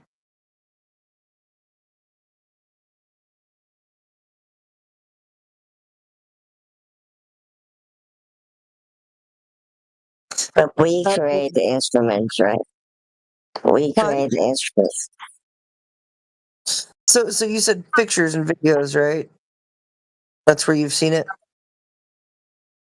Yeah. Yeah. Well, there's a problem with that. That every time we go to check these pictures and videos, we find that they're either through wide angle or fisheye lenses, or that they are not even real photos. They are CGI and composite images. That's what we've found time and time and time again. So, this has led us over the years to understand that there is not a single real full frame photograph of the Earth in its entirety at all. So, flat, it measures flat. It's navigated that way. It's used that way in all practical applications. Flat. The water, rest level, flat. You got like 70% water on this thing. It's all flat and level.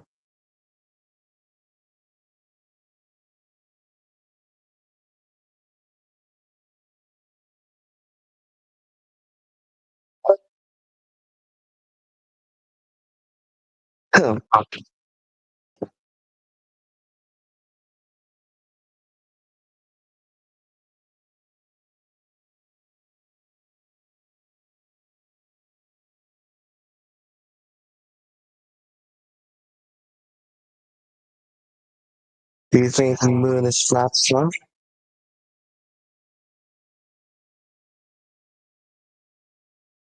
Who said what about the moon? Do you think the moon is flat as well? I don't know what the moon is. I just know Well, that you've seen it, right? right at night. You know, that's what the moon is. Well, it's a flat. Who is this? Who is this? Yeah, because your voice just changed. Your voice changed, so you changed your voice changer. Yeah, I recognize the voice. I just can't put the name to it. It's not No Cap, and it's not the other one that's on there. No Siren Ignore. No Siren. No, I don't recognize the name, but I recognize the voice.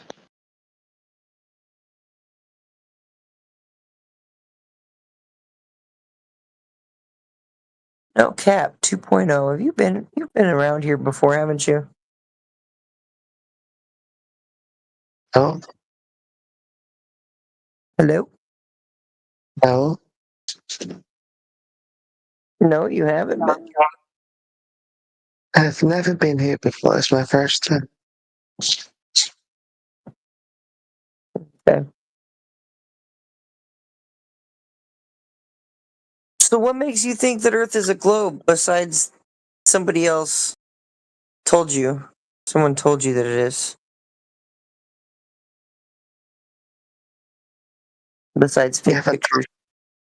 Is the moon flat? You haven't answered the question yet. No, I don't think the moon's flat. But then again, like I said, I don't know what the moon is, dude. So the moon is globe then. Okay, so here's the logic you're stepping into.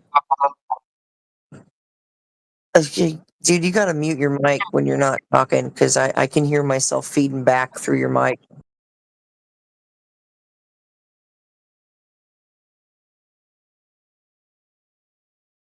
No cap. Yeah. I can hear myself feeding back through your mic. Could you mute yourself while you're not speaking? And unmute to speak and then mute when you're done? Yeah. Okay. Thank you.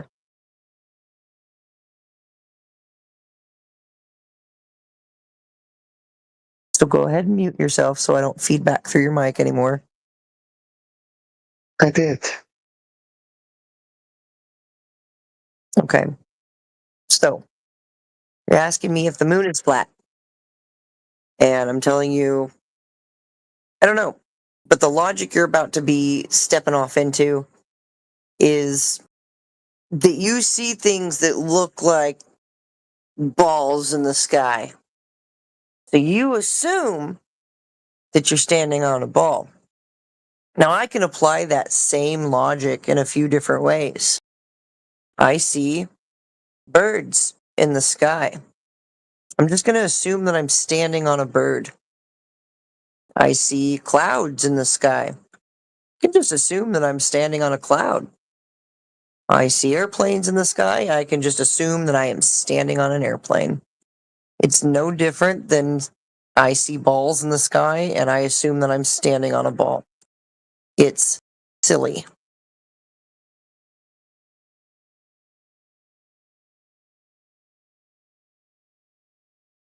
So Earth is wherever you see it appears to be now, isn't it?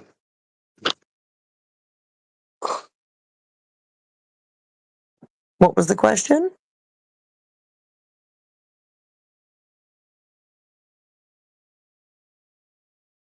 Clearly, you do know that the moon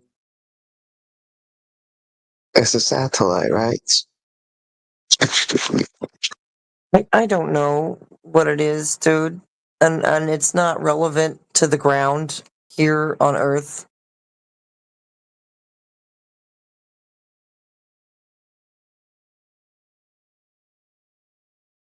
What about Mars?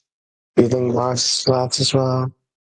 Mars is a light in the sky. Well, it's It's another light in the sky, a wandering light. Yeah.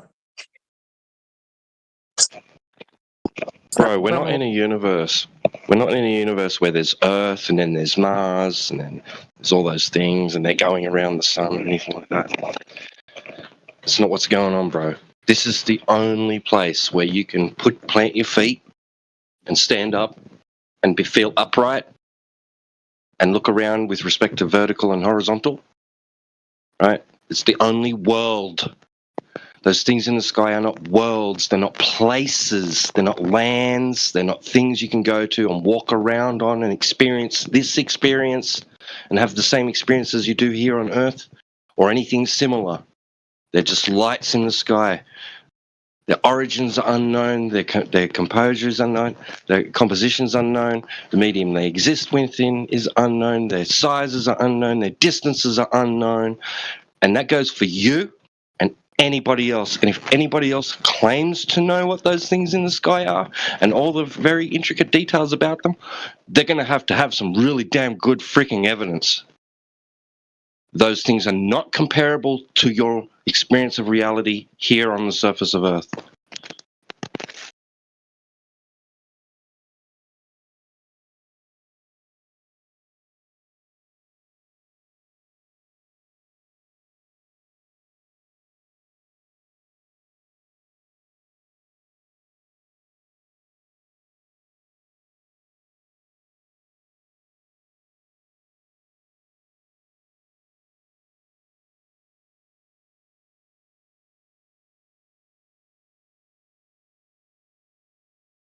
So you don't even believe in the universe?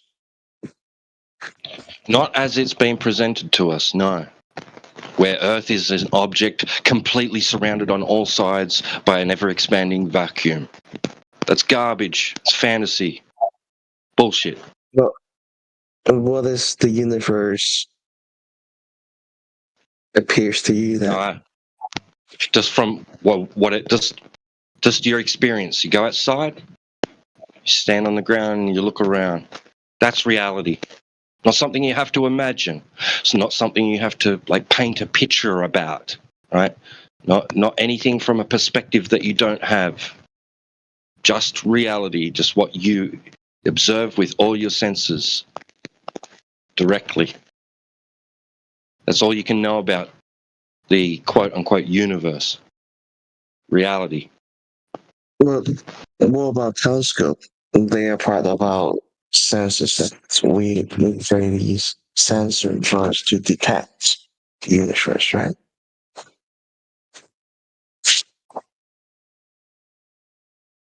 They don't give you any more information. They don't give you enough information about anything in the sky to draw definitive conclusions about them beyond what you can just observe. Well, at least it provides some truth when you look in the telescope, right? Like what? Like you can clearly see the surface of the moon. You can see the crater of the moon. It's obviously a satellite that orbits around us, right? No, not obviously. Seeing craters. Seeing craters doesn't. Yeah, that doesn't mean it's orbiting around the Earth. So what is that?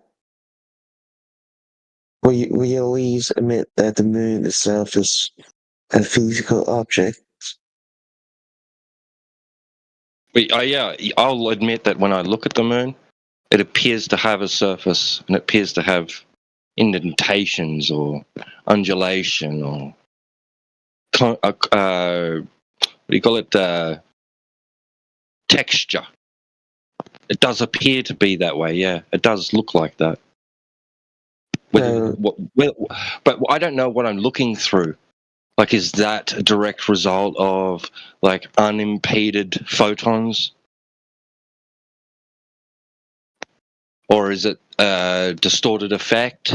I don't know what I'm seeing, bro. I can't go there. I can only say what it looks like. I can't go there and interact with it and say definitively it definitely is what it looks like, because I went there and I touched it and experienced it with more than just one sense, right? From a very long way away. So at least you would admit that it is a physical object. We can No, I start don't off know. with I don't know it, that. right? I don't know what it is, bro. Well, they have countries sending probes, even people on the moon, and they've sent you pictures. It's a cool story. And it is obviously proving the moon is something that we can set a foot on. No, right? that doesn't prove anything. That's a story. It's a story in the form of imagery on a screen or in a book. That's what it is. It's a story. Oh, we sent something to the moon. Oh yeah, what's your proof? This photograph. What's your proof of the photograph? Trust me, bro. That's what it boils down to. Just trust me, bro.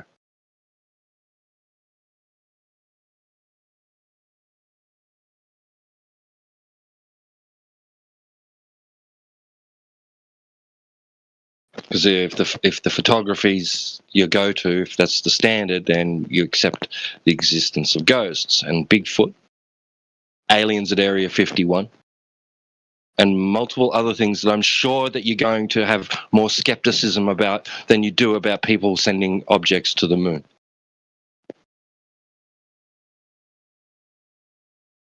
What's that gonna do with the Area 51?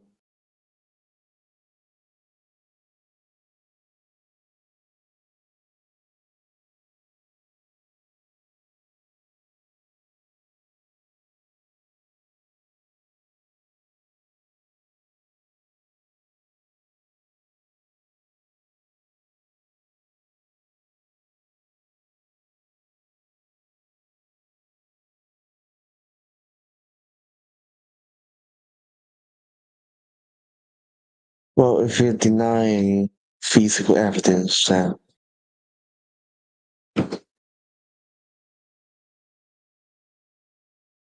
I see how you're like fabricating your own evidence to support your theory that does not align with the rest of us.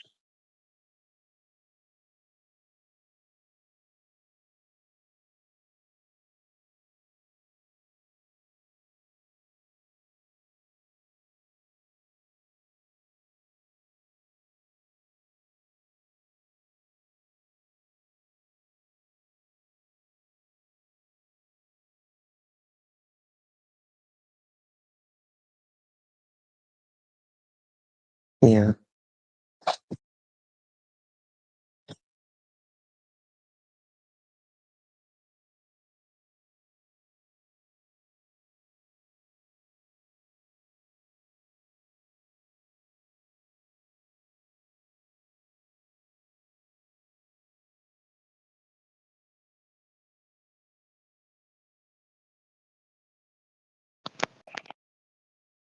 No, I choose not to believe a story that has no evidence.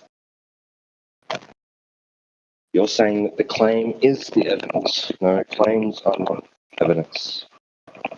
I think you choose to ignore evidence that's not in favor with your theory. No, I did not ignore anything. I evaluated it, did not ignore it.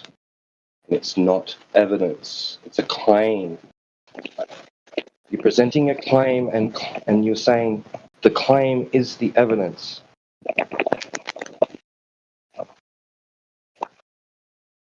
You're presenting me something that I have to take on faith. I can't verify it. You can't So you think verify it. the Russians, the Chinese, the Americans, they all I don't care who it is. If I can't fabricate. verify it, then why do I need to believe it?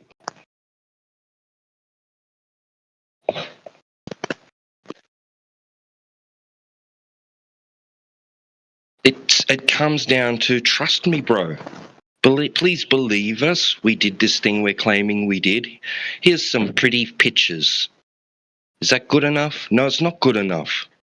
It's an extraordinary claim that requires extraordinary evidence. And there's pictures of Bigfoot and aliens at Area 51 and ghosts. If that's your standard, then you accept all of those things and many more other things to be true. And as I said earlier, I'm sure that you're going to apply more skepticism to those things than you will of claims from whoever, whatever country, that they did this or they did that on the moon or in space or on Mars, etc.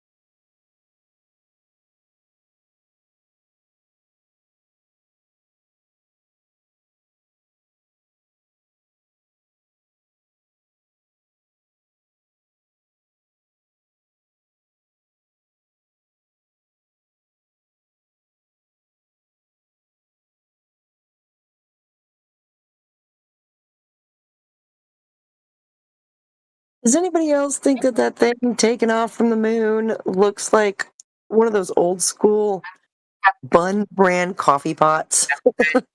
It looks like a coffee maker.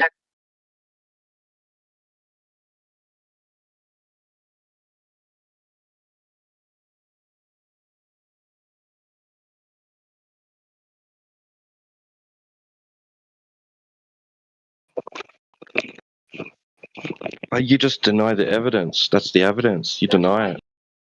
It's a coffee pot. Poor cameraman, dude. They just left that guy behind.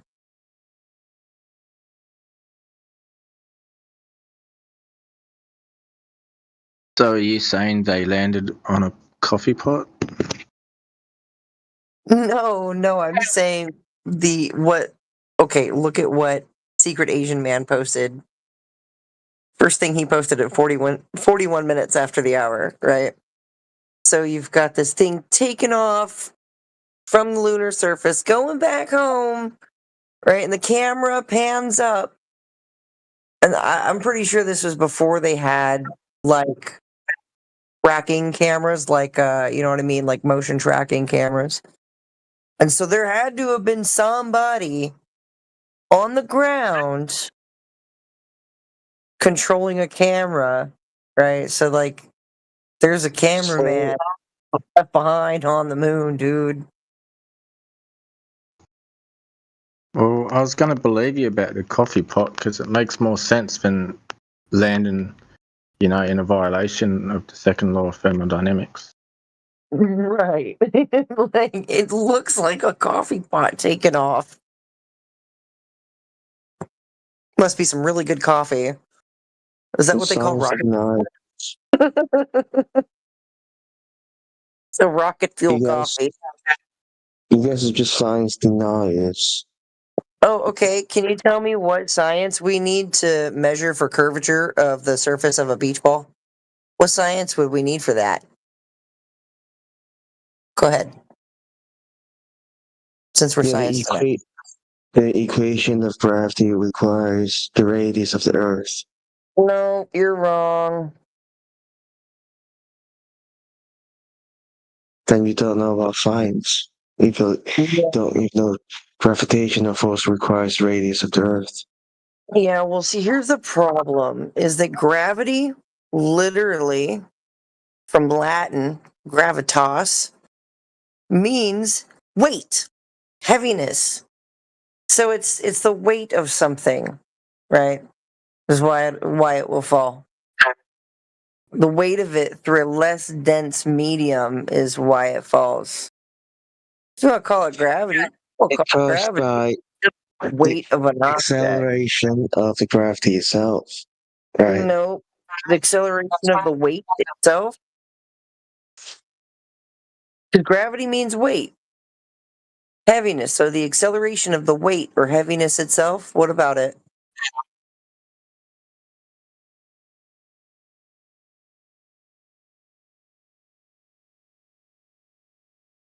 So, can you tell us what's holding the atmosphere to this globe of yours? Is it gravity? When you say gravity, you're claiming that weight or heaviness is holding it to a ball, or I don't know.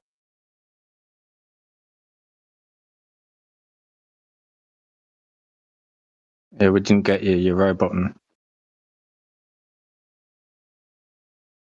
What was the question?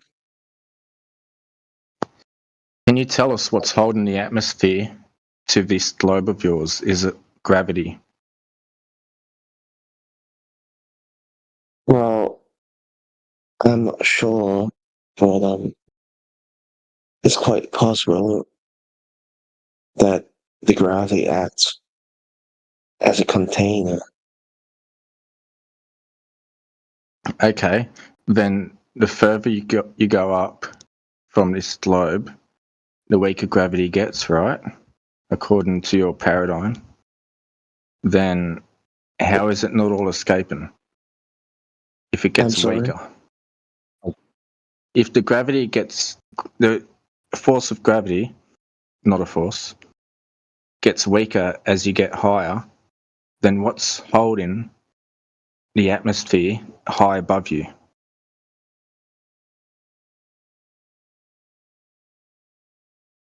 Well, there's still gravity holding. It's just getting weaker, isn't it?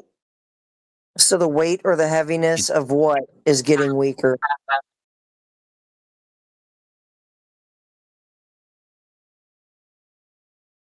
Well, the weight itself. Means, right? Gravity means, what does gravity mean?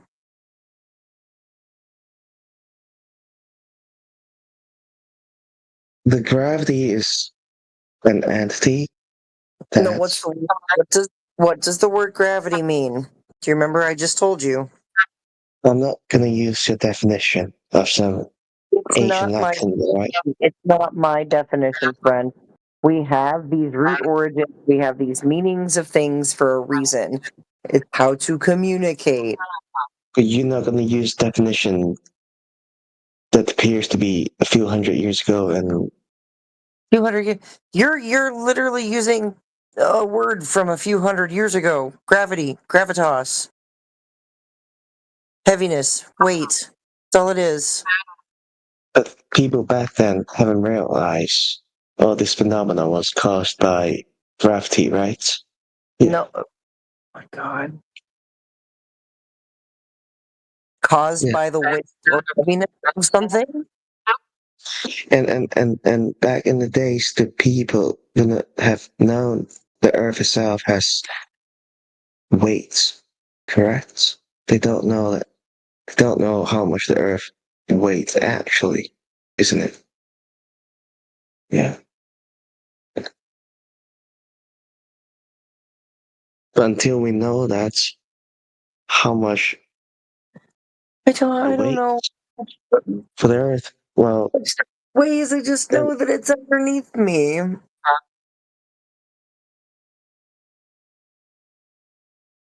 Does gas have weight?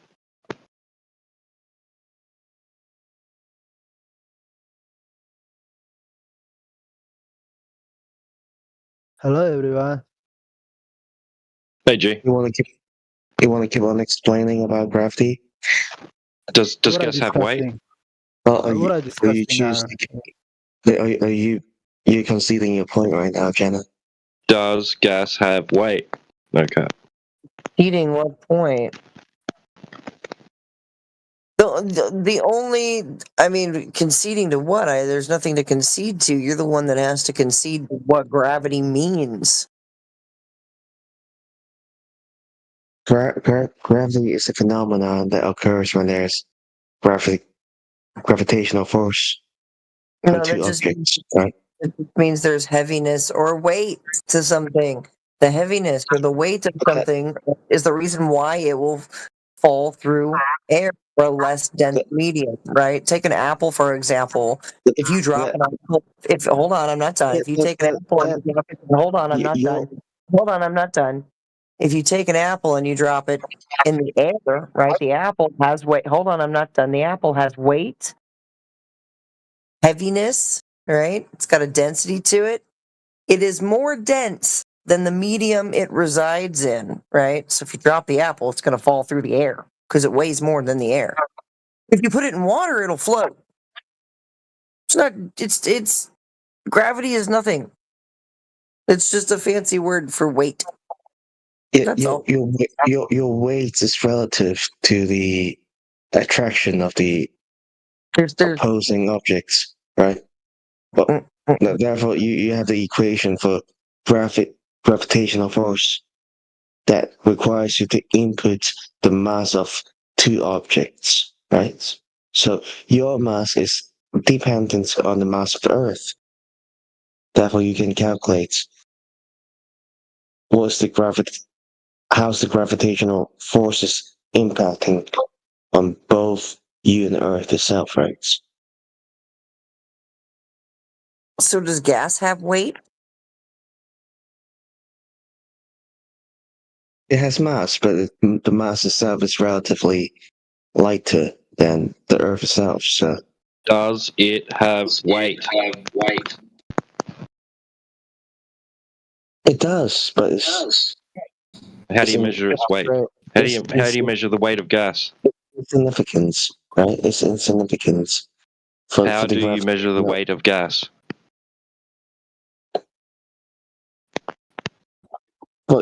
Well, then you have to count how many atoms, how many electrons it was composed of, right? And you can get yourself a number for that, but it wouldn't be significant. That's all I can say. So you can't weigh the gas? Well, you can, but the thing is that it wouldn't have much. You wouldn't see a strong correlation between the gravitational force that impacts upon the weight of the gas and the weight of the Earth itself, right? Okay. How do you measure the weight of gas? And like I said before, you count the electrons, you count the, No, nobody's counting the electrons, bro. That's all imagined. Nobody's looking at atoms of gas and going, oh, it has this many electrons and that many neutrons and whatever. Right? Nobody's doing that. In science, we can only presuppose the values. No, in pseudoscience, you can presuppose, hey, bro, how do they measure gas? The weight of gas? Well, honestly, there won't be a scale that's like precise enough to measure like one singular gas molecules, right? But if we can do approximation, we can predict the weight based on the experiment we have done, and we can sort of calculate how much does one's atom sort of weight, and we can calculate how much does an electron weight, and we can use these data and sum it up. Holy shit, bro. So nobody's measuring gas then? Nobody's measuring the weight of gas. Well, Cool. it's a form Got of measurements through mathematics, right? Yeah, that's why I'm not talking about calculating. I'm talking about measuring. That's why we Hands-on measurement. That's why we create mathematics. Well, to measure something that is.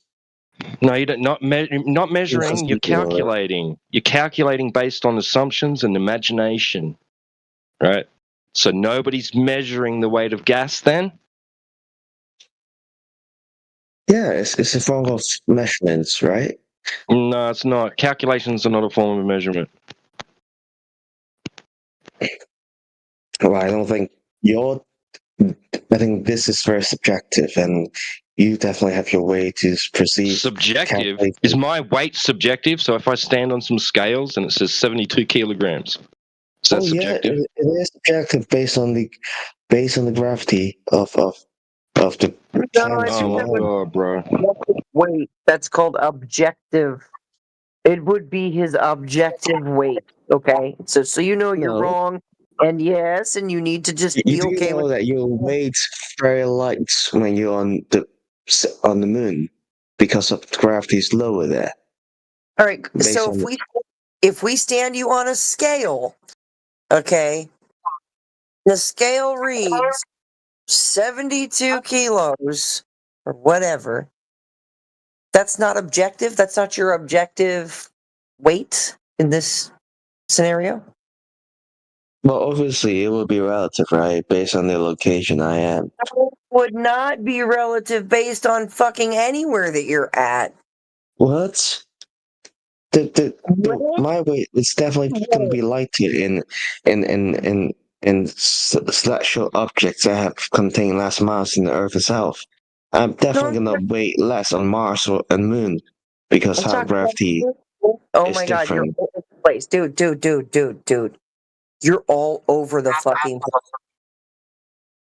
So, if you stand on a scale, gives you your weight.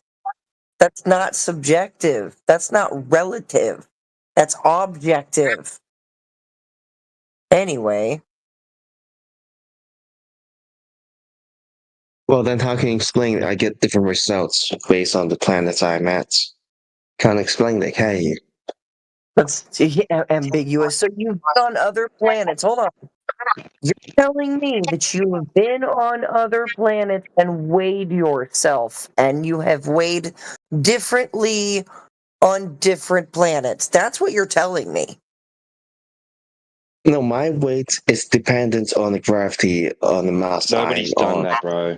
You're talking about imagination, bro. Nobody's doing what you're talking about.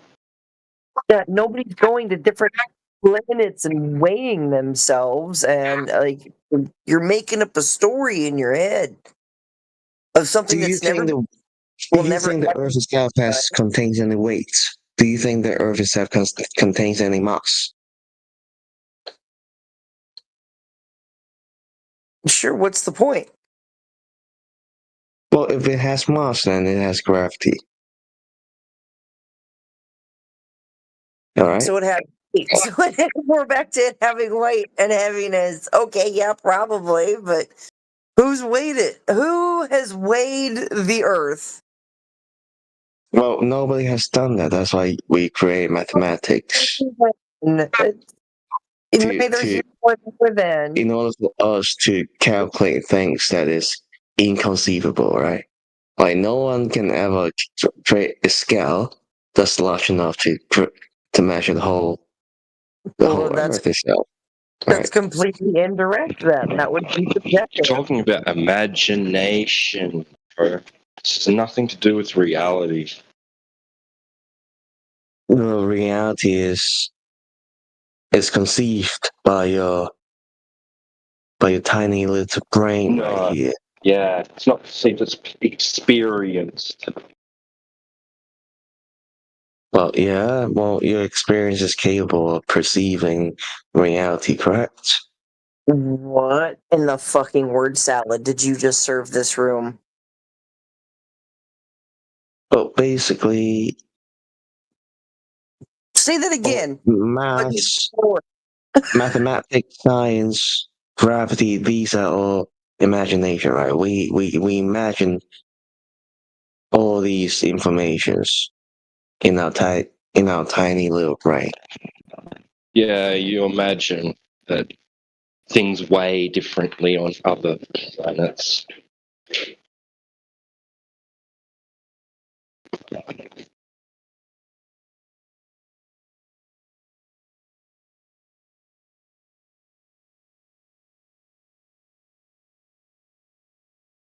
Science isn't imaginary. Pseudoscience is.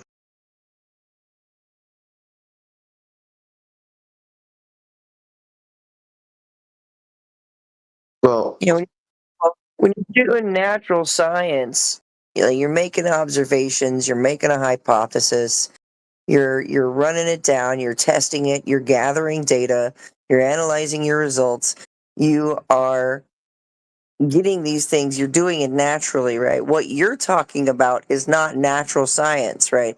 You don't have independent and dependent variables for it. You're not doing science.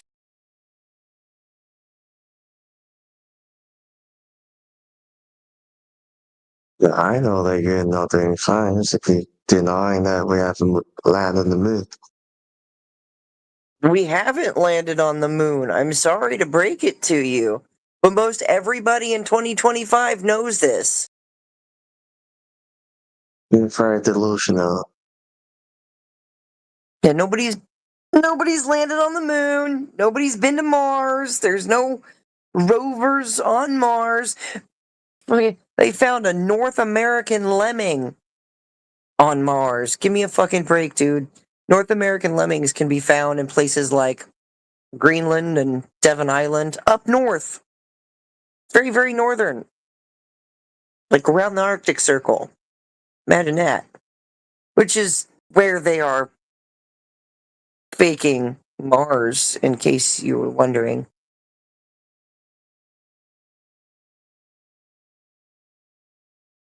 That's a good question. Secret Asian Man has a great question. What science did you do to prove that someone landed on the moon? What science did you do to prove that somebody landed on the moon? No cap.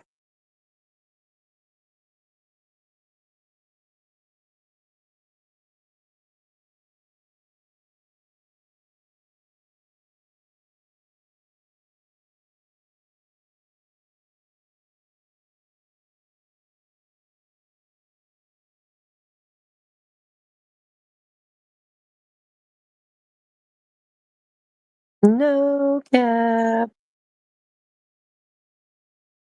I don't know if anything that's been said to you so far has been absorbed.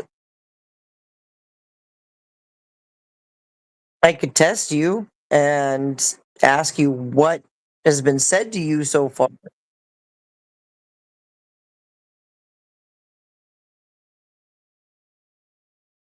If you're waiting on Chat GPT to load, you just might as well quit now. Just stop while you're ahead.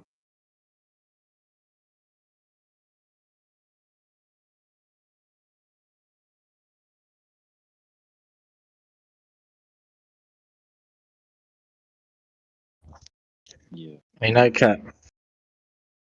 How much drop over distance should you expect on this globe of yours if you travel, say, 10 miles?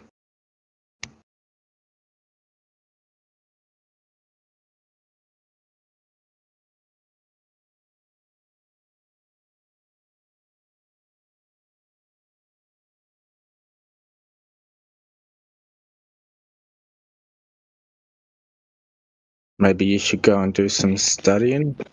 Come back when you have some answers.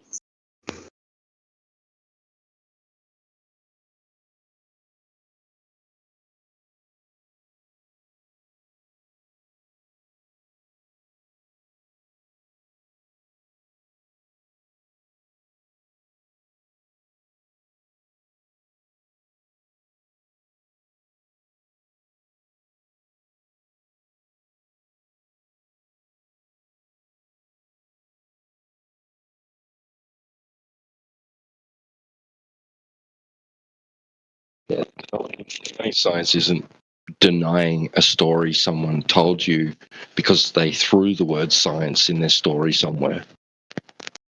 It's not denying science.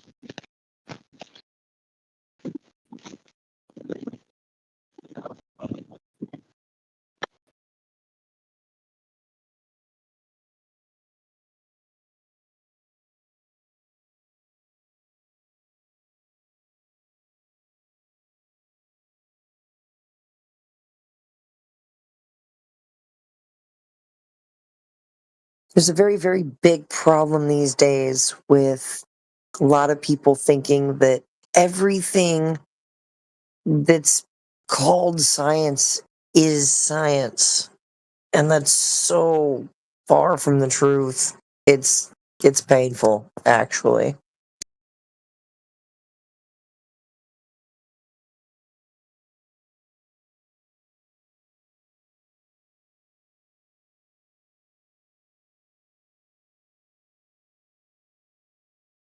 And physics too.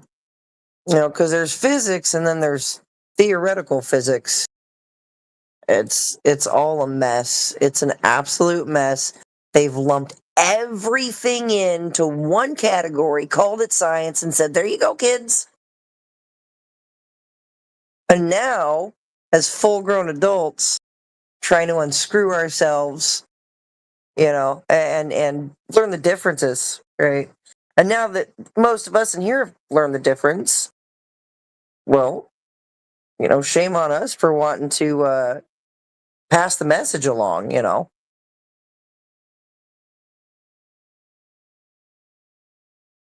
Scientific reasoning.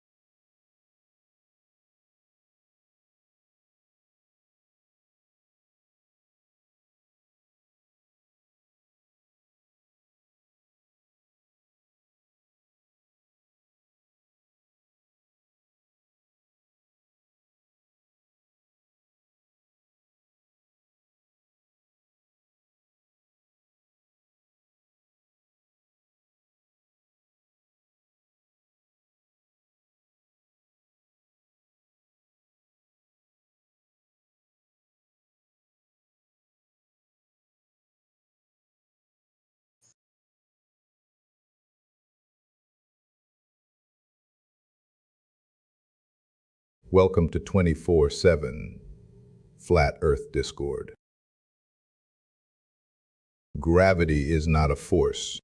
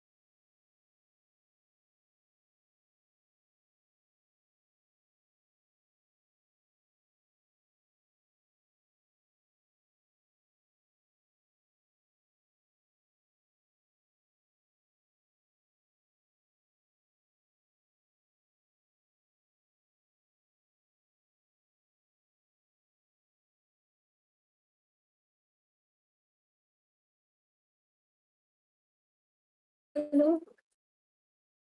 Hello?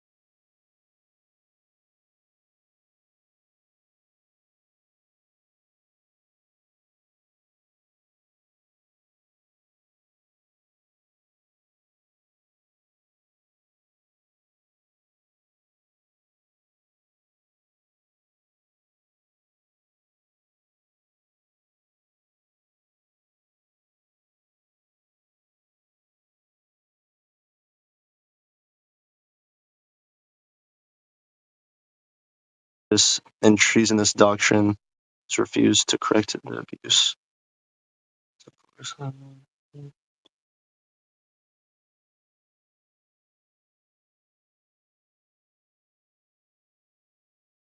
Y'all didn't invite me. What the hell? But the It's a really long Rockefellers, they, article. I saw something that they came from like an Italian family or something.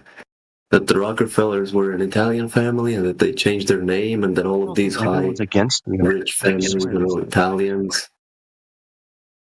Yeah, I'm not saying anything about the family other than that he was the man who. Okay, towards the end of this towards the end of this article, it gets really satirical. I'm pretty sure that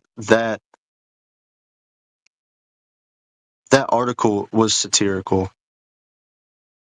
We also have a. It starts talking about British taxpayers, and this is in Minnesota. Yeah, that's because it was also a massive problem with the Globe in Britain. There was a movement also that rose up against the Globe that got killed or stifled. However, we also have over 100-year-old people who still remember being taught the Earth was flat in school. And there's an interview with one of them that David Weiss did. It's pretty interesting. You only know what you've been told. You don't. I'm reading what you showed me just a second ago, and this is completely satirized, dude. This is satirical. Go ahead and read the whole article. Go ahead and read the whole thing, then. Let's hear the satire. You want me to read it out loud? Good lord. Yeah, let's hear your reading comprehension skills. Don't.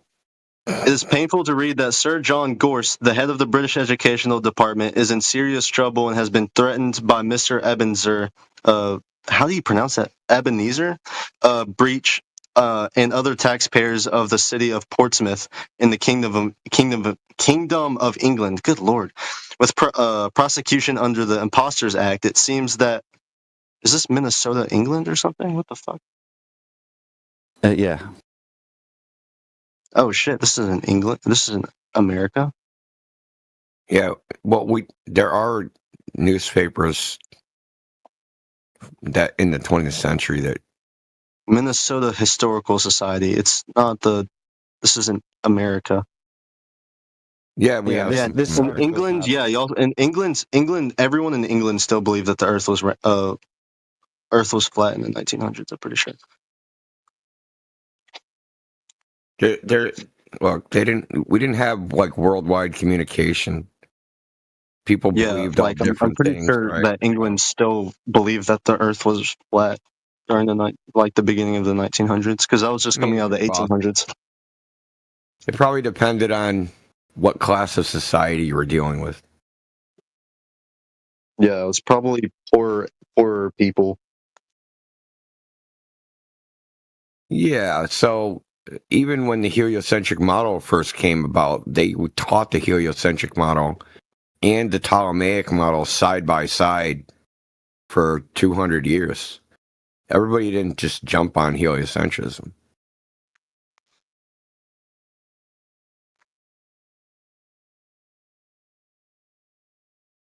Well, maybe not. While Nicholas Copernicus, God, I cannot say that name. Copernicus first proposed the heliocentric theory in the 16th century, it wasn't until the 17th and 18th century that it began to gain significant traction in England, particularly with the work of Isaac Newton and establishment of scientific societies. Yeah. And literally, like, after Copernicus made his theory, he didn't want to publish it, and so after he died, they took it and published it. And then 60 years after he was dead, only 15 astronomers in all of Europe espoused it as having any validity. And so it took a long time for this to propagate and be convincing, because there's not a lot of evidence here. You have to take a lot of this on philosophical grounds or have a predisposition towards believing it. And because there's not a lot of empiricism you can do when you're looking at the sky. You see lights in the sky and you have to like imagine, well, maybe they work because of this or this.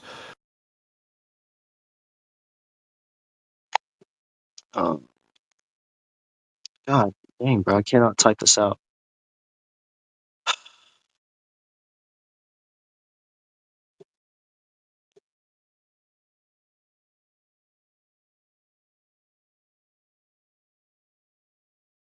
Yeah, I posted the interview with the 102-year-old lady who was taught in her school that the Earth was flat. Okay, In so he America. posted it on the year of his death. Nicholas Copernicus posted the book that had the heliocentric theory in it on his death year. So no one took it from him. It was posted by him. It was posted under his name, yeah. Just like with Newton. No, it was posted by him. Newton did not want anybody to ascribe innate gravity to him. And Why do y'all think everyone was fighting over this theory? Like, I don't understand. No, I'm just. This is just history. You can read Newton's letters to Bentley, and in those letters he tells Bentley that he does not want anybody to ascribe this to him. He thinks anybody who would believe this stuff doesn't have any competent faculty of thinking. He's essentially saying they're retarded if they believe this because it has no scientific validity. However, because Newton, of course, believed in Newton's sword, like it needs to be empirically tested. And so after he dies, CV Boys and Reverend Michel take his gravity and then propose Newtonian gravity under his own name. Oh, and as far as Copernicus goes, he came up with the heliocentric model 30 years before and had been sitting on it. And he was on his deathbed, he was convinced by a guy whose name was Rheticus, who was the first person to ever make trig tables. He convinced Copernicus to allow him to publish his work. So I'm reading the chat right now. I have a hard time focusing on two things at once. I'm sorry. Yeah, so you're ignoring us and focusing on the chat. We get it. So I mean, yeah, because I've been ignoring them the whole time, and there's been people that can't actually talk in They should VC be ignored. that have been making arguments against me. So I've been going back and looking at their arguments, so I could probably so I could talk to them too. I'm not just completely ignoring everyone. I want everyone to be part of the discussion.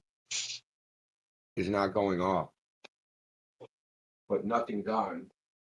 It also kind of seems like our discussion slowed down, so it doesn't really matter that I was ignoring y'all. I was just trying to see if everyone was part of the discussion. This dude Tristan's he's kind of funny, man. Does it matter that you're ignoring us? It doesn't really matter because our argument kind of slowed down to a halt. Like we're not arguing anymore. I mean, it's not. We don't want you to get triggered anymore. We don't want you to get triggered. That's why nobody's arguing with you. Dude, what are you talking about?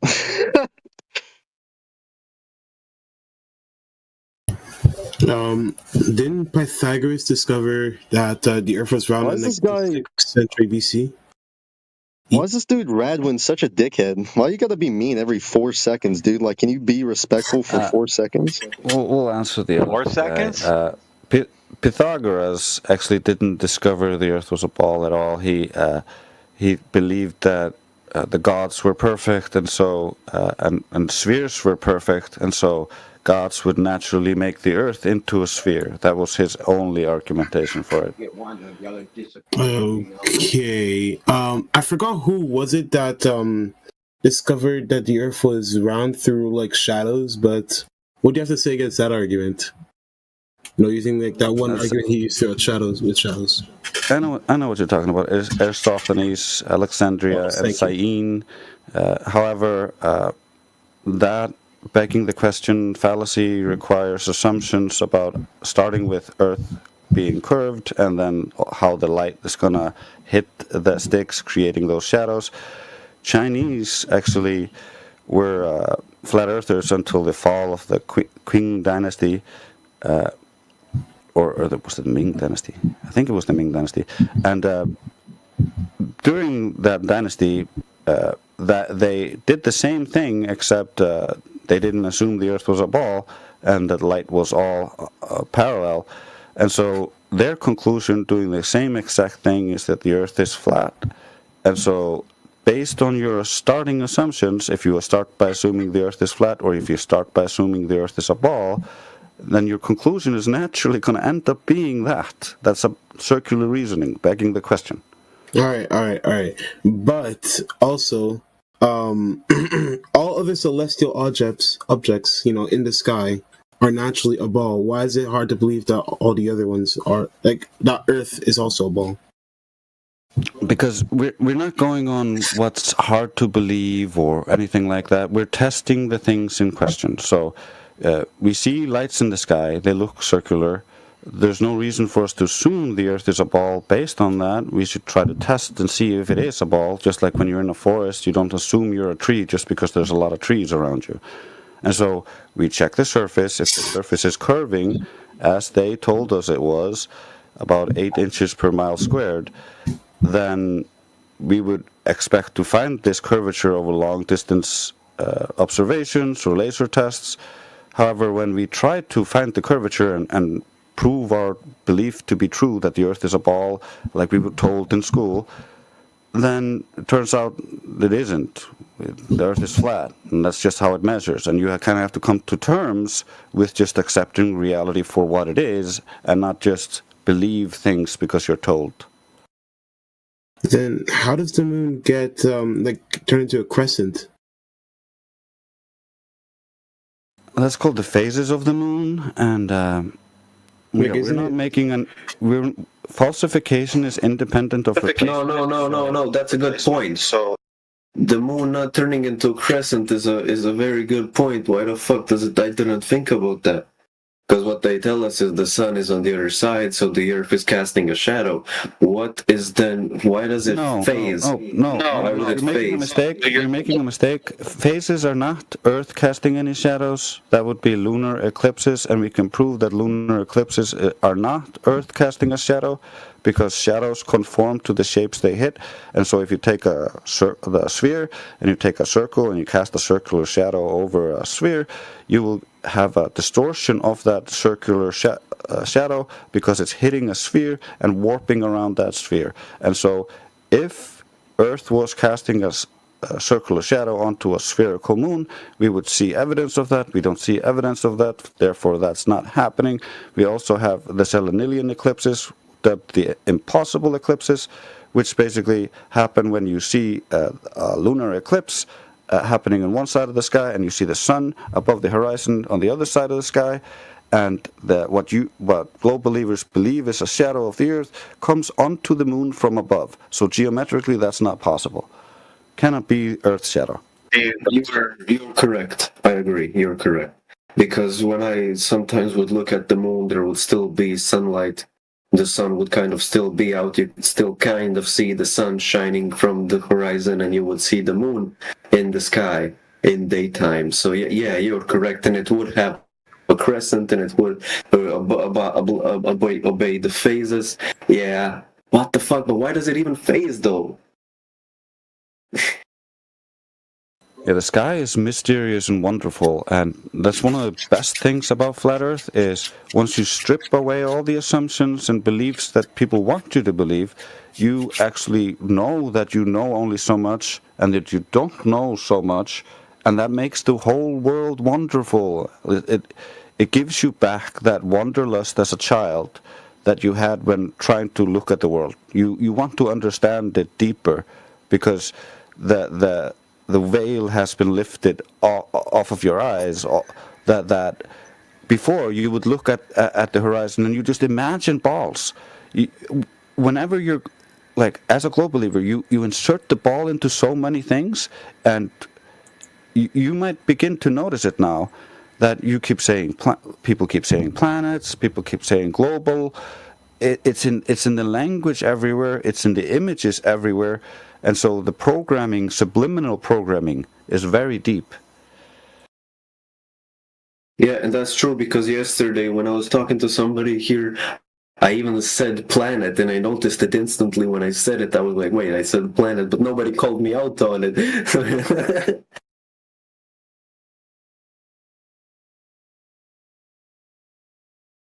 Yeah, it's ingrained in our language, and our culture, and our habit, and our entertainment, and our education. It's everywhere, and so I don't blame people for believing in it because you were raised in it. But once you've been shown the truth, to reject it out of hand, to deny it, to not want to look, that I can blame you for.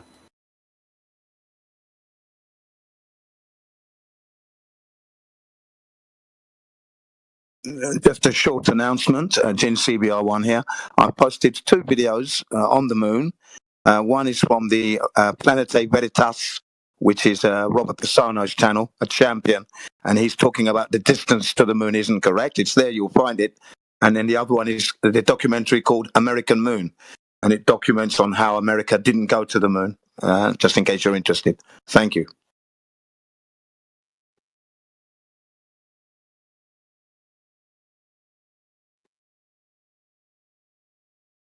Thank you. I'm gonna watch those videos now.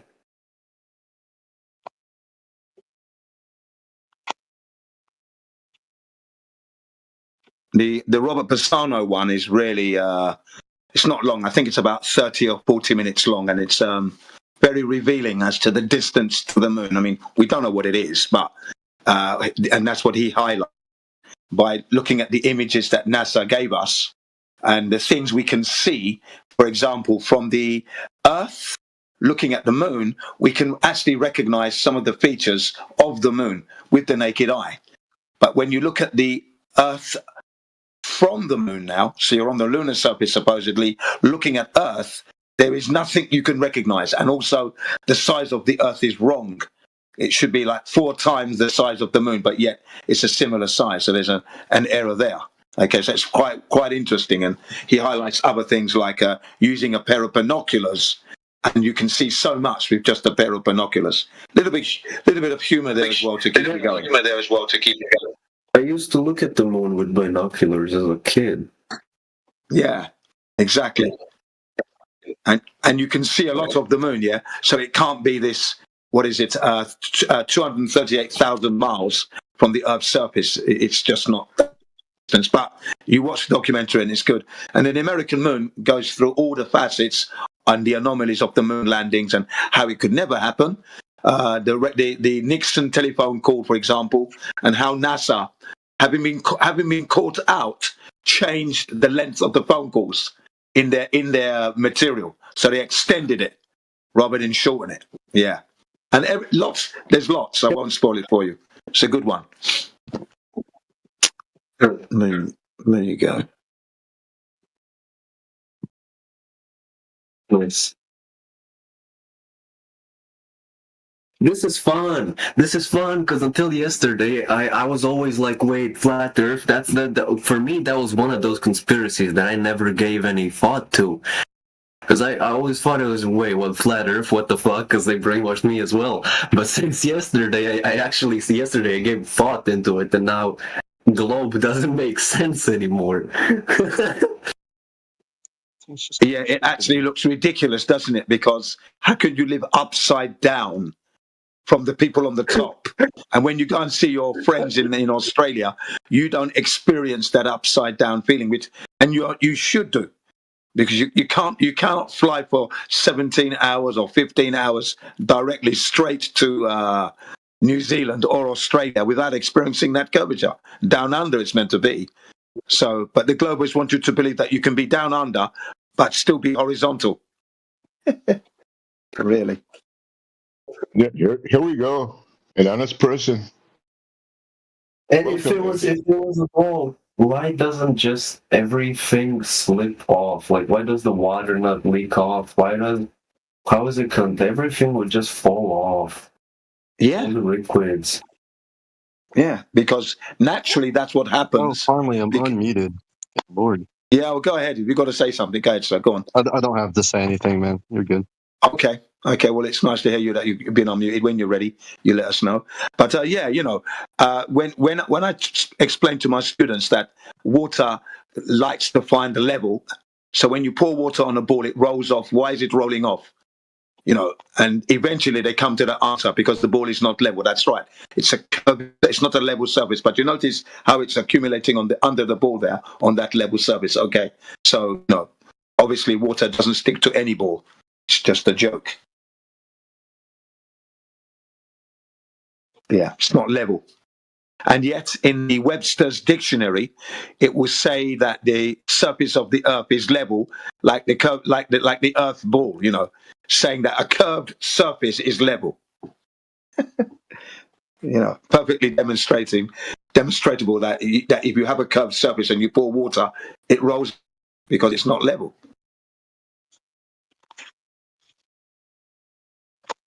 What about tides? That's a good question. Not many people can Tides give are you an long answer. period waves. Yeah, you There can you just go. Google tides are long period waves, and it'll tell you all about it. But Thank you very tides much. go in a big ass circle, right? No, How does some places don't the have moon tides. work Some on flat Earth? How does the moon So work now on you're flat Earth? talking about the moon. You went from tides to the moon. What's the relationship? The tides have to do with the moon, brother. No, they don't. Not Yes, really. the tides follow the moon It's because an of the unproven theory. gravitational pull. It's Now, an how do you get two unproven and three? theory. How do you get 2 and 3 tides a day? 2 and 3 tides a day? Yes. How do you get that? From the moon.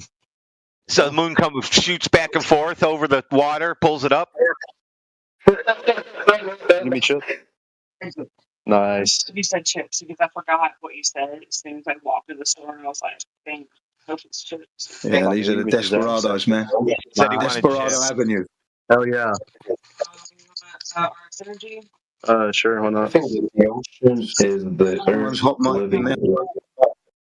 It's gotta be an organ of the Earth. I'm not putting that. That's funny. Hey, don't call me that. I'm so cool. You are so cool. I know, right?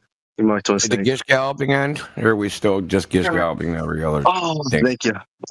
He sorry, asked guys, how I'm back. how moon works on the flat Earth. Okay, yeah, hold on. Well, I need to know how doors work on a globe. Yeah, he was asking about the tides. How do the tides work on the flat Earth? And then my man which said one? 3. Yeah, exactly. Which one? The ones that don't exist or the ones that do exist? So, okay, tides work by the moon, right? The gravitational pull of the moon pulls the water, right? Yeah. No. They are not. How There's did you no validate evidence. that? Yeah. Yeah, It's proven, hold on, man. hold on. It's proven. Not The proven. moon pulls the water. Whoa. Okay, well, Crazy hold on, concept. bro. It's a really big rock in space. It has Okay, gravity, that's man. a cool story. How was that validated? It's not a story. It's proven, man. It's proven. Okay, what was the proof? Math. Yeah, math, I guess. Yeah, that's what I thought. Math. Correlation Tell isn't her to give up. causation. Tell her to give up, or she's going to get triggered again. I didn't say anything. I just said show me the math on it. I'm like, I'll believe you if you can show me the math. I got to show you the math? There's 20 constituent parts of predicting lunar tides. Show you the math? I mean, at this point, y'all just don't want to believe anything I say. Y'all Don't want to believe? You're correct. We don't want to believe. We want to know. And honestly, like, look, I'm down for science, right? Like, I love people proving things to me. And I love math. I like to see it. I like to figure it out and understand it. I've been working a little bit harder on it these days. But yeah, if you can do the math and you can show me, like, if you can show me how GPS works, if you can show me how I can fly from Richmond to Seattle to Tokyo to Europe back to Richmond, just flying one direction, and tell me how that works and show me the math on it, I'll believe you. Okay. I mean, everything you're saying is okay. Hold on a second. Everything you're saying, with all due respect, is nonsense. First of all, those cities So you're going to say it's they're not. fake. GPS isn't real? Stop talking over me, fucktard. Okay. None of those cities are on a straight line. So how would you be on a straight line on anything and intersect them? It's silly. GPS doesn't use a globe. It uses a coordinate system called Earth-centered, Earth-fixed. Which uses it doesn't use latitude and longitude. That is a coordinate transformation done in the receiver after the fact. Okay, I can post the Rhinex data, which is the data that the GPS receiver gets from the quote unquote satellite. Okay, you don't know about these topics. Okay, and let's go back to the tides. You're like, I'm into science. I'm into mathematics. What mathematics did they show you that the moon pulls the tides? None. It's the You're trying to mathematics of the hold us to a gravitational different state. force. Yeah, okay, show the mathematics that they showed you. Okay, I understand that somebody a lot smarter than me figured that math out. Oh, but And we gotta produce what they don't. they did produce it, and I believe Okay, their let's see math. it then. Let's see it then. Oh, well, just look it up, baby. I want I want to It's see all the over. math. Like I don't. want If you look it up anywhere, the math is always going to be the same because it always checks out the same, right? Because math is did you math. check Unless you're it? talking about Boolean algebra, 1 + 1 will always equal 2, unless you're in binary. Look, dude, you're not the smartest person in the room. She's trying to Stop. sound Why are you talking smart. over? You just got on to for talking over. I'm but I'm muted. asking. I'm muted whenever you told me to stop talking over. Let her talk. Empty okay? bowl. Let her talk. Listen, No, because no, I literally got server muted for the past 30 minutes because I I'm talked talking over to someone her, once, right? dude. I want to address what she said, and you're trying to stop me. Okay, but addressing Stop what being a she chicken said is shit. talking over her.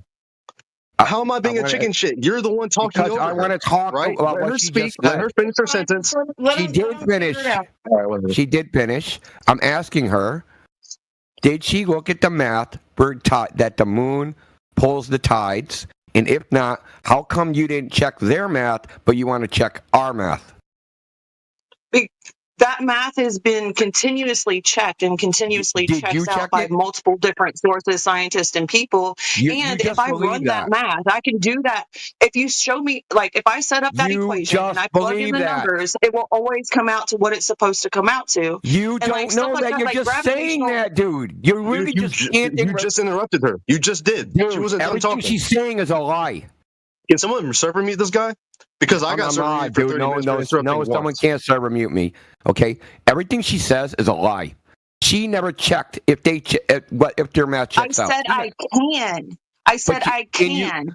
I can personally plug in those numbers to an equation and figure that shit out. How do you know maybe that? with a little bit of help from a math teacher. How do you because there's how do you probably know some that? functions in there that I don't understand. How do you know that? But that doesn't. Huh? How do you know what you're What do you- saying? How do I know that there's math? No, how do you know that there's some equations that you can check out that predict when tides happen? How do you know that?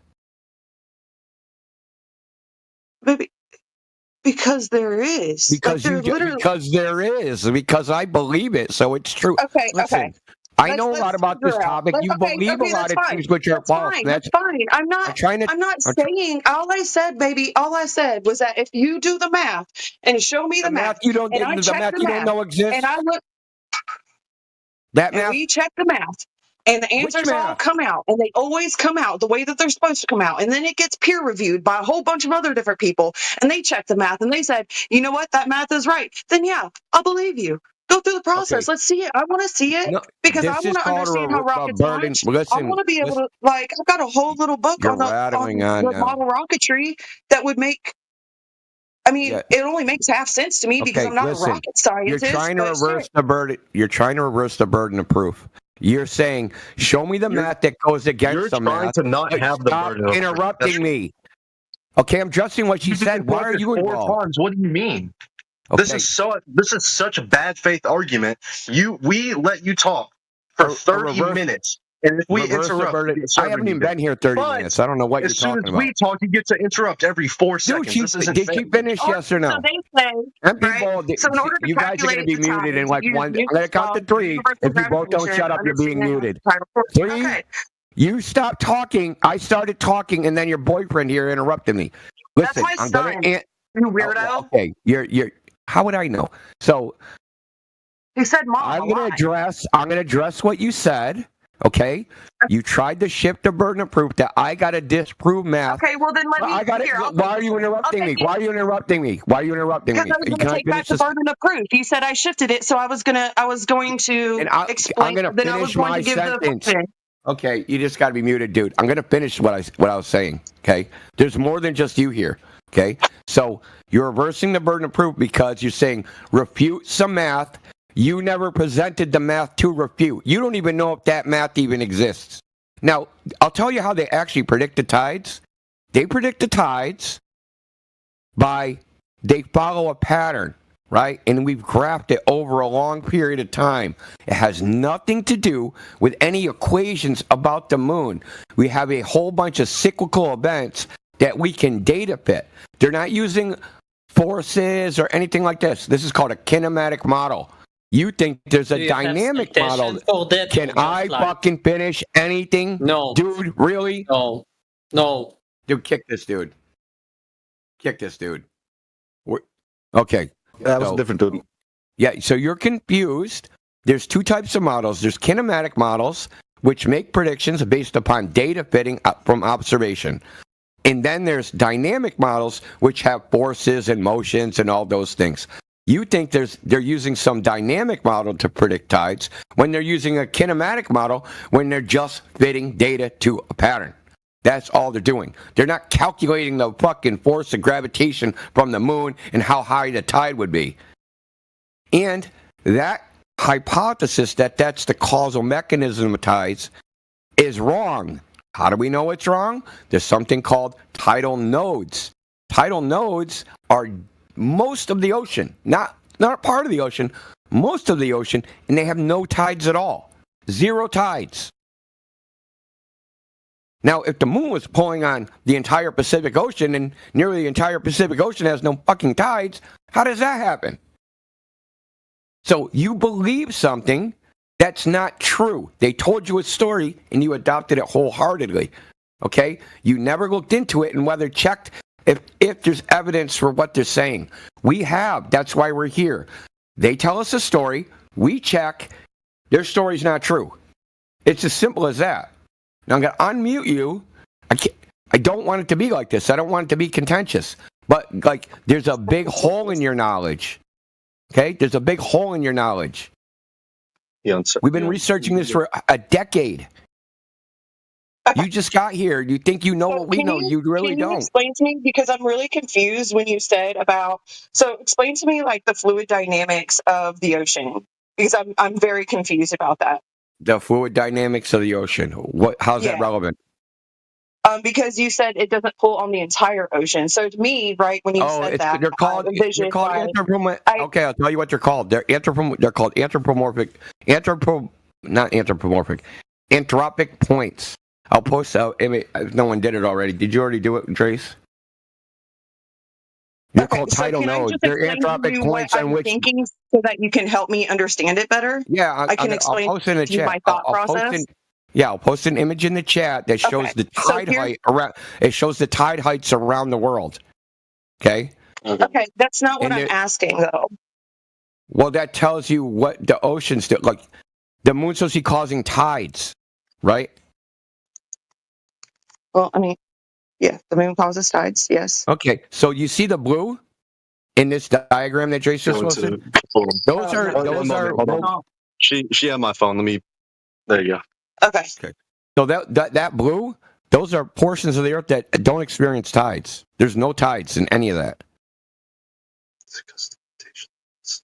So the official explanation of tides, like most physics teachers get it wrong, is that the moon's gravity causes a hydraulic action that pushes the water together and squeezes it, and that's what causes the bulge, right? There's no model for that. They don't predict tides using that. It's just a hypothesis. There's no way to test this hypothesis. How would you even test it? You can't do an experiment. So if I take the mass of the moon, right? I'm curious, right? So you're saying that if I took like the mass of the moon, right, and I took the mass Where'd of you the get that from? mass. Where'd you get the mass of the moon from? Where'd you get the number? Where'd you get the mass of the earth from? Where do you want us to get it from? A measurement. Okay, but where? Because wherever she has it, I mean, obviously you don't want it there. All right, so the source is irrelevant. As I know, The source because is I'm not irrelevant. going to It's speak the on. technique. Okay, so as far as I know, we take the mass of objects in space by measuring. I can't remember. I think by measuring the gravity. But because by measuring the gravity, we can understand how big an object is by how much gravity it holds. right? Because So you're bigger saying they objects have went more to the gravity, moon? little objects less gravity. So if you can measure the gravity, so you know what I mean? Like we're here So on you Earth, think we they? can So see how it pulls things down. wouldn't You you know what need I to mean? know the Or pulls density? things to it rather. Well, wouldn't you need to know the density of the object too? So, okay, let me tell you where the mass of the Earth comes from. Okay, so there's a guy, Henry Cavendish. He did the Cavendish experiment. He's trying to figure out the density of the Earth, not prove gravity. Okay, he got it wrong. But anyway, that's not the point. If you take little g, the acceleration of gravity, you can derive the mass of the Earth, assuming the inverse square law is true. Right? So you can get a mass value if you know the mass of your object, and you can reverse the formula from the acceleration, right? Using the what is it? Using the inertia, right? An object in motion stays in motion unless acted upon by outside force. You can do the calculation for the force and figure out the equivalent and derive the equivalent force. Okay, fine. Well, I mean, that's only for solids, though. Well, I'm just telling you how they do it.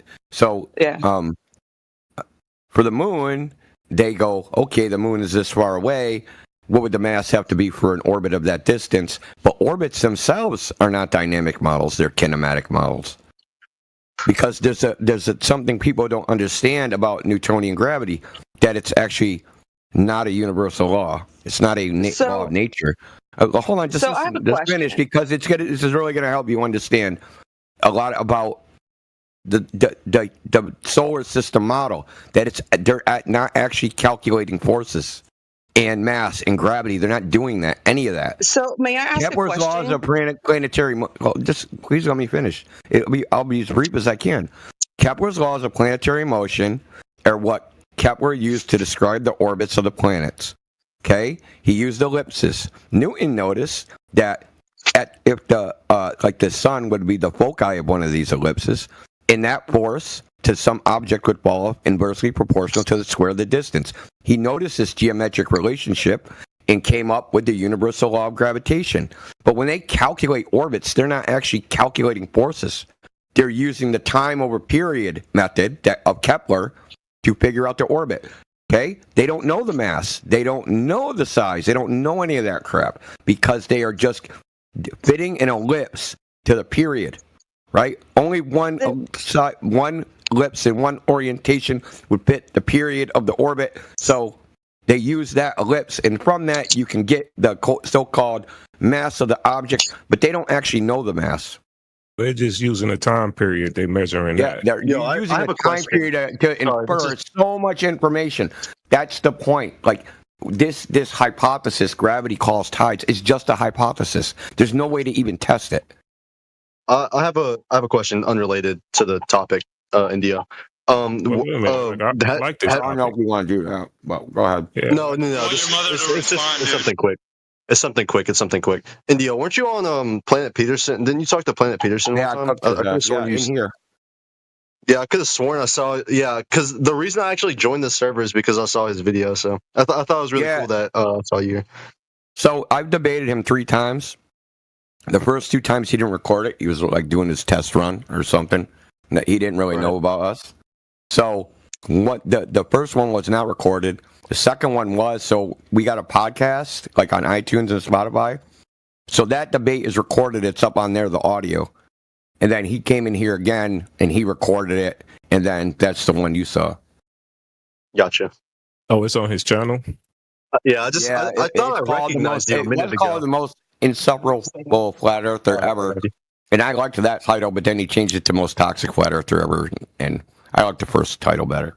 All right, can we get the mother's response to what you just said, Indio? Way to get my brother. It was a lot of information. Somebody on it was a lot of information, so I understand if you didn't catch it all. Because I was out using the bathroom for the majority of what she was talking about. Can you let your mom respond? Okay, can you let me talk so I can tell you what just happened? She just walked away out of my room to go give my brother his chips. Just give her a minute and let her come back.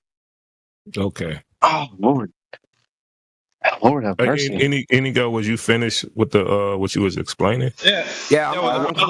Like I said, I wasn't in here. I was in the bathroom. Okay. I guess what the Yes, problem is India was speaking into the air, so he needs to know if who was listening. That's why I'm So saying. your mother wasn't here the whole time? I was saying. No, I wasn't here. Good lord. Oh, okay, cool. Yeah, the only back. point I'm trying to make is that gravity caused tides is a hypothesis. There's no way to test this hypothesis. They do have they can correlate the position of the moon and the sun to tide heights. But there's also 20 other constituent parts of the fucking tides they're also correlating. So to say that the tides, the gravity is the causal mechanism, that's unjustified. Even though they say it, there's no justification for it. And especially in light of what the actual evidence says is that the tides don't even exist in some places. So, like, is there no gravity there? Right? Is there no gravity in those places to pull up the water or squeeze the water or whatever it is? Then we have other pieces. Like, so here's another piece. So you got the island of England, right? Or how the Earth is rotating. Tide is not uniform, does not happen, like high tide does not happen on that same island all at the same time. It'll lag each other, like high tide will be in one spot, and it'll be in another spot in England at 11 hours later. But the theory of tides is that the entire water level of the ocean is rising. Right? So how is the water level of the ocean rising on another side of England 11 hours later? What? Wait, what? Tides are said because the entire level of the ocean is rising, right? That's No. what's the cause of the tide. Yeah. No, it's just the ocean in some parts. Yeah, it's because as the moon swings around the Earth, it with it follows water. Maybe not all water, but definitely it has a pull on some water. You know what I mean? So as it swings by, kind of like a little drive-by, right? It Yeah, I pulls get some it. of it with it, right? Kind of like Yeah, I if get you it. swing a cup around in a circle, all the water is going to go to the bottom because of centrifugal force. Okay, if that's the hypothesis that they have, does it make sense that high tide in England is 11 hours different since it's a small island? So say you have a tide in London, right? High tide there. 11 hours later, it won't be high tide all over England. It's just high tide in London. And then you go 20 miles up the coast and it's high tide, 2 hours later. And another part was 2 hours before. Another part's 11 hours later. I mean, I don't know about that. I grew up on the beach, and our high tide is the same down our entire 300, 400-mile coast. So, But that's what I'm saying is tides are very local. How far down the coast could you see? I mean, but we also have like notices and shit because we have people surfing out there and people in it. So we have to have high tide alerts. We have people that drive on the beach here. So if you don't have a high tide alert, a lot of cars get washed out. So can you see other cities from where you were at, or is it like it's just like little pieces that stick out and you can't see anything? Like, I mean, you can't. I mean, can you see 300 miles? How far down can you see? Can you see? Yeah. I mean, I don't. He's asking you because you said you live on the beach. Yeah, I was just wondering. I never lived. I never lived or grew up on the beach. I'm wondering how far can you see down the coast? You said it's 300 miles long. How far can you actually see? Yeah. I mean, depending on where you are. I mean, if you're a little bit higher, obviously you can see a little bit further, but you can see for a few miles. Just like when we used to live out in the Midwest, and I mean, even there, like there's no beach or anything, but I have a picture of the town that I used to live in from a mile and a half away. You know what I mean? Like it's crazy. We were on this really high mountain in Arizona next to the dam. You can the Hoover Dam? See so clearly, dude. It's so cool. Oh, wait, was that? I thought you guys went to the Hoover Dam. It was next to the Hoover Dam. That's Nevada. Or not Arizona. You're thinking about when we went to the Grand Canyon. So you think you can only see 3 miles? Huh? You think you can only see 3 miles? I mean, I don't know. I mean, if you're standing at one point and some of the ground ahead of you is higher, you're obviously not going to see further than the high point. You know what I mean? At the beach, So like, if you're at the beach, just looking down the coast, as far as you can see, a straight beach or close to straight, even though they curve a little. right. Yeah, no, they curve a lot, actually. So Depending on you where you're can't. But at. if I stand on the beach and look out into the water, into the ocean, it feels like you see for miles. I actually don't know how far that is, but it's out there. It looks crazy. 10 miles. Huh? 10 miles. I mean, I don't know. I know that the visibility of from a Chinook helicopter at fucking 5,000, at 5,000 feet is approximately 15 miles. And then what? Then what? Huh? Then what? What's after 15 miles? It starts getting foggy and blurry and shit. You can't really see that far optically. I mean, So what if I told you if you stood at the beach and you had a camera 1 foot off the ground, and I could see 10 miles straight off the sea level, 1 foot high off the sea level, and I could see 10 miles out there? What would you think? if what? I could see 10 miles. I know I'm seeing 10 miles because there's objects out there with markers on them. Basically, they have coordinates, and we can verify. I mean, it also depends. It also depends on the atmosphere that day, because it could make that thing look like it's floating above the ocean, depending on, the heat and shit. So, Depending on what heat. huh? Well, I mean, I want to give her credit for at least accurately The describing heat between reality. the difference in air temperature between the very top of the ocean, and then there'll be like especially down here, because it gets so like damn hot. And if you go to places where it gets really hot, sometimes it'll make kind of like when you're standing on a road that's really hot, you can see the heat waves right off the way. The 10 miles is pretty.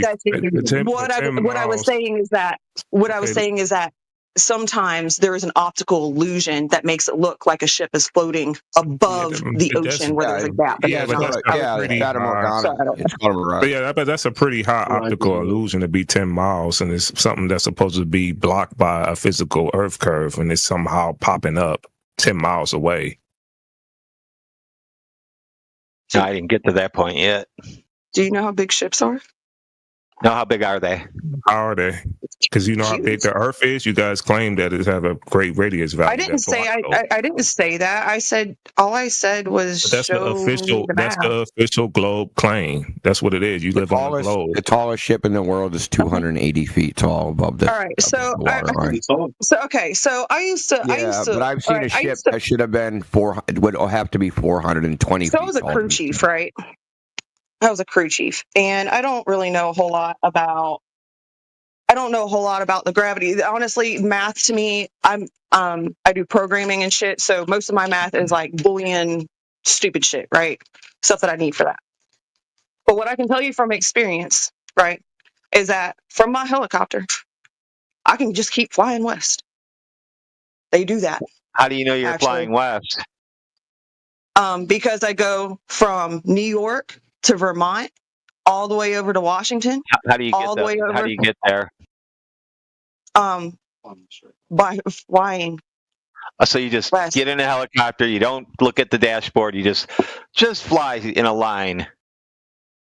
Well, we can orient ourselves by landmarks, considering that Canada, right, is above us, and we would have to fly to Canada. And I mean, I didn't get to fly to Canada. They did. And that was mean. I wish I could have gone, because they got to get a lot of maple syrup, and that looks so good. But anyway, so we could go to Canada, right, north, or we can turn like this to the left and then go that way. And that's how I know I'm going that way. Because if I turned this direction and I go that way, I'm going that way. What's on the dashboard? Video games or something? Or they're dials telling? Huh? Yeah. Are there No, any? we had analog. So there's nothing. No, we had analog. You got nothing. You got no compasses. You don't know where you're at. It's all magical. CH-47 Delta was an analog only dashboard, except for one monitor, and that did not show distance or heading. We had a physical little wobbly thing that showed us where we're going. He was wanting to know what. How does that device know its heading? Is what he's asking you. Yeah. Magnetic field. Okay, so you must have done navigation, right? So you know about magnetic declination, right? I can't remember the phrase, but if you remind me of the definition, I probably. he just told difference you. between the magnetic north and geographical north. Huh? There's the difference between the geographical north, true north, and magnetic north. The declination Okay. is the angle between those two. Okay, and that's fine and all, but it still doesn't, like, I was just saying, I can get in, I can see really far, but after that, like, I can't see no more, right? And if we keep going west, we'll hit Seattle, and if we keep going west, we keep going in the same direction, we're going to hit Question Hawaii. is how you know you keep going west. That's what you. Well, I mean, Because we are physically in an aircraft that we are flying. Okay. Not a pilot, not a pilot. I was the crew chief. Yeah. Now I didn't fly, obviously, because I wasn't a warrant officer, which I should have been, because they make good money. But I'm sitting there. I'm looking outside. I can see the base right there. I can see McDonald's. I can see that we turned left. I can see that we're going straight. I can see it. Like, can I address the west east whenever thing? you take off, fun fact, I actually learned this while learning about drones. Can you please whenever look in you the take chat? whenever you take off from a what's the not a landing pad, but the airstrip. The airstrips have headings on them that tell you the direction you're heading, not based on magnetic north, but based on true north. So yeah, we understand. So if they head in that heading or head west based on that heading, they'll just continue heading west. Yeah, and west is a circle, dude. Yeah, that's what we're trying to tell you, that that's west, the point. Yeah, that's west the point. is not a straight line. West is a giant circle. Yeah. So when she said I go in a straight line when I go west, no, you're not. You're going in a circle. honey, have you ever been on a helicopter? You know when you're going in a circle. I can tell you. It's a giant circle. You're not going to perceive whether you're in a freaking 8,000 mile So, radius like- circle. Stop trying to sound like Billy Hold Badass on. and come back to Earth. Hold on. So just like you wouldn't perceive, because it's so big, the curve of the Earth? Yeah, but we should be able to measure it. Yeah, Just you a can different measure it. There's a proposition, measurement. right? I literally talking sent about- a link earlier of a way to measure it. I'm saying I'll send it one more if time. we can figure out we how have to do measured it. We bullet don't need a way to drop-in- measurement. We've already done it. Like we don't. You need just one. said that there's no way to measure it. Here's a way to measure it, man. No. What No, I he said did not was, say that. I said it was a false equivalence between looking out of a helicopter and trying to perceive a straight line versus turning, and looking at something and determining whether it's flat or not. Now, we're but we not don't. that We don't rely on that. We measure the Helicopters don't surface fly of the that Earth. high. You know that, right? What is Usually, that? No, I'm not talking. Like I can about, perceive. Are you guys that okay? I'm Like I'm starting to wonder if you have mental issues. No, she's man. not. She's You're not tracking. You're not tracking what I'm saying. Okay? Yeah, y'all just going all over the It's place. such a large circle that you would not perceive the small amount of angle Your flight that path. we were. We're talking about your flight path. Your flight path. Yeah, you I said know. it was I was straight. just saying that. I was literally agreeing with you and Ma'am. repeating back to you exactly what you had told me. Being higher because doesn't change. Being higher doesn't change that circle. I'm not saying that. I was saying that because we are at such a low flight, we can literally observe the ground and see exactly where we are going without having to rely on any instruments at all. I know, but you're looking at the ground and trying to say, hey, am I going in a circle or not? But that circle is freaking 12,000 miles. But we... Okay. Well, think the circle, think the equator is supposed to be 25,000 miles in circumference, Okay. right? So, all say right, you're I want flying to- east-west on that, there's no way you could ever perceive a circle that big, whether you're turning or not. You'd be turning so slow at such a small angle, you'd never perceive it. Your instruments couldn't perceive it, in fact. You just think about Your it like this for a gyroscope second. would perceive it. All the turbulence in the air causes you to move on that plane or helicopter just slightly, and you're adjusting it to what? The compass. So naturally, all slight changes in your angle are going to be in that. Okay. All right. Well, then let's switch this up so I can. We're going to stay on the same subject, different mode of understanding, so that maybe I can understand a little bit better. Okay. And again, I'm just going to use references that I know, right? So at at one of the military bases, right, in the Midwest, they have artillery pieces, right? The artillery piece shoots about, I think the round is about 90 pounds, and it can reach 47 miles rocket assisted, right? Now, with that, we actually have to calculate that, how far it will go using gravity, because we have to calculate for things like bullet drop, right? And we have to actually account for things like curvature so that it will actually hit the proper target. Like one time they hit Walmart and everybody got fired, like no shit, right? Because they did the calculations wrong. And they have like a big field that they're supposed to fire in.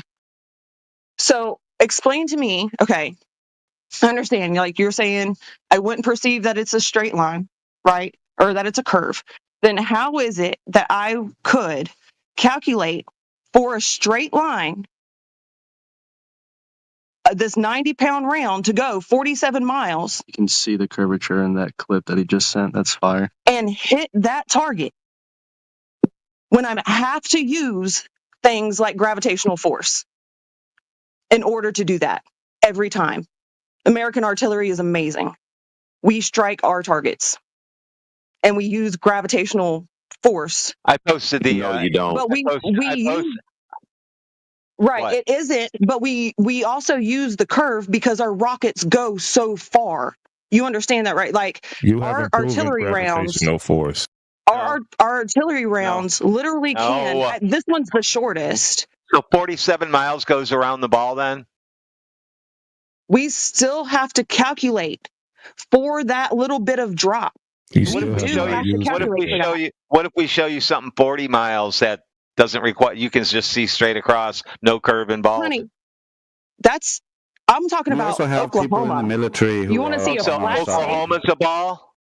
No, I'm saying did shoot Oklahoma those is a ones. very flat, Words in each Yeah, other. right? so I'm it's saying that flat. Oklahoma is a very flat place. It Oklahoma seems is flat. very flat, Correct. but we still Right. have to calculate for that small We agree amount of it's difference flat. in curvature when we There are is no targeting. difference in So like we curvature. literally, What is the difference? What's the difference over 10 I miles? think it's only like it's only like a few centimeters, but that shit is really No, important it's when you're trying to hit a 66 singular feet. target. 66 feet for 10 miles. Hey, Is post it? the formula in the chat. This guy wants to see it. Oh, yeah. Sure. Let me grab it for you. Yeah, what's Also, there seems to be a fundamental flaw right now in the knowledge that's being presented.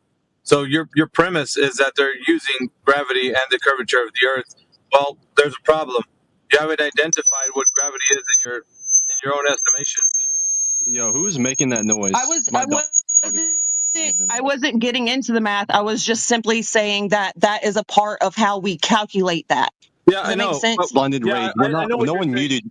I know what you're saying, but what I think the important thing is that you got to realize when you're using words like gravity and you're using words like Earth curve calculations. Okay, so here we go. Here, I've kind of got this for you. Kind of the Okay. first thing you have to prove is that that there is an Earth curve. Okay. Yeah. So for calculating the 777 M777 whatever you howitzer want to calculate. at 47 miles. Well, we have to do this in order to hit our targets. Like you have no idea how exact You don't we have are to. Yeah. in You hitting our don't. targets. Like You don't. so we actually all right, let her these are finish. things that like the people that are heading artillery units, like they understand these Yeah, tell things us the method, ma'am. at Tell the us the levels. method. All right, What so did they here's the do? math. So here is the math.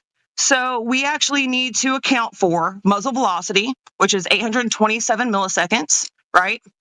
Projectile weight and ballistic coefficients, because that's just like 90 pounds. That round weighs about 90 pounds.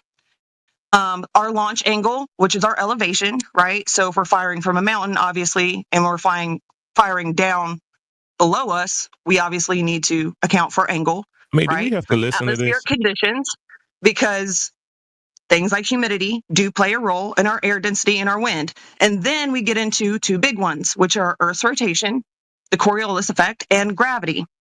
which we need to know. So then here we go. Here it is. Wait a minute. Wait, stop. Equals Hold on. YT equals. Wait, I'm saying that. Hold on, I'm not done. I know. You gotta wait. Hold on. Yeah, why do we gotta listen to this? Yeah, just wait. No, whenever there's a problem in y'all's logic, from our standpoint, we try to correct it. I've been listening so good to y'all. This is not going to work. Both of you guys keep chiming in. It's not going to work. We need one speaker at a time. And I wanted to address the reason why I said wait is because I wanted to ask you at the point that you started to make the crossover to talk about the Earth spinning and that, I have to insert gravity in there. Everything was going good. Like you had everything. Okay, now listen. I understand. Now I'm going to tell you the formula. The formula, right? Are you ready? Okay. YT, sorry. So the function of t equals v sub 0 sine 0 times t minus half gt squared, where v sub 0 is initial velocity, o equals the launch angle, and g equals acceleration due to gravity, which we have to know, right? And that's for vertical position. Now for horizontal distance, we need to cover the function of x is v sub 0 cosine to o and t, where those things are still equal, where t is equal to time. Obviously, x is how far it's traveling when we get that function. So, yeah, we actually do use gravity and our ballistics, but you can't calculate gravity. Yeah, you got to the end. We heard you clear, right? So now we got everything we need. So was there at any point in time the Earth's curvature, or excuse me, the Earth spinning involved in that equation? What you just said, I didn't hear it. Did you mention the Earth spinning at any point in time? Hello? No, I did not. Would you like the other equations? No, wait, stop. I have to do this, because I let you say the whole equation. You did. So now the only thing that you said that you mentioned was the gravitational acceleration. I will address that, but I'm going back to the fact. I said two of them. Yeah, but you didn't mention. That was only for horizontal and vertical position. Yeah, that's fine. I'm not negating the fact that you said that. What I'm saying is the Earth spinning was not put into the equation, so that's fine. It's Earth spinning was not. That's not all the equations that we use. Coordinates. It's just for the coordinates. That's just so you're telling me there's more that you didn't finish saying? Was there an addendum to this? You interrupted because she was in the middle of saying it and you interrupted her. Stop. Listen, brother. Stop white knighting for your mom. Take a back seat to this. She's speaking. You need to let her speak. Maybe she had a problem with you. I'm not going to let you sit here and disrespect my mom for 45 minutes. Baby, you're not even letting me speak. Why don't you go to the next room, bro? Because it's not working with you in it. It's not. No, let her talk. Anyway, so. Well then, dude, Anyway, is this a problem now? I'm talking to you. I have things to do. So it was a good discussion. Though. I hope you have a good day. She told you you weren't letting her speak. Just go, dude. I mean, what I'm not understanding is that, even if you say that you have this formula and you say that they use this formula and they use all of these variables within the formula, right? And you just basically just explaining mathematics. Now, in order for that mathematics to be actually valid, it's not that, I use this mathematics and I see that this mathematics actually work whatever I'm doing on with a gun or whatever I'm doing with missiles or whatever I'm doing. That doesn't mean that it's actually true. In order for you to validate anything with mathematics, you would have to validate it with observation. Yeah, so if you're going to prove, if you're going to say, well, I'm using gravity within this mathematics, well, first thing you would have to do, you would have to show us gravity. If you're going to use Earth curvature in your mathematics, the first thing you would have to do is show us Earth curvature in order for it to be true. Or else you just put in these variables in there that may not or may be true. All right, Joe, this is the problem with her equation, is that she did not mention the parts that needed to be mentioned, which was the Earth in motion, spinning. She didn't mention that in her equation. And then when I pointed that out, it's like, oh, I forgot to mention. You interrupted me in the middle of me telling. No, she was at the end of the equation. That was all that there was for the equation. That was it. So I was actually addressing the fact that it wasn't mentioned. And now all of a sudden, there's new math that's involved. It's like, no, you've just finished telling us what the trajectory of that missile needed. And all the equation that was needed, it did not include the Earth's rotation. All right, so we were going to address that gravitational attraction was what was mentioned. But the fact is, she doesn't know what that means. If she does, she would be able to parse out, is it the effect that we see when we drop something and we call that gravity? Well, that's just specific gravity. That's relative density. That has nothing to do with this idea that mass is attracting mass or that time and space are being bent and distorted. So she didn't understand that. So we were going to dive into that. But her son, who was probably interrupting her like ever since he was a child doing when she was trying to talk to another adult, was just incessantly causing, like putting his foot in the way. He didn't let me finish saying that, wouldn't even. So we could never get to the bottom of how she thinks that the equation was relating to the Earth at all as a globe. That's the problem. We have to let them, she went through all of it, didn't include any of the things that would the Earth being a globe would include. That was important. It's like a key moment for exposition. The exposition would continue if she would realize that the Earth as a globe was never introduced in any part of that missile trajectory.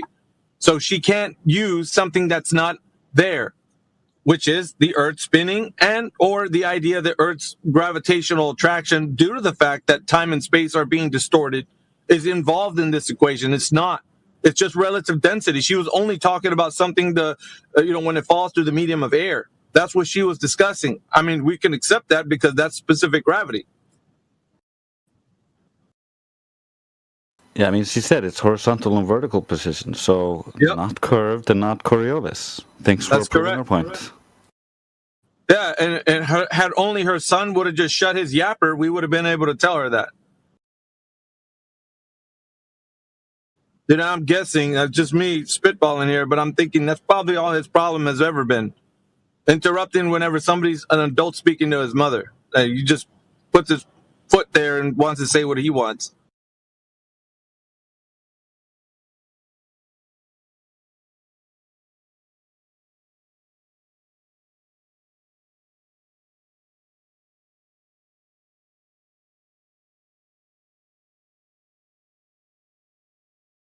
These two have been triggered ever since this morning. I know that.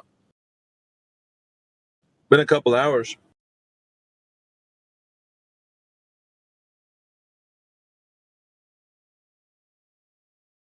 I had high hopes that it would have worked out for both of them. Actually have a good exchange, but sometimes you get let down, man. Yeah, I had more hopes for the mom than the kid. Just because she was in the military, she seemed a little bit more reasonable, but not enough. Well, I got Jenna Massa vibes, when she was speaking, because her voice sounds the same. Yeah. But I mean, even so, she was a bit more reasonable than the son was. The son has drunk the Kool-Aid. He's too far down the rabbit hole. He's all in for the globe. It's considered now for him a sunk cost fallacy. He's just going to keep doubling down. So there's nothing that until he realizes that there's no evidence of the globe, he's just going to continue to be an advocate for or an apologist for the Earth being a globe. I guess what was frustrating too is that India was giving good exposition, right? Key points that need to be understood. And then we didn't know when the mom was actually leaving. She didn't say, "Excuse me, I'm going to have to leave." And all of a sudden, you're talking to the son, and he's like, "Oh, mom had to go, and I was in the restroom." I'm like, bro, I mean, you could at least be courteous and say that you're leaving so that the speaker will stop. But you couldn't even get that. It's just bad form, bro. Yeah, they weren't raised well. Shows that they don't use their brain. I mean, I heard the stream and the guy Empty Ball, he was saying, I think to India, that he is not scientist, and that's why we have scientists because we are not scientists. So he's coming claiming something, and when we require evidence from him, he says he doesn't know because he is not scientist, and we should accept what the scientists say because we are not also scientists. So isn't that appealing to authority? Isn't he requiring? Yeah, that's all they were doing, dude. Like the whole time. the son was just appealing to the authoritative, like figures and or information. So this came from an authoritative source. This came from people that we claim that know what they're talking about. So really, there's no critical thinking involved. They're just accepting everything that's being put to them. And even though the mom sounded like a little bit intelligent when it came to math, but still the equation didn't solve the problem of whether or not the Earth is a globe. That wasn't giving us any indication that the Earth is a globe. Like Drace was saying, within the equation itself, it didn't include anything to deal with, vertical and horizontal, positions for Coriolis to even be taken hold. So yeah, there's a lot to be desired when somebody says they have the information in an equation that proves that the Earth is a globe based on missile trajectory. It's not true. And it wasn't proven either. And the moment I pointed that out, it's like, oh, wait, that wasn't all the math. There was more. It's like, no, there wasn't, dude. You gave everything you did for the equation for missile trajectory, and it wasn't more. That was it. Yeah, I heard you asking, where did you hear Coriolis effect there, or the spinning of the Earth being counted? And she asked you if she could give you the other equation. And I didn't want to chime in, but I will tell you, we don't consider curvature when we count or when we calculate projectile dynamics. This is called projectile dynamics. They studied it. We don't calculate anything. This person asked me for. Sorry to interrupt. This person's asking for an unmute. I wasn't here. I was away from the computer. Yeah, they're asking for an unmute, but what I was hold on. I don't know what happened, so I just I don't know what happened. So if you could fill me in. Yeah, so basically I was talking to Empty Bowl, well, the kid, and his mom was the one that I was talking to because we're going over missile trajectory. She gave the equation for her reasoning behind why she thinks the missiles are actually being using the Earth's spin and also gravitational force, right? So I was going to address that, but the kid, who incessantly interrupts for his mom, jumped in because at the end of her equation, I was like, okay, so I didn't hear that you mentioned the Earth's spin at all, and or you're misunderstanding what gravity is, as far as gravitation is concerned. So I was going to go over that, but then he interrupts and says that she had more equations to produce that showed that. I was like, no, she didn't show. She was at the end of that, and you didn't let her finish. He was like, I was like, dude, the problem is that you keep interrupting for your mom. And I went into like, probably when when you were very young as a child, you were never told to shut up when adults are speaking. So when we were talking to your mom and you interrupted, you just ruined it because he couldn't shut up, dude. He just would keep yammering. Well, she's my mom and this and that bullshit. And I was like, you know what? Shut up. We ain't gonna hurt your mom on the internet, dude. You can relax. But he said he wants to unmute to just say goodbye. So, I'll unmute them so they can say their farewells. If it's going to be meta, then that's going to be. Well, I mean, respect and love to all except for AV. You can plant both of your lips firmly on my ass for like. Yeah, you're so tough. Yeah, he just came in here to show how weak he is.